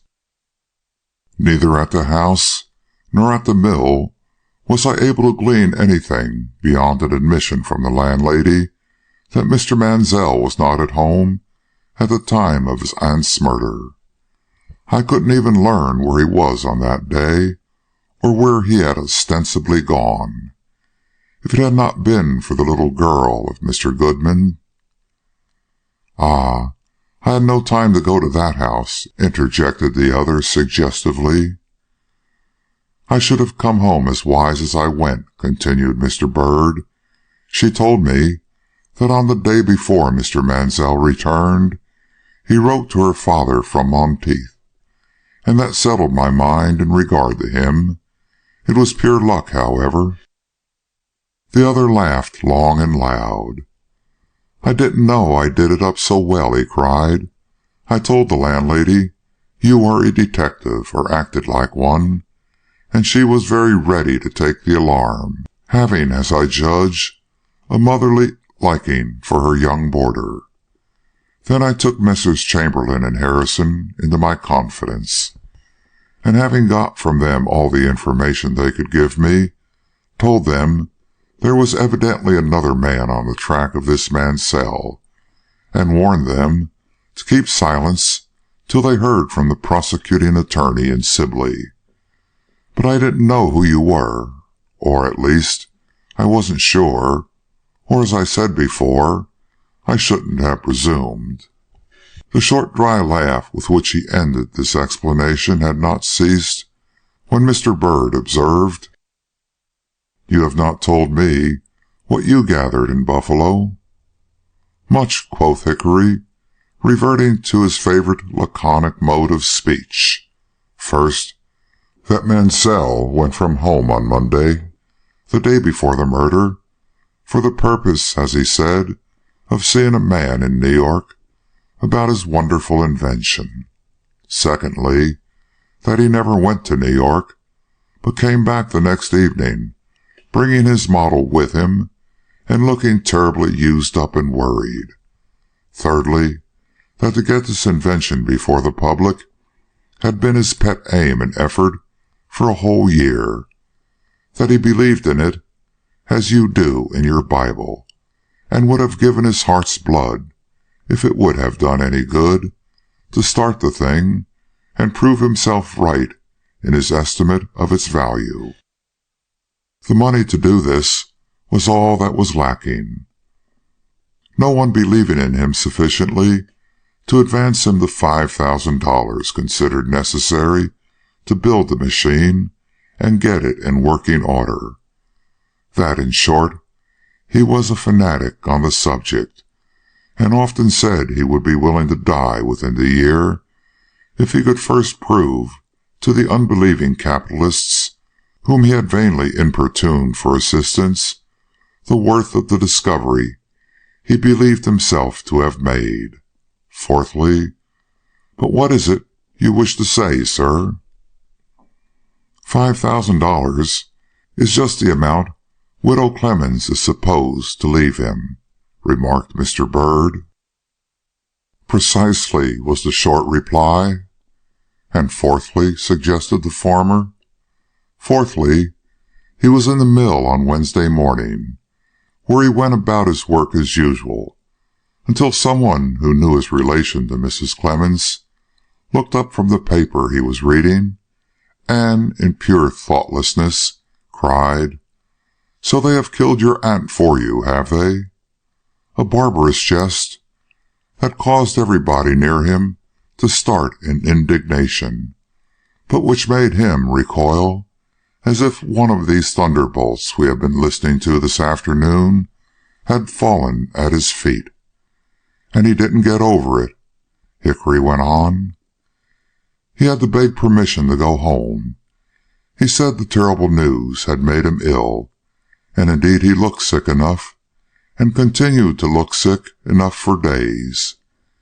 He had letters from Sibley, and an invitation to attend the inquest and be present at the funeral services, but he refused to go. He was threatened with diphtheria, he declared, and remained away from the mill until the day before yesterday, Someone, I don't remember who, says he went out of town the very Wednesday he first heard the news. But if so, he could not have been gone long, for he was at home Wednesday night, sick in bed, and threatened, as I have said, with diphtheria. Fifthly, I'm afraid of your criticisms, laughed the rough detective. Fifthly is the result of my poking about among Mr. Mansell's traps. Ah, frowned the other, with a vivid remembrance of that picture of Miss Dare, with its beauty blotted out by the ominous black lines. You are too squeamish for a detective, the other declared. Guess you're kept for the fancy business, huh? The look Mr. Bird gave him was eloquent. Go on, said he. Let us hear what lies behind your fifthly. Love, returned the man. Locked in the drawer of this young gentleman's table, I found some half-dozen letters, tied with a black ribbon. I knew they were written by a lady, but squeamishness is not a fault of mine, and so I just allowed myself to glance over them. They were from Miss Dare, of course, and they revealed the fact that love, as well as ambition, had been a motive power in determining this Mansell to make a success out of his invention. Leaning back, the now self-satisfied detective looked at Mr. Bird. The name of Miss Dare, he went on, brings me to the point from which we started. I haven't yet told you what old Sally Perkins had to say to me. No, rejoined Mr. Bird. Well, continued the other, poking with his foot the dying embers of the fire till it started up into a fresh blaze. The case against this young fellow wouldn't be worth very much without that old crone's testimony, I reckon. But with it, I guess we can get along. Let us hear, said Mr. Bird. The old woman is a wretch, Hickory suddenly broke out. She seems to gloat over the fact that a young and beautiful woman is in trouble. She actually trembled with eagerness as she told her story. If I hadn't been rather anxious myself to hear what she had to say, I could have thrown her out the window. As it was, I let her go on. Duty before pleasure, you see. Duty before pleasure. But her story, persisted Mr. Bird, letting some of his secret irritation betray itself. Well, her story was this. Monday afternoon, the day before the murder, you know, she was up in these very woods hunting for witch hazel. She had got her arms full and was going home across the bog when she suddenly heard voices. Being of a curious disposition, like myself, I suppose, she stopped, and seeing just before her a young gentleman and lady sitting on an old stump, crouched down in the shallow of a tree, with the harmless intent, no doubt, of amusing herself with her conversation. It was more interesting than she expected, and she really became quite tragic as she related her story to me. I cannot do justice to it myself, and I shan't try. It is enough that the man whom she did not know, and the woman whom she immediately recognized as Miss Dare, were both in a state of great indignation. That he spoke of selfishness and obstinacy on the part of his aunt, and that she, in the place of rebuking him, replied in a way to increase his bitterness, and led him finally to exclaim, I cannot bear it, to think that with just the advance of the very sum she proposes to give me some day, I could make her fortune and my own, and win you, all in one breath. It is enough to drive a man mad to see all that he craves in this world so near his grasp, and yet have nothing, not even hope, to comfort him. And at that, it seems, They both rose, and she, who had not answered anything to this, struck the tree before which they stood with her bare fist, and murmured a word or so which the old woman couldn't catch, but which was evidently something to the effect that she wished she knew Mrs. Clemens. For Mansell, of course it was he, said, in almost the same breath, "And if you did know her, what then?" A question which elicited no reply at first, but which finally led her to say, "Oh, I think that, possibly, I might be able to persuade her." All this, the detective went on, old Sally related with the greatest force, but in regard to what followed, she was not so clear. Probably they interrupted their conversation with some lovers' by-play, for they stood very near together, and he seemed to be earnestly pleading with her. "Do take it, old Sally," heard him say. "I shall feel as if life held some outlook for me, if you will only gratify me in this respect." But she answered, "No, it is of no use. I am as ambitious as you are, and fate is evidently against us," and put his hand back when he endeavored to take hers, but finally yielded so far as to give it to him for a moment, though she immediately snatched it away, again crying, "I cannot. You must wait till tomorrow." And when he asked why tomorrow, she answered, "A night has been known to change the whole current of a person's affairs." To which he replied, "True," and looked thoughtful, very thoughtful, as he met her eyes and saw her raise that white hand of hers and strike the tree again with a passionate force that made her fingers bleed. And she was right, concluded the speaker. That night, or if not that night, the next 24 hours, did make a change, as even old Sally Perkins observed. Widow Clemens was struck down, and Craig Mansell became the possessor of the $5,000 he so much wanted in order to win for himself a fortune and a bride. Mr. Byrd, who had been sitting with his face turned aside during this long recital, slowly rose to his feet. "Hickory," said he, and his tone had an edge of suppressed feelings in it that made the other start, "don't ever let me hear you say in my presence that you think this young and beautiful woman was the one to suggest murder to this man, for I won't hear it. And now," he continued more calmly, "tell me why this babbling old wretch did not enliven the inquest with her wonderful tale. It would have been a fine offset to the testimony of Miss Furman. She said she wasn't fond of coroners, and had no wish to draw the attention of 12 of her own town folk upon herself.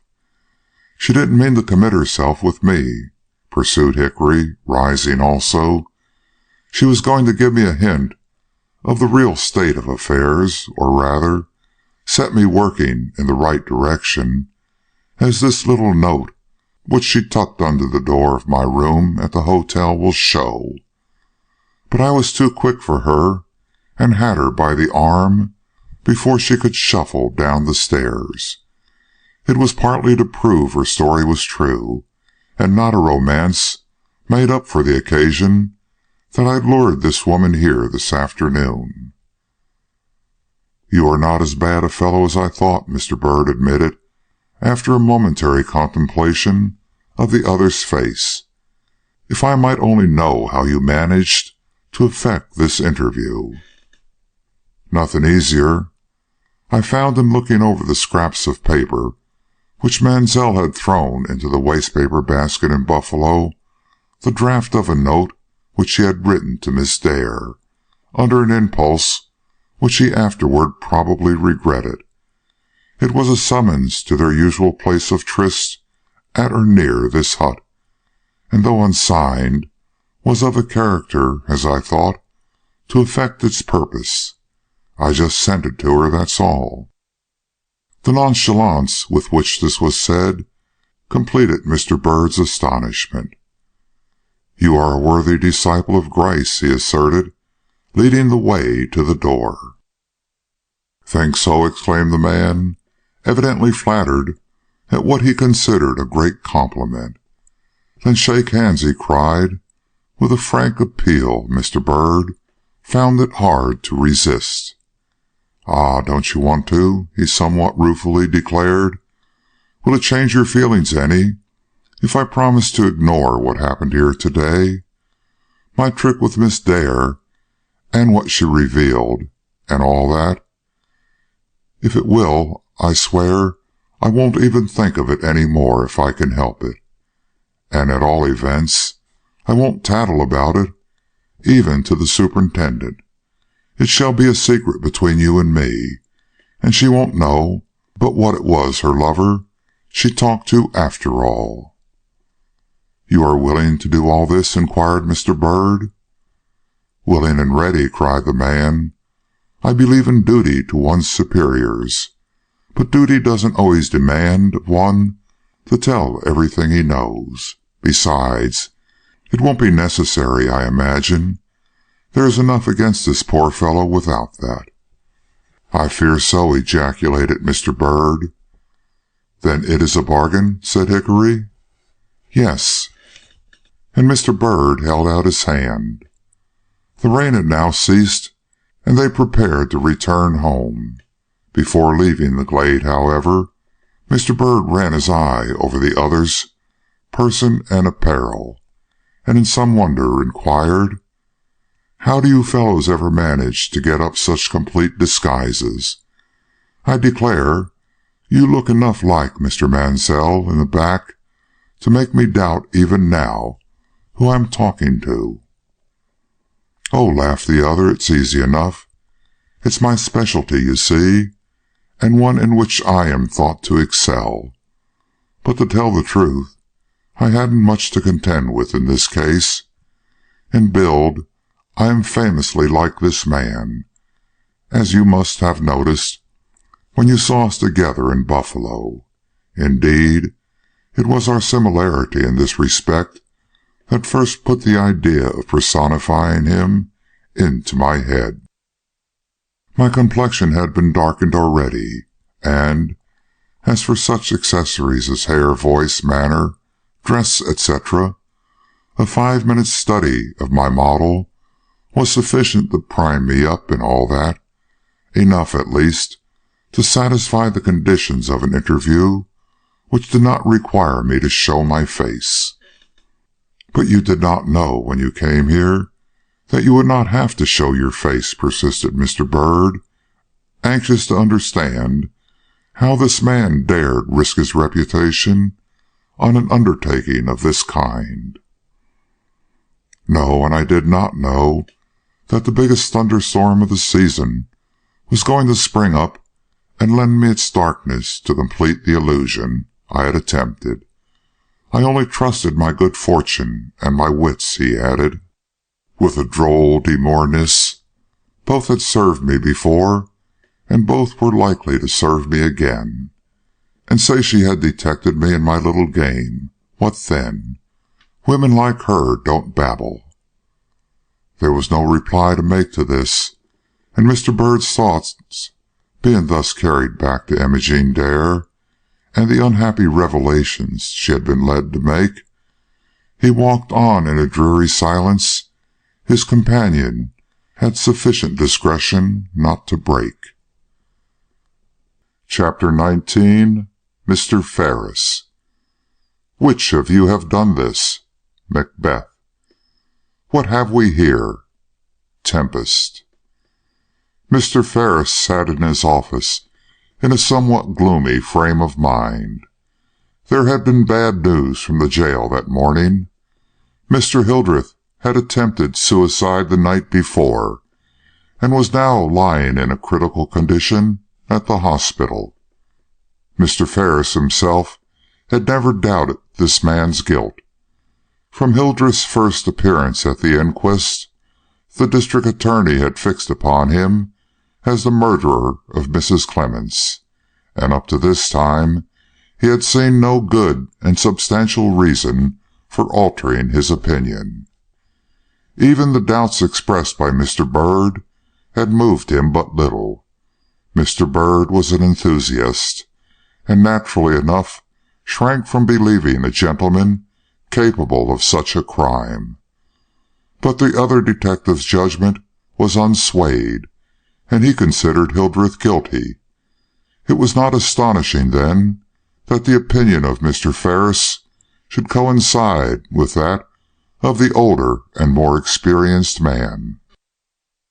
But the depths of despair or remorse which led Mr. Hildreth to this desperate attempt upon his own life had struck the district attorney with dismay. Though not overly sensitive by nature, he could not help feeling sympathy for the misery that had prompted such a deed, and while secretly regarding this unsuccessful attempt at suicide as an additional proof of guilt, he could not forbear satisfying himself by a review of the evidence elicited at the inquest. That the action of the authorities in arresting this man had been both warrantable and necessary. The result was satisfactory in all but one point. When he came to the widow's written accusation against one by the name of Gouverneur Hildreth, he was impressed by a fact that had hitherto escaped his notice. This was the yellowness of the paper upon which the words were written. If they had been transcribed a dozen years before, they would not have looked older, nor would the ink have presented a more faded appearance. Now, as the suspected man was under 25 years of age, and must therefore have been a mere child when the paper was drawn up, the probability was that the governor intended was the prisoner's father, their names being identical. But this discovery, while it robbed the affair of its most dramatic feature, could not affect in any serious way the extreme significance of the remaining real and compromising facts which told so heavily against this unfortunate man.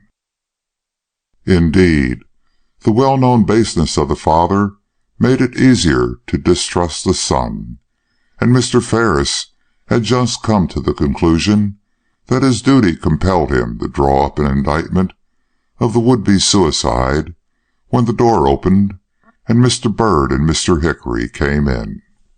To see these two men in conjunction was a surprise to the district attorney. He, however, had no time to express himself on the subject, for Mr. Byrd, stepping forward, immediately remarked, "Mr. Hickory and I have been in consultation, sir, and we have a few facts to give you that we think will alter your opinion as to the person who murdered Mrs. Clemens."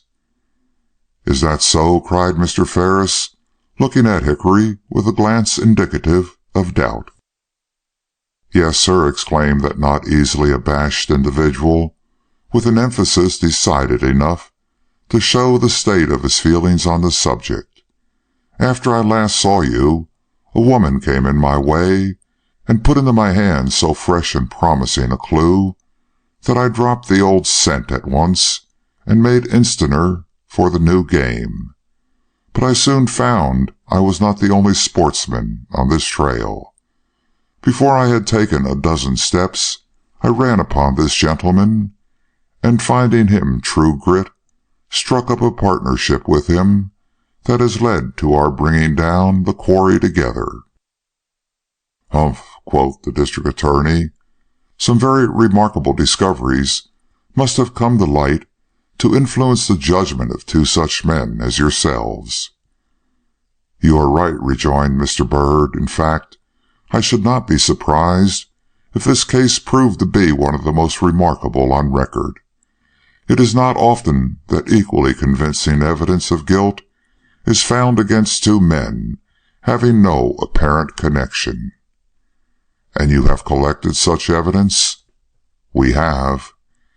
And who is the person you consider equally open to suspicion with Mr. Hildreth? Craig Mansell, Mrs. Clemens's nephew. The surprise of the district attorney was, as Mr. Hickory in later days remarked, nuts to him. The solemn nature of the business he was engaged upon never disturbed this hardy detective's sense of the ludicrous, and he indulged in one of his deepest chuckles as he met the eye of Mr. Ferris. "One never knows what they are going to run upon in a chase of this kind, do they, sir?" he remarked, with the greatest cheerfulness. "Mr. Mansell is no more of a gentleman than Mr. Hildreth, yet, because he is the second one of his caste who has attracted our attention, you are naturally very much surprised. But wait till you hear what we have to tell you. I am confident you will be satisfied with our reasons for suspecting this new party." And he glanced at Mr. Byrd, who, seeing no cause for delay, proceeded to unfold before the district attorney the evidence they had collected against Mr. Mansell. It was strong, telling, and seemingly conclusive, as we already know, and awoke in the mind of Mr. Ferris the greatest perplexity of his life. It was not simply the facts urged against Mr. Mansell were of the same circumstantial character and of almost the same significance as those already urged against Mr. Hildreth, but that the association of Miss Dare's name with this new theory of suspicion presented difficulties, if it did not involve consequences calculated to make any friend of Mr. Orcutt quail.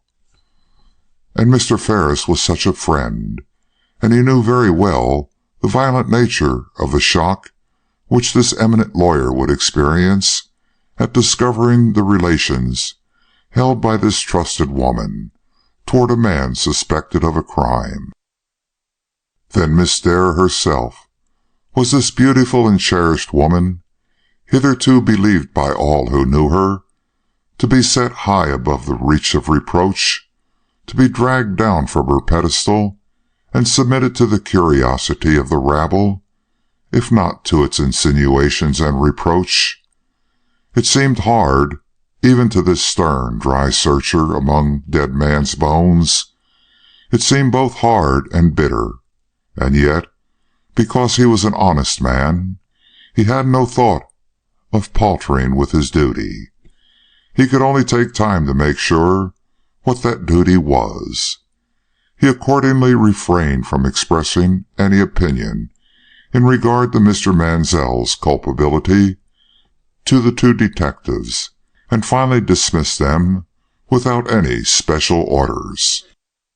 But a day or two after this he sent for them again and said, "Since I have seen you, I have considered with due carefulness the various facts presented to me in support of your belief that Craig Mansell is the man who assailed the widow Clemens, and have weighed them against the equally significant facts pointing toward Mr. Hildreth as the guilty party, and find but one link lacking in the former chain of evidence which is not lacking in the latter, and that is this: Mrs. Clemens, in one or two lucid moments which returned to her after the assault, gave utterance to an exclamation which many think was meant to serve as a guide in determining the person of her murderer.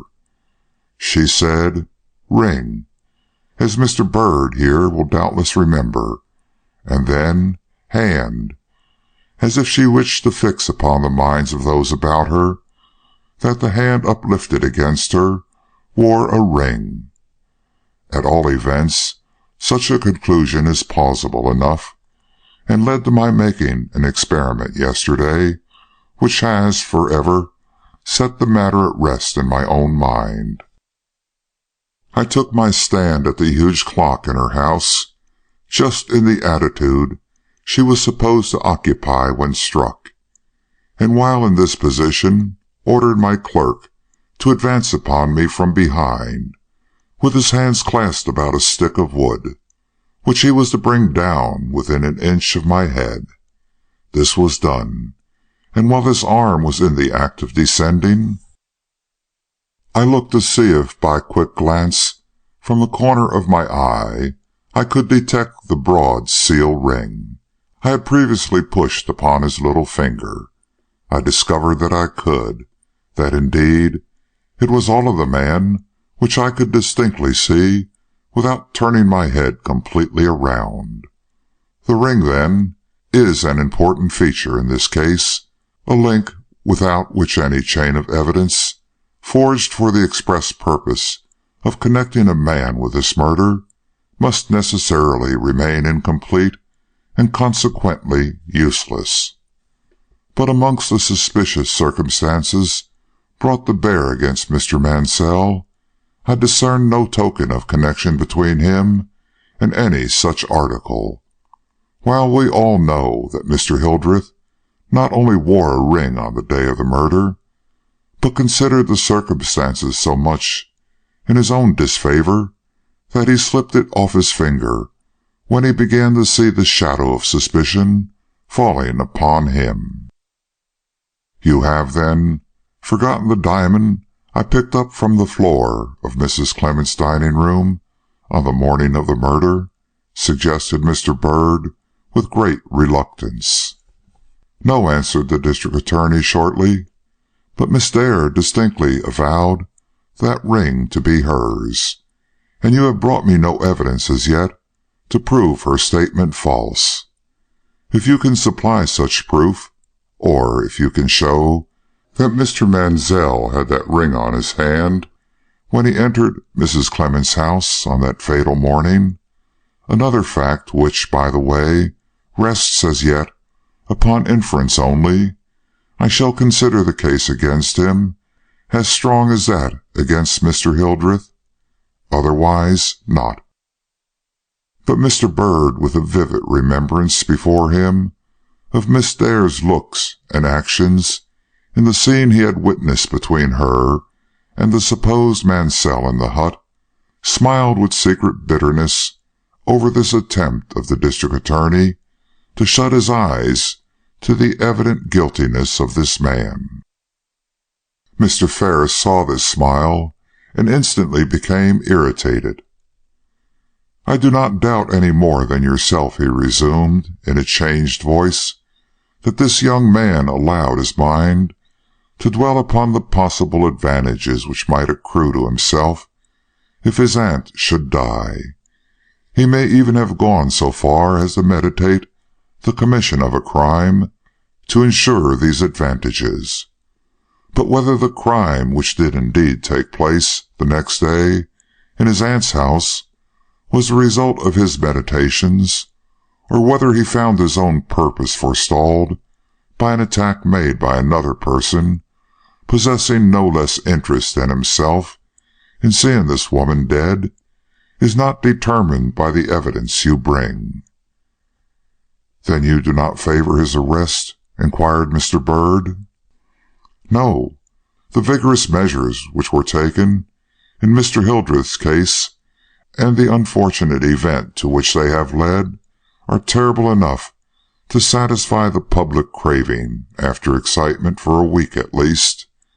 I am not fond of driving men to madness myself, and unless I can be made to see that my duty demands a complete transferal of my suspicions from Hildreth to Mansell, I can advise nothing more than a close but secret surveillance of the latter's movements until the action of the grand jury determines whether the evidence against Mr. Hildreth is sufficient to hold him for trial." Mr. Byrd, who had such solid, if private and uncommunicable reasons for believing in the guilt of Craig Mansell, was somewhat taken back at this unlooked-for decision of Mr. Ferris, and remembering the temptation which a man like Hickory must feel to make his cause good at all hazards, cast a sharp look toward the blunt-spoken detective, in some doubt as to whether he could be relied upon to keep his promise in the face of this manifest disappointment.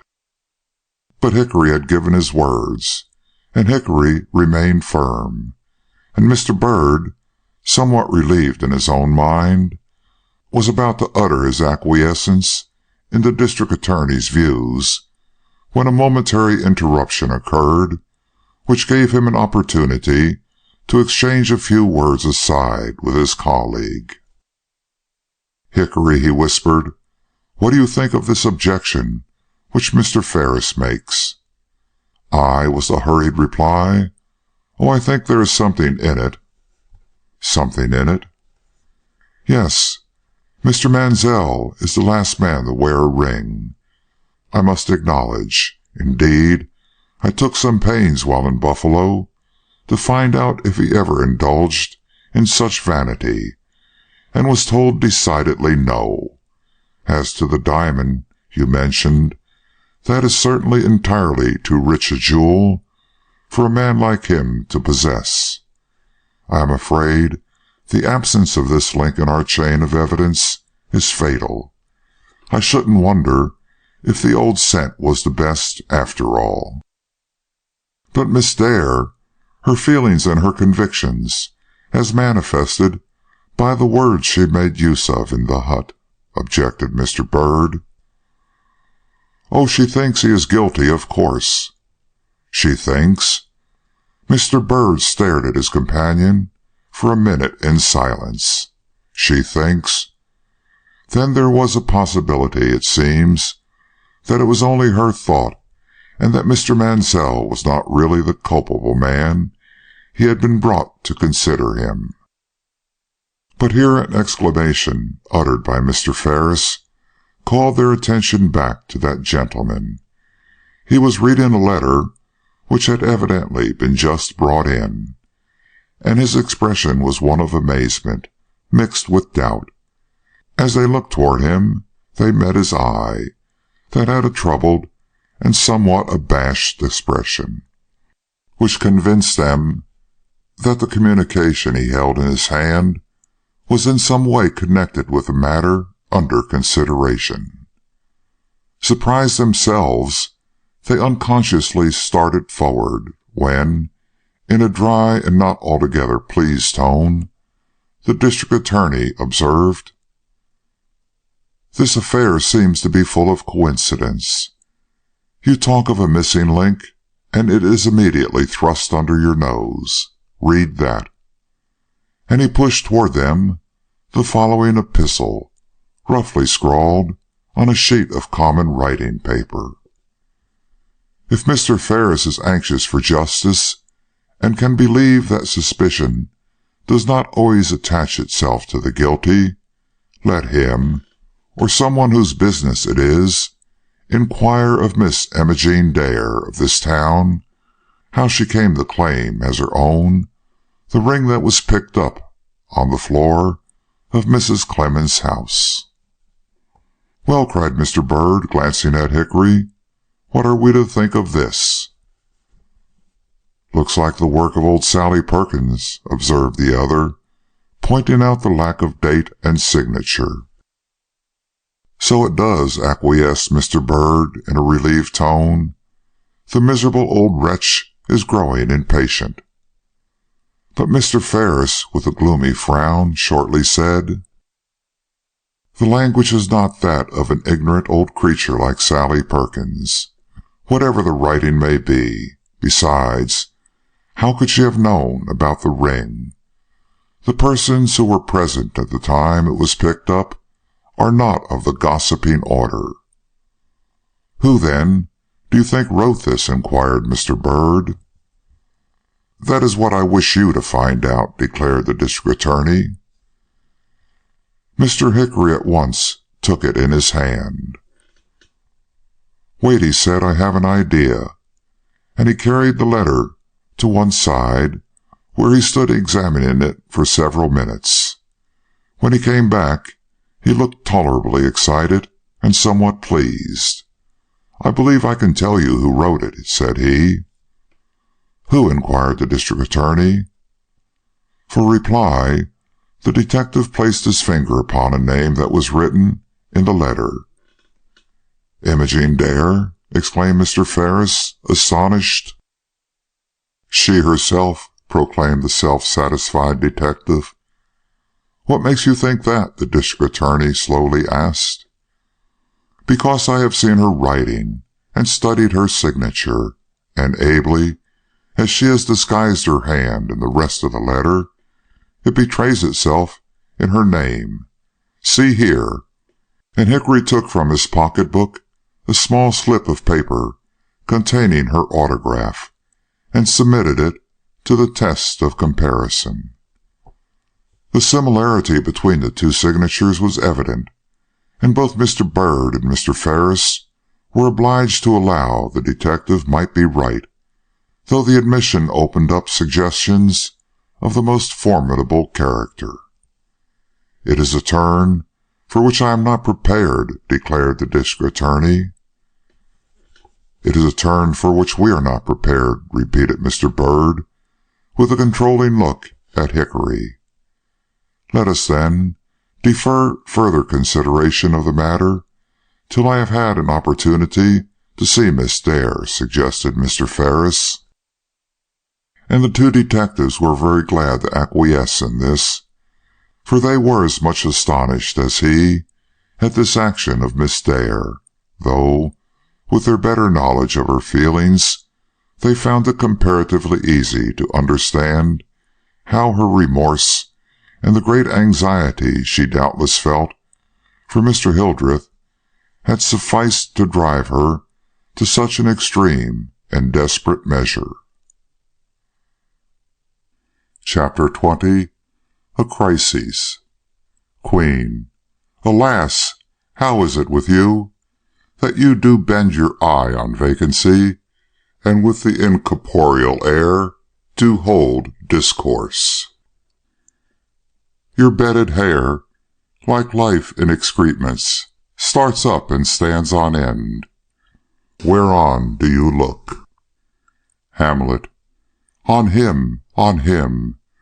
Look you, how pale he glares, his form and cause conjoined, preaching to stones, would make them capable. Do not look upon me, lest, with this piteous action, you convert my stern effects.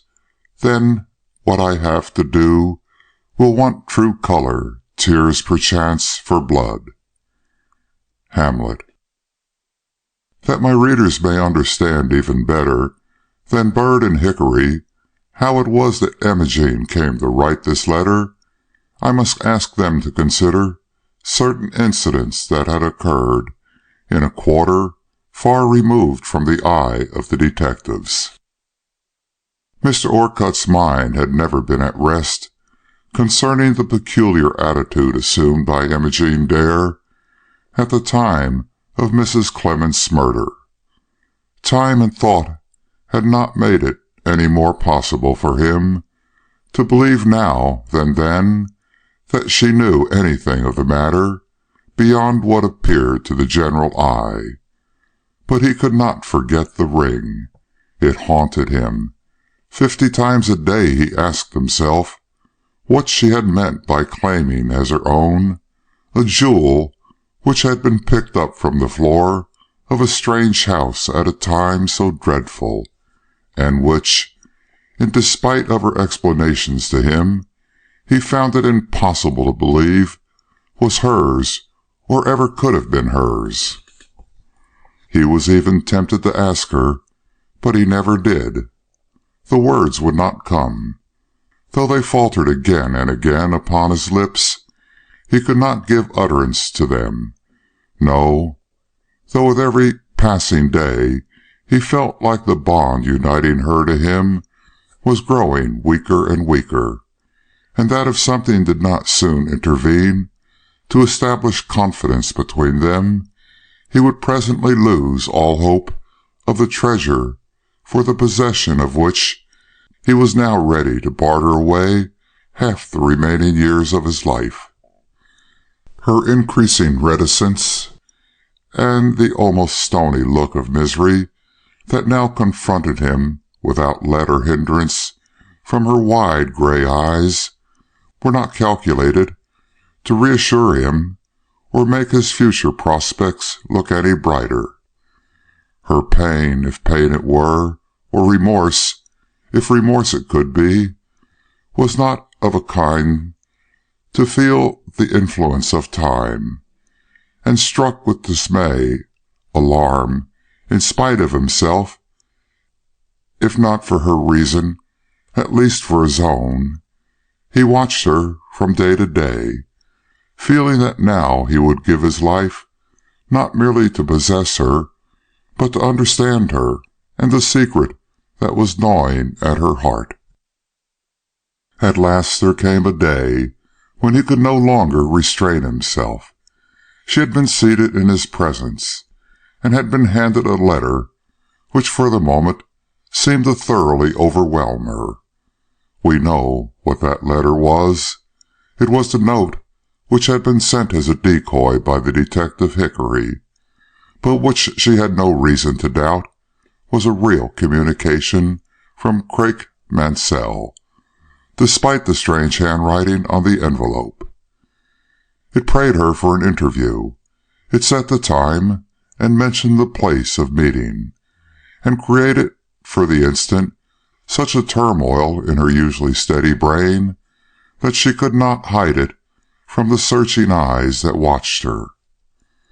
"What is it, Imogene?" inquired Mr. Orcutt, drawing near her with a gesture of such uncontrollable anxiety it looked as if he were about to snatch the letter from her hand. For reply she rose, walked to the grate, in which a low wood fire was burning, and plunged the paper in among the coals. When it was all consumed, she turned and faced Mr. Orcutt. "You must excuse me," she murmured, "but the letter was one which I absolutely desired no one to see." But he did not seem to hear her apology. He stood with his gaze fixed on the fire, and his hand clenched against his heart, as if something in the fate of that wretched sheet of paper reminded him of the love and hope that were shriveling up before his eyes. She saw his look, and drooped her head, with a sudden low moan of mingled shame and suffering. "Am I killing you?" she faintly cried. "Are my strange wild ways driving you to despair? I had not thought of that. I am so selfish. I had not thought of that." This evidence of feeling, the first she had ever shown him, moved Mr. Orcutt deeply. Advancing toward her with sudden passion, he took her by the hand. "Killing me?" he repeated. "Yes, you are killing me. Don't you see how fast I am growing old?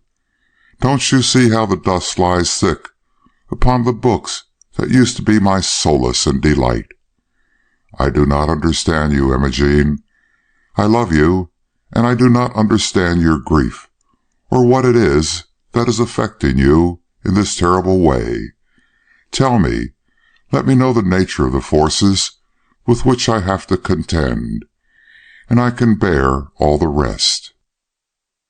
This appeal, forced as it was from lips unused to prayer, seemed to strike her, absorbed though she was in her own suffering. Looking at him with real concern, she tried to speak, but the words faltered on her tongue. They came at last, however, and he heard her say, "I wish I could weep, if only to show you I am not utterly devoid of womanly sympathy for an anguish I cannot cure. But the fountain of my tears is dried at its source. I do not think I can ever weep again. I am condemned to tread a path of misery and despair, and must traverse it to the end, without weakness and without help. Do not ask me why, for I can never tell you, and do not detain me now, or try to make me talk, for I must go where I can be alone and silent." She was slipping away. but he caught her by the wrist and drew her back. His pain and perplexity had reached their climax. "You must speak," he cried. "I have paltered long enough with this matter. You must tell me what it is that is destroying your happiness and mine." But her eyes, turning toward him, seemed to echo that "must" in a look of disdain eloquent enough to scorn all help from words. And in the indomitable determination of her whole aspect he saw that he might slay her, but that he could never make her speak. Loosing her with a gesture of despair, he turned away. When he glanced back again, she was gone. The result of this interview was naturally an increased doubt and anxiety on his part. He could not attend to his duties with any degree of precision.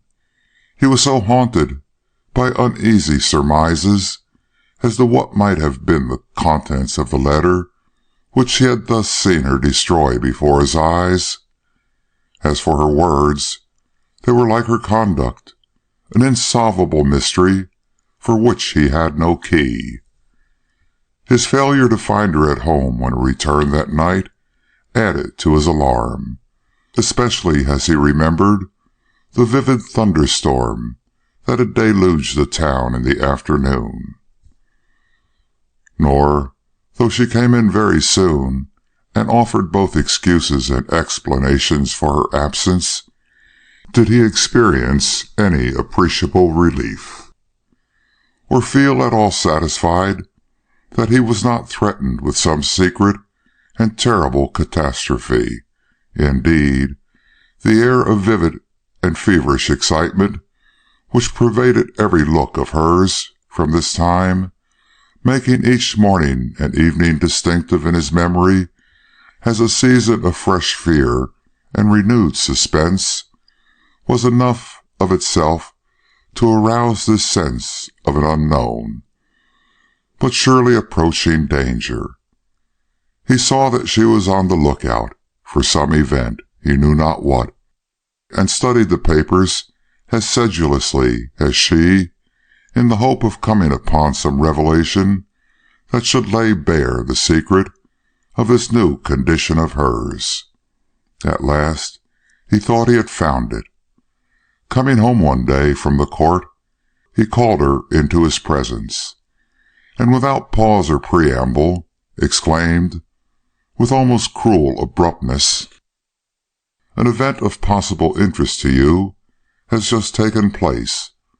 The murderer of Mrs. Clemens has just cut his throat." He saw that before he had finished the first clause, that he had struck at the very citadel of her terrors and her woe. At the end of the second sentence, he knew, beyond all doubt now, what it was she had been fearing, if not expecting. Yet she had not said a word, and by no movement betrayed that the steel had gone through and through her heart. A demon, the maddening demon of jealousy, gripped him for the first time with relentless force. "Ah, you have been looking for it," he cried in a choked voice. "You know this man, then, knew him, perhaps, before the murderer of Mrs. Clemens, knew him, and perhaps loved him."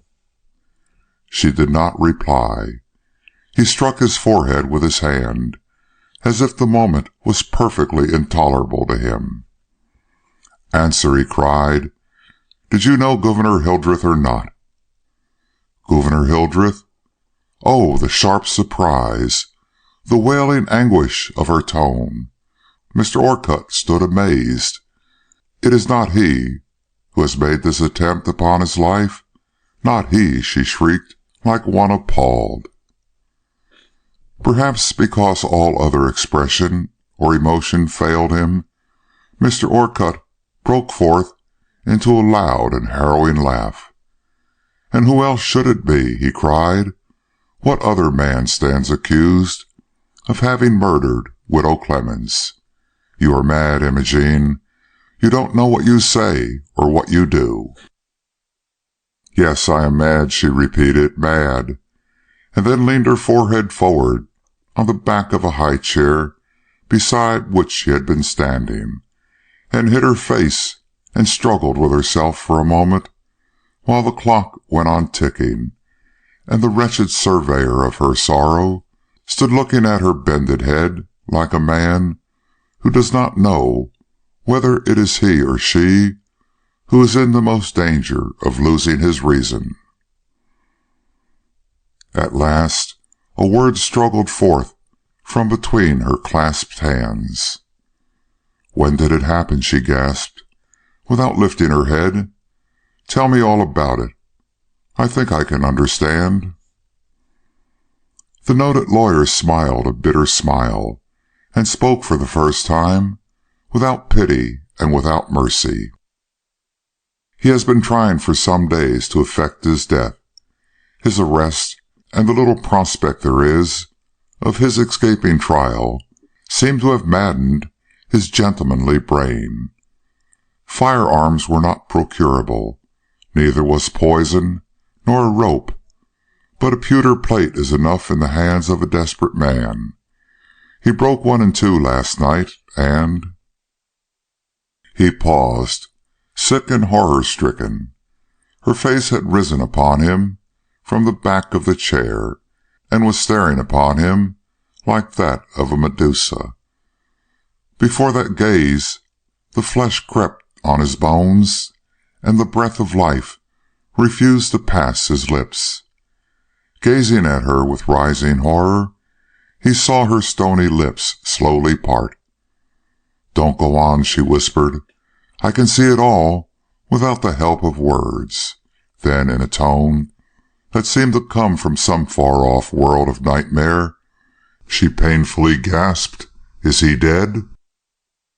Mr. Orcutt was a man who, up to the last year, had never known what it was to experience a real and controlling emotion. Life with him had meant success in public affairs, and a certain social preeminence that made his presence in any place the signal of admiring looks and respectful attentions. But let no man think that, because his doom delays, it will never come. Passions such as he had deprecated in others, and desires such as he had believed impossible to himself, had seized upon him with ungovernable power, and in this moment especially he felt himself yielding to their sway with no more power of resistance than a puppet experiences in the grasp of a whirlwind. Meeting that terrible eye of hers, burning with an anxiety for a man he despised, and hearing the agonized question from lips whose touch he had never known, he experienced a sudden, wild, and almost demoniac temptation to hurl back the implacable "yes" that he felt certain would strike her like a dead woman to the ground. But the horrid impulse passed, and, with a quick remembrance of the claims of honor upon one bearing his name and owning his history, he controlled himself with a giant resolution, and merely dropping his eyes from an anguish he dared no longer confront, answered quietly, "No, he has hurt himself severely, and has disfigured his good looks for life, but he will not die, or so the physicians think." A long, deep, shuddering sigh swept through the room. "Thank God," came from her lips, and then all was quiet again. He looked up in haste. He could not bear the silence. "Imogene," he began, but instantly paused in surprise at the change which had taken place in her expression. "What do you intend to do?" was his quick demand. "You look as I have never seen you look before." "Don't ask me," she returned. "I have no words for what I am going to do. What you must do is to see that Gouverneur Hildreth is released from prison. He is not guilty, mind you. He never committed this crime, of which he is suspected, and in the shame of which suspicion he has this day attempted his life. If he is kept in restraint, which is so humiliating to him, and if he dies there, it will be murder, do you hear? Murder. And he will die there if he's not released. I know his feelings only too well. But Imogene— Hush, don't argue. 'Tis a matter of life and death, I tell you. He must be released. I know," she went on hurriedly, "what it is you want to say. You think you cannot do this, that the evidence is all against him, that he went to prison of his own free will, and cannot hope for release till his guilt or innocence has been properly inquired into. But I know you can effect his enlargement if you will. You are a lawyer, and understand all the crooks and turns by which a man can sometimes be made to evade the grasp of justice. Use your knowledge. Avail yourself of your influence with the authorities, and I—" She paused and gave him a long, long look. He was at her side in an instant. "You would what?" he cried, taking her hand in his and pressing it impulsively. "I would grant you whatever you ask," she murmured, in a weariful tone. "Would you be my wife?" he passionately inquired. "Yes," was the choked reply, "if I did not die first." He caught her to his breast in rapture. He knelt at her side and threw his arms about her waist. "You shall not die," he cried. "You shall live and be happy.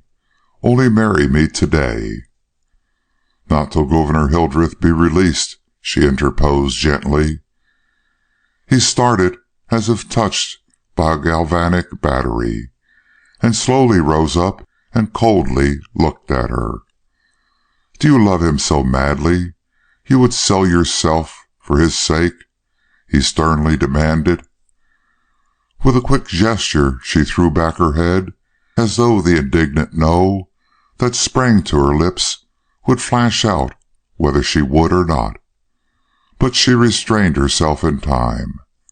"I cannot answer," she returned. But he was master now, master of this dominating spirit that had held him in check for so long a time, and he was not to be put off. "You must answer," he sternly commanded. "I have the right to know the extent of your feeling for this man, and I will. Do you love him, Imogene Dare?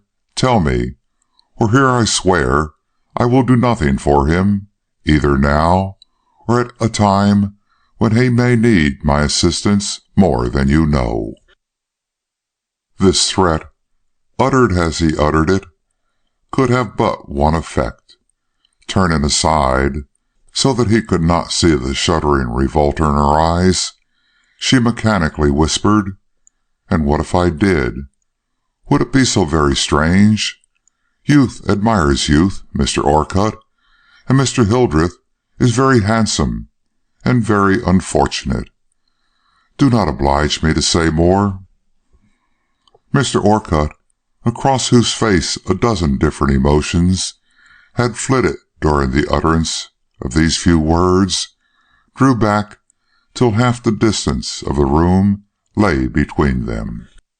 "Nor do I wish to hear any more," he rejoined slowly. "You have said enough, quite enough. I understand now all the past, all your terrors, and all your secret doubts and unaccountable behavior. The man you loved was in danger, and you did not know how to manage his release. Well, well, I am sorry for you, Imogene. I wish I could help you.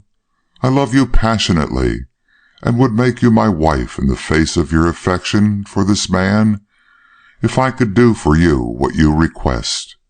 But it is impossible. Never during the whole course of my career has a blot rested upon my integrity as a lawyer. I am known as an honest man, and honest will I remain, known to the last. Besides, I could do nothing to effect his enlargement if I tried.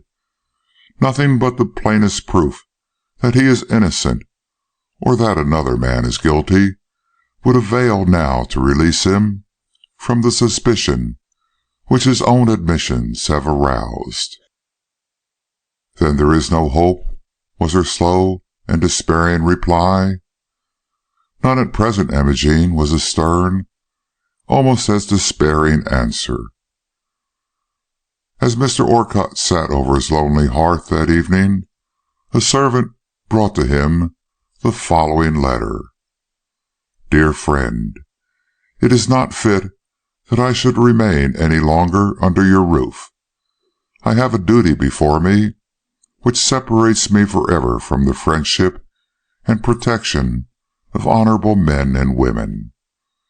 No home but such as I can provide for myself by the work of my own hands shall henceforth shelter the disgraced head of Imogene Dare. Her fate, whatever it may prove to be, she bears alone, and you, who have been so kind, shall never suffer from any association with one whose name must henceforth become the sport of the crowd, if not the execration of the virtuous. If your generous heart rebels at this, choke it relentlessly down. I shall be already gone when you read these lines, and nothing you could do or say would make me come back. Good-bye, and may heaven grant you forgetfulness of one whose only return to your benefactions has been to make you suffer almost as much as she suffers herself." As Mr. Orcutt read these last lines, District Attorney Ferris was unsealing the anonymous missive which has already been laid before my readers. Chapter 21. Heart's Martyrdom. "Oh, that a man might know the end of this day's business ere it come! But it sufficeth that the day will end, and then the end is known." Julius Caesar. Mr. Ferris's first impulse upon dismissing the detectives had been to carry the note he had received to Mr. Orcutt, but a night's careful consideration of the subject convinced him that the wisest course would be to follow the suggestion conveyed in the letter, and seek a direct interview with Imogene Dare. It was not an agreeable task for him to undertake. Miss Dare was a young lady whom he had always held in the highest esteem. He had hoped to see her the wife of his friend, and would have given much from his own private stock of hope and happiness to have kept her name free from the contumely which any association with this dreadful crime must necessarily bring upon it. But his position as prosecuting attorney of the county would not allow him to consult his feelings any further in a case of such serious import. The condition of Mr. Hildreth was, to say the least, such as demanded the most impartial action on the part of the public officials, and if through any explanation of Miss Dare the one missing link in the chain of evidence against another could be supplied, it was certainly his duty to do all he could to ensure it.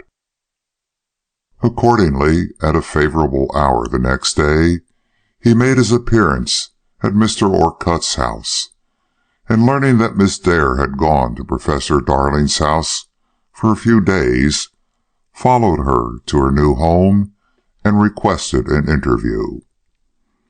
She at once responded to his call. Little did he think, as she came into the parlor where he sat, and with even more than her usual calm self-possession glided down the length of that elegant apartment to his side, that she had just come from a small room on the top floor, where in the position of a hired seamstress she had been engaged in cutting out the wedding garments for one of the daughters of the house. Her greeting was that of a person attempting to feign a surprise she did not feel. "Ah," said she, "Mr. Ferris, this is an unexpected pleasure." But Mr. Ferris had no heart for courtesies. "Miss Derry," began, without any of the preliminaries which might be expected of him, "I have come upon a disagreeable errand. I have a favor to ask. You are in the possession of a piece of information which is highly necessary for me to share." "I?" The surprise betrayed in this single word was no more than was to be expected from a lady thus addressed. Neither did the face she turned so steadily toward him alter under his searching gaze. "If I can tell you anything that you wish to know," she quietly declared, "I am certainly ready to do so, sir." Deceived by the steadiness of her tone and the straightforward look of her eyes, he proceeded, with a sudden releasement from his embarrassment, to say, "I shall have to recall to your mind a most painful incident. You remember on the morning when we met at Mrs. Clement's house, claiming as your own a diamond ring which was picked up from the floor at your feet?" "I do." "Miss Dare, was this ring really yours, or were you misled by its appearance into merely thinking it your property? My excuse for asking this is that the ring, if not yours, is likely to become an important factor in the case to which the murder of this unfortunate woman has led." "Sir," the pause which followed the utterance of this word was but momentary, but in it what faint and final hope may have gone down into the depths of everlasting darkness God only knows. "Sir, since you ask me the question, I will say that in one sense of the term it was mine, and in another it was not. The ring was mine because it had been offered to me as a gift the day before. The ring was not mine because I had refused to take it when it was offered." At these words, spoken with such quietness they seemed like the mechanical utterance of a woman in a trance, Mr. Ferris started to his feet. He could no longer doubt that evidence of an important nature lay before him. "And may I ask," he inquired, without any idea of the martyrdom he caused, "what was the name of the person who offered you this ring, and from whom you refused to take it?" "The name?" She quavered for a moment, and her eyes flashed up toward heaven with a look of wild appeal, as if the requirement of this moment was more than even she had strength to meet. Then a certain terrible calm settled upon her, blotting the last hint of feeling from her face, and rising up in her turn, she met Mr. Ferris's inquiring eye, and slowly and distinctly replied, "It was Craik Mansell, sir. He is a nephew of Mrs. Clement's." It was a name Mr. Ferris had come there to hear, yet it gave him a slight shock when it fell from her lips, perhaps because his mind was still running upon her supposed relations with Mr. Orcutt. But he did not show his feelings, however, and calmly asked, "And was Mr. Mansell in this town the day before the assault upon his aunt?" "He was." "And you had a conversation with him?" "I had." "May I ask where?" For the first time she flushed. Womanly shame had not yet vanished entirely from her stricken breast, but she responded as steadily as before. "In the woods, sir, back of Mrs. Clement's house. There were reasons—" She paused. "There were good reasons, which I do not feel obliged to state, why a meeting in such a place was not discreditable to us. Mr. Ferris, who had received from other sources a full version of the interview to which she thus alluded, experienced a sudden revulsion of feeling against one he could not but consider as a detected coquette, and drawing quickly back, made a gesture such as was not often witnessed in those elegant apartments.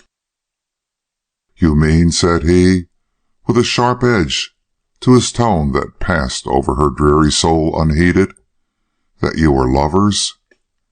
"I mean," said she, like the automaton she surely was at that moment, "that he had paid me honorable addresses, and that I had no reason to doubt his motives or my own in seeking such a meeting."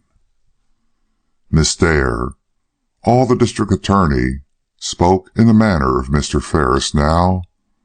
"If you refuse Mr. Mansell his ring, you must have returned it to him."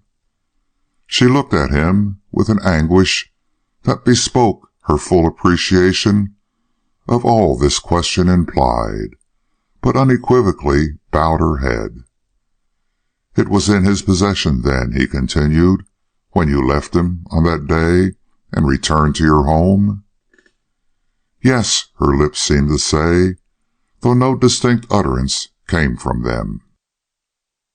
"And you did not see it again till you found it on the floor of Mrs. Clement's dining room that morning of the murder?" "No." "Miss Dare," said he, with greater mildness, after a short pause, "you have answered my somewhat painful inquiries with a straightforwardness I could not sufficiently commend. And if you will now add to my gratitude by telling me whether you have informed anyone else of the important facts you have just given me, I will distress you by no further questions." "Sir," said she, and her attitude showed that she could endure but little more, "I have taken no one else into my confidence. Such knowledge as I had to impart was not a matter for idle gossip."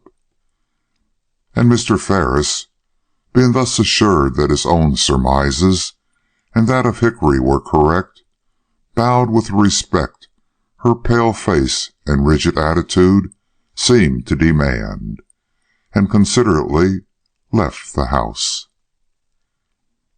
Chapter 22. Craik Mansell.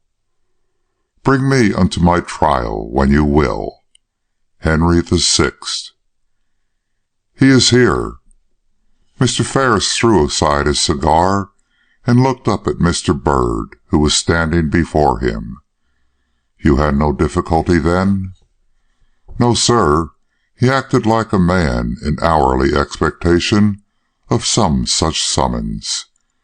At the very first intimation of your desire to see him in Sibley, he rose from his desk with what I thought was a meaning look at Mr. Goodman, and after a few preparations for departure, signified he was ready to take the next train." "And did he ask you no questions?" "Only one. He wished to know if I were a detective, and when I responded yes, observed with an inquiring look, 'I am wanted as a witness, I suppose?' a suggestion to which I was careful to make no reply." Mr. Ferris pushed aside his writing and glanced toward the door.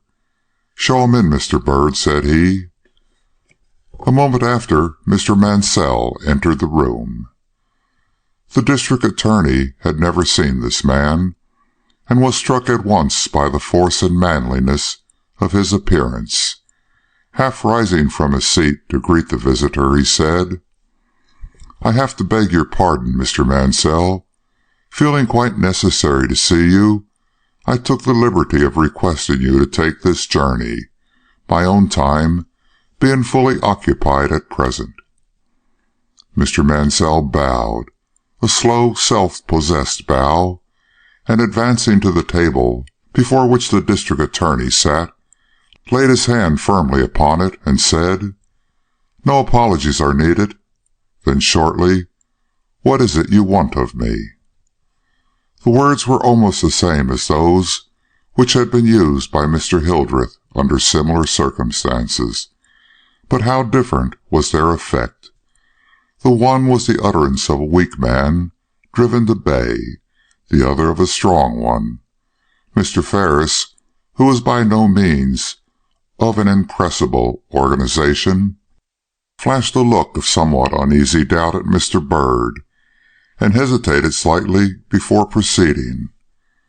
"We have sent for you in this friendly way," he remarked at last, "in order to give you that opportunity for explaining certain matters connected with your aunt's sudden death, which your well-known character and good position seem to warrant. We think you can do this. At all events, I have accorded myself the privilege of supposing so, and any words you may have to say will meet with all due consideration. As Mrs. Clemence's nephew, you, of course, desire to see her murderer brought to justice." The slightly rising inflection given to the last few words made them to all intents and purposes a question, and Mr. Byrd, who stood nearby, waited anxiously for the decided yes which seemed the only possible reply under the circumstances, but it did not come. Surprised and possibly anxious, the district attorney repeated himself. "As her nephew," said he, "and the inheritor of the few savings she has left behind her, you can have but one wish on this subject, Mr. Mansell." But this attempt succeeded no better than the first. Beyond a slight compression of the lips, Mr. Mansell gave no manifestation of having heard this remark, and both Mr. Ferris and the detective found themselves forced to wonder at the rigid honesty of a man who, whatever death-giving blow he may have dealt, would not allow himself to escape the prejudice of his accusers by asserting to a supposition he knew and they knew to be false. Mr. Ferris did not press the question. "Mr. Mansell," he remarked instead, "a person by the name of Gouverneur Hildreth is, as you must know, under arrest at this time, charged with the crime of having given the blow that led to your aunt's death.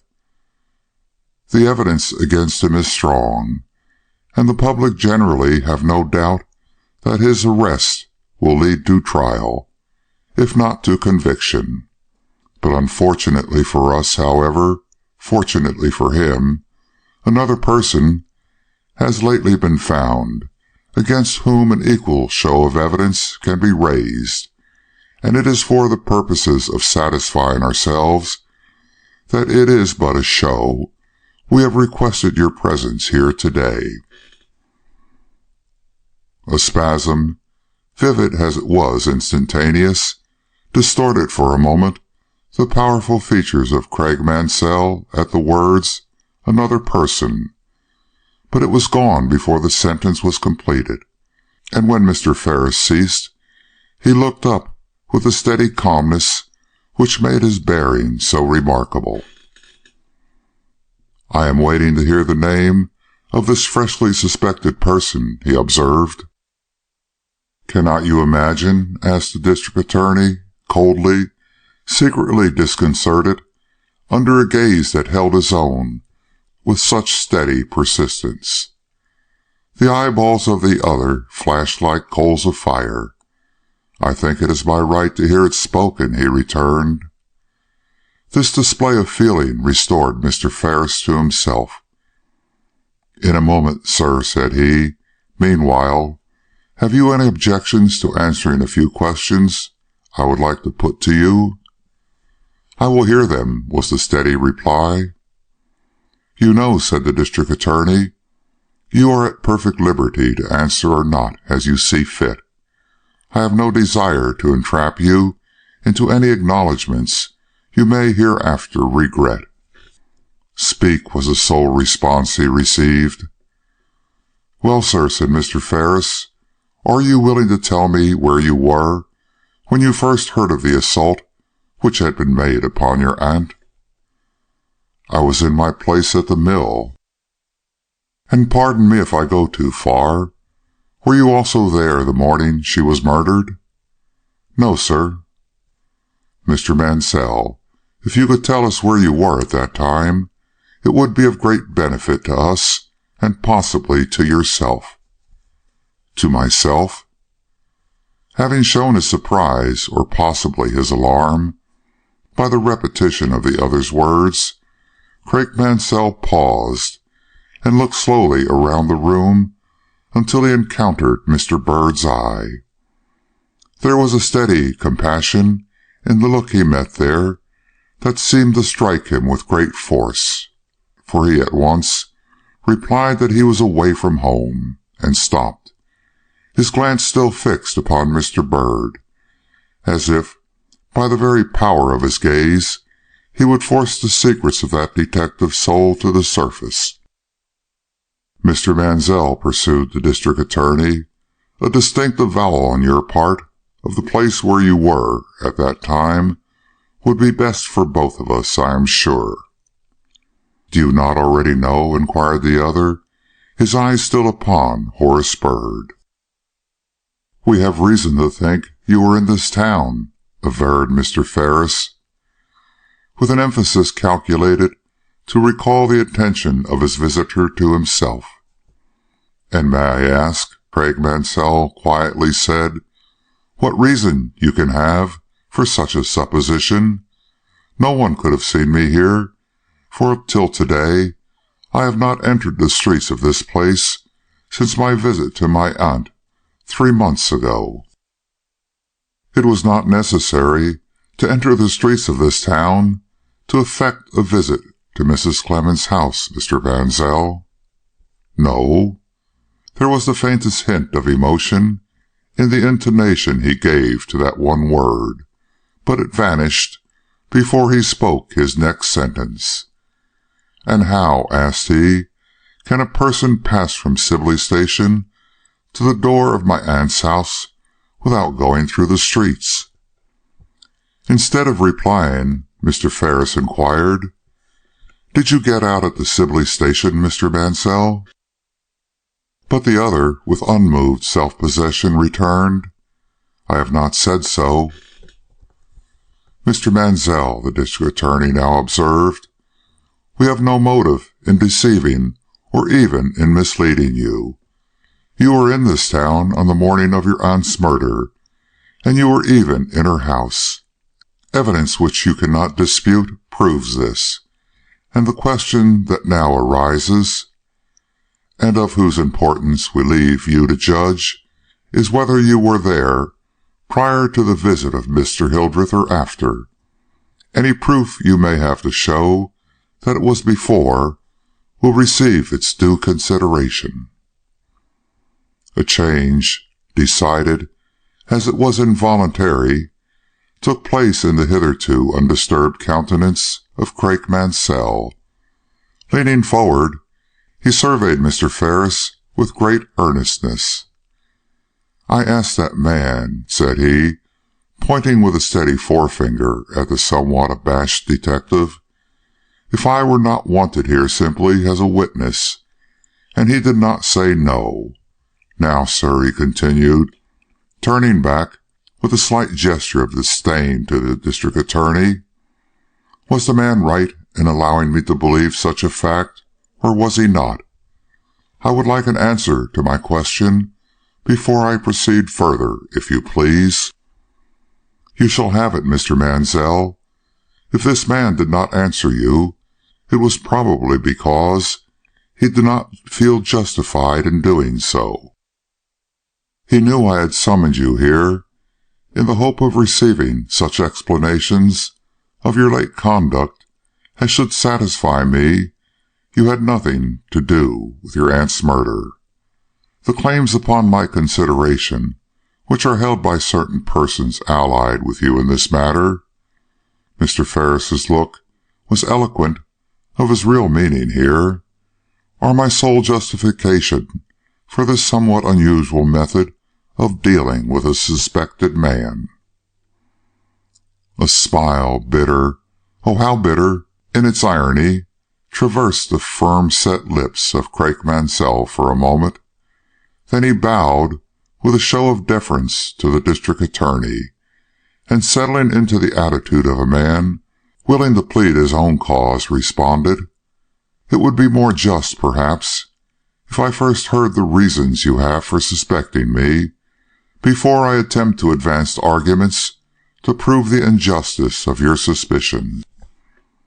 "Well," said Mr. Ferris, "you shall have them.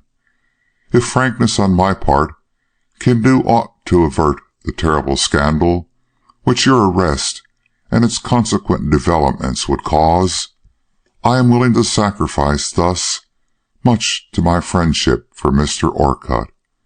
But if I do this, I shall expect an equal frankness in return. The matter is too serious for subterfuge." The other merely waved his hand. "The reasons," proceeded Mr. Ferris, "for considering you a party as much open to suspicion as Mr. Hildreth are several. First, we have evidence to prove your great desire for a sum of money equal to your aunt's savings, in order to introduce an invention which you have just patented.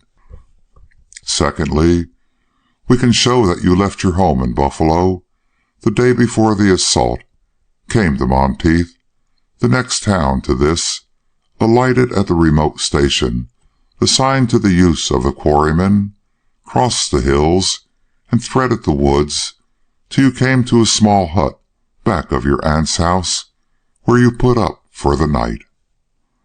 Thirdly, evidence is not lacking to prove that while there you visited your aunt once, if not twice, the last time on the very morning she was killed, entering the house in a surreptitious way by the back door, and leaving it in the same suspicious manner. And fourthly, we can prove that you escaped from this place as you had come, secretly, and through a difficult and roundabout path over the hills. Mr. Mansell, these facts, taken with your reticence concerning a visit so manifestly of importance to the authorities to know, must strike even you as offering grounds for a suspicion as grave as that attaching to Mr. Hildreth." With a restraint marked as it was impressive, Mr. Mansell looked at the district attorney for a moment, and then said, "You speak of proof. Now what proof have you to give that I put up, as you call it, for a night, or even for an hour, in the hut which stands in the woods back of my aunt's house?" This was Mr. Ferris's reply. "It is known you were in the woods the afternoon previous to the assault upon your aunt, because you were seen there in company with a young lady with whom you were holding a tryst. Did you speak, sir?" "No," was the violent, almost disdainful rejoinder. "You did not sleep at your aunt's, for her rooms contained not an evidence of having been opened for a guest, and while the hut revealed more than one trace of having been used as a dormitory, I could even tell you where you cut the twigs of hemlock that served for your pillow, and point to the place where you sat when you scribbled over the margin of the Buffalo Courier with a blue pencil, such as that I now see projecting from your vest pocket." "It is not necessary," replied the young man, heavily frowning. Then, with another short glance at Mr. Ferris, he again demanded, "What is your reason for stating I visited my aunt's house on the morning she was murdered? Did anyone see me do it? Or does the house, like the hut, exhibit traces of my presence there at that particular time?" There was irony in his tone, and a disdain almost amounting to scorn in his wide, flashing blue eyes. But Mr. Ferris, glancing at the hand clutched about the railing of the desk, remarked quietly, "You do not wear the diamond ring you carried away with you from the tryst I mentioned, Can it be that the one which was picked up after the assault on the floor of Mrs. Clement's dining room could have fallen from your finger, Mr. Mansell?" A start, the first this powerfully repressed man had given, showed that his armor of resistance had been pierced at last. "How do you know," he quickly asked, "that I carried away a diamond ring from the tryst you speak of?" "Circumstances," returned the district attorney, "prove it beyond a doubt. Miss Dare—" "Miss Dare?" Oh, the indescribable tone of this exclamation! Mr. Byrd shuddered as he heard it, and looked at Mr. Mansell with a new feeling for which he had no name. "Miss Dare," repeated the district attorney, without apparently regarding the interruption, "acknowledges she returned you the ring which you endeavored at that interview to bestow upon her." "Ah!" The word came after a moment's pause. "I see the case has been well worked up, and it only remains for me to give you such explanations as I choose to make. Sir," declared he, stepping forward and bringing his clenched hand down upon the desk at which Mr. Ferris was sitting, "I did not kill my aunt. I admit I paid her a visit. I admit that I stayed in the woods back of her house, and even slept in the hut, as you have said. But that was on the day previous to her murder, and not after it. I went to see her for the purpose of again urging the claims of my invention upon her. I went secretly, and by the roundabout way you describe, because I had another purpose in visiting Sibley, which made it expedient for me to conceal my presence in the town. I failed in my efforts to enlist the sympathies of my aunt in regard to my plans, and I failed also in compassing that other desire of my heart, of which the ring you mention was a token. Both failures unnerved me, and I lay in that hut all night. I even lay there most of the next morning, but I did not see my aunt again, and I did not lift my hand against her life." There was indescribable quiet in the tone, but there was indescribable power also, and the look he leveled upon the district attorney was unwaveringly solemn and hard. "You deny, then, that you entered the widow's house on the morning of the murder?" "I do." "It is then a question of veracity between you and Miss Dare." Silence. "She asserts she gave you back the ring you offered her. If this is so, and that ring was in your possession after you left her on Monday evening, how came it to be in the widow's dining room the next morning, if you did not carry it there?" "I can only repeat my words," rejoined Mr. Mansell. The district attorney replied impatiently. For various reasons he did not wish to believe this man guilty. "You do not seem very anxious to assist me in my endeavors to reach the truth," he observed. "Cannot you tell me what you did with the ring after you left Miss Dare? Whether you put it on your finger, or thrust it into your pocket, or tossed it into the marsh? If you did not carry it to the house, someone else must have done so, and you ought to be able to help us in determining who." But Mr. Mansell shortly responded, "I have nothing to say about the ring. From the moment Miss Dare returned it to me, as you say, it was, so far as I am concerned, a thing forgotten. I do not know as I should ever have thought of it again if you had not mentioned it to me today. How it vanished from my possession only to reappear upon the scene of murder, some more clever conjurer than myself must explain." "And this is all you have to say, Mr. Mansell?" "This is all I have to say." "Byrd," suggested the district attorney, after a long pause, during which the subject of his suspicions had stood before him as rigid and inscrutable as a statue in bronze. Mr. Menzel would probably like to go to the hotel, unless, indeed, he desires to return immediately to Buffalo. Craig Mansell at once started forward. "Do you intend to allow me to return to Buffalo?" he asked. "Yes," was the district attorney's reply. "You are a good man," broke involuntarily from the other's lips, and he impulsively reached out his hand, but as quickly drew it back with a flush of pride that greatly became him.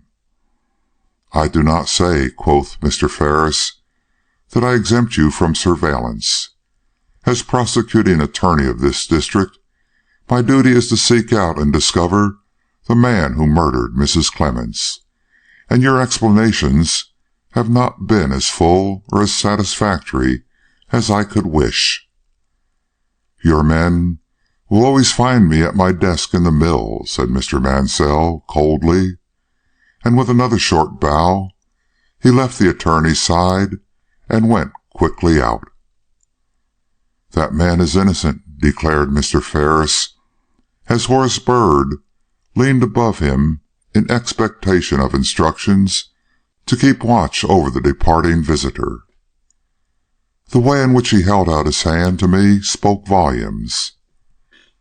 The detective cast a sad glance at Craig Mansell's retreating figure. "You could not convince Hickory of that fact," said he. Chapter 23. Mr. Orcutt, Part 1.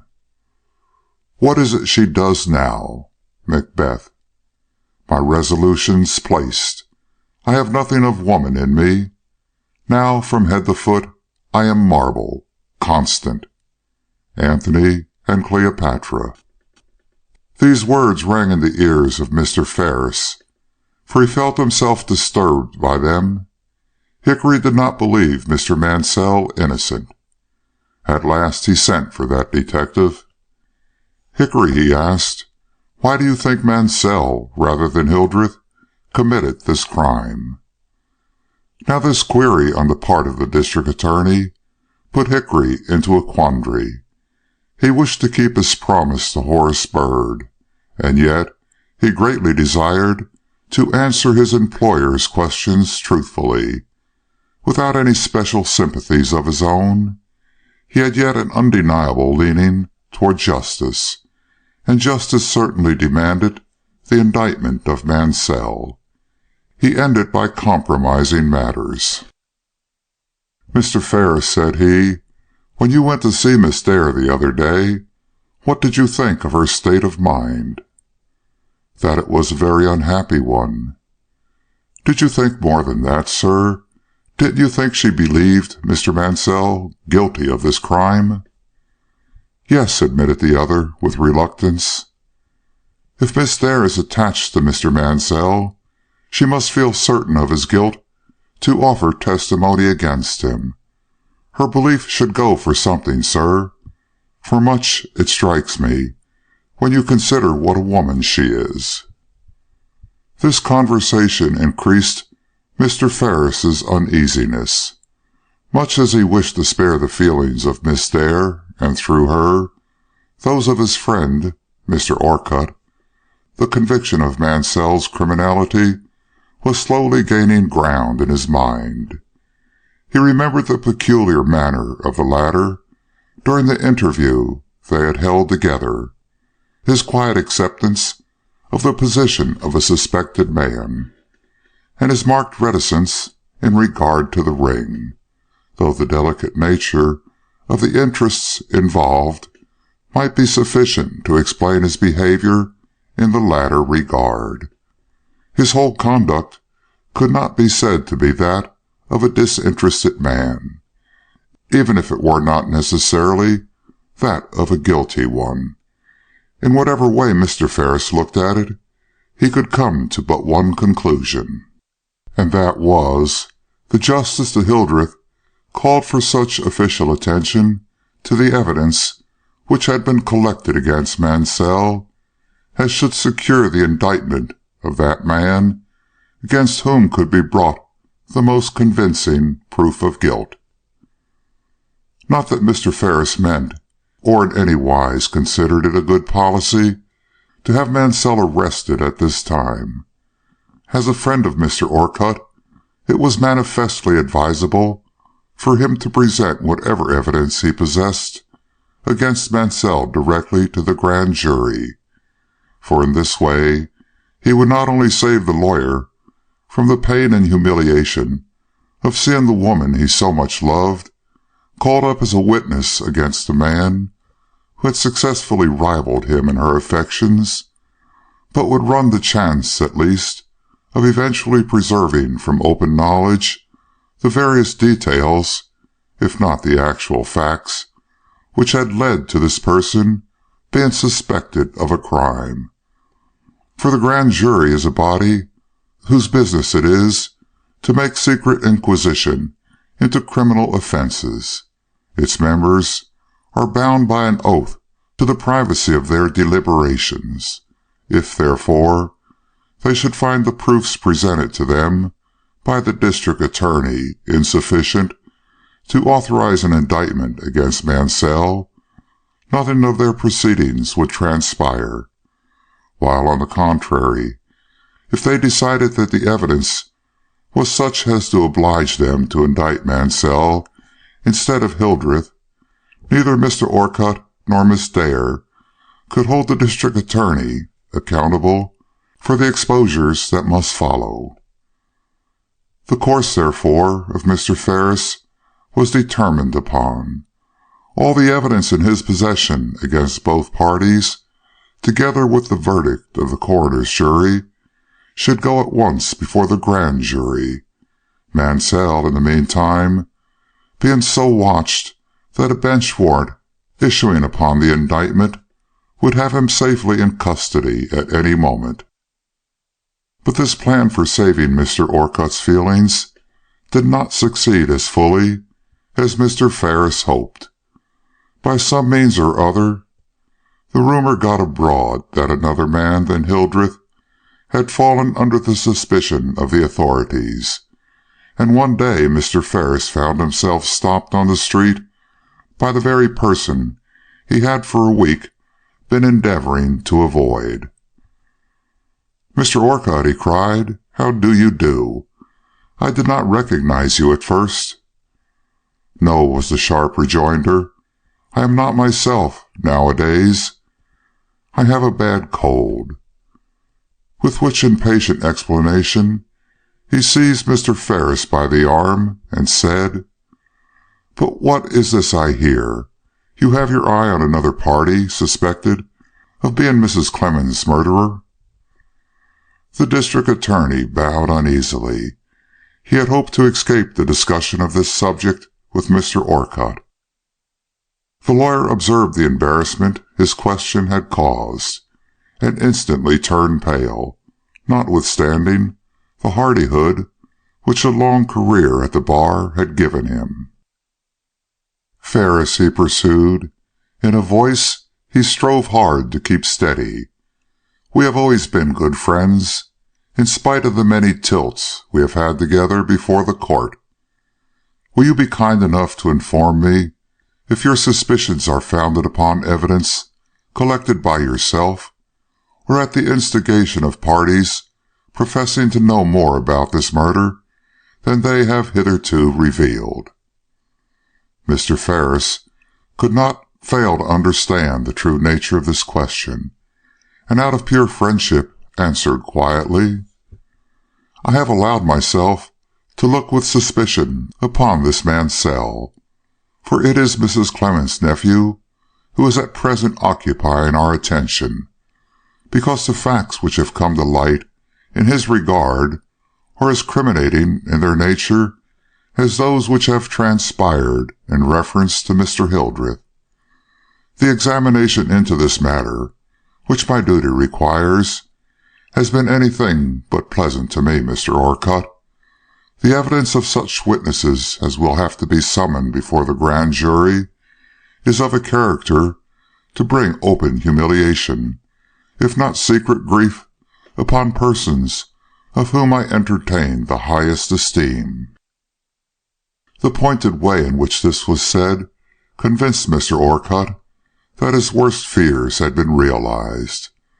Turning partly away, but not losing his hold upon the other's arm, he observed with what quietness he could, "You say that so strangely, I feel forced to put another question to you. If what I have to ask strikes you with any surprise, remember that my own astonishment and perplexity at being constrained to interrogate you in this way are greater than any sensation you yourself can experience. What I desire to know is this. Among the witnesses you have collected against this last suspected party, there are some women, are there not?" The district attorney gravely bowed. "Ferris, is Miss Dare amongst them?" "Orcutt, she is." With a look that expressed his secret mistrust, the lawyer gave way to a sudden burst of feeling. "Ferris," he wrathfully acknowledged, "I may be a fool, but I don't see what she can have to say on this subject. It is impossible that she should know anything about the murder, and as for this Mansell—" He made a violent gesture with his hand, as if the very idea of her having any acquaintance with the nephew of Mrs. Clemens were simply preposterous. The district attorney, who saw from this how utterly ignorant the other was concerning Miss Dare's relations to the person named, felt his embarrassment increase. "Mr. Orcutt," he replied, "strange as it may appear to you, Miss Dare has testimony to give of value to the prosecution, or she would not be reckoned among its witnesses. What that testimony is, I must leave to her discretion to make known to you, as she doubtless will, if you question her with sufficient consideration. I never forestall matters myself, nor would you wish me to tell you what would more becomingly come from her own lips. But, Mr. Orcutt, this I can say, that if it had been given me to choose between the two alternatives of resigning my office and pursuing an inquiry which obliges me to submit to the unpleasantness of a judicial investigation a person held in so much regard by yourself, I would have given up my office with pleasure. So keenly do I feel the embarrassment of my position and the unhappiness of yours. But any mere resignation on my part would have availed nothing to save Miss Dare from appearing before the grand jury. The evidence she has to give in this matter makes the case against Mansell as strong as that against Hildreth, and it would be the duty of any public prosecutor to recognize the fact and act accordingly." Mr. Orcutt, who had by the greatest effort succeeded in calming himself through this harangue, flashed sarcastically at this last remark, and surveyed Mr. Ferris with a peculiar look. "Are you sure," he inquired, in a slow, ironical tone, "that she has not succeeded in making it stronger?" The look, the tone, were unexpected, and greatly startled Mr. Ferris. Drawing nearer to his friend, he returned his gaze with marked earnestness. "What do you mean?" he asked, with secret anxiety. But the wary lawyer had already repented this unwise betrayal of his own doubts. Meeting his companion's eye with a calmness that amazed himself, he remarked, instead of answering, "It was through Miss Dare, then, that your attention was first drawn to Mrs. Clemens's nephew?" "No," disclaimed Mr. Ferris hastily. "The detectives already had their eyes upon him, but a hint from her went far toward determining me upon pursuing the matter," he allowed. seeing that his friend was determined upon hearing the truth. "So then," observed the other, with a stern dryness that recalled his manner at the bar, "she opened a communication with you herself?" "Yes." It was enough. Mr. Orcutt dropped the arm of Mr. Ferris, and with his usual hasty bow, turned shortly away. The revelation which he believed himself to have received in this otherwise far from satisfactory interview was one that he could not afford to share, that is, not yet, not while any hope remained that circumstances would so arrange themselves as to make it unnecessary for him to do so.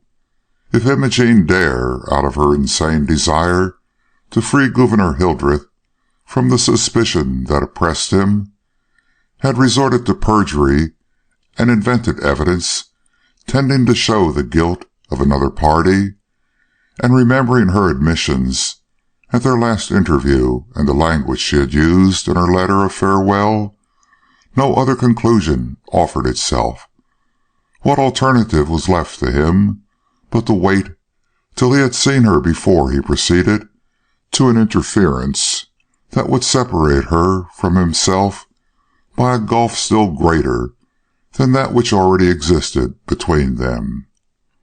To be sure, the jealousy which consumed him, the passionate rage that seized his whole being when he thought of all she dared to do for the man she loved, or that he thought she loved, counseled him to nip this attempt of hers in the bud, and by means of a word to Mr. Ferris, throw such a doubt upon her veracity as a witness against this new party should greatly influence the action of the former in the critical business he had in hand. But Mr. Orcutt, while a prey to unwonted passions, had not yet lost control of his reason, and reason told him that impulse was an unsafe guide for him to follow at this time. Thought alone, deep and concentrated thought, would help him out of this crisis with honor and safety. But thought would not come at call. In all his quick walk home, but one mad sentence formulated itself in his brain, and that was, "She loves him so, she is willing to perjure herself for his sake." Nor, though he entered his door with his usual bustling air, and went through all the customary observances of the hour with an appearance of no greater abstraction and gloom than had characterized him ever since the departure of Miss Dare, no other idea obtruded itself upon his mind than this: she loves him so, she is willing to perjure herself for his sake. Even the sight of his books, his papers, and all that various paraphernalia of work and study which gives character to a lawyer's library, was insufficient to restore his mind to its usual condition of calm thought and accurate judgment. Not till the clock struck 8, and he found himself almost without his own volition at Professor Darling's house, did he realize all the difficulties of his position, and the almost intolerable nature of the undertaking which had been forced upon him by the exigencies of the situation.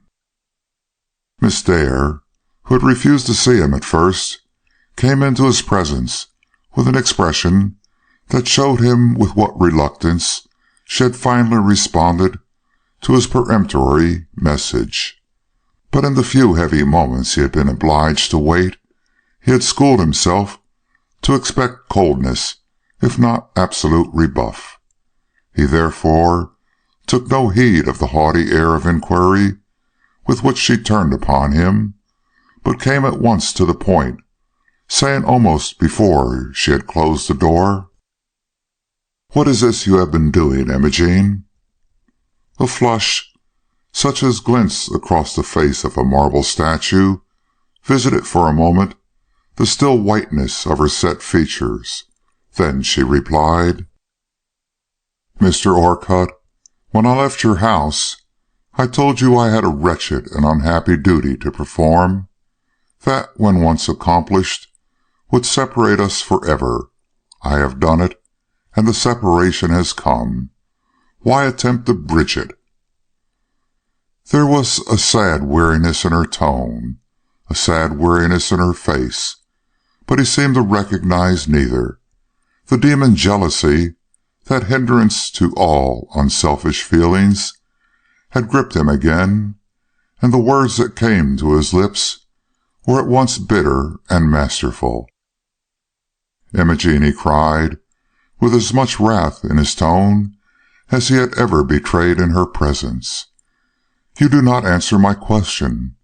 I ask you, what have you been doing? And you reply your duty. Now, what do you mean by duty? Tell me at once, and distinctly, for I will no longer be put off by any roundabout phrases concerning a matter of such vital importance." "Tell you?" This repetition of his words had a world of secret anguish in it which he could not help but notice. She did not succumb to it, however, but continued in another moment.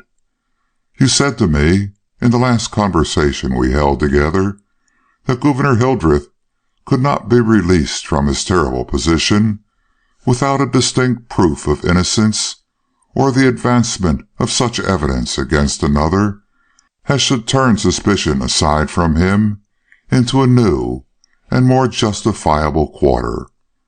I could not, any more than he, give a distinct proof of his innocence, but I could furnish the authorities with testimony calculated to arouse suspicion in a fresh direction, and I did it.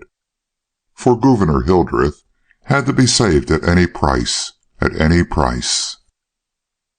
The despairing emphasis she laid upon the last phrase went like hot steel to Mr. Orcutt's heart, and made his eyes blaze with almost uncontrollable passion. "Je ne vois pas la nécessité," said he, in that low, restrained tone of bitter sarcasm which made his invective so dreaded by opposing counsel. "If Gouverneur Hildreth finds himself in an unfortunate position, he has only his own follies and inordinate desire for this woman's death to thank for it. Because you love him, and compassionate him beyond all measure, that is no reason why you should perjure yourself and throw the burden of a shame upon a man as innocent as Mr. Mansell." But this tone, though it had made many a witness quail before it, neither awed nor intimidated her. You do not understand," came from her white lips. "It is Mr. Hildreth who is perfectly innocent, and not—" But here she paused. "You will excuse me from saying more," she said. "You, as a lawyer, ought to know that I should not be compelled to speak on a subject like this except under oath." Chapter 23. Mr. Orcutt, Part 2. "Imogene." A change had passed over Mr. Orcutt. "Imogene, do you mean to affirm that you really have charges to make against Craig Mansell, that this evidence you propose to give is real, and not manufactured for the purpose of leading suspicion aside from Hildreth?" It was an insinuation against her veracity he never could have made, or she have listened to a few weeks before, but the shield of her pride was broken between them, and neither he nor she seemed to give any thought to the reproach conveyed in these words. "What I have to say is the truth," she murmured. "I have not manufactured anything." With an astonishment he took no pains to conceal, Mr. Orcutt anxiously surveyed her. He could not believe this was so. Yet how could he convict her of falsehood in the face of that suffering expression of resolve which she wore. His methods as a lawyer came to his relief.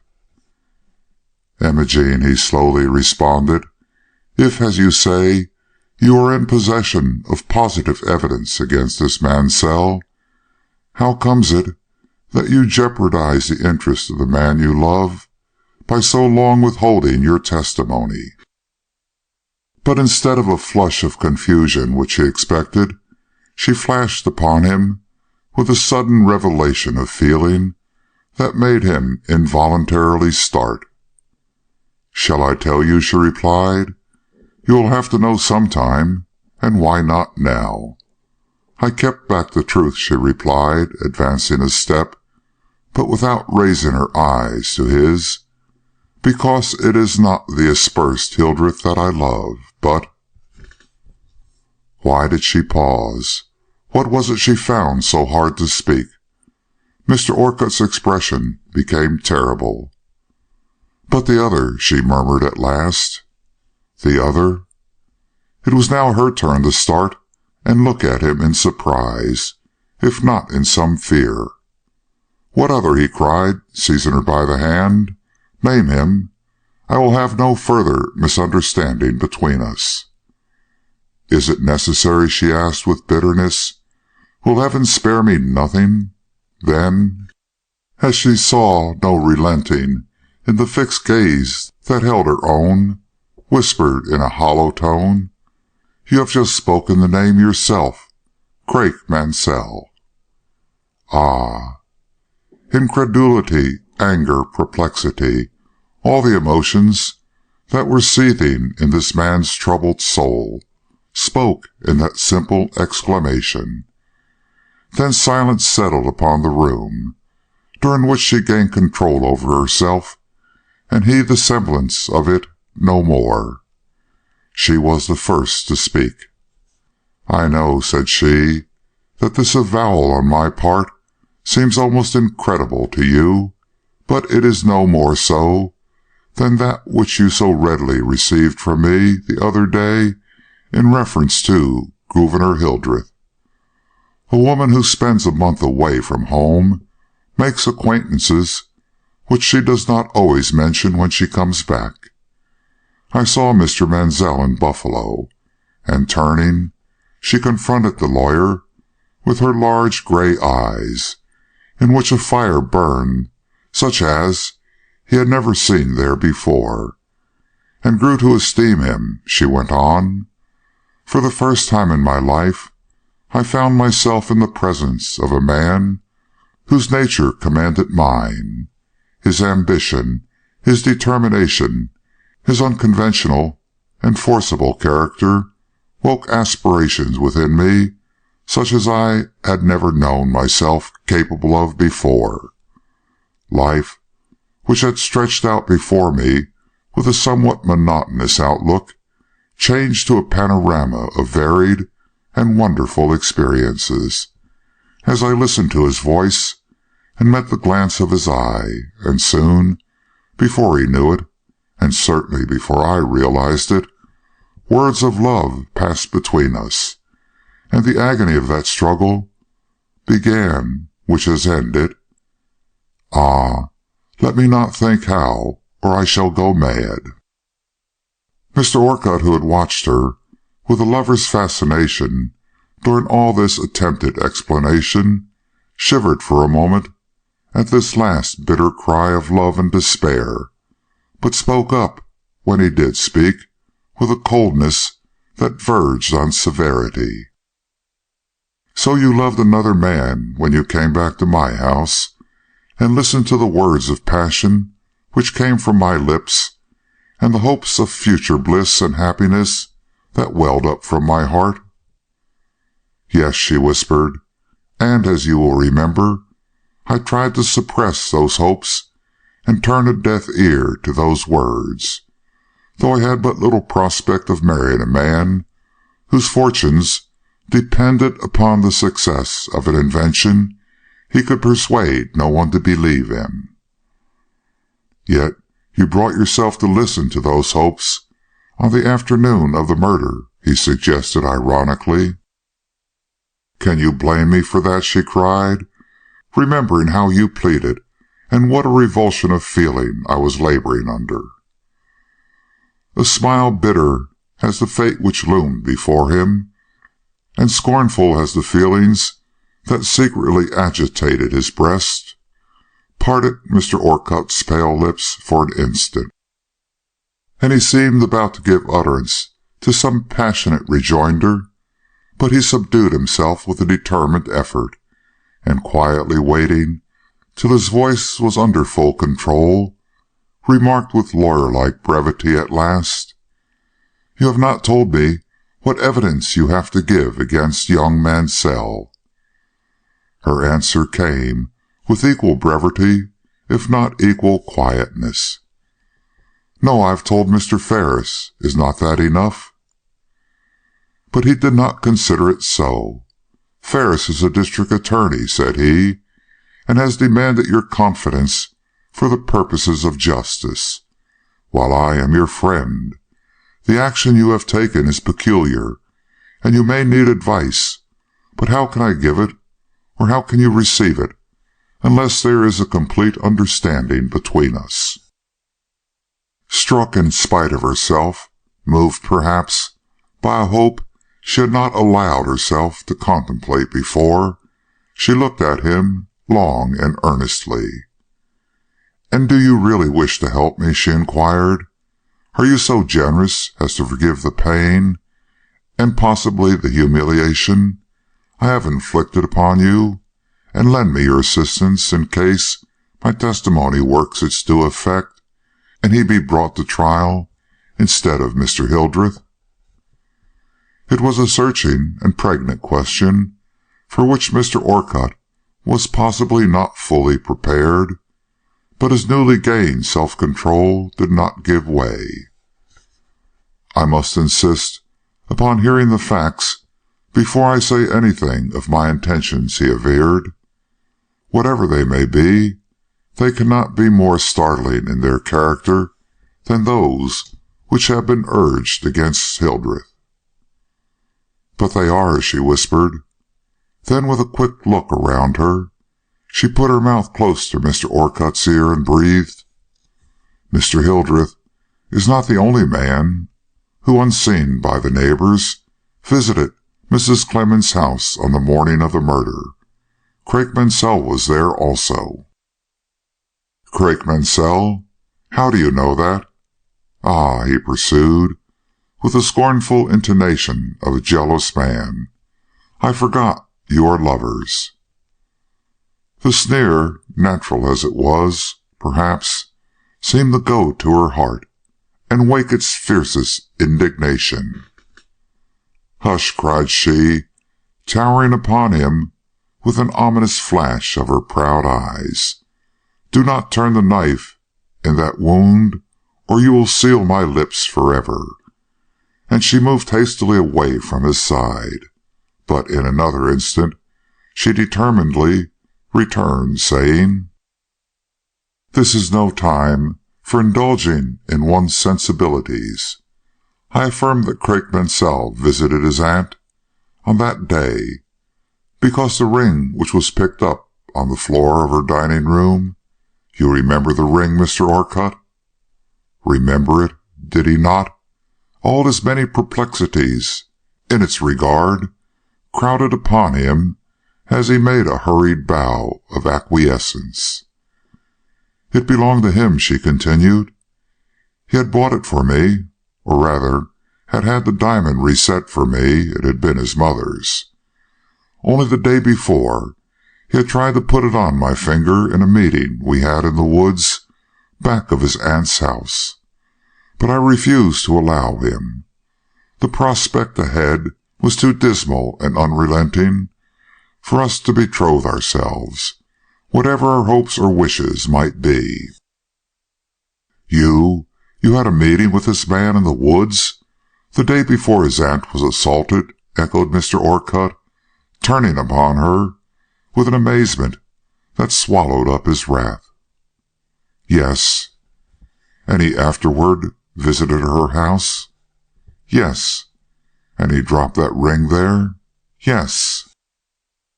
Starting slowly, as if the thoughts roused by this short statement of facts were such as demanded instant consideration, Mr. Orcutt walked to the other side of the room, where he paced up and down in silence for some minutes.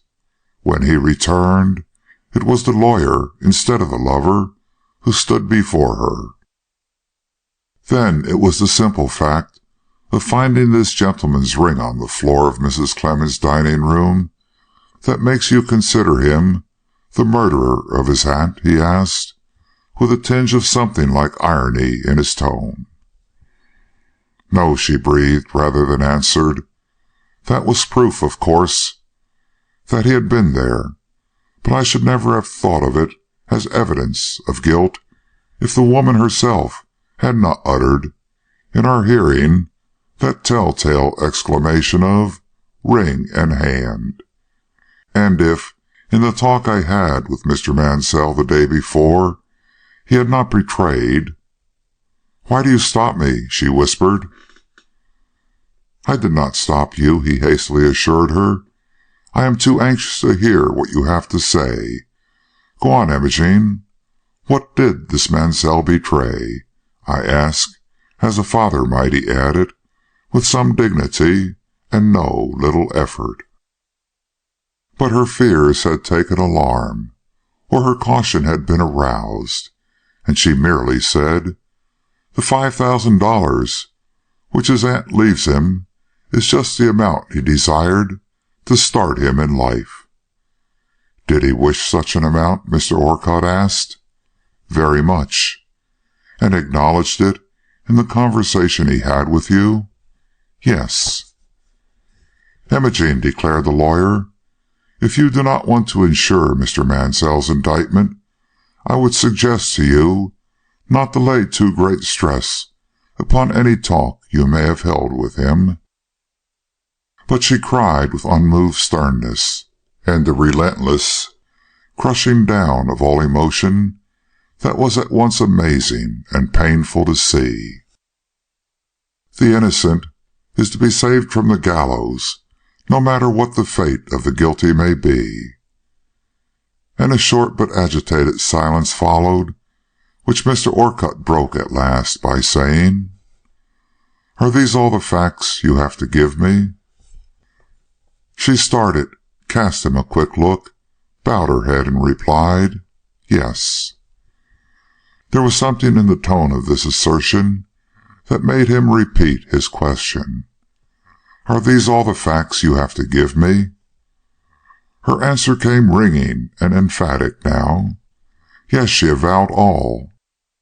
With a look of relief, slowly smoothing out the deep furrows of his brow, Mr. Orcutt, for the second time, walked thoughtfully away in evident consultation with his own thoughts. This time he was gone so long, the suspense became almost intolerable to Imogen. Feeling that she could endure it no longer, she followed him at last, and laid her hand upon his arm. "Speak," she impetuously cried. "Tell me what you think, what I have to expect." But he shook his head. "Wait," he returned.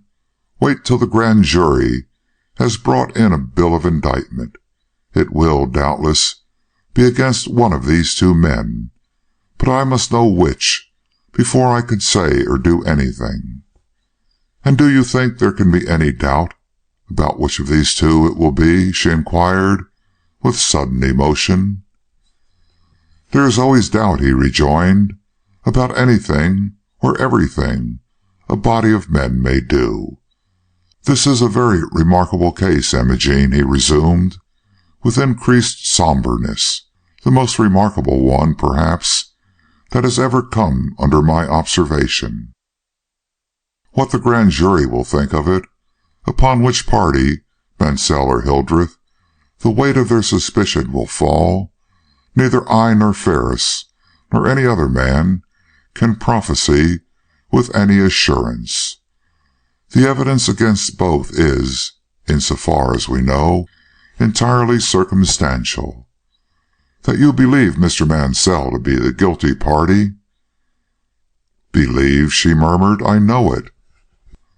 "That you believe him to be the guilty party," the wary lawyer pursued, as if he had not heard her, "does not imply that they will believe it too. Hildreth comes of a bad stock, and his late attempt at suicide tells wonderfully against him. Yet the facts you have to give in Mansell's disfavor are strong, also, and heaven only knows what the upshot will be. However, a few weeks will determine all that, and then—" Pausing, he looked at her, and as he did so, the austerity and self-command of the lawyer vanished out of sight, and the passionate gleam of a fierce and overmastering love shone again in his eyes. And then he cried, "Then we will see what Tremont Orcutt can do to bring order out of this chaos." There was so much resolve in his look, such a hint of promise in his tone, that she flushed with something almost akin to hope. "Oh, generous," she began, but he stopped her before she could say more. "Wait," he repeated. "Wait till we see what action will be taken by the grand jury." And taking her hand, he looked earnestly, if not passionately, into her face. "Imogene," he commenced, "if I should succeed—" But there he himself stopped short, with a quick recalling of his own words, perhaps. "No," he cried, "I will say no more till we see which of these two men is to be brought to trial." And pressing her hand to his lips, he gave her one last look in which was concentrated all the secret passions which had been called forth by this hour, and hastily left the room. Chapter 24. A True Bill. "Come to me, friend or foe, and tell me who is victor, York or Warwick?" Henry VI. The town of Sibley was in a state of excitement. About the courthouse, especially, the crowd was great, and the interest manifested intense. The grand jury was in session, and the case of the widow Clements was before it. As all the proceedings of this body are private, the suspense of those interested in the issue was naturally very great. The name of the man lastly suspected of the crime had transpired, and both Hildreth and Mansell had their partisans, though the mystery surrounding the latter made his friends less forward in asserting his innocence than those of the more thoroughly understood Hildreth. Indeed, the ignorance felt on all sides as to the express reasons for associating the name of Mrs. Clement's nephew with his aunt's murder added much to the significance of the hour. Conjectures were plenty, and the wonder great.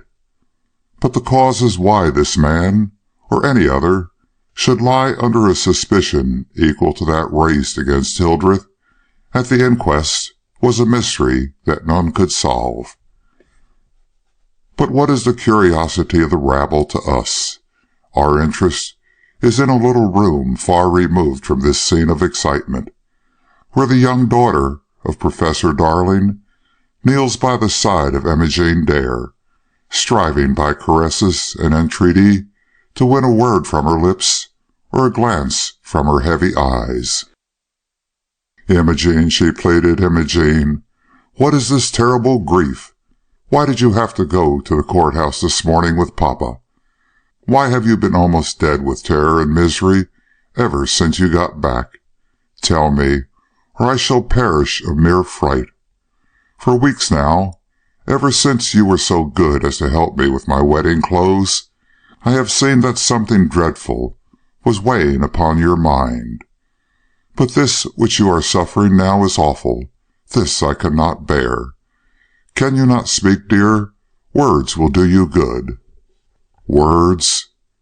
Oh, the despair, the bitterness of that single exclamation! Miss Darling drew back in dismay. As if released, Imogene rose to her feet and surveyed the sweet and ingenuous countenance uplifted to her own, with a look of faint recognition of the womanly sympathy it conveyed. "Helen," she resumed, "you are happy. Do not stay here with me, but go where there are cheerfulness and hope." "But I cannot, while you suffer so. I love you, Imogene. Would you drive me away from your side when you are so unhappy? You don't care for me as I do for you, or you could not do it." "Helen," the deep tone made the sympathetic little bride-elect quiver. "Helen, some griefs are best borne alone. Only a few hours now, and I shall know the worst. Leave me." But the gentle little creature was not to be driven away. She only clung the closer and pleaded the more earnestly. "Tell me, tell me." The reiteration of this request was too much for the pallid woman before her. Laying her two hands on the shoulders of this child, she drew back and looked her earnestly in the face. "Helen," she cried, "what do you know of earthly anguish? A petted child, the favorite of happy fortune, you have been kept from evil as from a blight. None of the annoyances of life have been allowed to enter your path, much less its griefs and sins. Terror with you is but a name, remorse an unknown sensation. Even your love has no depths in it such as suffering gives. Yet, since you do love, and love well, perhaps you can understand something of what a human soul can endure, who sees its only hope and only love tottering above a gulf too horrible for words to describe, a gulf, too, which her own hand— But no, I cannot tell you. I overrated my strength. She sank back, but the next moment started again to her feet. A servant had opened the door. "What is it?" she exclaimed. "Speak, tell me." "Only a gentleman to see you, miss." "Only a—" But she stopped in that vain repetition of the girl's simple words, and looked at her as if she would force from her lips the name she had not the courage to demand, but failing to obtain it, turned away to the glass, where she quietly smoothed her hair and adjusted the lace at her throat, and then, catching sight of the tear-stained face of Helen, stooped and gave her a kiss, after which she moved mechanically to the door, and went down those broad flights, one after one, till she came to the parlor, where she went in and encountered Mr. Orcutt. A glance at his face told her all she wanted to know. "Ah," she gasped, "it is then Mansell." It was 5 minutes later. Imogene leaned against the window, where she had withdrawn herself at the utterance of that one word. Mr. Orcutt stood a couple of paces behind her. "Imogene," said he, "there is a question I would like to have you answer." The feverish agitation expressed in his tone made her look around. "Put it," she mechanically replied. But he did not find it easy to do this, while her eyes rested upon him in such despair. He felt, however, that the doubt in his mind must be satisfied at all hazards, so, choking down an emotion that was almost as boundless as her own, he ventured to ask, "Is it among the possibilities that you could ever again contemplate giving yourself in marriage to Craik Mansell, no matter what the issue of the coming trial may be?" A shudder, quick and powerful as that which follows withdrawal of a dart from an agonizing wound, shook her whole frame for a moment, but she answered steadily, "No, how can you ask, Mr. Orcutt?" A gleam of relief shot across his somewhat haggard features. Then he said, "It will be no treason in me to assure you that never has my love been greater for you than today, that to save you from the pain which you are suffering, I would sacrifice everything, even my pride. If therefore there is any kindness I can show you, any deed I can perform for your sake, I am ready to attempt it, Imogen." "Would you—" She hesitated, but gathered courage as she met his eye. "Would you be willing to go to him with a message from me?" His glance fell, and his lips took a line that startled Imogen, but his answer, though given with bitterness, was encouraging. "Yes," he returned, "even that." "Then," she cried, "tell him that to save the innocent I had to betray the guilty, but in doing this I did not spare myself, that whatever his doom may be, I shall share it, even though it be that of death." "Imogen!" "Will you tell him?" she asked. But he would not have been a man, much less a lover, if he could answer that question now. Seizing her by the arm, he looked her wildly in the face. "Do you mean to kill yourself?" he demanded. "I feel I shall not live," she gasped, while her hand went involuntarily to her heart. He gazed at her in horror. "And if he is cleared," he hoarsely ejaculated, I shall try to endure my fate." He gave her another long, long look. "So this is the alternative you give me," he bitterly exclaimed. "I must either save this man or see you perish." "Well," he declared, after a few minutes' further contemplation of her face, "I will save this man, that is, if he will allow me to do so." A flash of joy, such as he had not perceived on her countenance for weeks, transformed its marble-like severity into something of its pristine beauty. "And you will take him my message also?" she cried. But to this he shook his head. "If I am to approach him as a lawyer, willing to undertake his cause, don't you see, I can give him no such message as that." "Ah, yes, yes. But you can tell him Imogen Dare has risked her own life and happiness to save the innocent." "I will tell him whatever I can, to show your pity and your misery." And she had to content herself with this. In the light of the new hope that was thus unexpectedly held out to her, it did not seem so difficult. Giving Mr. Orcutt her hand, she endeavored to thank him. But the reaction from her long suspense was too much, and for the first time in her brave young life, Imogen lost consciousness and fainted quite away. Chapter 25. Among Telescopes and Charts. "Tarry a little. There is something else." Merchant of Venice. Gouverneur Hildreth was discharged, and Craig Mansell committed to prison to await his trial. Horace Bird, who no longer had any motive for remaining in Sibley, had completed all his preparations to return to New York. His valise was packed, his adieus made, and nothing was left for him to do but step around to the station, when he bethought him of a certain question he had not put to Hickory. Seeking him out, he propounded it. "Hickory," said he, "have you ever discovered, in the course of your inquiries, where Miss Dare was on the morning of the murder?" The stalwart detective, who was in a very contented frame of mind, answered up with great cheeriness. "Haven't I, though? It was one of the very first things I made sure of. She was at Professor Darling's house on Summer Avenue." "At Professor Darling's house?" Mr. Bird felt a sensation of dismay.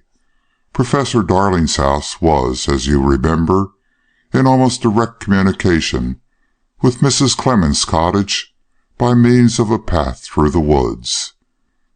As Mr. Bird recalled his first experience in threading those woods, and remembered with what suddenness he had emerged from them, only to find himself in full view of the west side and Professor Darling's spacious villa, he stared uneasily at his colleague and said, "It is train time, Hickory, but I cannot help that.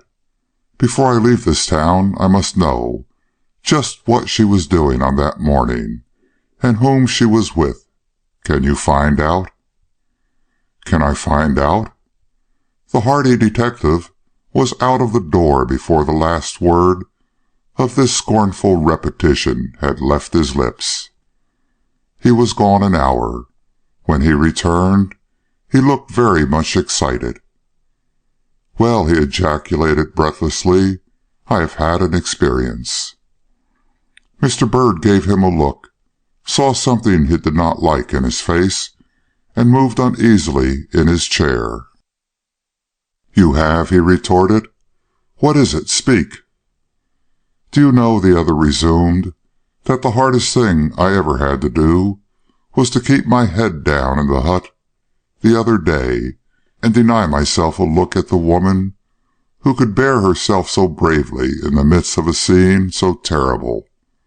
Well," he went on, "I have today been rewarded for my self-control. I have seen Miss Dare." Horace Bird could scarcely restrain his impatience. "Where?" he demanded. "How? Tell a fellow, can't you?" "I'm going to," protested Hickory. "Cannot you wait a minute? I had to wait 40. "Well," he continued more pleasantly, as he saw the other frown, "I went to Professor Darling's. There is a girl there I have talked to before, and I had no difficulty in seeing her or getting a 5 minutes' chat with her at the back gate. Odd how such girls will talk. She told me in 3 minutes all I wanted to know. Not that it was so much, only—" "Do get on," interrupted Mr. Bird. "When did Miss Dare come to the house on the morning Mrs. Clemens was murdered? And what did she do while there?" "She came early, by 10 o'clock or so, I believe, and she sat, if she did sit, in an observatory they have at the top of the house, a place where she often used to go, I am told, to study astronomy with Professor Darling's oldest daughter." "And was Miss Darling with her that morning? Did they study together all the time she was in the house?" "No, that is, the girl said no one went up to the observatory with Miss Dare, that Miss Darling did not happen to be at home that day, and Miss Dare had to study alone. Hearing this," pursued Hickory, answering the look of impatience on the other's face, "I had a curiosity to interview the observatory, and being, well, not a clumsy fellow at soft-soaping a girl, I at last succeeded in prevailing upon her to take me up. Bird, will you believe me when I tell you that we did it without going into the house?" "What?" "I mean," corrected the other, "without entering the main part of the building. The Professor's house has a tower, you know, at the upper angle toward the woods, and it is in the top of that tower he keeps his telescopes, and all that kind of thing.